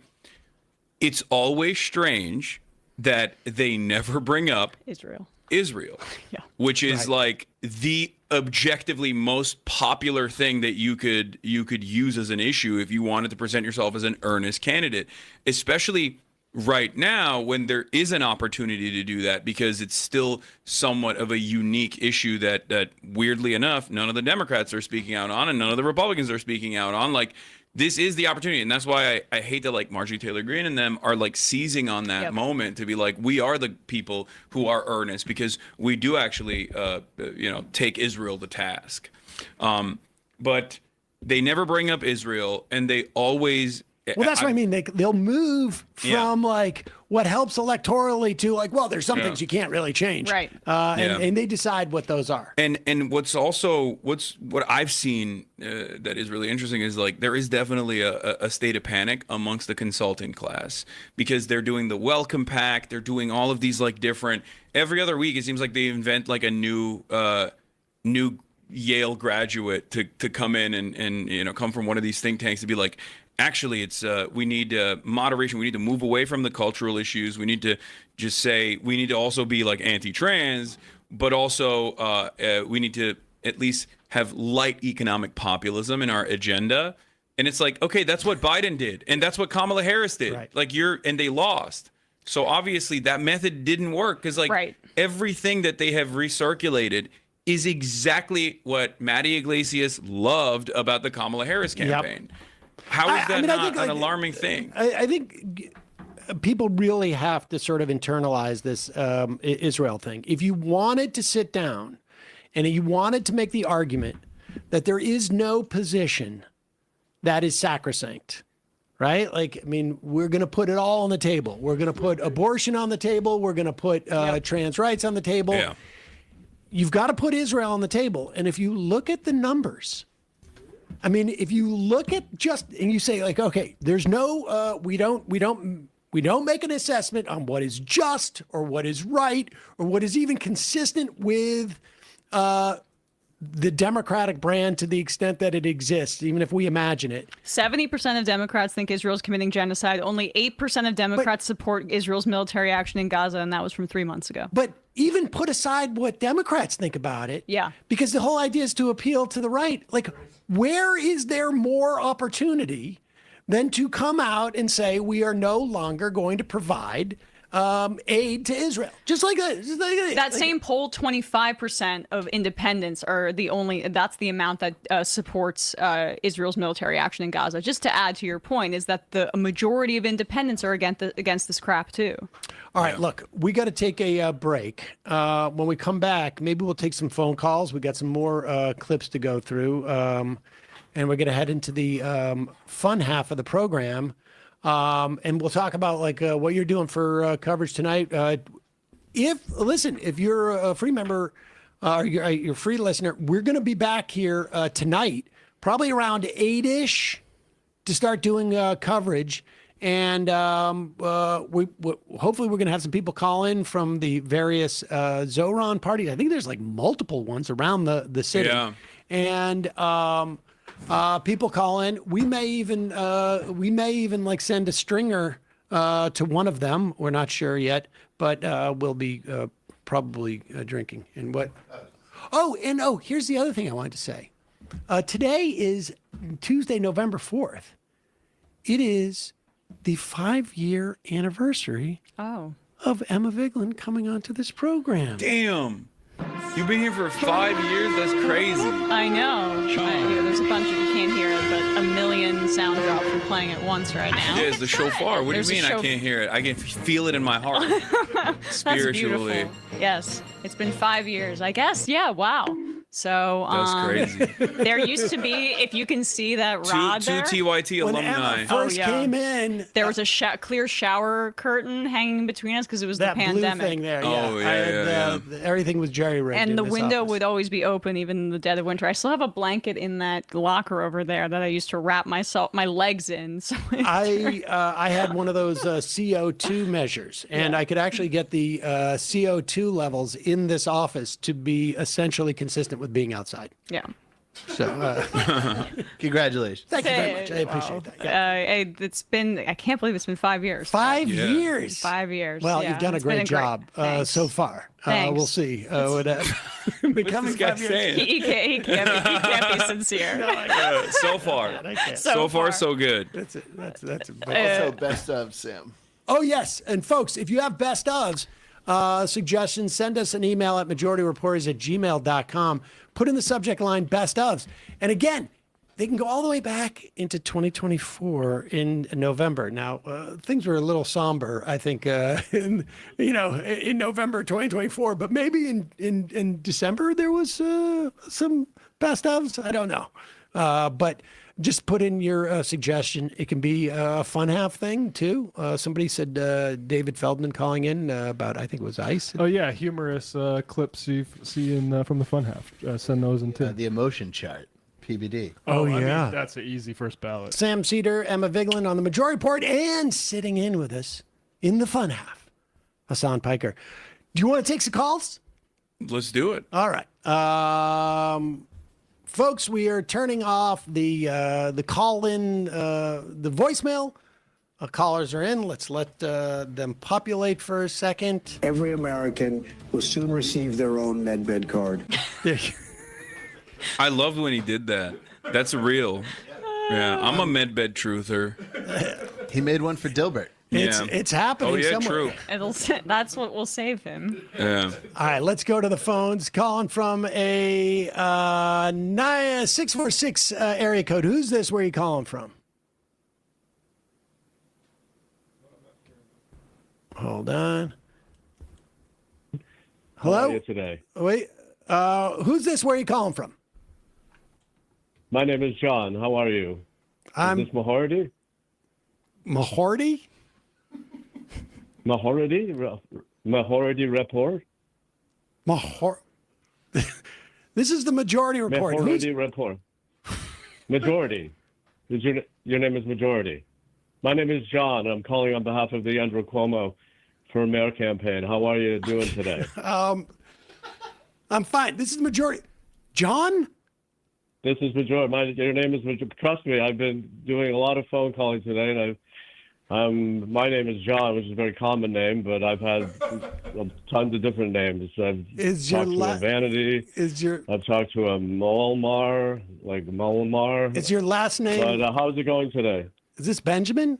Is your last name John? What? Benjamin? John Benjamin. Yes. How did you know my last name? Dude, you just called into my show. You just called into my show. What are you doing? Peter? Yeah, what are you doing? Oh, shit. Oh, my God. Shit. That's so crazy. It says you're on my call list. Fuck. All right. Wait. You're calling for Cuomo? Well, I'm phone bank. Yeah, I am. I didn't think I would. I don't know how I got this number. That's so fucked up. So you've been you've been. But the campaign gave me a whole list of numbers. I don't know who I'm calling. I've been, this is like my 300th call. And you're calling for Andrew Cuomo. Well, I'm calling for Cuomo for mayor. Yeah, did I not tell you that? No, you didn't. Why? What is your? Why are you calling for Cuomo? Why would you possibly support Andrew Cuomo? Well, I know you support the other candidate. That's fine. I don't know whether I should give you my pitch because. Yeah, I would love to hear your freaking pitch. Hey, Benjamin. Hey. Oh, how are you? Hey. Sorry about this confusion. It's okay. Yeah. Hasan Piker is sitting in too. Well, let's hear. Tell us all. Tell all three of us your pitch. Well, okay. I mean, part of it is red. I don't know if that's, but it's election day. It's crucial to get your voice heard. Yeah. Right? Do you have a plan to get out there and vote today? I actually vote early, but go ahead. You voted already? Yeah. Yep, me too. I am going to illegally vote today on the day of the election. I'm excited for this pitch. I might go in either direction.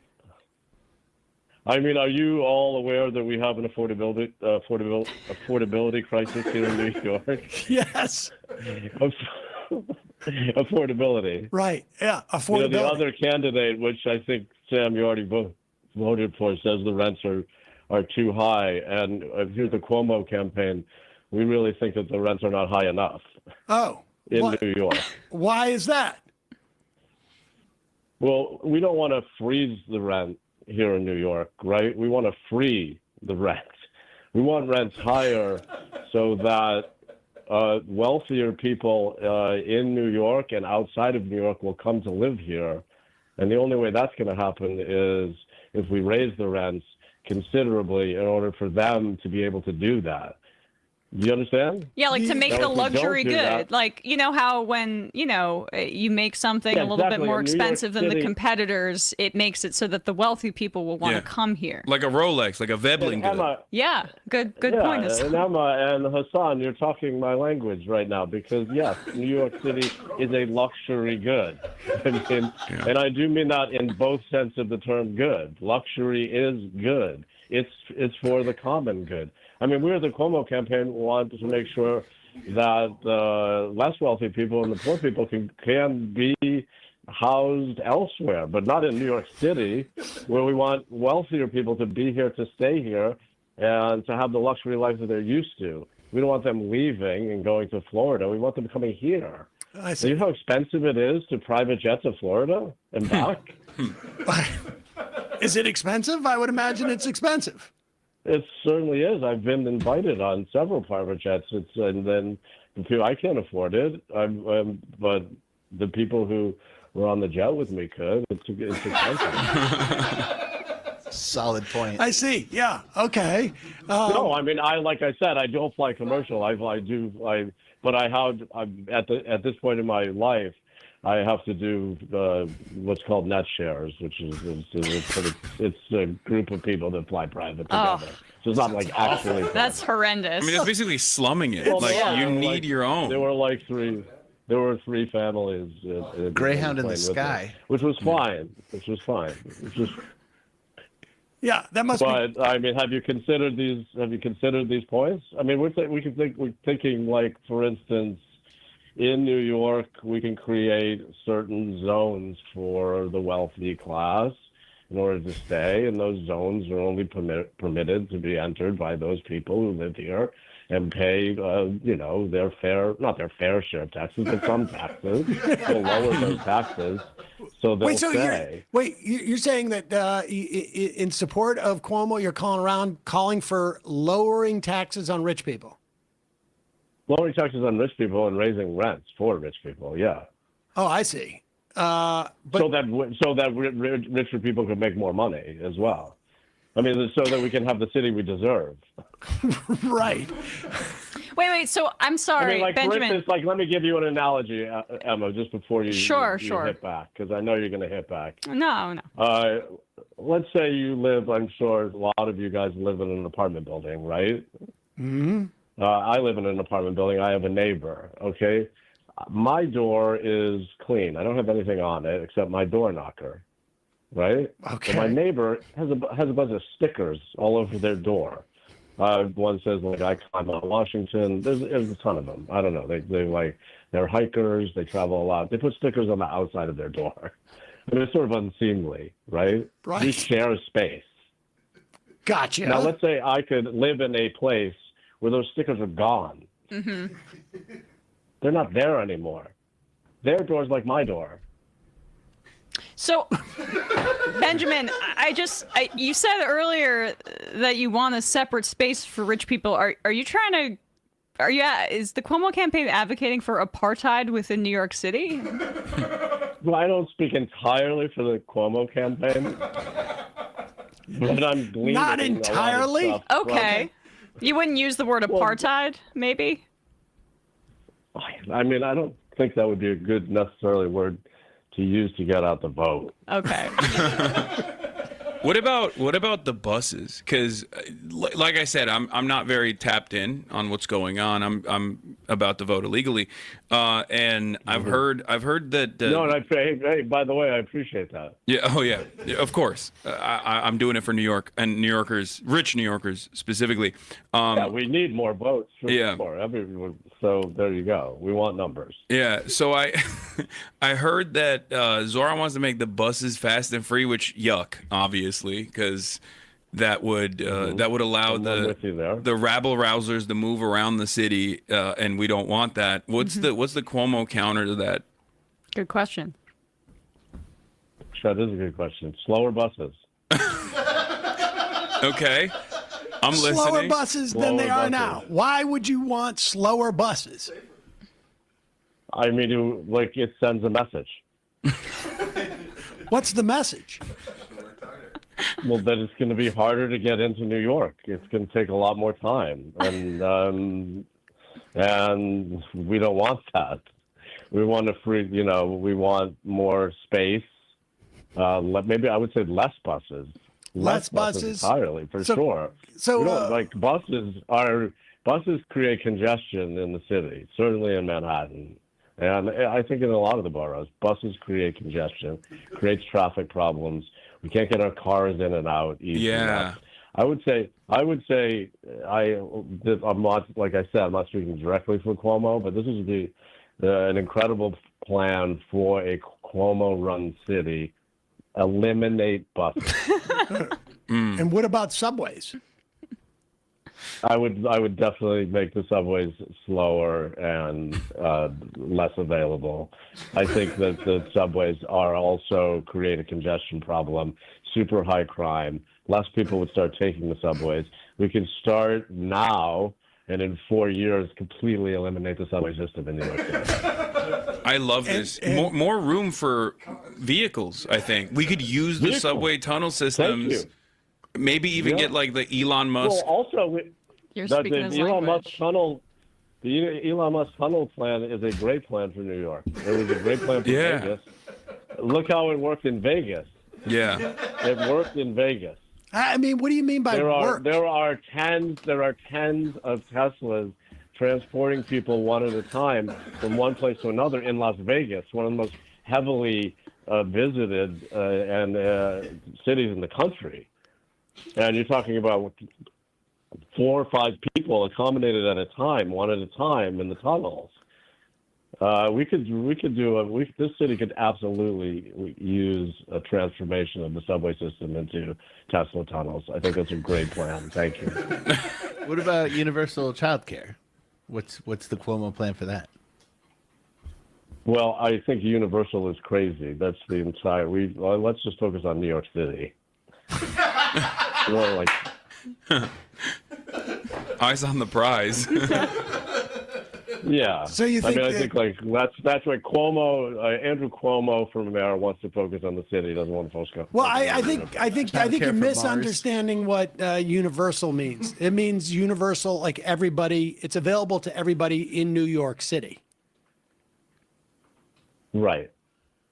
I mean, I think that's like that's pie in the sky. Pie in the sky. And I think, well, right. Cuomo wants to get things done. He just doesn't want to say things, right? Like, do you want every child in the city taken care of? True. Sometimes kids. No, he's right. Sometimes kids have bad vibes. Like they might not deserve it. Well, and sometimes kids can take care of themselves. Yeah, and those are the kids who become very successful later in life. Well, we're talking when we talk childcare, we're talking like ages like 2, 3, 4. Yeah, Cuomo thinks out of the box. These kids can probably even at age 2, 3, and 4. Some kids, I'm not saying all kids, some kids can travel on their own, can navigate the city on their own. 2, 3, some 2 to 3 to 4-year-olds can go back to the ballpark or the basketball court, and play with other children on their own, and then find their way home. I know kids who do that. You know 2, 3, and 4-year-old kids who do that. Why would you even? Why would you know 2, 3, 4-year-old kids? My kid did that. Your kid did that. He's 22 now, and he's not doing well at the moment. But he did do that.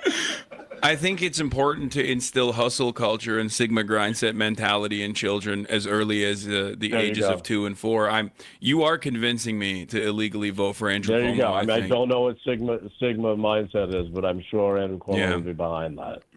There was a little bit of hang up. It felt like he was against me in particular in the campaign. He did bring me up quite a bit, but I think now you've sold me. I didn't know that. I can certainly talk to him about that. You didn't hear about this, Benjamin? Because it sounds like you guys sound like you're simpatico as far as wait. Right? You're in direct contact with Cuomo? I mean, when I listen to Hasan Piker, I hear a young Andrew Cuomo, basically. Yeah. Thank you. I think you're online to do great things. Well, the highest honor. If you stay on track, right, and do the right thing. If you stay on track and do the right thing. Yeah. That's always important. Well, John, I'll let you, I guess, get back to doing your call. Well, Andrew will have your back. I know we don't have your vote, Sam, but I can see Emma. I can hear you changing your mind. Hasan, same. Even though you're going to vote illegally, I think I think like Andrew would say, I don't care how you vote, vote. Okay. Love that. Andrew. All right. Yeah. Well, say hi to Andrew for us. You get out there. I haven't met him yet, but I will. I'll try and get into the party tonight. I suspect there's going to be room. It's an easy invite. Where's it at? You should come with me, bro. Well, talk to you later. Andrew taught me to say bro. Okay. Wow. I wonder where the Cuomo watch party is tonight. It's probably at Peter Luger's. No, I have a friend who's been trying to go to one and he can't find it. He's in like all the group chats because he wants to document it and potentially write about it. I won't reveal their name here, but he has been unable to find a single Andrew Cuomo watch party, which it makes sense. I guess like retirement homes maybe, or Probably a Marriott, like Probably the ballroom. last place they would have it. Yeah. He's been basically, instead of doing campaign events, oh, right. I didn't think about that. No, He's been, instead of doing campaign events, he's been renting out like hotel conference rooms to do PowerPoint presentations. It's at a Holiday Inn in Staten Island. Honestly, my understanding with the Zoran campaign, they had 100,000 volunteers. Yeah. There's no way they can have. I mean, my understanding is there's like a half a dozen parties around the city. They're obviously not going to be able to get all the volunteers in there. How many unpaid? Well, I guess definitionally, how many volunteers do you think there were for Andrew Cuomo?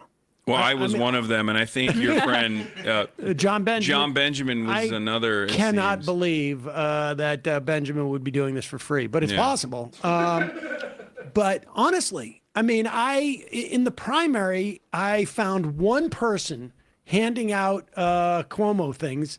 I was on the Upper East Side. It was a Thursday. I was going to see the doctor. And I walked by. The guy gave me the thing. And then I walked like a half a block. And I'm like, I'm wondering. I went back. And I was like, why? What is it about Cuomo that you like? And the guy was like, I'm getting paid. Yeah. There you go. Many such cases. He wouldn't even attempt to sell Cuomo. Like, he didn't even know. They didn't give him any sort of, this is what you say. You just hand it out. But that's also, when we were talking about the consultant class freaking out in the first hour of the show, that is part of what Zoran threatens, not just ideologically with democratic socialism, also, attacking the Islamophobia from within the Democratic Party. He represents a new way of doing politics that doesn't make the same people rich who have been getting rich in democratic politics for 30 years. There's no money in canvassing and in volunteers. There's a lot of money in TV ads. And I think that's as much of a threat institutionally to the Democratic Party as is his ideology. All right, let's cover some of this here. Food stamp funding. Two different judges, one in Boston, one in Rhode Island. I imagine Providence, ordered the administration to continue funding SNAP. There's two problems. One is the administration says we're only going to do half. So recipients, 42 million Americans, are only going to get half of what they are entitled to under SNAP laws. And because of the system that we have, it's going to take 10 days for them to get the money. So they're going to miss a week and a half of funding. Here is, which number is that, the Ilhan Omar? Which one? Sorry, this is Schumer. This isn't about food stamps. Oh, okay, sorry. Ilhan Omar's, yeah. Oh, yeah. And meanwhile, and I'm sure you've seen this, the right, after they lost the argument about whether they could provide SNAP benefits, right, which was a lie. In fact, they were statutorily obligated. They then moved into immediately the mode of like, SNAP benefits are not deserved. Yeah. We heard like Corolla lie about like the average weight of SNAP benefits people, which is irrelevant to me, but it's like, yes, we're going back to like Reagan era stuff. The welfare queen arguments. 100%. And it's no surprise that Corolla does that, right? Like he's of that generation, my age probably, where we grew up on Ronald Reagan. Here's an example of that. This is Indiana's Lieutenant Governor Mika Beckwith, who turns out to be a Christian nationalist. Oh, I can't wait. I can't wait to hear what a good Christian has to say about feeding the needy and the poor. Here you go. Feeding the hungry. people are suffering because of this government shutdown. It is the Democrat Schumer shutdown. They are the ones taking full responsibility for it. I think in the meantime, I think this is a great opportunity for the church, the local church, to step up. Like Floyd said, it's not the government's job really to feed people. I mean, nowhere in Scripture do we see, God calling the government to care for the sick, the orphan, the poor, the needy, the widow. That's the church's job. And so this is a great opportunity for the Church of Jesus Christ in America to actually start acting like it and to be ready to feed the hungry and welcome those who need help. People are. So there you go. God did not call on the American government to feed people. I mean, that is in Scripture. Yeah. Now, of course, there was a timing problem. We didn't really have a government at that time. Mr. Dinosaurs over here. Right. You believe in dinosaurs too? But I think the idea was, I mean, I don't know Scripture either, but I feel like there was like, didn't Jesus say stuff about like providing for the poor? There was no church at the time of Jesus, as far as I remember. I don't know. It seems like it's more like the principle, right? Not the government, though. That's an individual philanthropic person. So I guess technically that's what they're advocating for here. They want to increase dependence on things like the church and remove dependence on things like the state, and that takes. It's a great opportunity for the church. Here's the bottom line: the church cannot do it. Yeah, that's what I was going to say. I'm reading that Trump is saying he's not going to pay even the half now. Oh, is that right? Yeah, that's open to fines of the courts. One of the craziest parts about this has been that they were like, oh, we're gonna play ball. We just have to figure out how to do this legally, and it's like, well, you don't have that as a consideration when you're murdering random fishermen off the coastline of Venezuela. Like, there's no interest in legality there. But when it comes to like feeding American citizens, majority of which are Republican or from red areas in general.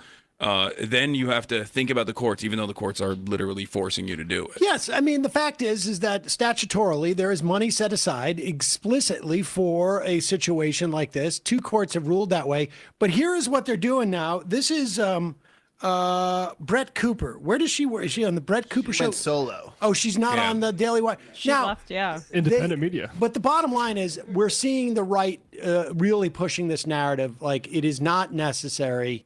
Demonizing SNAP now, right? Like that's the next step. Yeah. Okay. We may be legally allowed to continue funding. We may be legally obligated to continue funding, but we shouldn't. And why? Here's evidence as cited by Ben Shapiro's clone. Wasn't she developed She used to be in at a petri dish? Yeah, she was at the Daily Wire originally, and then she left and went on her own. And is she the one who was developed by taking a piece of his hair and they? Okay. They cloned her. Fem Shapiro. Trust society.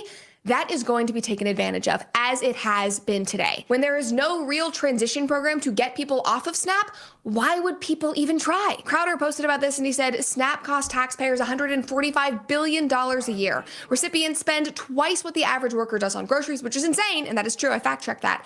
That is not helping the poor. It is rewarding the people who abuse the system. This is why the entire thing just needs to be stripped down and rebuilt. They spend it at your grocery store. Okay. Also, Sam is, I think, looking up the average person's spending on groceries, but I know off the top of my head that the average SNAP payment is $187 a week. I just don't think that's a month. I have another fun fact that's not so fun, but the average American taxpayer footing the bill for SNAP is $36 as opposed to I think it's like $670 that the average American taxpayer pays for corporate subsidies. Yep. And it's 42 million Americans. I think it's like 16 million children in general. And it is mind-boggling that these guys are now actively saying like, no, we need to cut SNAP. It is such a marginal part of this this whole endeavor at a time when we're giving $40 billion to Argentina so that Scott Besant's friend can not default on the debt that he purchased many years prior. Right. Okay. Ridiculous. Just a loose. This is not true that they spend that. Some But are Steven Crowder fact checks all of his stuff and puts all the information in the show notes. I'm actually surprised he's my favorite content creator. This is According to the Dumbass Institute. Yeah, this is devastating me right now. It is conceivable that they spend anywhere from 13 to 20%, possibly more, but it's comparing apples and oranges because workers tend to spend a 13 to 15% of their income on groceries. And it's hard to compare that to SNAP beneficiaries because they are working in probably lower wage jobs in general. But nevertheless, let's continue to see where she's going with this since she fact checks everything. Which is insane, and that is true. I fact-checked that. That is not helping the poor. It is rewarding the people who abuse the system. This is why the entire thing just needs to be stripped down and rebuilt. I am not against government assistance in a black and white way, but I am against a system that enables this kind of exploitation. We need new guidelines on who can qualify and for how long. We need new standards on what people can purchase. Like no more fancy Nespresso pods, no more candy or soda or freaking lobster tails for your 7 kids from your 7 freaking baby daddies. Pause it for a second. There you Pause it go. for a second. First off, if you can get lobster tails for $9.99, I would tell you Don't. No. Don't. No. All right. Is that not cheap? Yeah, that's the point. Don't get lobster tails for $9. Who knows where the hell that's from? It's Whole Foods. It's Whole Foods. Okay. But also, like, I can't be the only one who doesn't give a shit about what the working poor eat. Like, that's such an insane thing. Is like these are the people who are like, oh, the World Economic Forum wants you to eat the bugs, and now they're literally like, no, actually, if you're working poor, then you shouldn't have cookies for your children. And it's like, you don't get to dictate that decision, you absolute psychopath. Plus, on top of that, the National Grocery Chain, like the National Grocery Retailers Association, which is like a right-wing group, is also pro-SNAP because 12% of their overall revenue, especially a higher percentage of overall revenue in rural areas where there are less retailers and less options in general, rely on SNAP as a additional subsidy. What is it, like $1 on And SNAP farmers circulates? also. Each dollar on SNAP, each dollar in federally funded SNAP benefits generates $1.79 in economic activity because you're feeding people and giving the money to your local grocer. Let alone that it's subsidizing corporations like Walmart that pay subsidy wages where you have like in disproportionate amount of their workers who are on benefits like this. Let alone that there are already restrictions on what SNAP benefits can be used on at the point of purchase, including you can't purchase hot food. If I'm not mistaken, right, Matt? Yeah. In California, you can, but in most places, you can't. Right. Yeah. So, I mean, this is like, she's acting like this is a free for all. Oh, they're, sucking the lobster out of these, out of the tails and having butter honestly, with it. that's cheaper than hamburger. It's probably healthier for you too, And assuming it's actually live. Okay, well, putting the lobster Sam's aside making a for a purchase. second, God forbid. Brian's with me. He grew up in Maine. Yes, I'm with you 100%. $9 lobster, you're You insane. kidding? I think we're both going for that right now. That's the headline of this video is $9 lobster. I think we need like Maoist style. If you say stuff like this publicly, you have to live off of SNAP for Yes. like a year. They have to just like force you to the countryside to go work in the farmland, become a farmhand for a little bit and live off of SNAP so that you understand the importance of programs like this. Yeah, and like undocumented labor too. Like, go to the fields. But this is she's just winding up now for the real pitch. Freaking lobster tails for your 7 kids from your 7 freaking baby daddies. And yes, that is a real thing. Because of the government shutdown, now I can't get my stamps for next month. How am I feed my 7 kids? I have 7 different baby daddies, and none of them no good for me. Ma'am, this is an insane Can you pause video it? to make. Pause it. Okay, I felt good. Good job. Yeah. Okay, so I did a deep dive into this before Brett Cooper released this video. There are the 7 baby daddies and the 7 children is like a racialized trope in general. And it has been a script that is disseminated everywhere with AI videos of angry black women speaking to the camera. That person in particular, we actually looked at. We found the original account. Really? Yeah, that person in particular is not AI. but we suspect that she's rage baiting and like saw the AI video and just basically did the exact same thing. Because another one of the videos that she uses, Brett Cooper uses in her compilation that she shows in the beginning of her video. And yeah, this is the one. This is one of the many different 7 baby daddies, 7 children scripts that we found. That's an AI one. But there was one that she used, another black woman who's like who brings up like a sense of entitlement about how the taxpayer is supposed to foot the bill. The taxpayer is supposed to pay for my 7 baby daddies.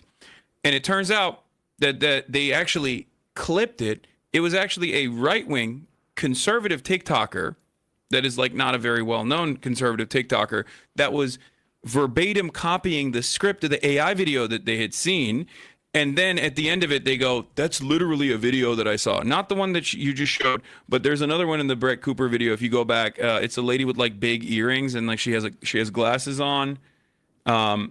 It's a black lady with like big earrings. She has glasses on. She takes the glasses off in the beginning of the, I think it's in that compilation before that, right before that one. Go back more. Go back further. Yeah, it's in the beginning. Yeah, this one. There it is. This one. So this woman is a conservative influencer who copied the script. Yes. And then said, I'm just redoing essentially a real thing. The original video of this is so crazy because they cut it in this larger compilation and they put it into 2 different places. But we found the original video. And in the original video, she just goes through here. You can show the video for a second. She like is basically doing the exact same script, the exact same AI script that we've seen. It's been day 5 and I have not received no food stamps. My disability checks is on hold. My cash benefits is not coming no more. They're still pending. It is the taxpayer's job to pay for my kids to eat and for my kids to be taken care of. I have over 2,000 followers on TikTok and I can't get not one person to send me 50 cents. If you're watching a video and you can't send me nothing, I'm blocking you. Right. So that's from a compilation from a right-wing influencer, right? But we found the original video, and in the original video, she just goes through this entire thing, and at the end goes, that's dead ass something that I saw on the timeline. Isn't that crazy how entitled some of these people are in terms of like what they want out of their, what they want out of tax? But she knows what she's doing, right? Do you think she knew? They're that, auditioning. Like, do you think that she knew that like somebody's going to clip this? They'll use it. I'll have the plausible deniability in that at the end of the thing I said, all of this is just stuff that I saw. I just could not believe that was actually a right-winger making fun of the AI script that she had seen, and then it got elevated to this position as though like she's being sincere about her anger. But don't you think that that's part of the incentive structure is if these conservatives give them something useful, then perhaps they're rewarded either with clicks or something later? I mean, it feels like that's probably part of it. Potentially. I think right now we have this like clickbait culture in general where people are just straight up rage baiting. They'll just do whatever they can to get money. Even if they see like AI videos, right? Very clearly created AI videos, they might not be able to distinguish whether it's an AI video or not, but they see those videos going viral. They go, oh, I want to go viral. I'm just going to literally do the exact same script. But this time it's like a real person. I mean, we're being duped by machines. It's is what insane. I'm saying. And they are literally generating basically the welfare queen trope and just creating realish looking people that will regurgitate exactly what they want to say.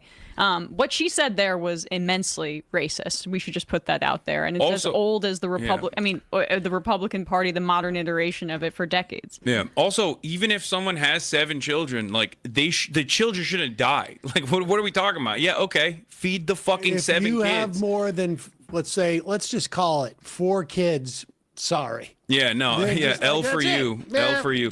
No, but sorry, natalists. Yeah. No, it's just like it's the classic like, oh, these people are irresponsible, or the classic Thomas Sowell bit where it's like they're having children, black people are having children specifically so they can farm the government for more money. First of all, what's also amazing is that you've got Tucker Carlson and J.D. Vance and all of those sort of tradcons saying we need to have more babies. So it's sort of undercutting. But they mean white babies. Yes, of course. And I just want to make this clear. Let's go back just to the Brett Cooper thing, because She fact checks stuff, ladies and gentlemen. Let's just remember that. She played what, like 3 AI videos and just what we just scanned through there? Maybe 2 AIs and one that was just copied of an AI? Some of them are real. Some of them are actual people addressing their genuine grievances. But all of this creates this narrative that by and large, black people are taking advantage of the system. They're entitled and they're being irresponsible with their behavior by having multiple children out of wedlock. And like it goes back into the exact same racialized tropes. This has been going on for, this is, as I think it was Lee Atwater, was it? Exactly. This is on his deathbed. He's like, we used to say the N-word and now we say busing. And then it's like, I mean, it's all just a way to activate that sort of like notion of getting white people on board to cut the already like diminished welfare structure that exists that they take advantage of as well, that they need as well, because they're out there thinking, well, some black people are doing it too, and I don't want that. It's disgusting, but it's also a phenomenally effective tool to go against any sort of like left populist economic message, unfortunately. Well, they can offload their shame, right? It's almost like when you can have another group of people that you can deem personally undesirable, or like they've made choices in a way that put them in that position. That makes your position elevated to them relatively, even if you are using the same benefits. Yeah, it's the LBJ quote that comes to mind. It's just like if you can convince the lowest white man that he's still higher than the highest black man, that he'll empty out his pockets for you. He won't recognize that you're robbing him blind. Hell, he'll empty out his pockets for you. I mean, that's precisely what it is. I mean, this is what in the wake of Reconstruction we also saw. It was like, we're going to, literacy tests, poll taxes were aimed at freedmen, but of course, also ended up punishing or disenfranchising poor white folks, but that was almost like a twofer. Like we can, that is a feature, not necessarily a bug. We should say this too. I want to get your reaction on this because I know that you got to apparently do a show eventually. Are you aware of this? Let's do a number 11. I just want to do this tear sheet. People should be aware of this because people are still going out to vote. If you have not voted, make sure you go out and vote. Here is another reason to perhaps vote for Mamdani. Oh, yeah. I don't know if you're aware of this. Yeah.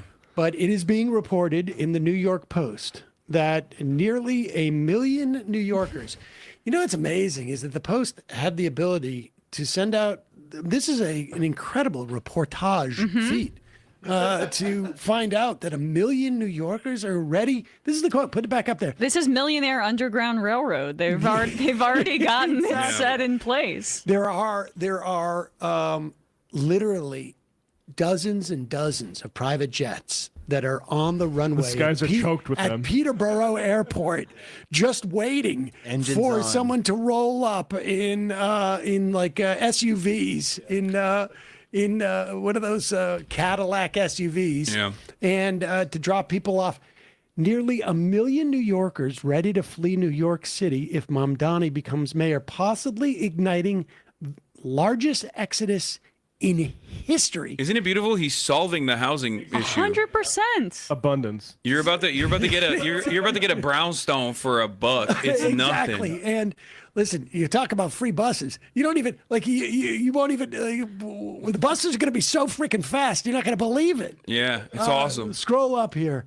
It's going to be so nice to walk on this. Hundreds of thousands of New Yorkers are prepared to bolt from the Big Apple if socialist candidate Zoran Mamdani wins on Tuesday, potentially setting the stage for the largest population flight in U.S. history. This is an alarming new poll. Around 765,000 of the 8.4 million residents who call New York City home preparing to leave, with 9% of New Yorkers sharing that they would definitely leave the city if Mamdani's elected.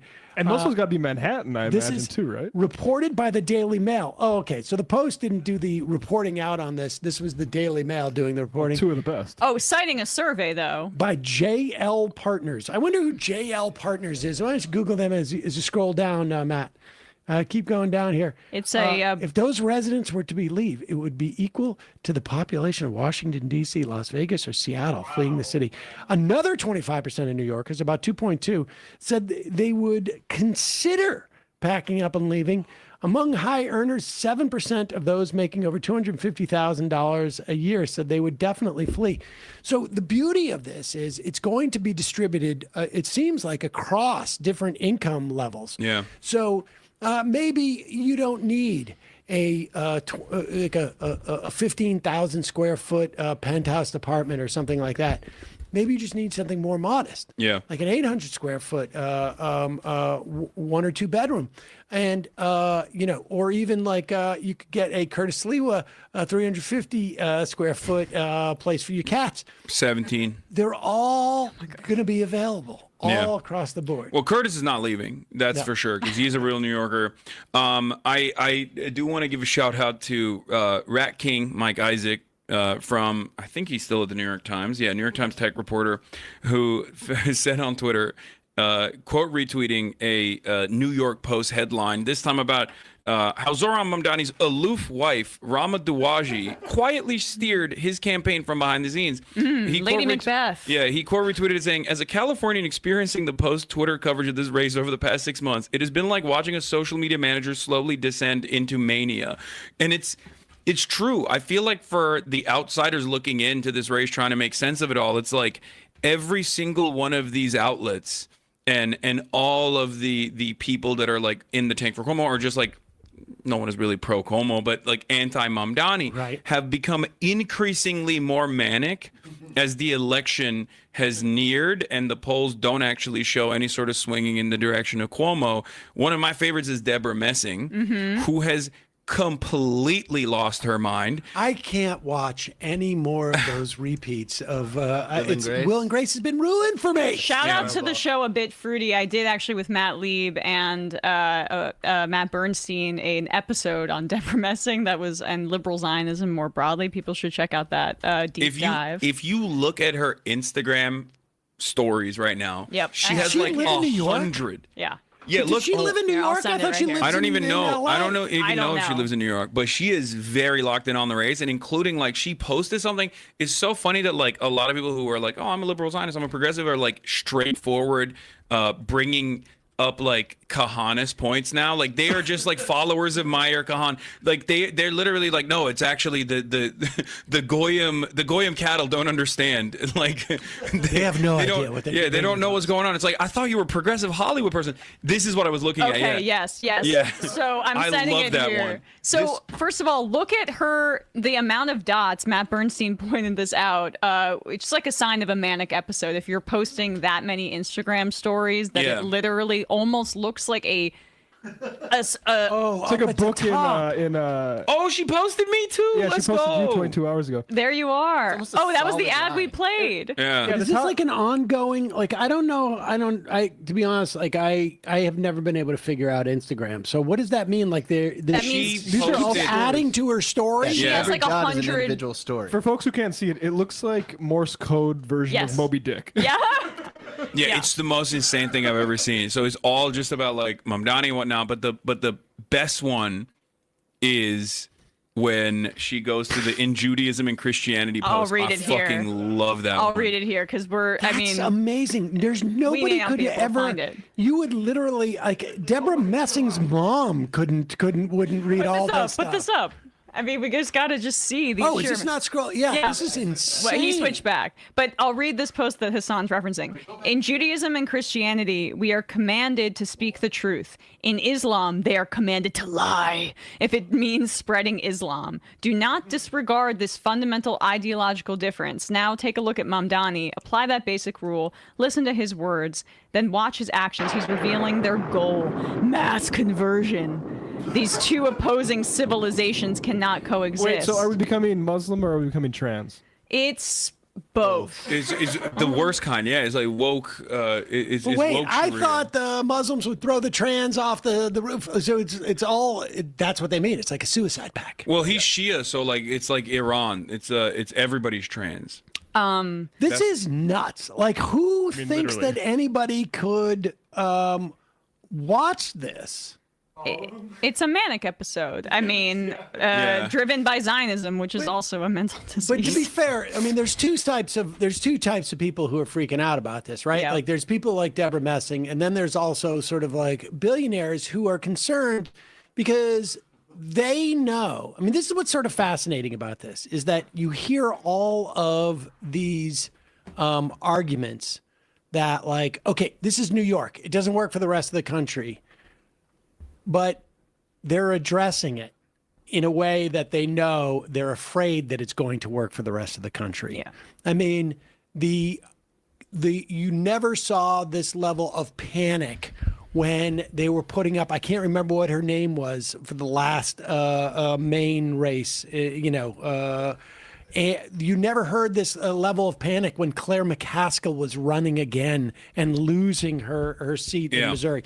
I mean, this is, you never, they said Eric Adams was going to be the model for Democrats. And I mean, yeah, he's in. That's what Turkey. Ezra Klein wrote, I believe. No, but right? that's was the it? thing. No, it wasn't. It wasn't Ezra? Iglesias and Nate Silver. Sorry. But that's what it is. It's like you can have a loser, but as long as they've like eked out a marginal victory, or they've done it with the third way neoliberalism, like the centrist method, then that's fine. It's fine if you lose, even if you lose as a centrist. It's zealotry. I feel like it's ideological zealotry. It sounds silly to say because you're like, well, centrism is just like an inability to arrive at any sort of like consistent ideological position. But like they have almost this zealot style,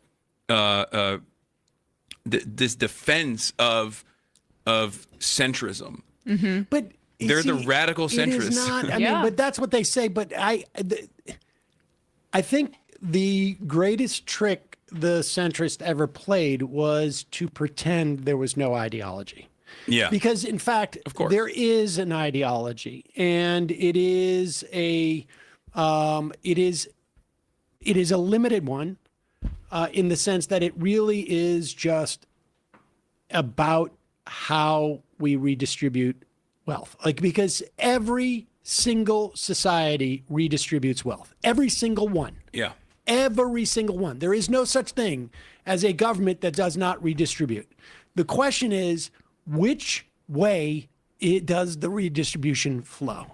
And there is, I think, an intense fear that the spigot where the benefits of government existing begin to get distributed more widely within this country. Yeah. And because a lot of people have gotten wealthy because of it, and they are living their best lives, and they see that this is a problem for them to live their best lives. But that's if why other people are living slightly better lives. They're anti-politics. If the Republicans are anti-democracy, it's like the radical centrists are anti-politics because they want to maintain the status quo, and that's what their zealotry is kind of centered around. Yes. Yeah. Let's stop let's freeze things right now as they are because I'm already ahead.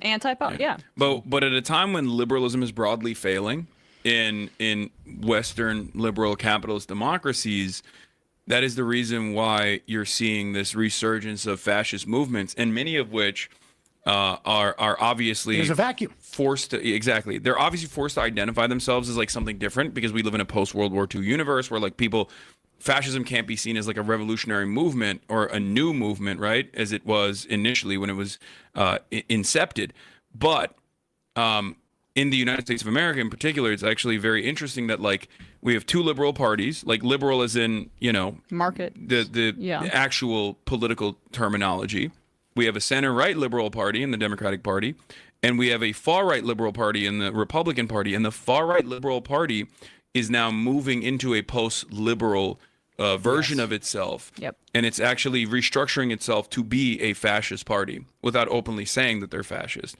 And the centrist, center-right liberalism is never going to be able to oppose this right-wing populist growth. They're never going to be able to successfully oppose it.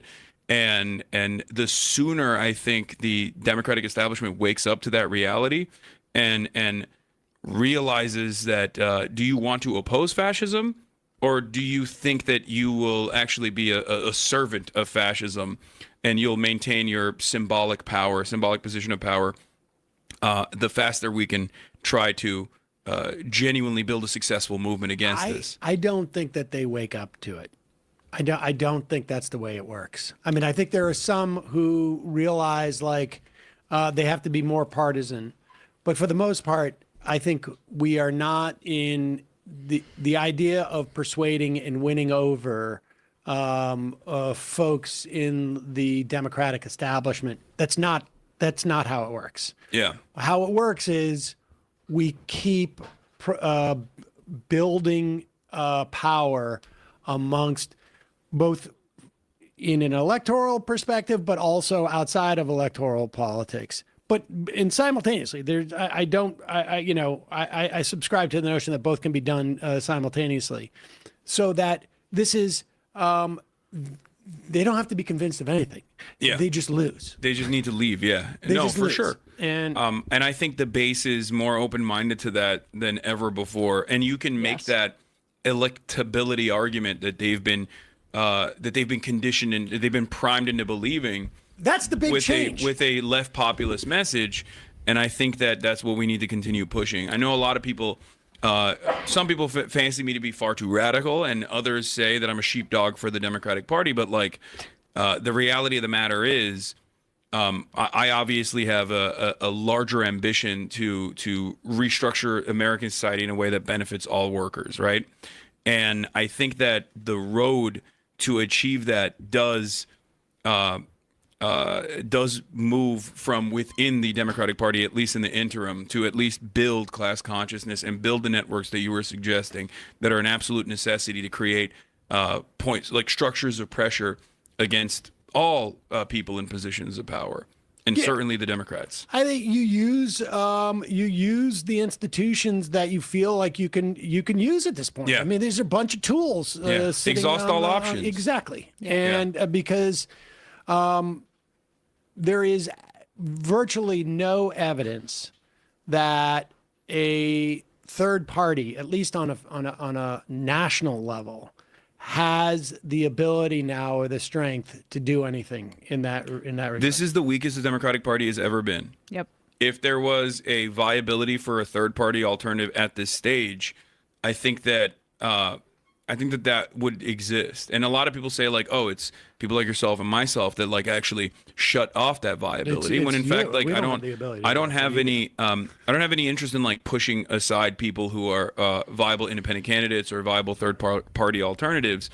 I'm just simply saying that exhausting the election machine the turnout machine that the Democrats already have in favor of socialist candidates, at least in the interim, is It's what I think going to be doing. more successful. Yeah, and it's what Bernie Sanders did as well, regardless of the disagreements that we may have, like the political disagreements that we may have with any of these candidates. I think ultimately they are able to expand the conversation and expand people's vision for what a alternative exists within the actual true left flank of American politics.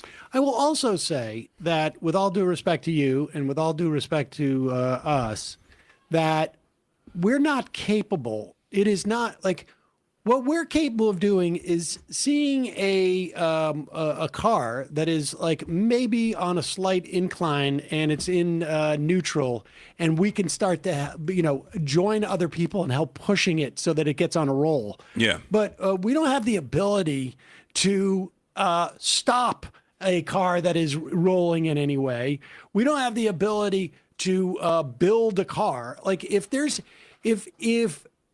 the obstacle to a viable third party is 1, 2, 10 streamers, 20 streamers, I have not news real. for you. Yeah, no. It is not a viable party. And this isn't to say that there will never come a point when there isn't like a true workers' party in this country. I'm not saying that at all. I'm just simply stating that in order for people to even get there, they have to identify. They have to self-identify as workers, self-identify as working class individuals, and recognize their class position, which unfortunately they're utterly devoid of at this point. And they are sometimes even antagonistic towards class politics because they've been conditioned into thinking that that's like, scary socialism, Marxism, or whatnot. I am of the mind, and maybe this is for another day, that the biggest movements happen when there is where you actually sort of get to peek over the other side of the wall and get a notion of what things could be. And the ways in which you get to peek over that other side of the wall is very often when you're not afraid where there is actually, like, to belabor this metaphor, there's a ladder. Or there's scaffolding, and you're not afraid of somebody coming and undercutting that scaffolding. We had the biggest sort of like emancipation movements in the country during an era where people were economically had a little bit more sort of like economic security during the Great Compression. Going forward, the ability to have something like Medicare for all, where you're not afraid, where the fear associated with protest or organizing or whatnot is not, are my kids going to have health care? I think will make a big difference. But I agree. We'll see. How are you for time? I got. He has to run. Okay. Yeah. Sorry. That's why I'm squirming. No, it's all good. I could tell Emma was getting like. I am'd you. It's fine. I didn't see it. He's passionate. He's too I invested understand. in the discourse. I understand. I didn't see it. I'm sorry. It's okay. I think it's good.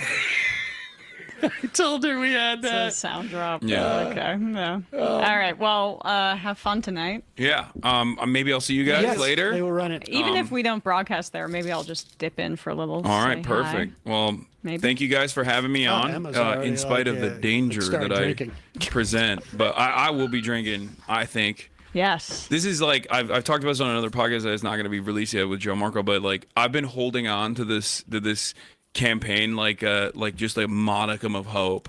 Just like a little, everything else is so shitty where I'm just like, please, please, we have to pull through. Like something. Just a crumb for working class politics in this country, please. I think it gives, if he wins, I think what it does, aside from the material differences it's going to make in the lives of New Yorkers, which we will remain, we'll see. Hopefully he's able to do it, but it gives, it gives scaffolding for other attempts around the country. All right, absolutely.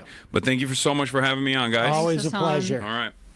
Hey, folks, don't forget to hit the subscribe button and check out our daily show. We do it every day at 12 p.m. Eastern for about 2.5 hours. We even take phone calls. You should check that out. Build a website you love with Wix. For your words. Okay.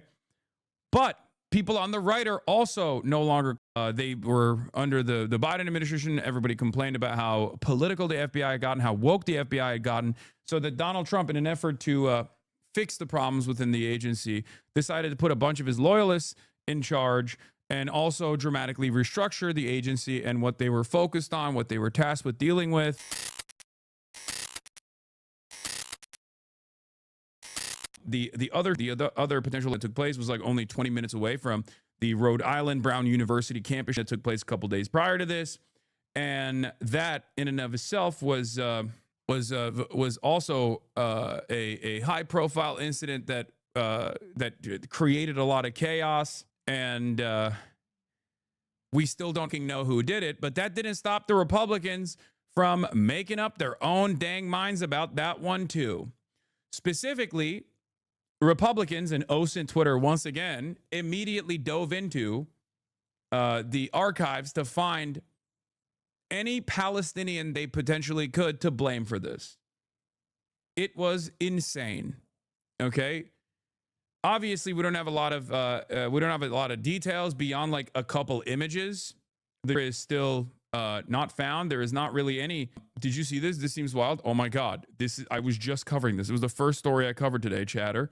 But there was a real we did it Reddit moment but this time on Twitter, and this time even more racist than we did at killed Reddit. 2 people at Brown Hold on, I'll be University back in a is still on the loose. Days later now, police have released new high-quality videos of the suspect. They want the public to help identify the man on your screen here, seen around the Ivy League campus before and after the... Tom Hansen is following the investigation. Videos released Tuesday show the suspected in enhanced detail, walking and sometimes running in a residential area near Brown University's campus, hours before Saturday's deadly mass. We believe that he was actually casing out this area to commit the crime. That's a pattern that criminals do. Police say they don't know why the unidentified man appears to have a bag with him in some clips, while in others it cannot be seen. They also have not determined the man's approximate age or if he has a connection to the university. I don't think we know anything about this person's motivations at this point. Rhode Island Attorney General Peter Nerona says there is no surveillance video of the person of interest inside the building where 2 students were killed and 9 others injured. Brown has 1,200 cameras across campus, but Nerona says almost none were positioned to capture citing the building's placement on the edge of campus. Whether that was by design by them or not, I can't tell you, but it is an unfortunate circumstance for us because we just don't have the kind of surveillance video that you might think. Police insist there is no threat to the community, and they are confident there will be a breakthrough soon, despite the manhunt now entering its 5th day without answers. The more time that passes, the more time this person of interest potentially has to get away. Correct. But the key here is identifying the person. Once the person's identified, at that point, it is very difficult to. Wow, these guys are. This is brilliant insight, dude. on both ends. Yeah. The more the more you know about it, the harder their chances are at getting away. And the other guy's like, well, the more days pass, the harder it is for people to find who there actually is. Incredible stuff happening all around. Now, the FBI is not doing great. Let's just say the FBI is not doing great.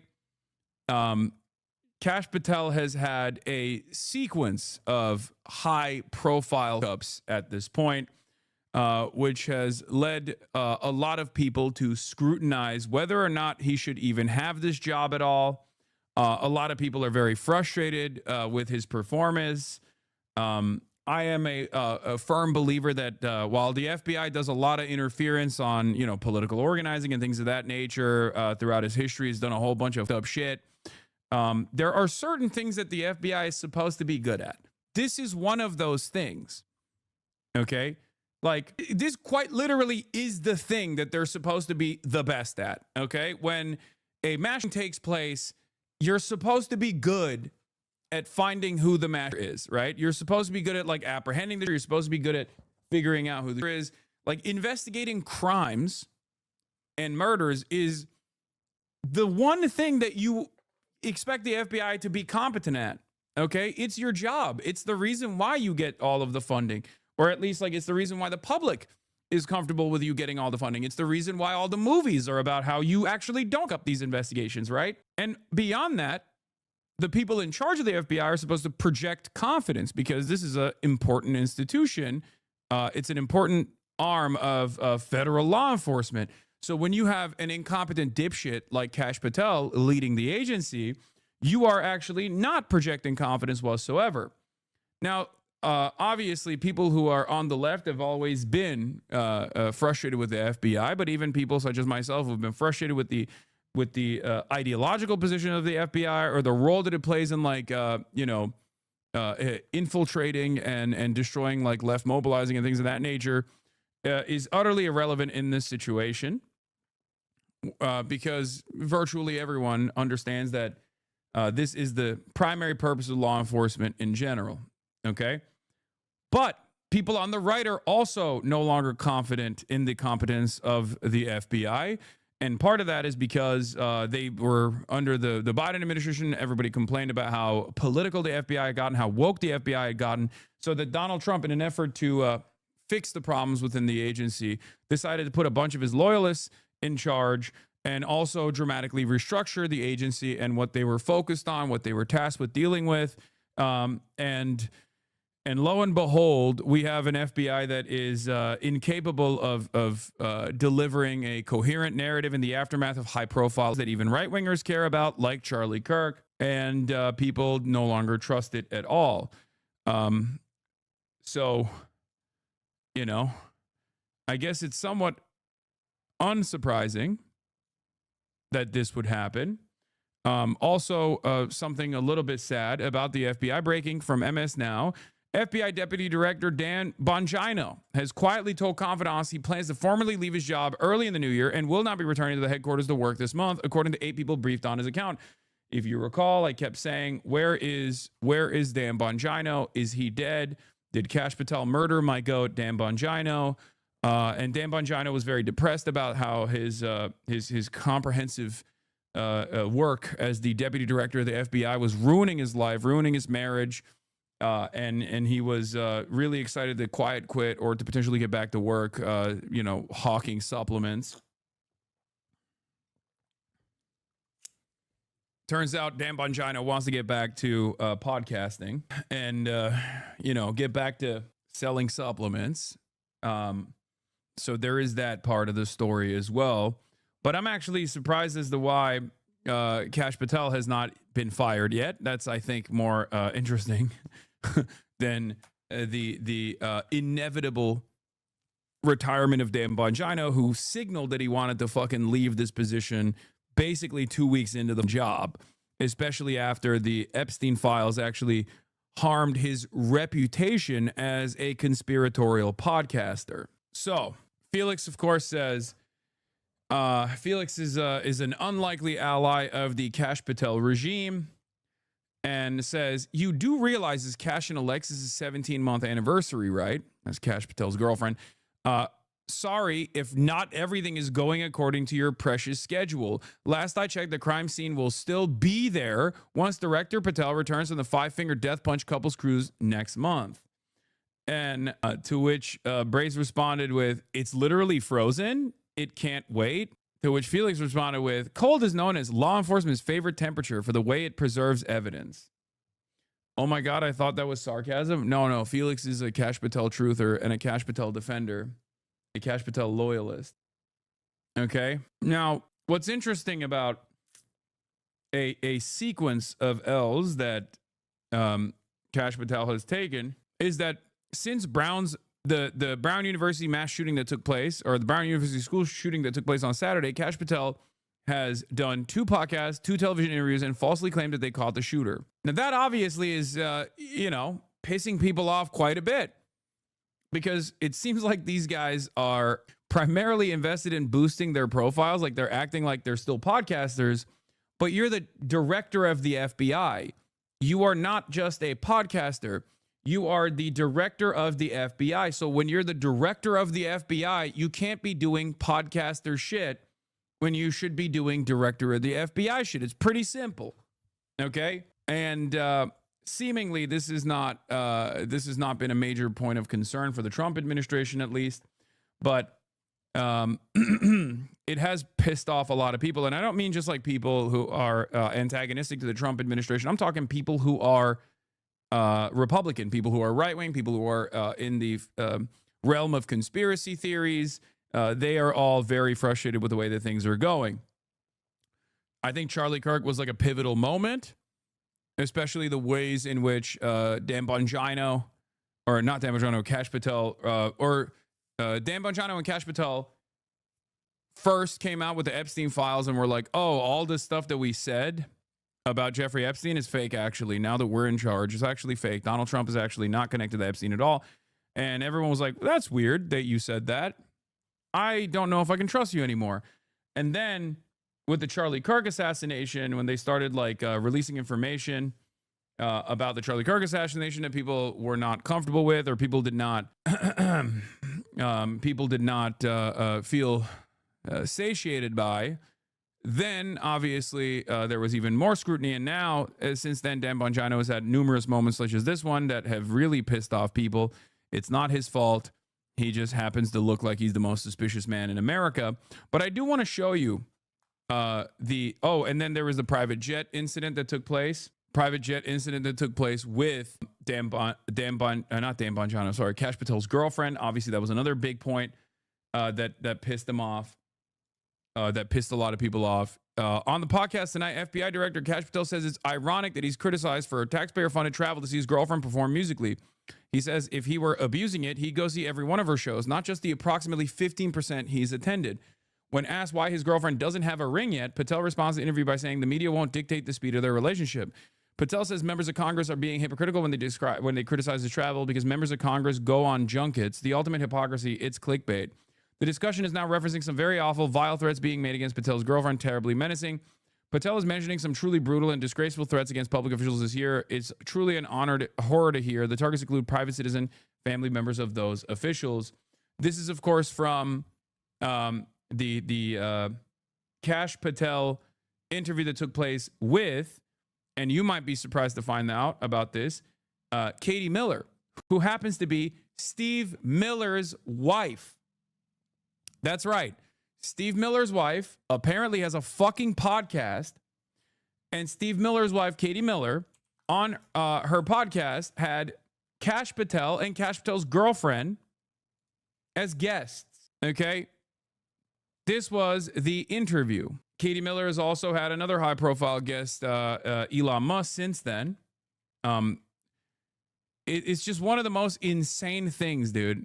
It's like, what the fuck are we doing? Can I guess 30K views? No, not even. I mean, the view count on Twitter is completely busted anyway, but it didn't get a lot of views at all. Consequence, Benghazi or Russiagate or what have you. They always said it's going to be the loudest when you're over the target. And yeah, it's been the loudest for us in recent history because she's doing amazing things and the FBI is doing a great job for the American people. And it's just wild that this entire administration is comprised of grifters who are first and foremost self-interested, okay?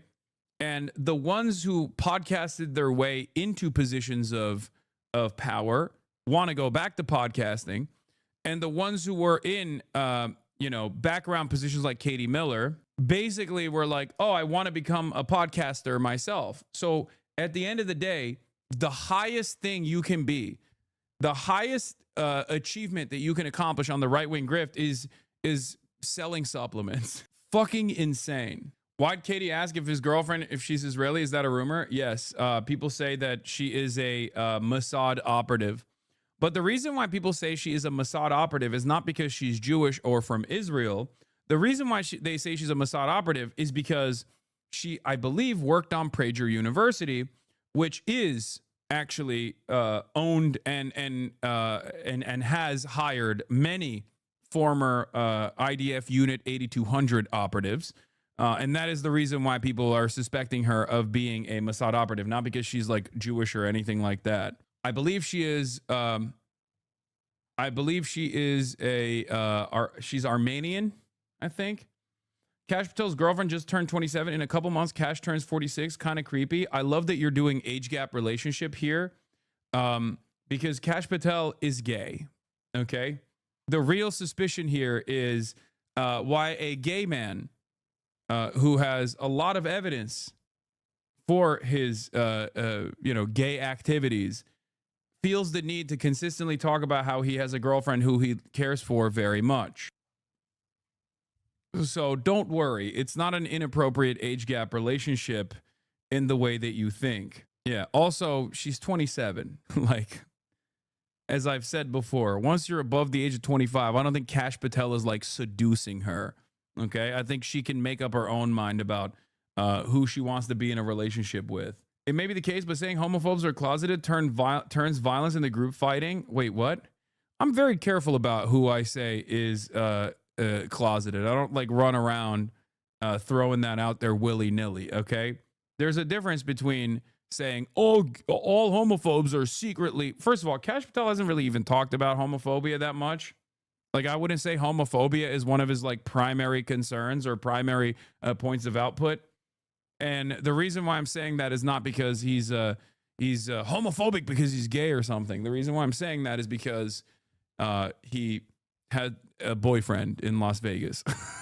Okay. I do love that we're having a conversation about the unimaginably incompetent FBI director whose only background is that he is a podcaster and his potentially intelligence asset girlfriend. And the two things that some of the people in this community want to hit on is the problematic age gap here and whether or not his suspected sexual identification is going to be problematic to point out or not. I like that we are all on the ball here. We are totally locked in. Thank you, guys. He literally only got the job because he's hot. True. Anyway, that is true. He's also a children's book author, not just a podcaster. And I think he spent a little bit of time in the White House last time in like the last Trump administration when he was like working with one of these fucking dipshits, one of these like dipshit congresspersons and like any number of different things that Trump was invested in, creating legal chaos around. I forget what it was, but oh my God, this has to be a fucking ChatGPT response, right? The whole homophobes are actually closeted thing is absolutely overblown. Most of them are literally just particularly hateful straight people. Not to say gaslighting them isn't fun, but this in particular just feels like a cheap gotcha that still paints queer people in a negative light. That's AI. There's no way that person is real. That's ChatGPT. That has a clanker vibes. In any case, where was I? I wanted to show you some choice quotes from this back and forth as well. But basically, a lot of people are frustrated. A lot of people are very mad. They're very mad that this is what Kash Patel was doing, even though he filmed this prior to the Brown University shooting. People were frustrated that this is like what he's been predisposed with, right? And yeah, the second to last timestamp on the podcast is Poly market predictions on a Kash Alexis engagement because everything fucking sucks. Kash Patel, what's your go-to hype song? What is happening, dude? What's your biggest surprise as an FBI director? All right, we're moving on from this. Anyway, but getting back to the Brown University shooting and the lack of information that's readily available, what ended up happening in this circumstance was, of course, the most predictable outcome. In the absence of information, with all of this heightened attention on another school shooting, people decided to take matters into their own fucking hands. Hide from law enforcement. Meanwhile, the Providence and I'm going to get to that in a community second. is grieving. Love one another.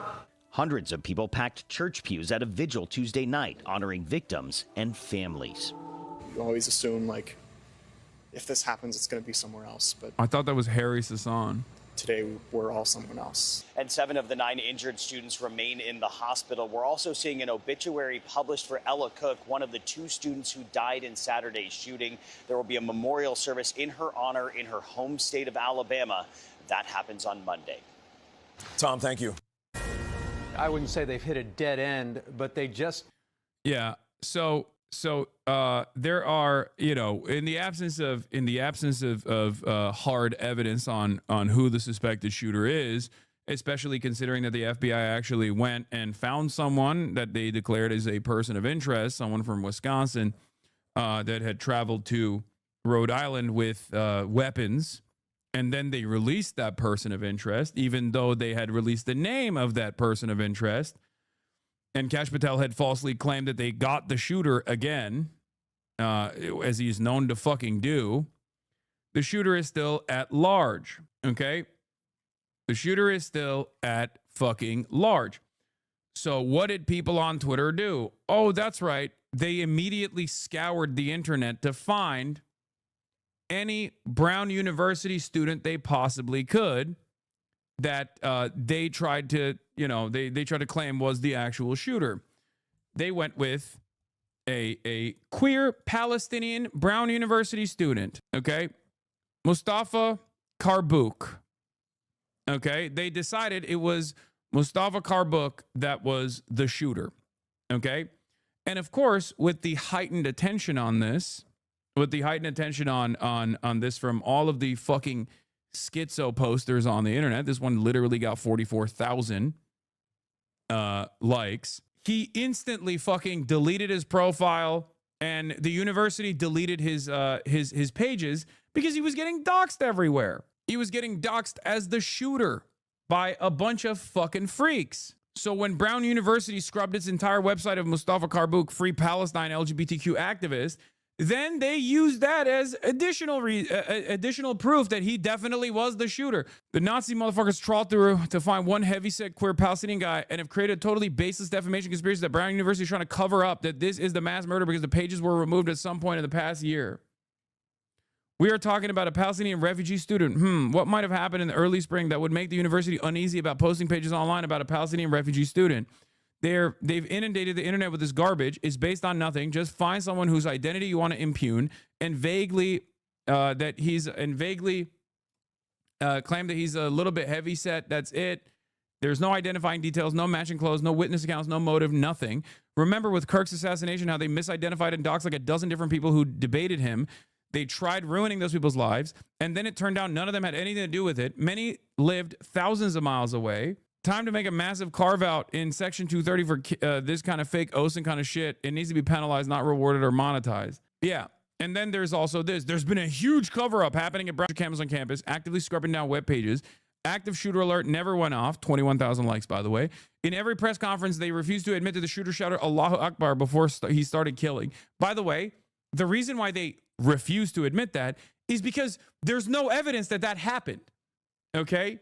I like that if you've been in here long enough, I've often talked about how people online go along with whatever kind of fucking narratives from afar that they claim is actually happening in instances of parasocial interest, right?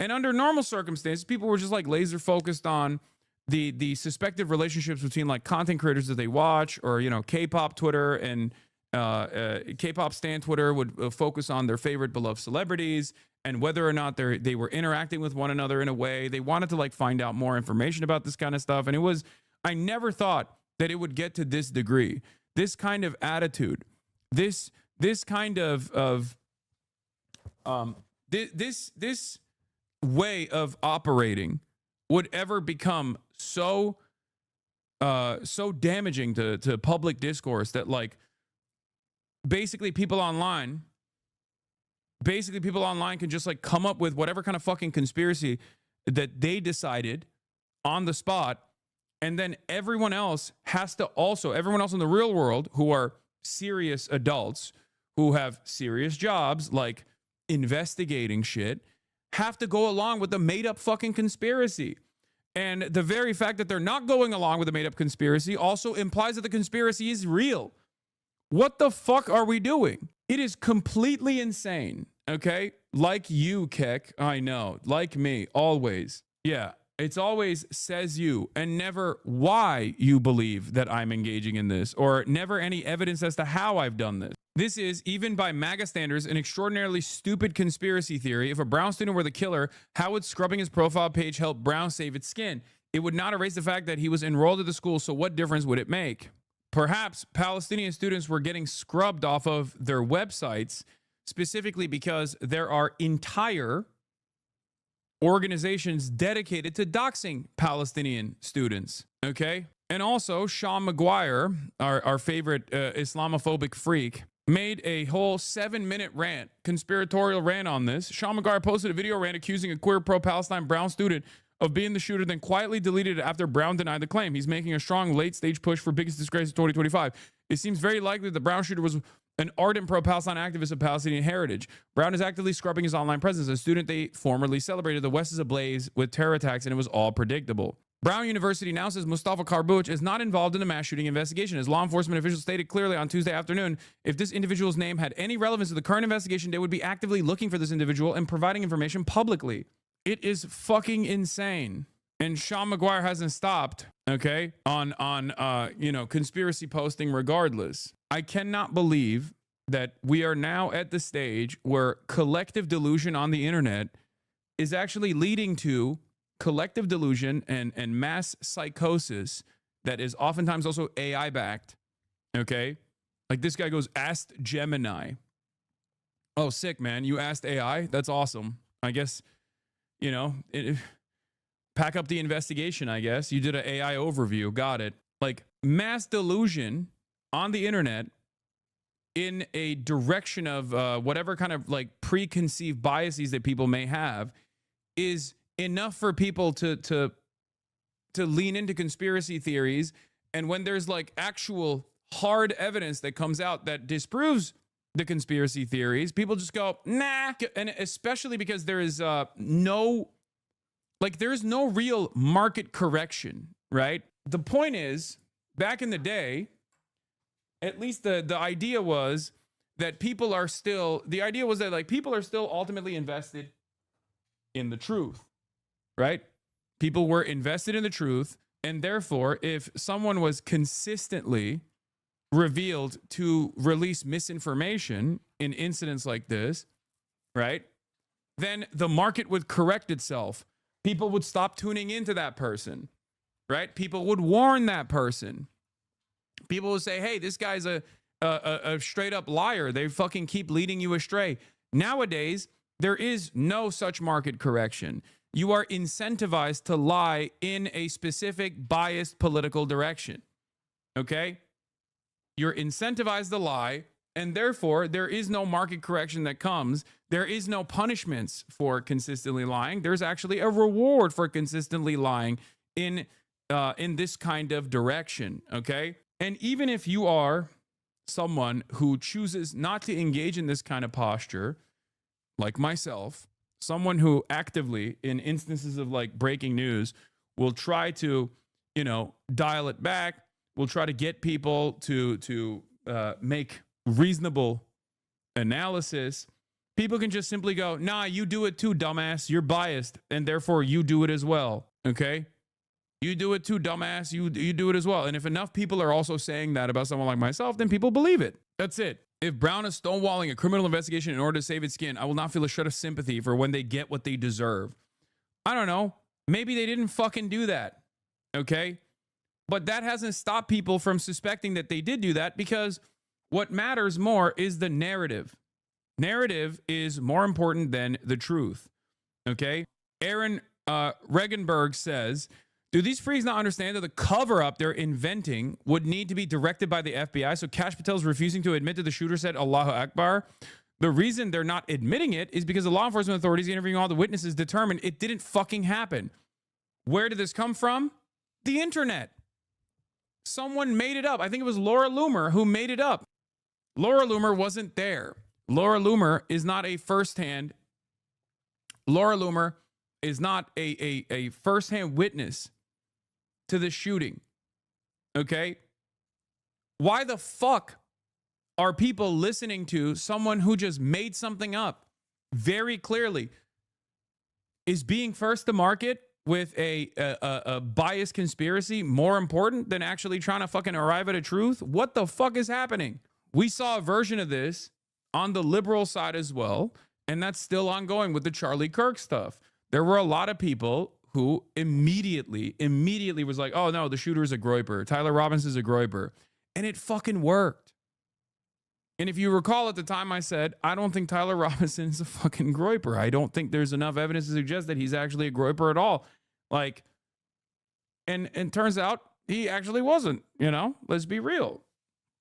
But the problem, and that issue is still ongoing because Candace Owens was basically able to single-handedly redirect the narrative back to Israel being responsible for the death of Charlie Kirk, and that Tyler Robinson actually is innocent. You said he was a groyper day of. I like that your name is Jeremy 5 Cahill, and you are just making shit up. I said there is a likelihood that he could be a groyper, but judging by his social media activity that we know of, he's most likely not.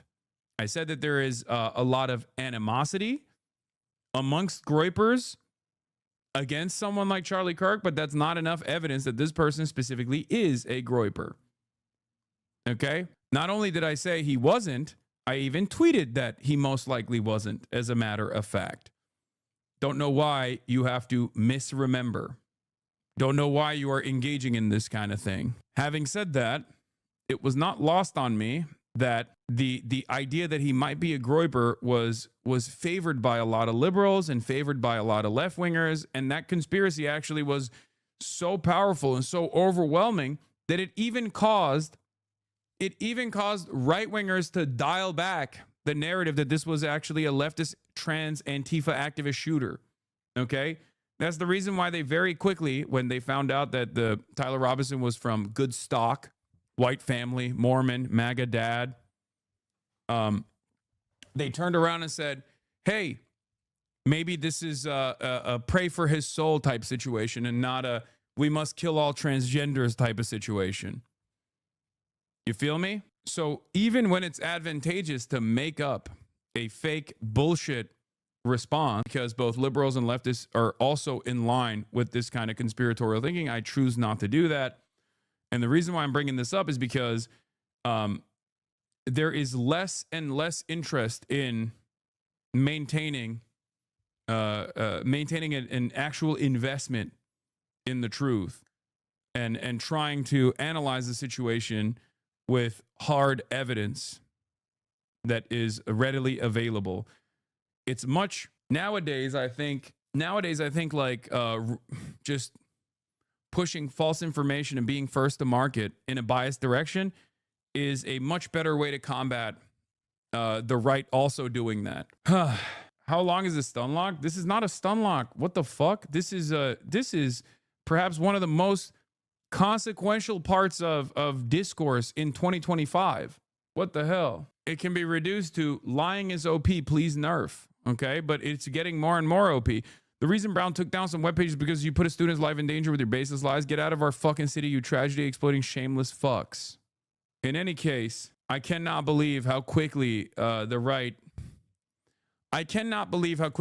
seizes on this kind of shit. I remember thinking that you were jumping on conclusions. I believe you did call he's a fucking groyper at one point. Sorry, I can't run the tape. I just remember because at the time I was a new listener and I didn't know what the fuck a groyper was.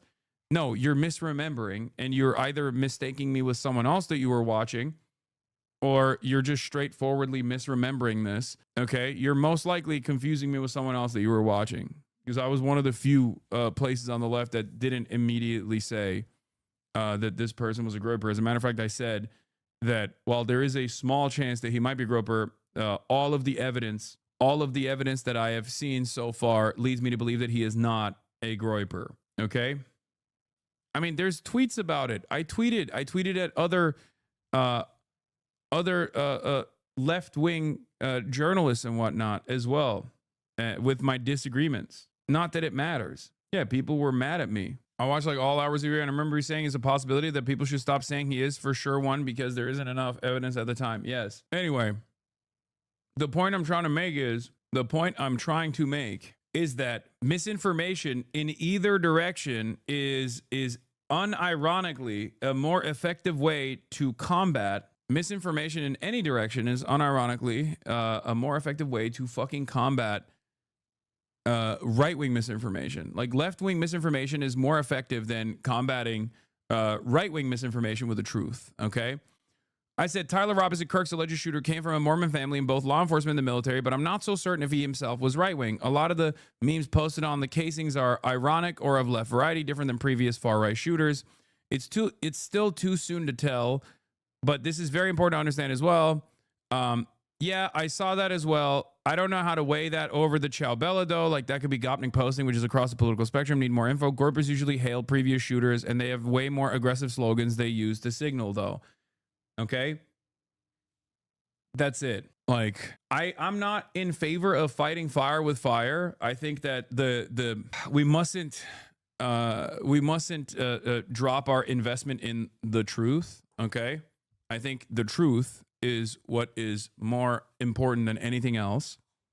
Even if it doesn't favor our political position, that's something that I will always work towards. I might get certain things wrong in my assessment. I might make incorrect predictions every now and then, but the reality is I will always try my very best to make sure that I am conducting analysis off of hard evidence. Okay? I know that misinformation spreading is more fun and actually unironically more effective especially nowadays. Like I said, I keep stressing this point, and I hope people understand this. Spreading misinformation is more effective in combating right-wing misinformation. That is just the truth. Spreading left-wing misinformation is more effective in combating right-wing misinformation than spreading the truth and dialing in and trying to establish verifiable evidence and conduct your analysis off of that. I'm telling you right now, Candace Owens has proven that reality. Okay? Is it more effective in the long term, though? I think in the long term, there is no consensus reality. That's what I'm saying. There's no consensus truth. There's no consensus reality. I will continue to shout from the rooftops about, dialing in and trying to figure out exactly what's going on, because that's my own personal autistic stubbornness, I guess. But that's what I care about more than anything else. But I will openly admit that lying and spreading misinformation from a biased perspective is unironically more successful in combating right-wing misinformation. Don't have any solid leads on the identification of the subject. It appears as though he may be scoping things out, but it's more so he's like buying time. He's almost waiting until he knows where he wants to go and what he wants to do. He's engaging in that pre-attack surveillance, that right before, making sure it's a soft target, making sure there's no law enforcement in sight, and just rehearsing his attack right before he goes in that building and commits it. Breaking news now in the manhunt for the Brown University shooter, now in its 5th day. Providence police are now looking for a second person who was, quote, in the proximity of the person of interest. Wow, a lot we are learning minute by minute as this goes on. I'm Sandra Smith in New York. John, good to be with you. Sandra, I'm John Roberts in Washington, and this is America Report. Why don't you participate in lies and propaganda to achieve left-wing goals? Great question. First of all, propaganda as a neutral term is something that I'm not shy about admitting that I do. It's just marketing, right? Secondly, the reason why I don't engage in falsehoods or lies to achieve left-wing goals is, one, because it's unethical, and two, because I personally believe the truth already has this sort of bias anyway. So you don't need to do that. You need to only do that. You need to only do that if the truth does not favor your worldview. That's why the right, more often than not, feels the need to lie to make up a point. Okay? And you guys are saying keep credibility, but honestly, it doesn't matter anymore. That's my point. Credibility is no longer matched. Credibility is no longer calculated off of how truthful your claims are. It's calculated off of how far your false narrative, no matter how fucking ridiculous it is, spreads. Okay? This is precisely the reason why Candace Owens is one of the most seemingly credible political commentators on the internet. Okay? Back in the day, credibility was obviously held up as a standard by your performance and how truthful you were, how much you actually cared about making sure that you land on the truth, making sure that your analysis was backed by facts that were verified by evidence. Okay? Credibility no longer is tied. Credibility is no longer a metric that people care about, rather. Or if you want to think about credibility, if you do care about credibility, people, I think, falsely attribute relatability and how far your message spreads to credibility. You're more credible if your ideas go spread far and wide. That headline comes as new video lays out a timeline of the potential shooter's movements in 15 different clips, up to 2 hours before and just minutes after the deadly mass shooting. We have Fox News coverage for you kicking off right now with Paul Morrow, who is on the ground digging into this new timeline. But first to our national You're correspondent, too Brian doomer, Ennis, who man. leads us This off. is too online. Househead. I don't think this is doomer. I think this is simply how things are. And you're right, this is too online. But I think the world we live in is increasingly more online than ever before. Okay? Also, I'm not saying I'm going to drop what my standards are. I haven't, and I will continue to seek out the truth. And yes, while Twitter is not real life, as I've said over and over again, and that normies are not entirely invested in the narratives that blow up on the internet, obviously it's impossible not to recognize someone like Candace Owens and what she's done to normie brains. Okay, it's just Twitter and Twitter-style conspiratorial thinking that is first and foremost biased is now the prevailing way that people get their information. It's all about being first to market with a specific conspiracy theory that that people can lean into. And this administration has made Twitter more real life than ever before. What is this? The grift continues. Oh, yeah, I don't really care too much about this now. I think Candace Owens is probably cutting away at her credibility amongst the conspiratorial wing by calling off the character assassination of Erica Kirk after having a private closed door meeting with Erica Kirk. So Providence with the latest. Brian? John and Sandra, good afternoon. This news breaking within the last half hour. The Providence police releasing new images of a second person. Now, I want to be careful with how I use the language, so I'll read what they just posted on X. They said investigators are asking for the public's help in identifying and speaking to the individual shown in these photos who was in proximity of the person of interest. We have a press conference, that is a news conference, I should say, that is scheduled for 5 p.m. today. There'll be a lot of questions. I think you're dead wrong on this. Just like hypocrisy and violent rhetoric, truth and credibility are graded on a curve that is heavily biased to the right. They don't care about being right or wrong, but that won't stop them from pointing out when you were wrong. No, I don't disagree with that. Okay? I don't disagree with that. I've said that over and over again. There is so much more scrutiny if you are even remotely on the left or associated with what people consider to be left-wing positions, like demonstrating empathy for people, right? This is correct. Right-wingers who very clearly don't care about hypocrisy will weaponize false hypocrisy even. Like in moments that are not even hypocritical, they'll just simply say hypocrisy anyway. I mean, there's no greater evidence of this than like people saying, oh, you want fucking Medicare, own a house. Fuck you to Bernie Sanders. Okay? Oh, you think better things are possible? Well, fuck you. You own a house. At no point did anybody say that like ownership over a home is antithetical to being a progressive person, being a left-wing person, being a socialist person. It's fucking ridiculous. About that. Now, these new images come a day after the Providence police released new enhanced video of the primary person of interest we've been talking about, 5'8" with a stocky build, walking around the nearby neighborhood as early as 10:30 a.m., 5.5 hours before the shooting. They're hoping someone out there will recognize the way that he walks and carries his weight. Sometimes he's seen wearing a satchel, sometimes he's not. Investigators say the video released is the best video they have. Yeah, they're claiming that the fact that he put his hands behind his back implies that he's Middle Eastern, by the way, which is insane. Now, back out here in front of the Barris and Holly building, I want to give people an idea of the timeline and sort of what we now know based on the FBI's information. Behind me is the north entrance, sort of the back entrance, loading dock, and parking lot.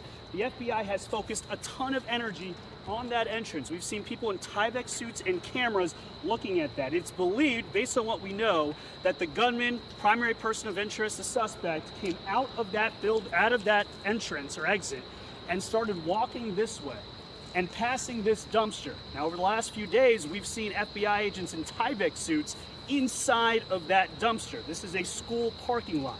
Now, after he goes by this way, according to what the FBI timeline says, that person of interest is seen on a surveillance video 2 blocks away, and he crossing Hope Street.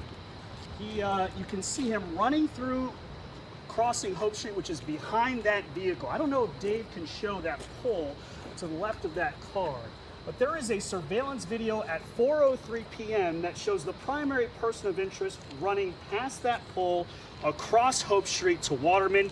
The person of interest is seen for the last time at 4:06 p.m. going down Waterman Street. Now, it's really interesting to note here, the cameras have been a big issue in this investigation. Dave, if you just look around this parking lot to show everybody, there are no cameras that we can see out here, right outside of the Barris and Hawley building. You can see there are no cameras that we see visible to the eye. So that is something that has been a big sticking point in this investigation. The only camera, again, that catches this primary person of interest is down the block all the way over there, running out. So that is where we're at now with the investigation. John and Sandra. All right, thanks. And we look forward to more updates as the hours and days progress. Brian Yanis. It was difficult to determine where the line is with these things. Almost no one wants to criminalize gambling as such, but like this also hard to call it too online when even the mainstream media is embracing the post-truth engagement farming models of prediction markets. Exactly. The very fact that you got CNN doing like Kalshi prediction collaborations, like Kalshi gambling market collaborations implies that like we have officially arrived at the post-truth world.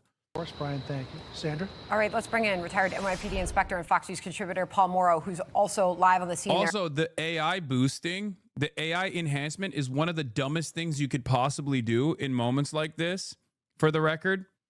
AI enhancement has led to wrong people being determined as suspects over and over again. It happened with Tyler Robinson as well. The AI does not actually have any credible method of figuring out who this person is. It just makes up a face. Okay, the AI can hallucinate, and in this circumstance it does, because it has no way of knowing. It has no way of knowing what's behind or what's behind the pixels. Like, it just doesn't know that at all. So it just makes up whatever the fuck it thinks is, you know, whatever the most common facial structure that it can fucking generate. And considering that AI is trained on other people's faces, this kind of AI enhancement will always put a random person's face on it. In Providence. So much I want to ask you about based on what we're now learning. First of all, the university and the local police there told students, staff, administration that there was no immediate threat on campus, that they should feel secure while also remaining vigilant. Now learning they're looking for a person of interest connected to the person of interest. I mean, are people safe that are still there? I mean, it's very hard to say. Just let's remember that they sent everybody home. The school has told everybody that finals are canceled, school is over for the semester, and that's apparent here on the streets. They're relatively deserted. To be clear, the building that we're at, which is where the shooting occurred, is right on the edge. It's realistically the first aspect of Brown University that you hit when you walk out of the adjacent residential neighborhood. There's a neighborhood right here. It's very affluent, a lot of houses that are behind walls, well set back, which I think explains the paucity of private videos that they've been able to get from Ring cameras and the like. So whether or not they're safe, the police very clearly, they're trying to walk that fine line between creating an element of panic, but reassuring people that they're doing everything that they can and that people should go about their lives. Paul, okay, so you mentioned students leaving campus. There's been some who have taken issue with that because obviously with the lack of cameras and video surveillance footage, many are wondering, are they letting some of the students go that could have been eyewitnesses that could help aid this investigation? Should there be further interviews or more interviews that haven't happened yet, Paul? Is there a risk to letting all these people go home? Yeah, there is. You know, you're absolutely right. And we saw this. I know I've name-checked it before, but the public knows it, so I use it. The Koberger case.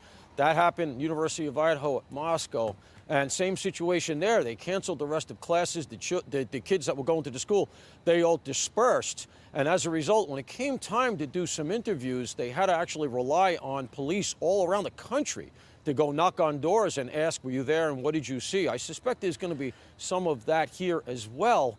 And there's also the fact that, as I said, because this is adjacent to a residential neighborhood, during the weekend, in the immediate aftermath of the event, because it happened on a Saturday, a lot of these people were not home.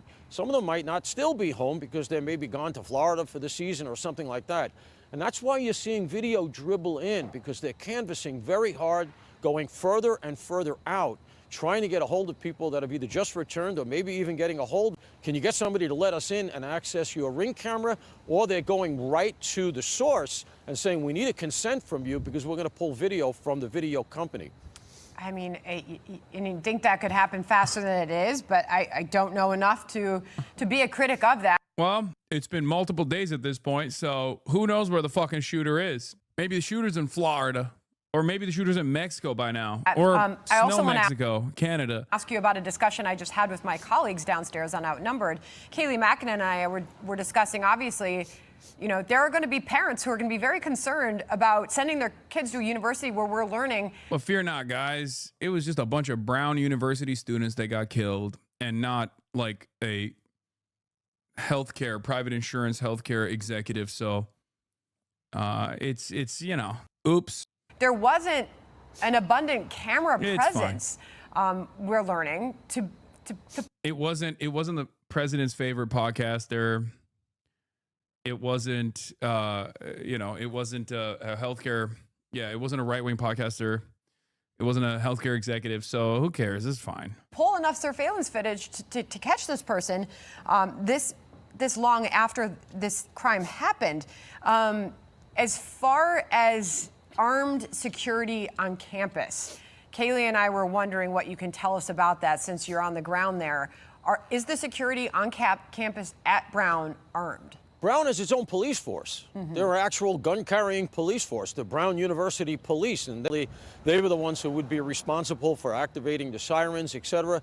They have a chief of security as well. And I think, Sandra, and you know, not to use an unfortunate metaphor, but you're right over the target, because you gotta say to yourself, how is it that in a building that is not only at the edge of campus, which says to me you got to be very cognizant of people wandering in and out, not even shooters, just trespassers, people that are homeless or people looking to do a burglary. How is it that the outer salient of your campus, which is where one of the most busy classes that they have is held, how is it that the ingress and egress doesn't have a simple camera, the kind of Ring cameras that we're even talking about in a private home? Costs next to nothing in the course of a university budget. They don't have that.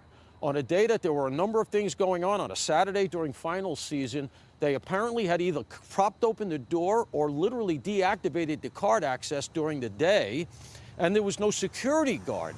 So you really do have to question why it is that the building was so insecure and why we're not hearing more about that. Let's remember, a place like Brown drives the economy in this town. And I don't think it's any accident that there have been so many politicians at the lectern, and yet we're not hearing a whole lot from Brown Security. I mean, where's the head of security protocol for the university to explain what the protocol was and what the protocol is? Final question. I mean, does it stump you that there's not just more eyewitness video footage? I mean, we were also just discussing you can't go anywhere now without, 20 cameras up and catching something, anything that is happening at any given moment anywhere. Why have we not seen any further video of what went down that day, that hour? Well, like I said, the school, he fled into the residential neighborhood from the edge of the school campus. So you can take the school off the table. And as I said, then you're down to the local residences. There are other things you can hope for here relative to video. A lot of car dash cams have video these days. Somebody might have got picked up. Hopefully they're looking at that and they're hoping people will come forward with something like that. But the fact that video is still, sort of coming in, I think shows you they are pressing on that front. We got this new image of a person of interest. They're not couching that as a person that replaces the original one. They seem to be saying maybe somebody who knows something or somebody who might be involved. And there's some hopeful signs in that video. I only took a quick look. We just got it. But he's holding a bag. The original perp was holding a bag as well that then is not in some of the other videos. Where'd that bag go? This person also seems to be walking. Sorry, Paul, you're generating so many more questions, I'm sure, for viewers at home. But the person of interest yelled something, correct? And we're still not told what that person yelled while carrying out the crimes? They're trying to claim it's Allah Akbar, right? That's what it is? Yeah, reportedly he did. And, that's another question I have, because I'm wondering if this study hall was either live streamed or maybe some of the students in there were recording it. That would be common so that you could review your notes. I'm wondering if everybody in that room has been interviewed to say, did you record the session so that we can really did yell? So look, there are a lot of questions here. I'm sure they're pressing on all this. And all I would say, Sandra, as you and I talked about yesterday, I believe, remember the Koberger case. For 6 weeks, everybody said these guys don't know what they're doing. They're chasing their tails. Yeah, they're saying reportedly when the fucking investigators have said that that's not the case.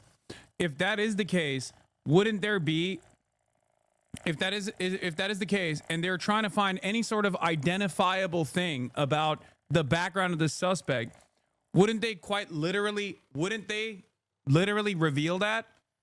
They're basically revealing ring camera footage of not just the potential suspect, but now people that the suspect was around. They're obviously very desperate. Why wouldn't there be fucking footage of him yelling? Why wouldn't they actually reveal that footage? I don't understand. It makes no sense. This has not been a narrative that I have seen beyond. This has not been a narrative that I've seen beyond Twitter. I've only seen that on Twitter. Nowhere else. And then when it all came out, everybody was quite impressed. So let's give them some time. When you don't get an immediate solve, that doesn't mean the case is over, and I still think they'll get there. So it sounds like you're saying have faith in the process. You're on the ground. You're gathering information. You see the investigation at work. I guess my final question is, do students come back from the break if this guy's still on the loose? I think they're going to have to. At the end of the day, the school's got to operate. I mean, obviously, that's a call that the university is going to have to make. But I would imagine you're going to see a significantly different security posture at this university going forward. And frankly, from where I sit, that's pretty long overdue. Wow. Paul Morrow on the ground there in Providence, Rhode Island for us on that. So many questions. Paul, thank you very much. Thank you. All right. Hey, everyone. I'm Emily Campagno. Where's her ring? Oh, here it is. Kash Patel dragged over interview with girlfriend. It's definitely coming, so I wouldn't worry about it. FBI Director Kash Patel is facing backlash for the timing of the release of an interview with conservative political advisor Katie Miller, the wife of White House Deputy Chief of Staff Stephen Miller. Do you think certain attacks on you or your relationship affect your... About, oh, you're taking a private jet. We're taking the FBI plane because Congress 20 years ago said FBI directors are not allowed to take commercial air travel. Ever. Some have said Patel's chummy tone amid an ongoing FBI manhunt for the Brown. The optics of Pocket's girlfriend coming out while the FBI is failing at a manhunt are just awful. I'm sure the podcast was recorded weeks ago, but this is a big thumbs down. University mass shooter was out of touch. Among the critics is California Governor Gavin Newsom, who wrote, "Good to know he's got time to hop on a taxpayer-funded private jet to record a podcast with his girlfriend." Right now, in the middle of this massive crisis that his people are working, you're forcing them, expecting them to work 24 hours a day for days and days on end. To be appearing like this, talking about your personal life, it's really a dispiriting message to the troops. According to Miller, the interview was conducted before the December 13th shooting. Ken, you also have new reporting along with Carol Leonnig that Deputy FBI Director Dan Bongino says he'll leave his job. RIP. RIP, folks. Some of our goats are leaving the FBI. And by some of our goats, I'm, of course, referencing my personal goat, Dan Bongino. Dan Bongina down. Dan Bongina down. Ladies and gentlemen, the shot heard around the world. Early in the new year. What can you tell us? Yeah, that's right. Bongino has told a number of colleagues and his close staff that he's gone, essentially. He's going to announce it fairly soon. We've reported that some of his effects have been moved out of his office. That's according to more than 8 people that we've talked to. Look, everybody I've spoken to at the FBI believes he's gone. He didn't comment on it. But look, he's been... It's literally... Imagine he didn't tell anyone shit, and this is how he found out he's getting let go. No, I'm pretty sure he was signaling. Since the Epstein file release that harmed his credibility in the conspiratorial right, his credibility as a podcaster in the conspiratorial right, Dan Bongino has been incredibly depressed and staying out of the public sight. That's the reason why I was jokingly saying, is he dead? Did Kash Patel actually kill Dan Bongino? What the fuck's going on? Breaking, President Trump confirms the reporters that FBI Deputy Director Dan Bongino is leaving the agency. Dan did a great job. I think he wants to go back to his show, Trump said. Yeah, you were right. He wants to go back to podcasting. Yes, he said it. I wasn't like prophetic in this assessment. I was just listening to what this man was saying. He straight up fucking said, being the deputy director of the FBI sucks. I want to fucking sell supplements. I want to sell supplements while talking shit. This shit sucks. It's not even a self-demotion.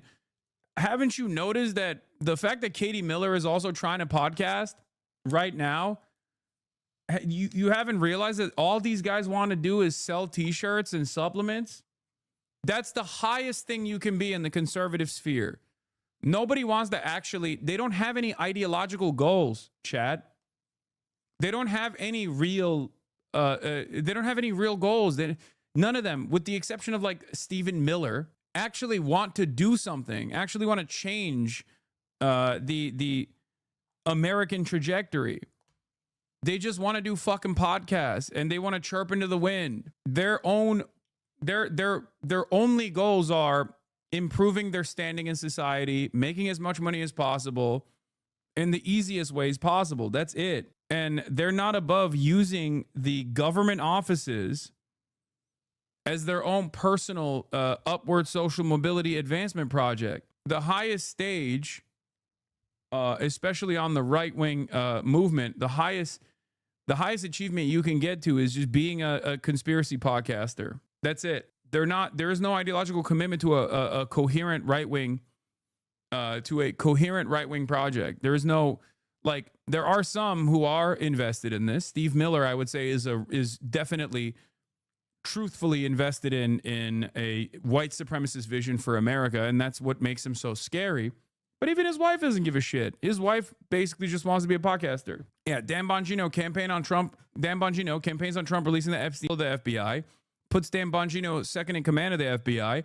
Dan Bongino cries about the Epstein files' lack of release, but not because like he truly wanted to find out the truth or anything, but he complains about how it harmed his credibility amongst the conspiratorial right, so that when he inevitably goes back to podcasting once his tenure is over at the FBI, people are not going to trust him. So he basically was like, I got to get an early exit out of here before this thing calcifies and people know me as an actor that is not credible. And remember, credibility in this situation has nothing to do with the truth.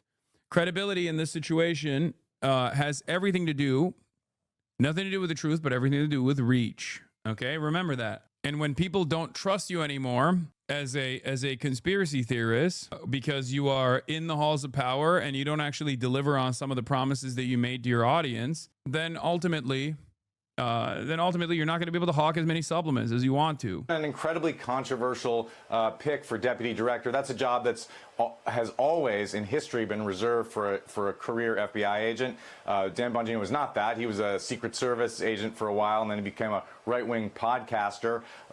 He was not popular inside the FBI. He was not popular with the Justice Department and with Attorney General Pam Bondi, and they had some clashes over the handling of the Epstein files. And now it appears that he is gone. One thing he can point to, he did try to put pressure on the FBI to try to solve the case of the pipe bombs planted outside RNC and DNC headquarters before January 6th, and the Bureau did solve that case based on career. Yeah, that's the other thing. Another thing that's incredibly sad. Another thing that is incredibly sad is that the one thing that they were supposed to, the one conspiracy they were supposed to solve, turns out the guy was fucking MAGA. The guy who did the RNC DNC pipe bombing, the suspect that they couldn't find for years, that everyone was speculating was a federal agent, was actually a MAGA loyalist. So what the fuck? The one thing that they thought that they could get a W on didn't even help them. Investigators.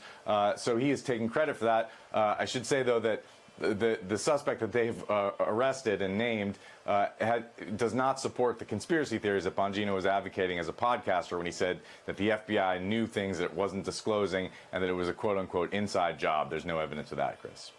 Ken Delanian, thank you.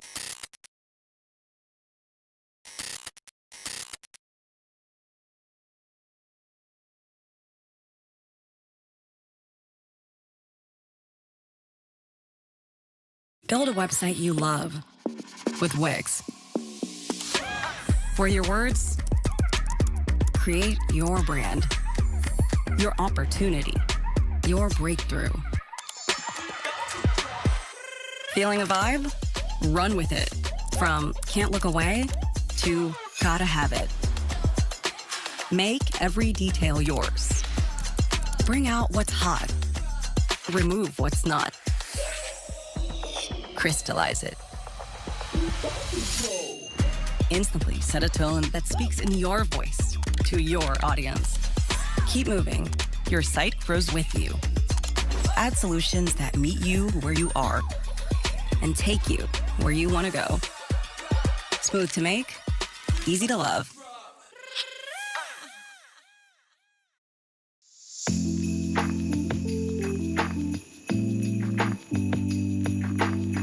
Sam Cedar, Emma Vigland on the Majority Report. It is a pleasure to welcome back to the program Mehdi Hasan, the CEO, founder, and editor-in-chief of Zeteo. Mehdi, you've had quite a week. Thanks for joining us. We got a bunch of stuff I want to talk about before we get to, obviously, your Surrounded, which I think is now at like 7 million views on YouTube. God knows how many millions on other places. But before we get there, this week, the reports out of Gaza, to the extent that we get them, after the onslaught of targeting and killing hundreds of Palestinian journalists in Gaza, is that the food situation, the starvation, has become just critical. I want to play this clip from a British surgeon who is in Gaza, just to get a notion of what we're dealing with. And then let's talk about who actually tweeted this out. Play this clip. You were saying to us that your colleagues that have tried to help, who've tried to take baby formula in, for example, have been prevented from doing so. Yes, absolutely. I mean, I spent quite a bit of time on the paediatric intensive care unit because I had patients there. Appalling malnutrition, and a lot of doctors I know who have taken in formula feed because they knew there was such a shortage. None has been allowed in by the Israelis since the last ceasefire. You go through a checkpoint, you get searched as a doctor, and if you've got any baby formula in your pockets or in your bag, they will confiscate it from you? Very specifically confiscating that. Nothing else. They confiscated every single carton of formula feed that these doctors were taking. Can you think of any reason other than that they just don't want you to give it to the babies? We're very cautious in what we take in because we know much will be confiscated, and certainly they always say anything that could be remotely used as a weapon, such as surgical instruments, we can't take in. But I cannot think of any reason why they would confiscate formula feed. Oh, I can think of a reason. But they know exactly what they're doing. But this was tweeted out by Hillary Clinton, which I don't know how much we've seen.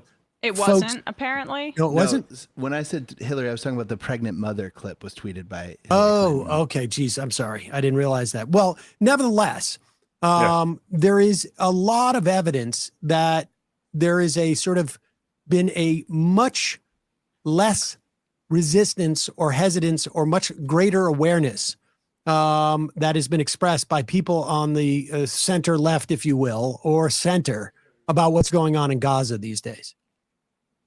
Very much so. And, the Omar al-Akkad book title comes to mind. One day, everyone will always have been against this. And I think we're seeing that in real time now. In the old days, you waited for, Iraq war finished, and then, everyone started to make their move and say, oh, I was always opposed to Iraq. Like Donald Trump pretends to have been opposed to Iraq. I think now with social media and with this genocide just never ending, people are doing it in real time and thinking we won't catch them. It's not just Hillary Clinton, who was very supportive of Israel. Her husband, if you remember, Bill Clinton, went to Michigan and lectured Muslims there about the Bible and the importance of supporting Israel before the election. That really helped Kamala Harris. But Amy Klobuchar this week went on the floor of the Senate to condemn starvation in Gaza. The same Amy Klobuchar who a couple of weeks ago was smiling in a photo with Benjamin Netanyahu in D.C., the man who's responsible for the starvation in Gaza. So there she is. She didn't hide like Cory Booker tried to hide his face. She's very happily smiling there. So I think we've got to talk about how cynical this is, Look, I welcome anyone who changes their mind. I'm not somebody who says, the more the merrier. But let's just recognize the cynicism behind it. They didn't just wake up and suddenly realize this is bad. I do think it tells you a lot about how the arguments about defending Israel have all fallen apart.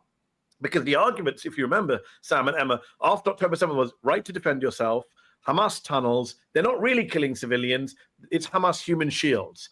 None of that works when a baby is starving to death in front of your eyes. None of that works when a surgeon is saying, they won't let me take baby formula in. No one except a depraved sociopath can defend not taking baby formula into Gaza, blocking diapers and formula from Gaza. So it's indefensible. Literally, I know we throw around the word indefensible, but it's literally indefensible. No one can do it. You have Amit Segal, very pro-Netanyahu Israeli journalist, wrote a piece for the Free Press, for Barry Weiss's Free Press, pro-Netanyahu journalist saying, hunger's really bad in Gaza. We need to acknowledge that. So I think everyone now knows what's going on, and it becomes an issue of A, are you going to do anything about it? And B, are you going to pretend that you were on the right side rather than the wrong side of history? Oh, well, I mean, people begin to pretend. The Free Press, that same outlet that's not so free, it got its start with the funding of Andreessen and Horowitz and the like. This is what is supposedly free on the right-wing media ecosystem. They, in May, just published an article about how the famine in Gaza was a myth. Like, we have to welcome these voices, because anything that ends this genocide and this horror show, I mean, we'll take it. But it's hard for me not to feel, honestly, immense fury at seeing this change here, because the starvation is not new, but it has reached, and it seems like maybe this is the tipping point. Basically, this critical point where they're at a stage right now of irreversible famine. People's bodies are starting to consume themselves, their organs. When you get to that stage of hunger, especially if you're a developing child, it's irreversible. They could. It also affects like generations. Even if you survive, the damage to your genes, it will affect their children if they're able to have children. And so I think we're going to start seeing mass graves, and there are people trying to get out ahead of it. And that's the fury that I feel is just how cynical it is, because they know what's coming. And once we know this true death toll, it is going to be in the hundreds of thousands. 100%. And I think, you've seen Piers Morgan try and switch his position on this and make the point, rightly so, but he could have made it a year ago, that they're not allowing international media in. And there's only one reason for that, which is they want to hide the graves. They want to hide the starvation. They want to hide. Look, human beings, as cynical as I am about, human beings and people living in Western democracies, but I do believe in the genuine goodness of people. And I do believe that the American public, if they could see what was going on, not just on Instagram via brave Palestinian journalists who are being killed and starving to death, but if their favorite Western war correspondent, white person, were to go into Gaza and show them what was going on, I do think they'd recoil and be repulsed by this and be outraged that there is a bipartisan support for this stuff. What's interesting is that doctors have been saying this for over a year now. Yeah. Have been going into Gaza, and God bless those doctors. Our modern day heroes are the doctors who've traveled from the West to do their best, not just to save lives, but to bring back the message. Not having an international media presence in Gaza means these doctors, aside from the Palestinian journalists who are being killed, but who are dehumanized and treated as Hamas falsely, put them to one side. It is Western doctors who have come back to the UK, the US, Canada. We had Dr. Yasser Khan from Canada on my show with Naomi Klein recently, talking about what they saw with their own lying eyes. And I think that's been crucial. You played that clip from Nick Maynard. Nick Maynard is a white, British, posh dude. You heard his accent, super posh Englishman from Oxford University Hospital, a leading surgeon in the UK. He is saying that when I went into Gaza, they took the baby formula out of my pockets. He has said this week that I treated people who were shot by quadcopters, mothers while breastfeeding. I mean, this is evil that is Rwanda-level evil. This is stuff that, we have to exhume Milosevic's body and apologize to him for trying him as a war criminal if we don't try all the people involved in this crime.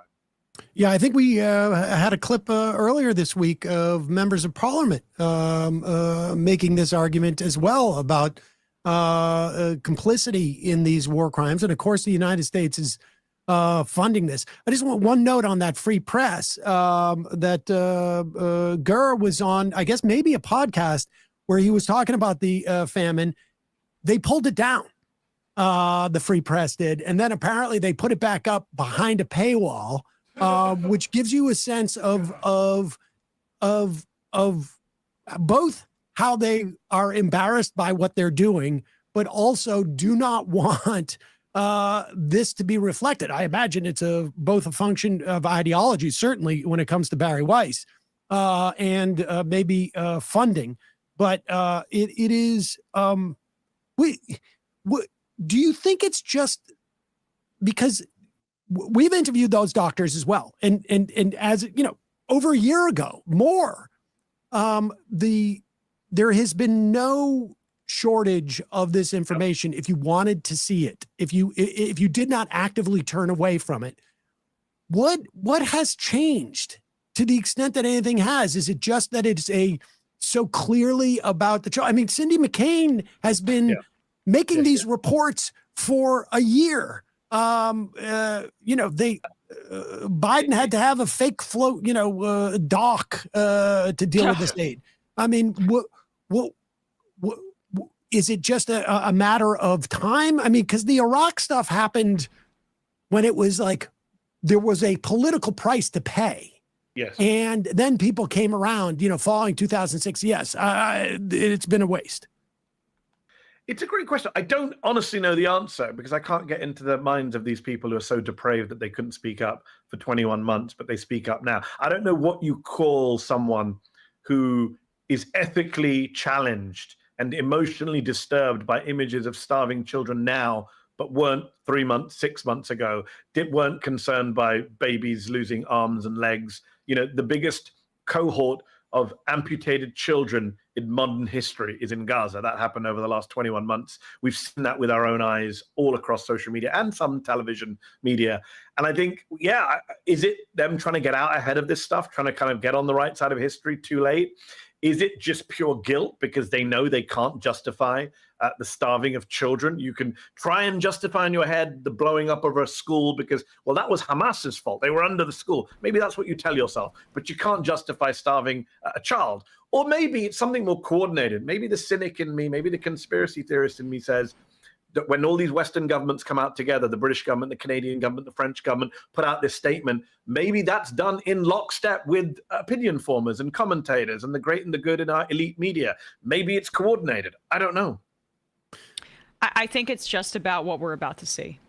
That's what's scary. They know more than we do about what's about to come out in terms of sheer numbers and deaths. And your point about the irreversibility of this, the people who are experts on this stuff say, even if you flood the place with aid now, it may be too late for a lot of people there.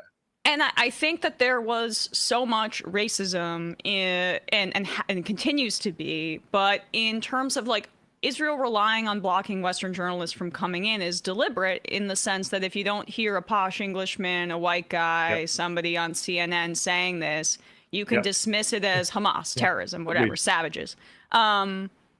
I think that, and also even the framing and the manufacturing of consent that every Western outlet has been complicit in calling this a war and not a genocide, and also repeating the death toll that I find, like, at a certain level, when we keep saying this death toll, it's misinformation because we just don't know. That's all that can be confirmed.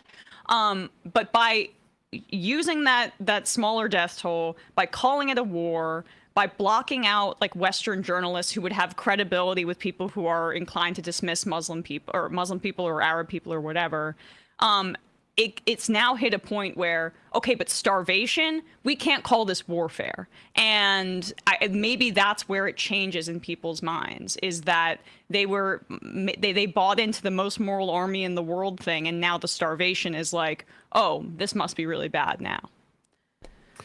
Let's turn to, and I should just say there is a big rally for Gaza at the United Nations today. So folks, maybe we can post that information at the blog. But I want to turn to what's happening domestically.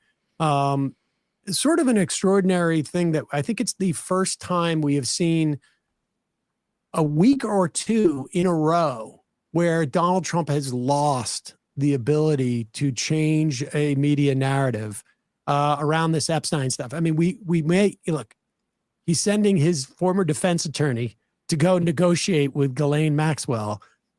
This could be just the start of like the, we're going to change the narrative. This is all about Barack Obama or Bill Clinton or whomever it is. But what I find interesting is you look at the polling numbers.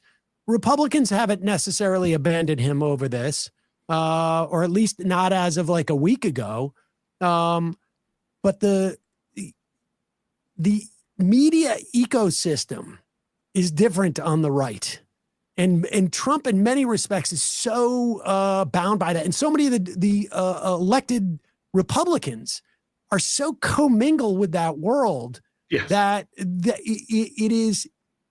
it's interesting how this is like catching him up. And I also wonder, and I want your thoughts on this, are we at that point where people on the right, and particularly sort of like some of the more moneyed interests, are like, we've gotten really everything we need from Trump. Everything else is, Russell Vogt has got this and it's just going to chug along, but we don't need him to be as politically strong. And now we're looking to 2026 and even 2028. I'm not sure on maybe that's the thinking amongst some. Now they got their quote unquote big beautiful bill. They got their tax cuts. They've got, Doge. Maybe that's the, I'm not sure that's directly linked to Epstein though. I think the Epstein thing has taken on a life of its own. It is the first scandal. I've been following Donald Trump for 10 years. And this is the first scandal that I know of that has been, it has nothing to do with liberals or leftists. In fact, the Democrats have been AWOL and continue to be AWOL because, of course, Bill Clinton's name is somewhere in all of these Epstein-related files. He went on the plane 27 times. Who knows which other Democrats are linked in. But I tweeted this yesterday, which is when the story came out in the New York Times about this birthday book tribute, and the story came out in the Wall Street Journal about the cartoon, and CNN did the story about Epstein being at the wedding, at one of Trump's weddings. My question is, where the F was all this reporting in 2016, 2020, 2024? The American public went to the polls 3 times and elected Donald Trump 2 out of 3 times without knowing any of this stuff. So it's a complete media failure, number one. And number two, a complete failure by the Democrats. No Oppo research, or if they had it, they sat on it because they knew their own figures would get burned by this stuff as well. And I think it's a real problem now if they allow Trump to change the narrative. We know what's going on. Keith Edwards tweeted just earlier today, the Democratic Party influence, and I totally agree with his analysis. We know what's going to happen now is that Ghislaine Maxwell will almost certainly come out and give some Democratic Party names, a Bill Clinton, some billionaires, and Trump will pardon her and say she told the truth. She exposed this ring, and he will be scot-free. Even though we know now that he took, I think, 1,000 DOJ, FBI, other internal agents to scour through the records and look for one thing: his name. Right? They were tasked with finding Donald Trump's name in the files. These files that supposedly don't exist and can't be released, but were written by John Brennan and Barack Obama. So we're looking at possibly the biggest cover-up in modern American history, which will make Watergate look like a walk in the park.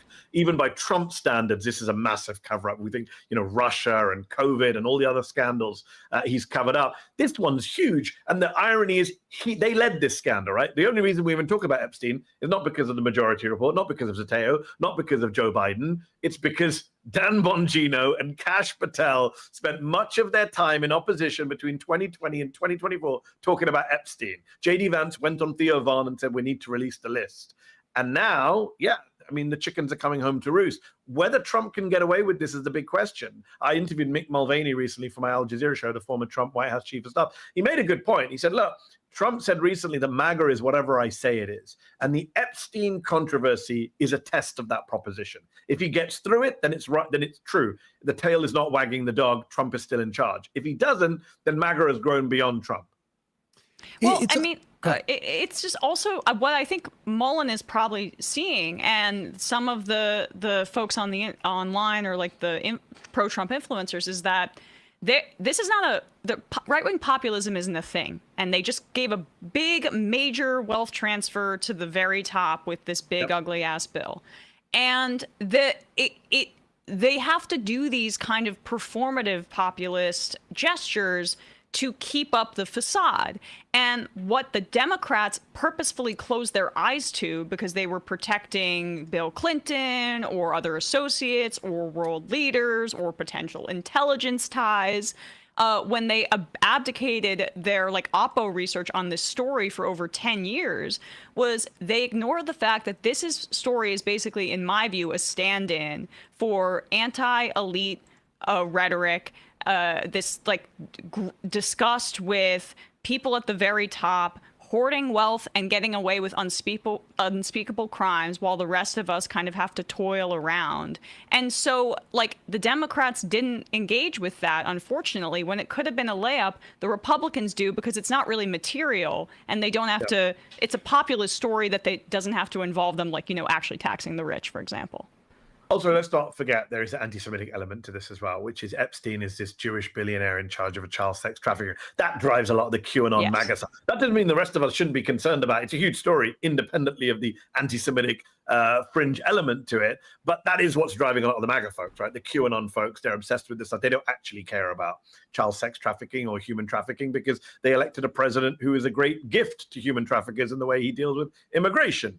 In the day he steals children from their parents. So he doesn't actually give a shit about any of that stuff. But look, I would say this in terms of kind of the populism angle, yes, they ratchet this stuff up as podcasters, right? You've seen the reporting about Bongino is very concerned about his reputation were he to return to the podcasting world. I love the fact that the deputy director of the FBI is That's more concerned amazing. About his Amazing. The deputy director of the world's apparently leading law enforcement agency is concerned about his podcasting rep for when he goes back to the private sector, which he knows will be soon, right? No one laughs. I think he's the leaker, but that's a whole different thing. Pam Bondi thinks he's the leaker too. Apparently they screamed at each other in the Oval Office. So I do think that, this is what they have. Whether Trump gets away with it, I don't know. If the Democrats let him get away with it, like, they should shut down as a political party. Well, no, This wait is a an second, open Manny. goal. If he pardons Ghislaine Maxwell, the worst child sex trafficker on planet Earth that we know of, that will be insane. By the way, multiple women at the trial testified that she didn't just traffic, she was involved in the abuse. She was at the site and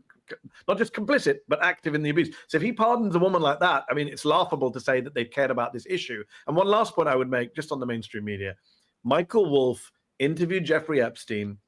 Michael Wolff is not a reliable source, but Michael Wolff got tapes, released audio to the Daily Beast in October of 2024 of Jeffrey Epstein saying, I was Donald Trump's closest friend for a decade.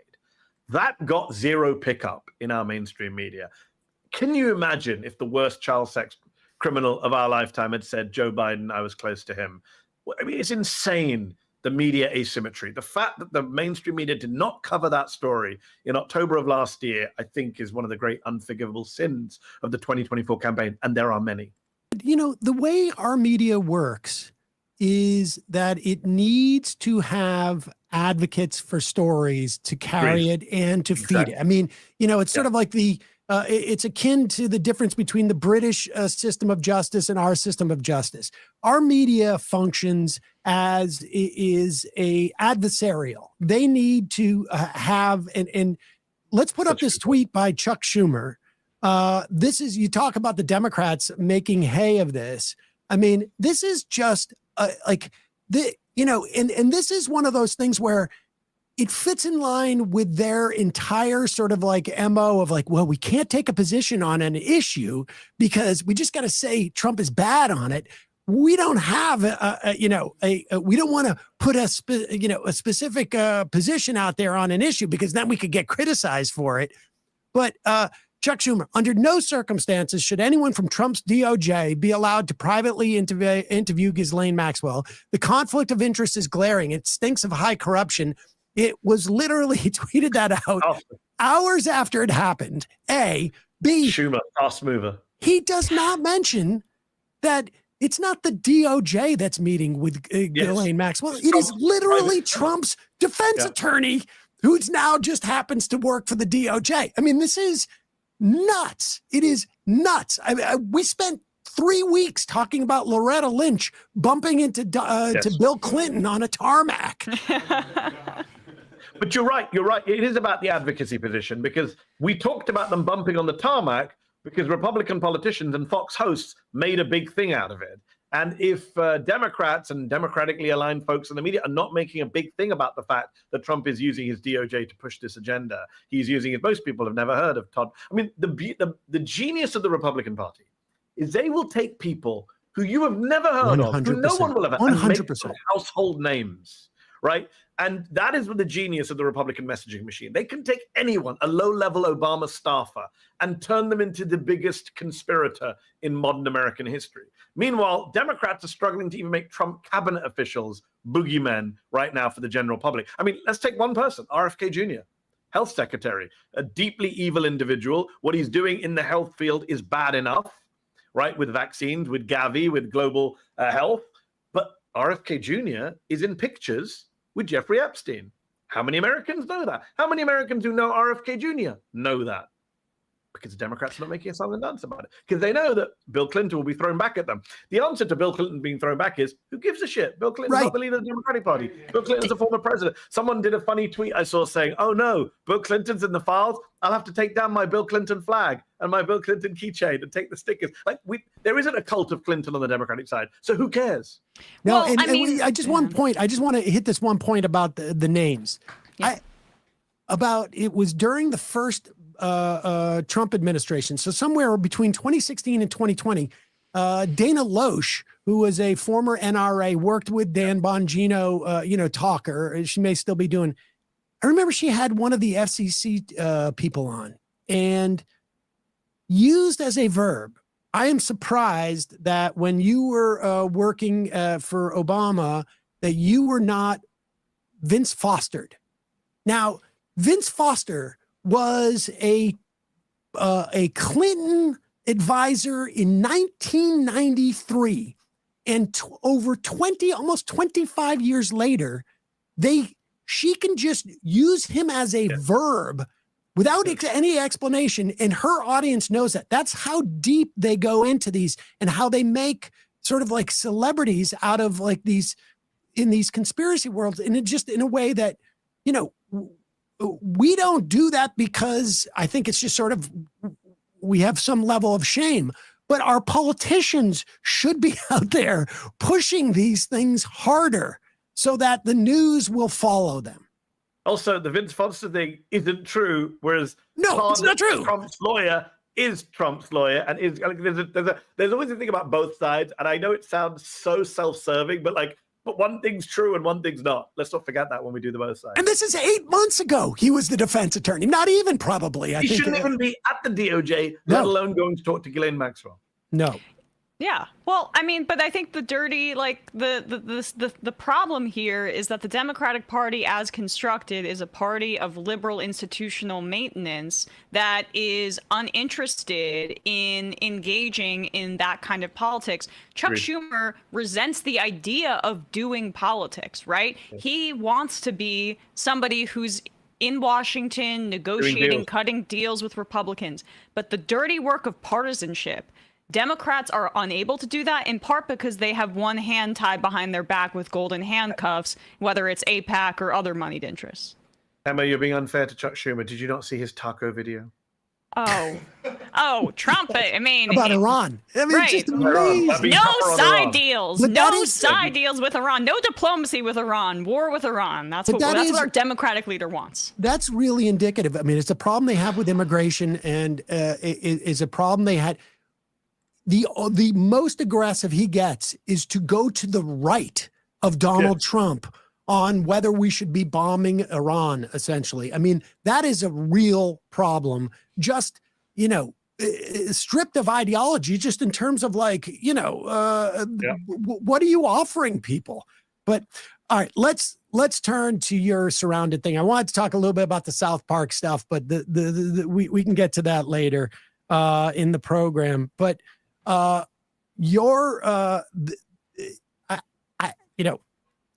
you know, I had done one. We had touched base beforehand. I blame you for everything, Sam. Well, listen, I thought it was a good idea to do because, I know your skill in debating, and I